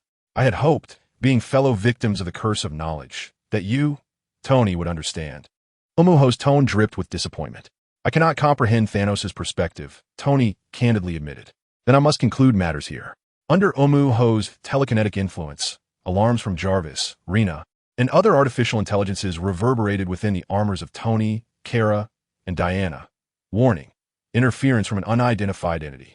Your steel armor is indeed a magnificent contraption. However, unfortunately, its limits remain within my control. Omuho effortlessly subdued the 5 armors while simultaneously manipulating the surrounding metals, continuously reassembling them at the atomic level into an extraordinarily resilient new substance. Under the influence of his telekinesis, these new materials transformed into sharp, elongated needles aimed at the 5. Are you intent on resolving us all at once? I would personally advise you to select one among us, Tony cautioned, his voice reaching Omuho's ears. My suggestion would be to choose that big fellow, Kara chimed in, reveling in the chaos. Go. Omuho's palm gently gestured towards Tony and the others, and those long needles shot forth. The sharpness of these spikes surpassed even Tony's Iron Man armor, effortlessly piercing through the 3 suits. In the next moment, the pain overwhelmed Banner, unleashing the Hulk within him, his body rapidly expanding and his skin gradually turning green. The Hulk burst through the Mark 44 anti-Hulk armor, revealing his bare upper body, while cracks began to form on the lower leg armor. Through these fissures, one could glimpse the Hulk's remarkable, indestructible shorts. Upon witnessing the Hulk's transformation, Ebony Maw's expression shifted slightly. However, he remained confident in his ability to defeat the Hulk. After all, the Hulk was merely a mindless brute driven solely by rage. The Black Dwarf from the Black Order was of a similar ilk, and Ebony Maw possessed ample experience in dealing with such foes. Inflict pain upon the Hulk, and he would retaliate with sheer force. The moment the Hulk appeared, he first cast a glance at Tony, before fixing his fiery gaze upon Ebony Maw and growling, Hulk smash. The Hulk leaped high into the air, hands clasped together, executing a dual-fisted strike aimed at Ebony Maw's head, suspended in midair. Foolish brute, Ebony Maw sneered, unleashing his telekinetic power to suspend the Hulk in the air, counteracting his movements and rendering him utterly powerless, leaving him to struggle futilely. In that moment, the Hulk resembled a sparrow caught in the grasp of a Tai Chi master. No matter how he flailed, the overwhelming force he possessed was rendered moot. Game over. The naive Hulk was completely outmaneuvered. Tony removed his helmet, slapping his forehead in exasperation. No wonder you're the leader of the Black Order. Your strength is indeed formidable. The Hulk has truly fallen. Zhou Shihao remained indifferent to his body being manipulated by Ebony Maw, unconcerned by the Hulk's disadvantageous predicament. Ebony Maw conjured more metallic spikes aimed at the Hulk, relentlessly assaulting him under his control. Yet, they failed to inflict any substantial harm. Even the indestructible shorts withstood the onslaught, becoming tattered but still valiantly concealing the Hulk's vulnerable areas. Is he truly your alliance? Ebony Maw mused, acknowledging his inability to kill the Hulk, but asserting, however, this is sufficient. With that, he used his telekinesis to hurl the Hulk into the sky. As the Hulk ascended rapidly, vanishing into the atmosphere, Ebony Maw wore a triumphant smile. Now your alliance has disappeared, so embrace your demise. Upon your death, I shall honor my master's custom by eliminating half of humanity as a gift. Is he really being sidelined like this? The Hulk is so unreliable, Kara remarked disdainfully. Well then, let you all decide the order of your deaths, Ebony Maw proposed, offering a merciful execution plan, allowing the defeated to choose who would perish first. Who wants to go? Observing the seemingly resolved situation, the usually quiet Diana finally spoke up, suggesting that perhaps Tony should take the lead. After all, he was the host, and it was customary for guests to follow the host's lead. Zhou Shihao gestured for Tony to proceed. Receiving the divine directive, Tony nodded in agreement. Suddenly, Yuwu's attention was drawn to the fact that, under his control, Tony, clad in the Mark 47 suit, was moving. Your armor possesses such formidable power?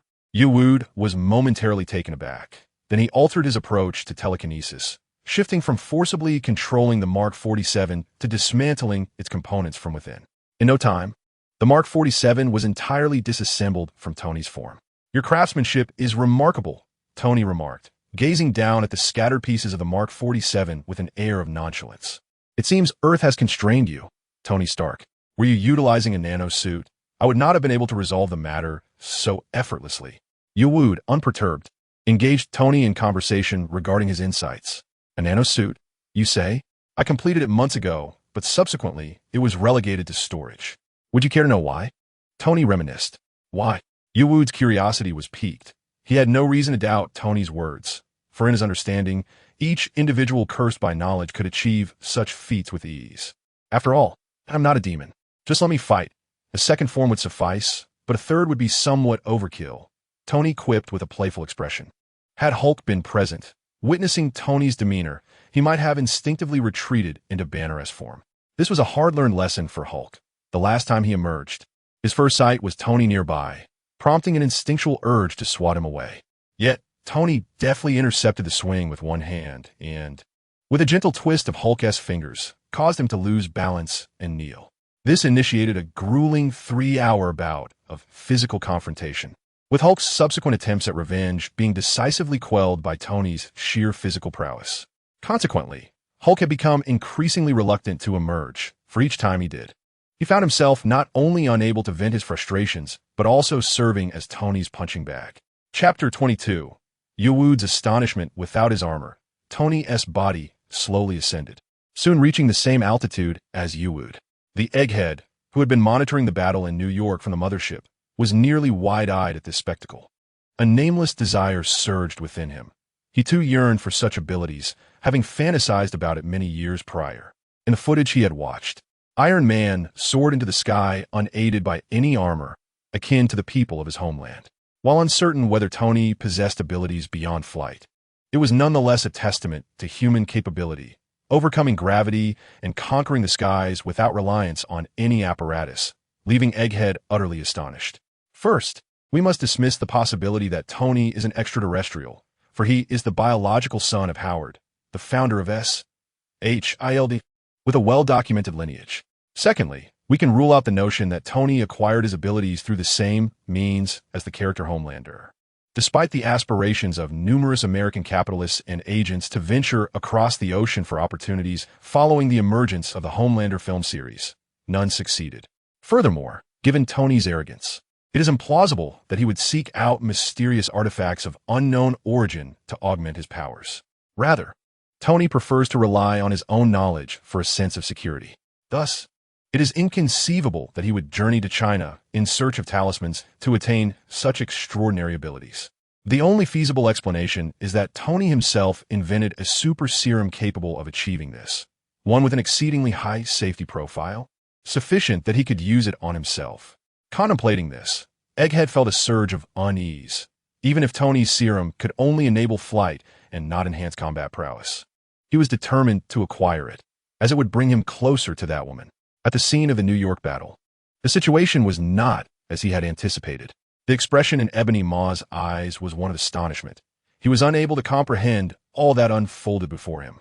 Many events on Earth had transformed from what he once knew. In the memories of the nebula from that era, Tony was merely an ordinary man devoid of combat abilities once removed from his armor. Moreover, according to Tony's narrative from that time, the portal opened by Loki during the Battle of New York originated from Stark Tower, which had now transformed into the Statue of Liberty. The enemies of the Chitauri were the Avengers, including Thor, Hulk, Iron Man, Captain America, Natasha, and Hawkeye. However, the first to appear were the enigmatic Water 7 group.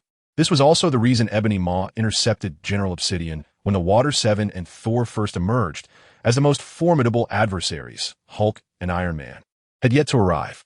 It was not until Iron Man appeared alongside Hulk that Ebony Maw began to act.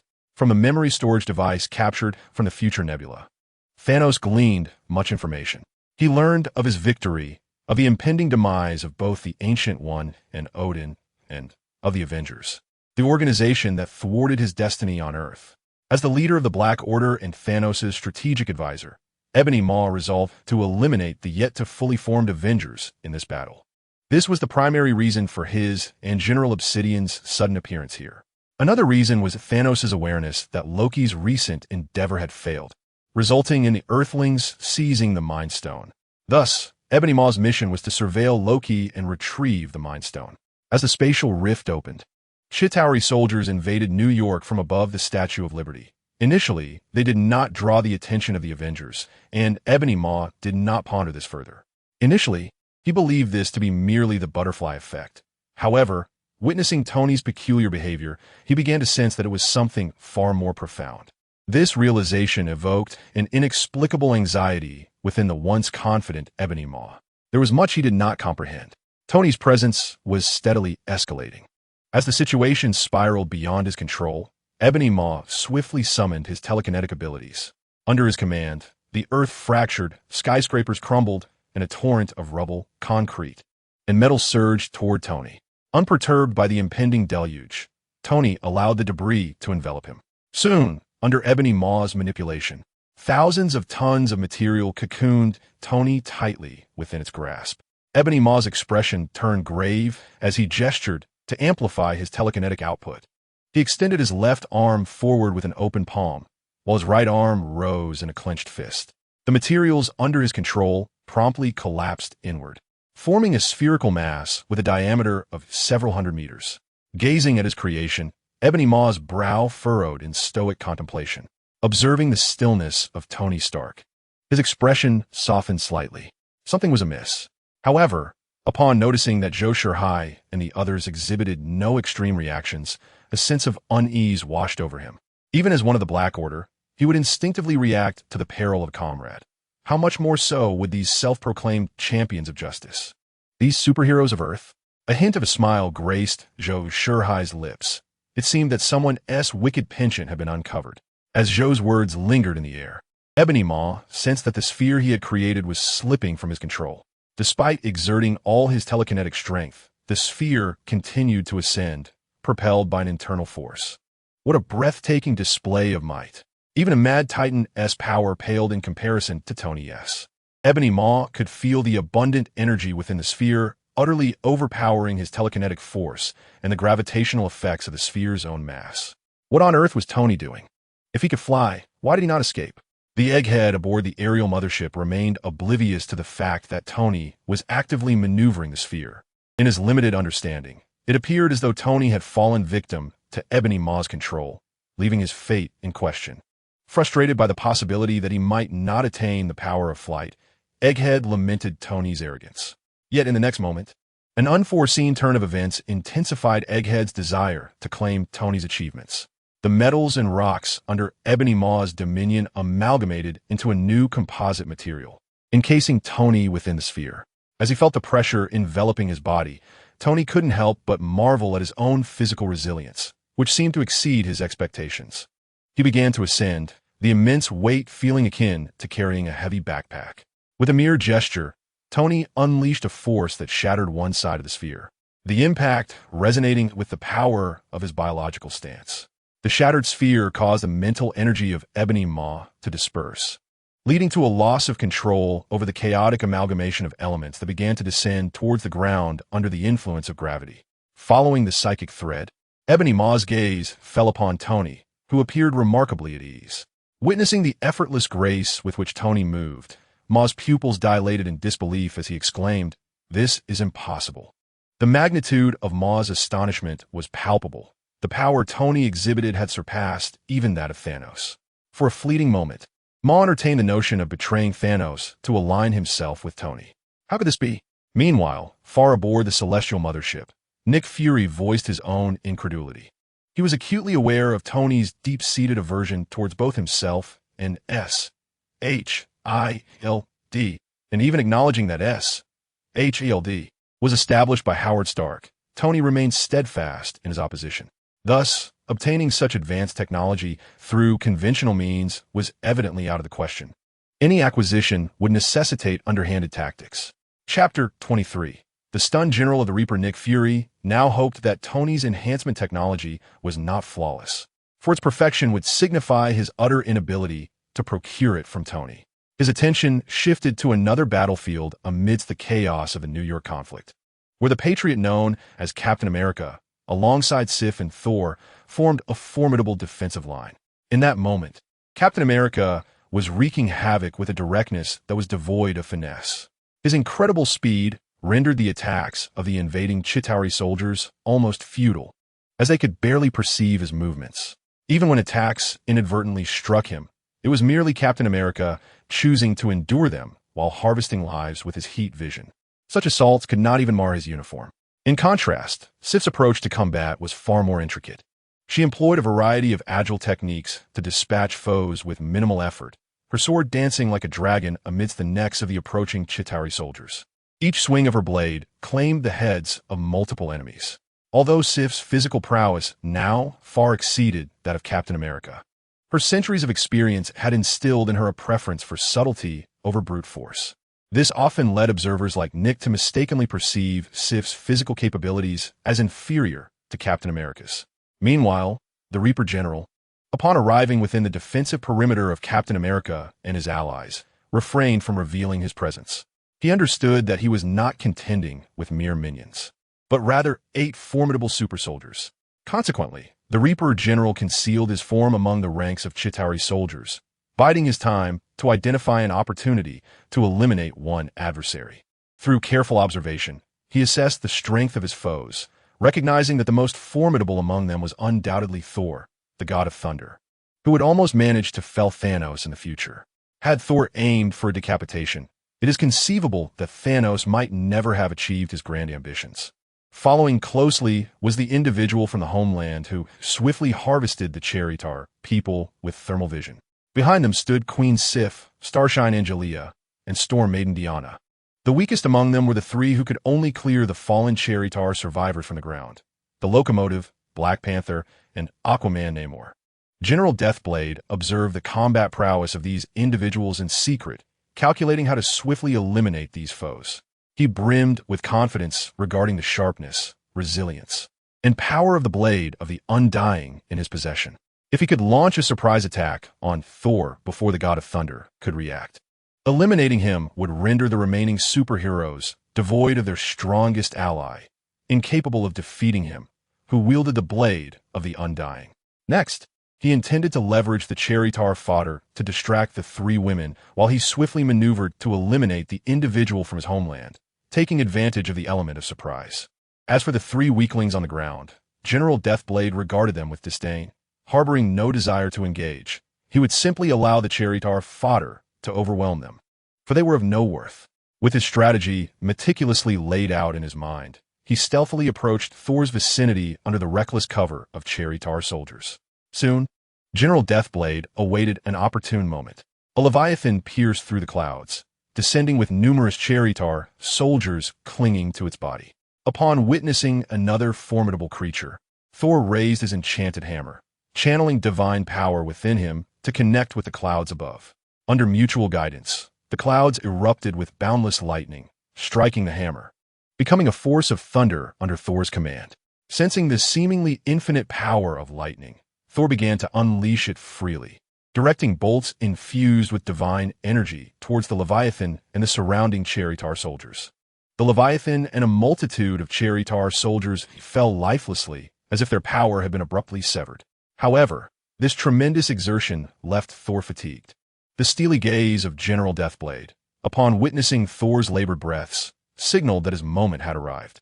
Seizing the opportunity, while Thor was still recovering, he covertly commanded dozens of Cherry-Tar soldiers to charge at Thor. The god of thunder, observing the approaching infantry aiming to capitalize on his moment of vulnerability, smirked with disdain. Even in his weakened state, Thor felt confident in his ability to effortlessly dispatch this group of fodder. But as he swung Mjolnir, sending 3 charging Cherry-Tar soldiers flying, a chill coursed through his lower back. A sharp blade pierced through his waist, emerging in front of him. Loki!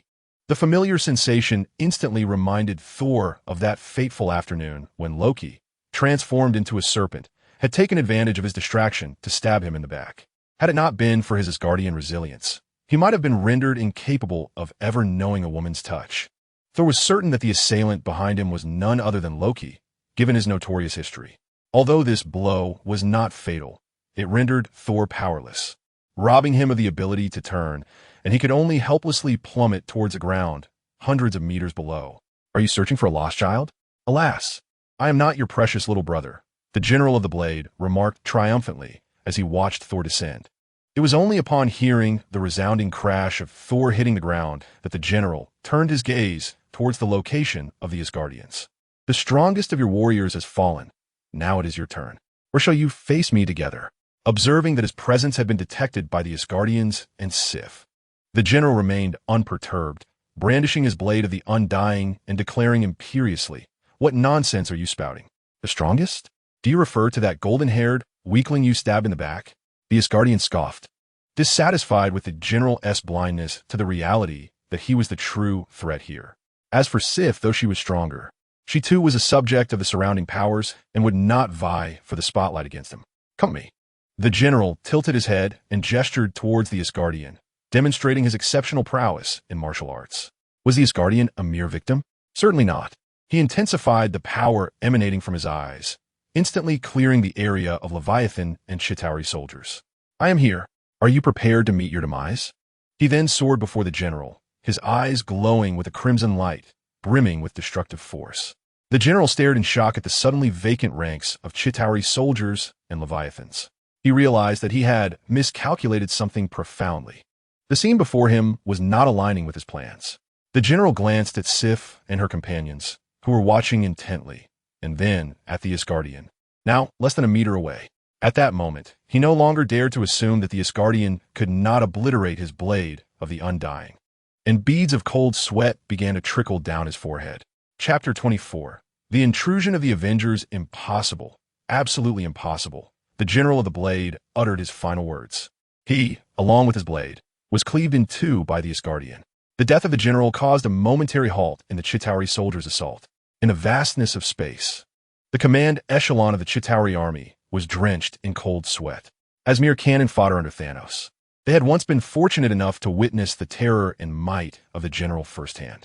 Now, they beheld one of Thanos' most trusted lieutenants effortlessly dispatched by a mere earthling. The social structure of the Cherry-Tar resembles that of a beehive, where the leader's panic directly impacts the soldiers invading Earth. This is most vividly manifested in their previously fearless combat style, which has now begun to exhibit signs of trepidation. This is distinctly different from Nebula's memories. Omoho sensed the demise of General Blade, incredulously roaring in disbelief. If these superheroes on Earth possess such formidable power, how then is Thanos destined to fulfill his fate?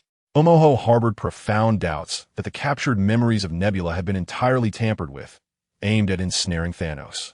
Zhou Shihao raised an eyebrow and cast his gaze into the distance. His superhuman vision, augmented by the ability to see through barriers, allowed him to unobstructedly observe a scene unfolding in a narrow alley. There, several figures who ought not to be present had emerged. Iron Man Tony Stark, the reserved green figure Bruce Banner, Captain America Steve Rogers, and Ant-Man Scott Lang. Zhou Shihao sensed that this iteration of Iron Man remained the original, not yet having become his subordinate. In other words, these individuals had traversed back in time, following the original narrative up to Avengers Endgame. Yet, his universe had evolved into a realm independent of the original. Why, then, was there still a narrative of time travel? Zhou Shihao's curiosity was piqued. It appeared they had arrived at a fortuitous moment, for within this city lay 3 Infinity Stones. Iron Man lifted his mask, gazing at the nostalgic scene before him, exclaiming, "Wait, we might be in the wrong place."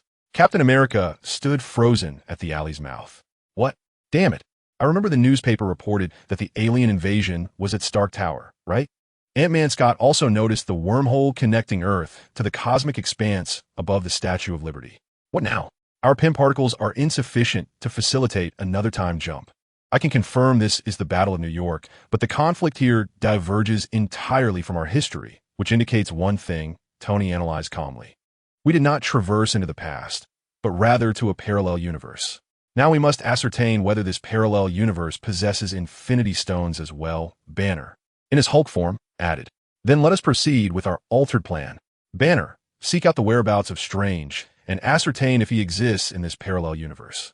Stark and Scott, devise a means to create chaos during Hydra's recovery of the Tesseract and steal it.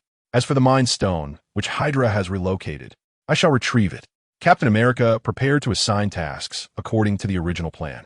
Let's commence. Once we secure the Infinity Stones, we shall return to the future. Until we meet again." The 4 immediately set forth towards their designated objectives. Banner leaped toward the location of the New York Sanctum, as once revealed by Strange. The trio, led by Captain America, hurried in the direction of the Statue of Liberty. During their journey, Stark was astounded to discover that the number of Chitauri in this world's New York far surpassed the hundreds they had encountered in their future. Just the visible Leviathans exceeded thousands. These colossal creatures soared through the skies, with Chitauri soldiers repeatedly launching from within their bodies, assaulting several individuals above. Was that Thor? This world was utterly chaotic. Who were the others? They were actually flying. Scott, now the size of an ant, perched on the shoulder of future Tony, observing the relentless slaughter of Chitauri by the 4 compatriots and the god of thunder, Thor. It seemed that this world had undergone a transformation unknown to them, resulting in a drastically different New York battle. Yet, it appeared that they were also superheroes. As the 3 pondered, Chitauri soldiers and Leviathans continued to plummet from the sky like dumplings. They were remarkably efficient. If only their world had such beings. The previous battle could have decisively crushed Loki, lamented Captain America. "Captain, you may be overthinking," replied future Tony. "If they truly existed, we would be facing the very Chitauri we see now.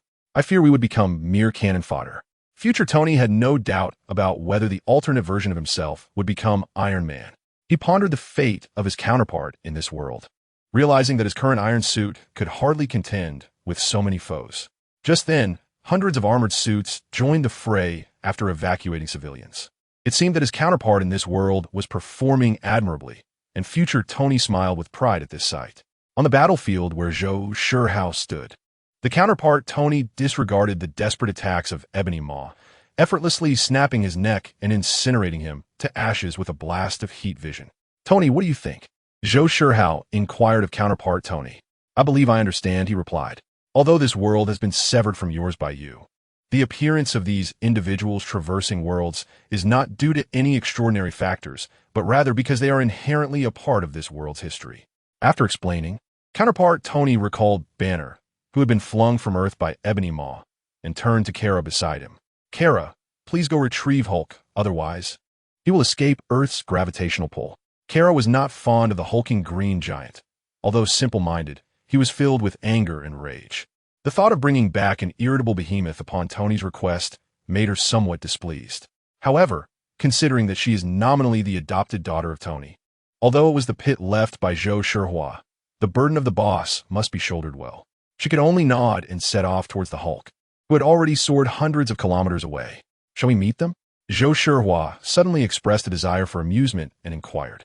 You are the boss. Since you wish it, I shall certainly have a face-to-face conversation with him. The adopted daughter of Tony was acutely aware that although Zhou Shihao was seeking her opinion, he secretly hoped for her to share the frame with the future Tony. Adhering to the belief that the boss is always right, she was naturally inclined to fulfill his desire.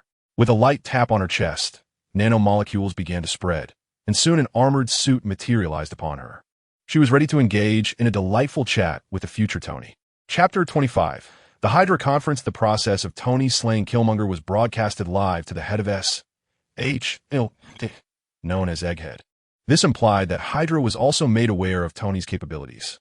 Much like Egghead, the higher-ups of Hydra believed that Tony had invented a serum capable of granting ordinary individuals extraordinary abilities, which was also controllable.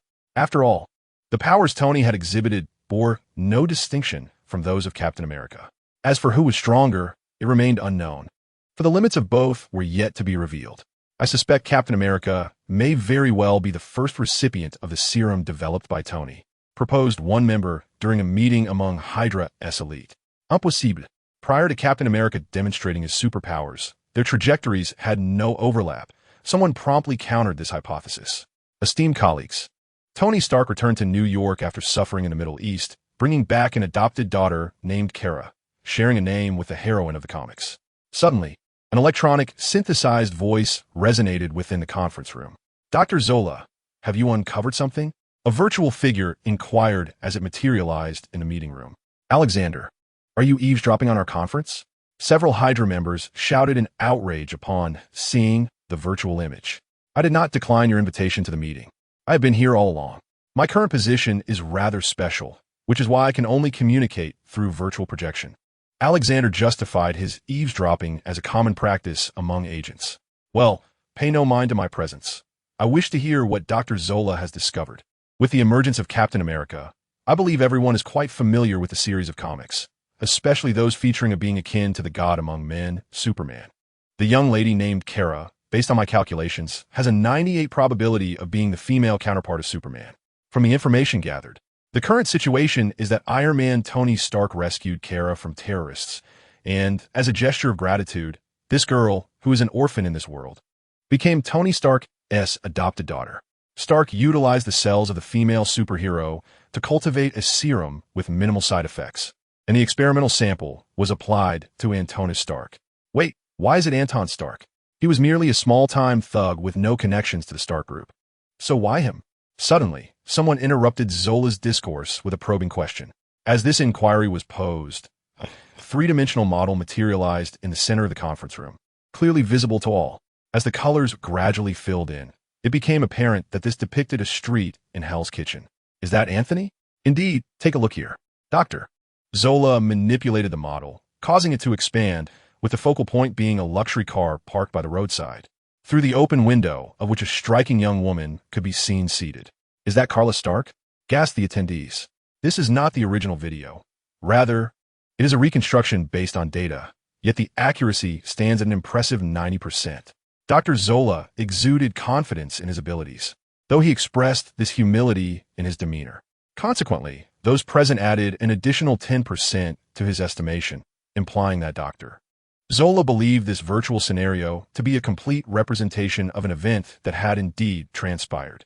Noting the silence that enveloped the room, Dr. Zola continued. After Anthony's ascendance, he transformed into a venerated compatriot. He threatened King and established the Water Group, which prompted my subsequent surveillance of the superhero ensemble known as the Seven from Water Enterprises. Sif is a kin of Thor, hailing from the Asgardian lineage, and coincidentally, Carla appeared in New Mexico as well. Angelia and Diana, according to my Zola algorithm, were supposed to have met their demise long ago. However, they diverged from their destined fates and emerged as superheroes, though their powers may seem modest. My calculations indicate that they retain the majority of their abilities, including flight, superhuman strength, super speed, and enhanced senses. Does this not sound familiar? The Black Panther is a native from an obscure African nation, while Namor is of Atlantis. They rank among the weaker members of the Water Seven, likely possessing extraordinary abilities from the outset, merely brought in to fill out the roster. My analysis suggests that Starlight Angelia and Storm Diana represent the second and third successful subjects of Tony's experiments. Whether there are other super serum users remains uncertain, but it is likely that there are many, as such a degree of enhancement necessitates detailed experimental data to ensure the serum safety. Given Tony's character, he would only utilize such a serum on himself once he achieved a 100% success rate. The figure and visage of Tony Stark became vividly apparent in the virtual model, enlarging until it reached the size of an ordinary person. Now, what you observe in his abilities indicates one crucial point. Tony Stark has successfully invented a serum with a 100% safety guarantee, and this serum possesses an exceptionally high enhancement ceiling. Dr. Zola's words ignited a fervent desire among the Hydra members as they fixated on Tony Stark, aspiring to seize the golden apple of this Eden for themselves. As Alexander returned his gaze to the office of the Security Council Minister, he addressed the virtual visage of Dr. Zola displayed on the screen, stating, "Dr. Zola, let us temporarily set aside the matter of the aerospace carrier. Pierce, I shall put the Inside Initiative on hold for now. After all, the aerospace carrier is little more than a toy in the presence of these monsters." The rapport between Zola and Alexander was evidently intimate, forged through their extensive collaboration on the Inside Initiative. Now, they merely awaited the moment when these fools would clash with Tony Stark, allowing them to covertly acquire Tony's research findings. Alexander was particularly keen on obtaining the serum that would enhance Tony's abilities. In the vastness of outer space, Hulk had succumbed to unconsciousness, his body adrift in the endless darkness of the cosmos. A diminutive figure appeared not far from him. As Kara reached Hulk's side, she immediately activated her biofield, enveloping him within its protective embrace, and grasped his arm, propelling them toward Earth. As Kara accelerated, the biofield shielded their garments and bodies, preventing them from succumbing to the searing temperatures generated by friction with the atmosphere upon their descent. At the location where Kara was descending, another green giant, exuding an aura of sophistication, leapt onto the rooftop of a building. Opposite him stood a familiar figure to Zhou Shihao, the bald sorceress, Ancient One. "Greetings. I seek Dr. Strange. Might he be present?" The green giant, Banner, inquired politely. Ancient One's expression shifted to one of surprise. "You should not be here. How is it that you have appeared?" "I am Banner from a parallel universe. Not this universe's Hulk," Banner began to explain. "In my world, due to Thanos, half of all life in the universe was erased with a snap, including many of our allies, such as Dr. Strange. When we finally regained our resolve to confront Thanos, he had already obliterated all the Infinity Stones in our realm, rendering us unable to rescue our companions." "I see," Ancient One responded after a moment of contemplation. "What?" Banner asked, perplexed. "The Time Stone is here. Strange sees further than I do. Since he has chosen this path, I can lend it to you." Without hesitation, Ancient One summoned a green gem to hover before Banner. Banner gazed in disbelief at the Infinity Stone before him, struggling to comprehend how easily he had acquired it. "Take it, child. May it assist you," she said as the Time Stone floated towards him, just as Banner prepared to reach out for it. A tremendous roar echoed from the heavens above. Following the sound, Banner looked up to see a green figure rapidly enlarging in his view. Hulk despises bratty children. Hulk despises Kara. The figure soaring through the sky was none other than this world's Hulk. As Banner attempted to evade Hulk, it was already too late. Before he could grasp the Time Stone, he was forcefully struck through the rooftop floor, crashing down to the ground level and leaving a massive crater several meters deep. Hulk merely shook his head and rose to his feet, while Banner, although conscious, found himself in a state of paralysis. Despite having reconciled with Hulk and maintaining the Green Giant's physique to adapt to his formidable strength, this practice had dulled Hulk's inherent capabilities. The Hulk, once able to face Thanos in a fierce bout, had been rendered as ineffectual as a mere shadow. Even if Banner in his green form were to strike Hulk, the latter would still recover more swiftly than Banner could manage. Gao Yi observed the scene before him, helplessly rubbing his forehead, for the presence of Zhou Shihao rendered all futures related to him inscrutable. Thus, Gao Yi could only foresee a world devoid of Zhou Shihao, the very world to which Banner belonged. However, The existence of Zhou Shihao introduced a significant variable. Gao Yi had assumed that no future beings would arrive at this juncture again. Yet, these time travelers still materialized, seeking his assistance to obtain the Time Stone. It was evident to Gao Yi that the time travelers were not genuine harbingers of the future, but rather an unavoidable consequence of this temporal period's history. Regardless of how Zhou Shihao disrupted the world's order, a select few individuals would inevitably traverse time to this pivotal moment during the Battle of New York. Roaring from the depths of the crater below, Hulk emerged, fists clenched, thumping his chest while unleashing a thunderous roar to express his discontent. Suddenly, he recollected that something had cushioned his fall, prompting him to glance into the pit, expecting to find a flattened mass. He was taken aback to discover another green giant lying at the bottom. Hulk seized the leg of this doppelganger, hoisting him up and dragging him to the roadside. Staring at this identical counterpart, Hulk found himself engulfed in confusion. Meanwhile, in the vicinity of the Statue of Liberty, the future versions of Tony, Captain America, and Scott had also arrived. Following the demise of Ebony Maw and Proxima Midnight, the Chitauri soldiers began to retreat, as the area had been overtaken by a multitude of mass-produced Iron Man suits. Above the Statue of Liberty, Loki was furiously berating the Chitauri army in the cosmos. "You fools! How dare you retreat? Thanos will not spare you." As the cosmic wormhole ceased to allow Chitauri Leviathans and soldiers to emerge, Loki realized that the Chitauri had abandoned their assault on Midgard. Yet, he could not fathom how they dared defy Thanos' orders. Unbeknownst to him, Thanos' Sanctuary 2 had already materialized in the cosmos, accompanied by his entire army. Beneath the throne of Sanctum 1, the leader of the Chitauri trembled in submission. "Great Thanos, it is an honor for us to stand before you. Have both Ebony Maw and General Cull Obsidian perished?" Thanos, clad in armor, sat calmly upon his throne, his expression serene. "Why, yes, my lord. General Cull and Ebony Maw were slain by the Earthlings. They are remarkably formidable. Bring her forth." Thanos leaned slightly to the right, his right fist propping his chin upon the armrest of his throne, while his left hand gestured invitingly. At Thanos' command, Dark Nebula bowed deeply before retreating, and as she vanished, an oppressive silence enveloped the entire sanctum. Soon, Dark Nebula returned, accompanied by two identical blue-skinned cyborgs.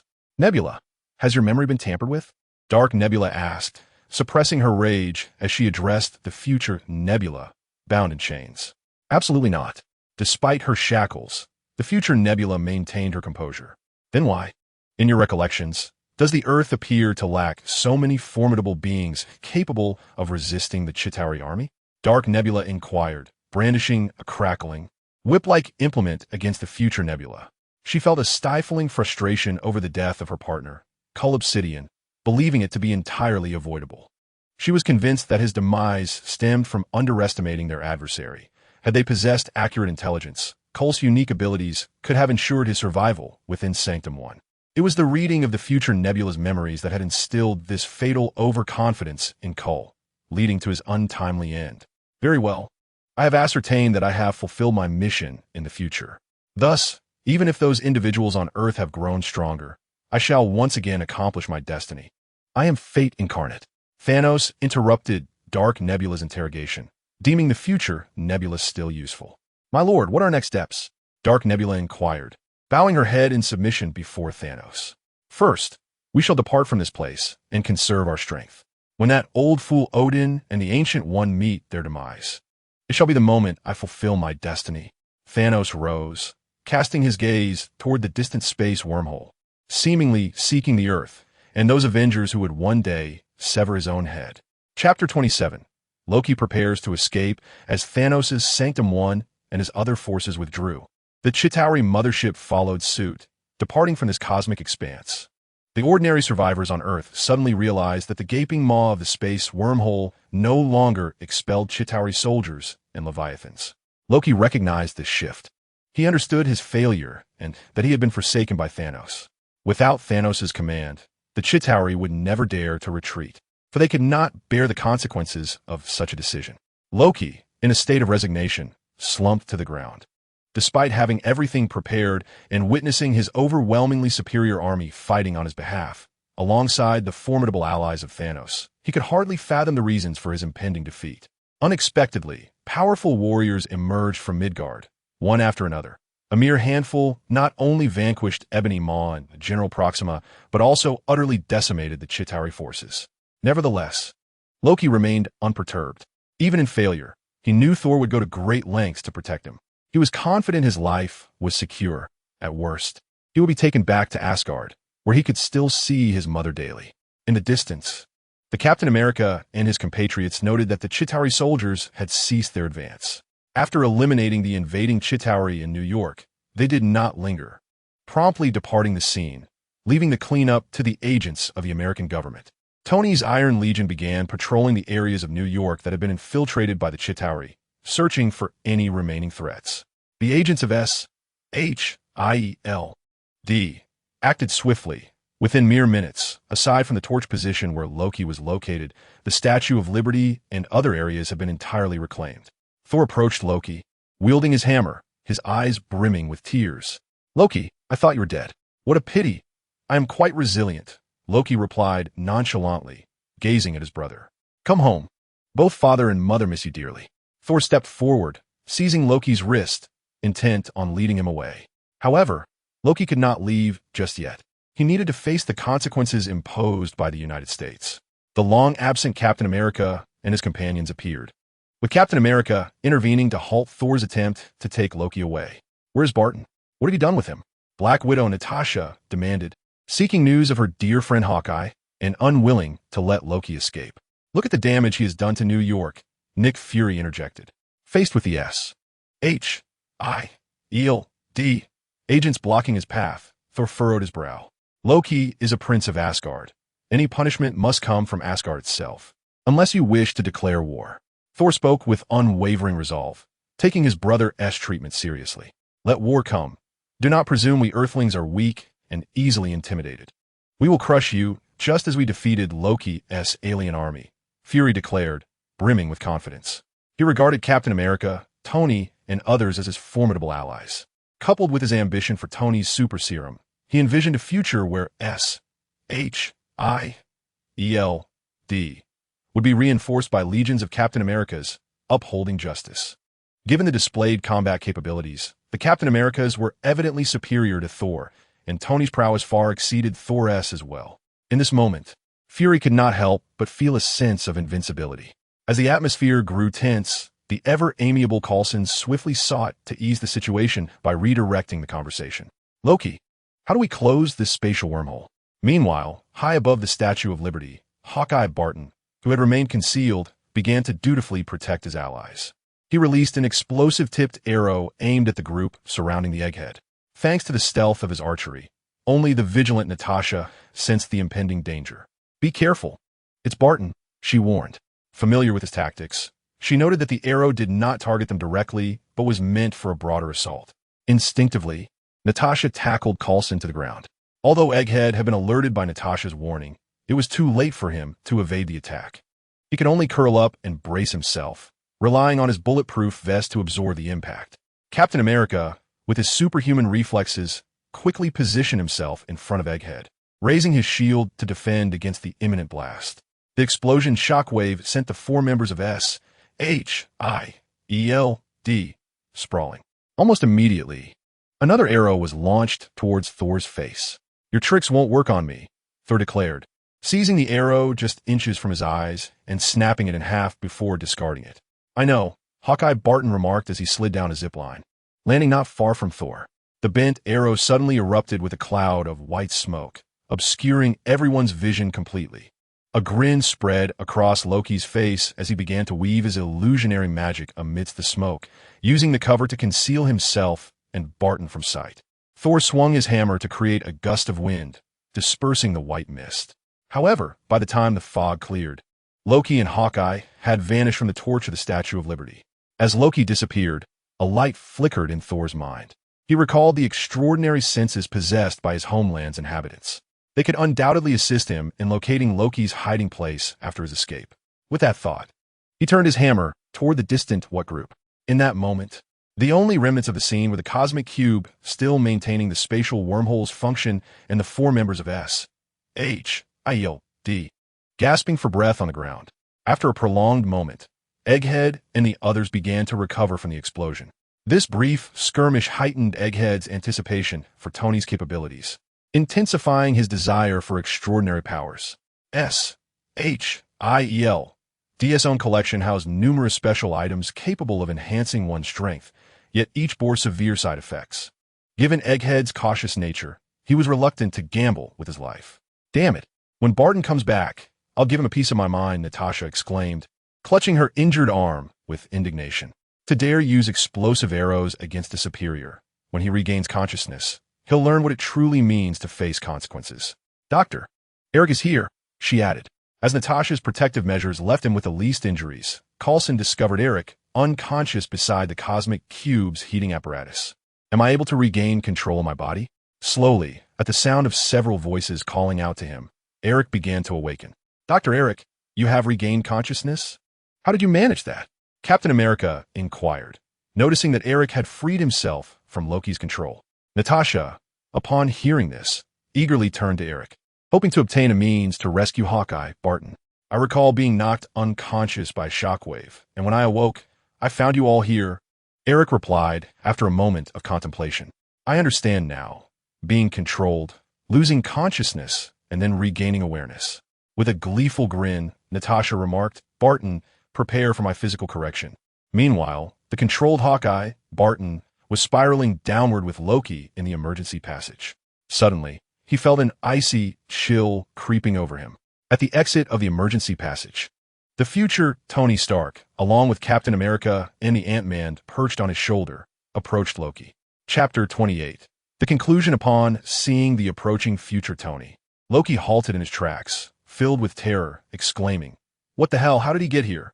Faced with this Midgardian whose power could rival that of Thanos, Loki thought, I am in grave peril. He did not believe his illusion magic could deceive such a formidable opponent. Unlike the Tony Stark of this parallel universe, the future Tony lacked Kryptonian abilities. He was merely an ordinary man equipped with advanced Iron Man technology. Future Tony, accompanied by the future Captain America and Ant-Man, passed by the petrified Loki without noticing his concealed form hidden by illusion magic. Watching the trio stealthily depart, Loki exhaled a long, resigned breath. Oh damn it, I escaped detection. It seems this Midgardian powerhouse has vulnerabilities. Perhaps this is an opportunity one can exploit. A glint of cunning sparkled in Loki's eyes. Master, should we retreat for the time being? The mind-controlled Hawkeye, Barton, whispered. No, there is no need. I have devised a new plan, Loki replied with a sinister smile. Realizing that his illusion magic could confuse Tony Stark, he found ample room for manipulation. By utilizing the Mind Scepter to enhance his illusion magic amidst the chaos, he could seize the cosmic cube, rendering his endeavor not entirely futile. With his thought in mind, Loki turned and made his way toward the cosmic cube. At the device opening the spatial portal, Black Egg, Nick, and others were anxiously observing it. Although the alien invasion had ceased, keeping the portal open here was not a viable solution. Well, now that those extraterrestrial monstrosities are gone, we must figure out how to shut down this wretched device. Black Egg declared, beginning his efforts to resolve the situation. If Thor were to learn of the manner in which you address him, I am certain he would wield his meow hammer to ensure your life is filled with misfortune.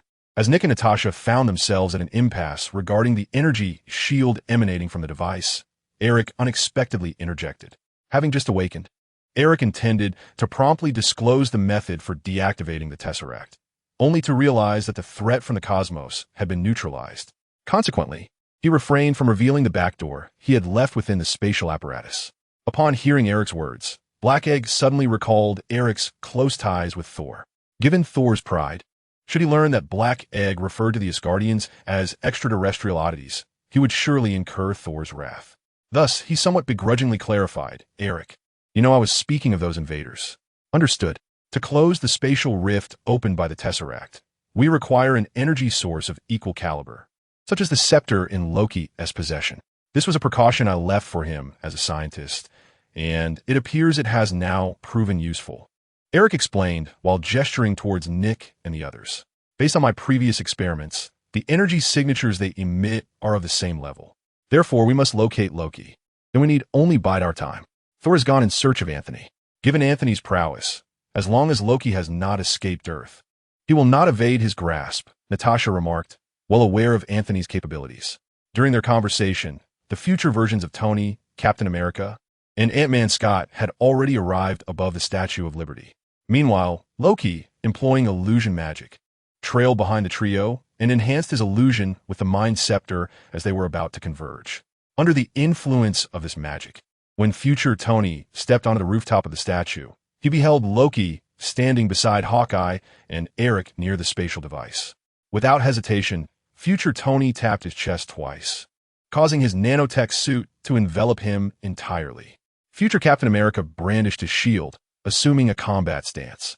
Ant-Man Scott leapt from Tony's shoulder as the suit expanded, quickly growing to the size of an average person. To Nick and the others, it appeared as though 3 Chitauri had suddenly invaded and commenced their assault. Give Thor some grace. Do not brutalize Loki too severely, future Captain America advised Tony before charging toward Hawkeye, who stood beside Loki in Tony's view. Future Tony tilted his head and shrugged at Scott, stating, "Scott, take Professor Eric to a safe location. I must have a serious conversation with this little Bambi." With that, he propelled himself towards the illusion of Nick Fury. In an instant, the four became embroiled in battle. Captain America engaged in a fierce exchange with Black Widow Natasha, both displaying remarkable finesse. Although Nick possesses the enhancements of a super soldier serum, granting him peak physical prowess and endurance, he finds himself fleeing in terror from the mechanical ascendant future Tony, who assaults him with a repulsor ray. Meanwhile, Scott seizes the opportunity to drag the struggling Eric out of the combat zone occupied by the four fighters.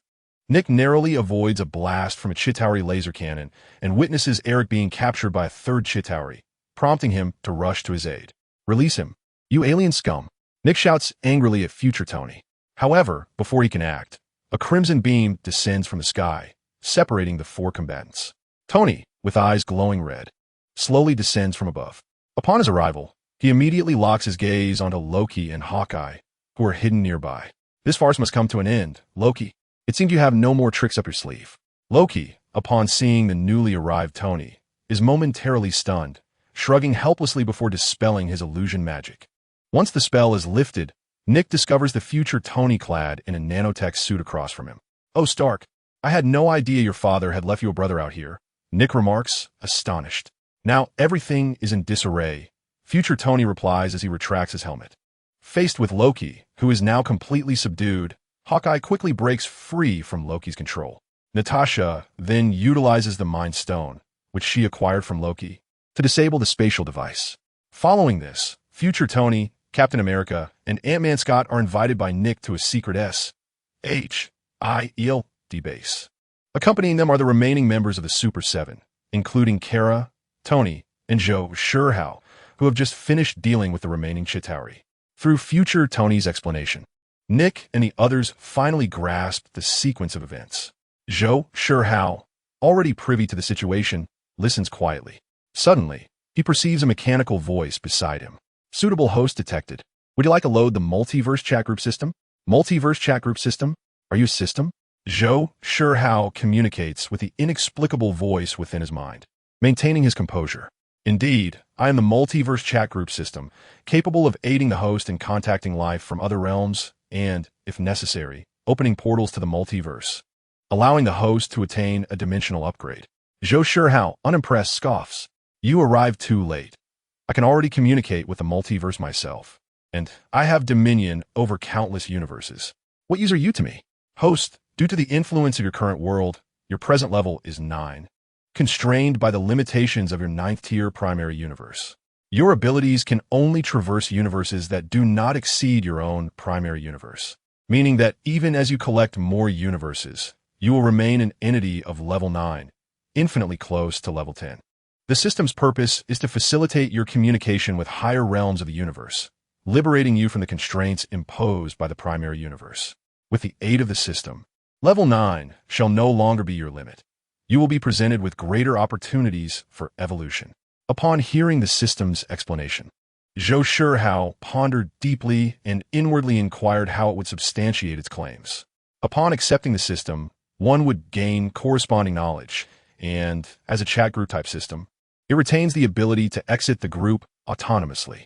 After a moment of silence, Zhou Shihao chose to accept. An interface reminiscent of the primary world's chat group materialized before him. The member list on the right displayed the names of several dozen individuals. Group Leader. Origin World, Zhou, Sun Administrators. Destruction World, Lu Pingyan. Primordial World, Li Xingchen. Enigmatic World, Chun Zhongwei. Technological World, Lu Haijun. Members. Comprehensive Shadow World, Yi Jiangwo. Naruto World, Chimu Kakashi. Dopa World, Xiao Shi Lang. Emblem World, Musk. Dragon Ball World, Sun Wukong. Comprehensive Anime World, Zhou Rulo. As the group members noticed the arrival of the new member Zhou Shihao, the chat group erupted with excitement. Is a newcomer a big shot? Big shot. Familiar face, newbie. Please guide us. Zhou Shihao disregarded their comments, exploring the specific functionalities of the chat group. A slight smile gracing his lips. Mr. Zhou? Natasha, seated beside him, noticed Zhou Shihao's unusual demeanor and inquired. Zhou Shihao chose not to explain anything to Natasha, ignoring the curious gazes of others as he rose to his feet. Well, this place has lost its charm. I have discovered something intriguing. I shall take my leave. With that, he disregarded the astonished looks of the crowd and vanished from their sight. I have glimpsed a far grander world. I shall conquer them. Zhou Shihao sat upon the throne of his divine realm, observing the myriad worlds that had transformed into the stars of his divine kingdom, murmuring softly.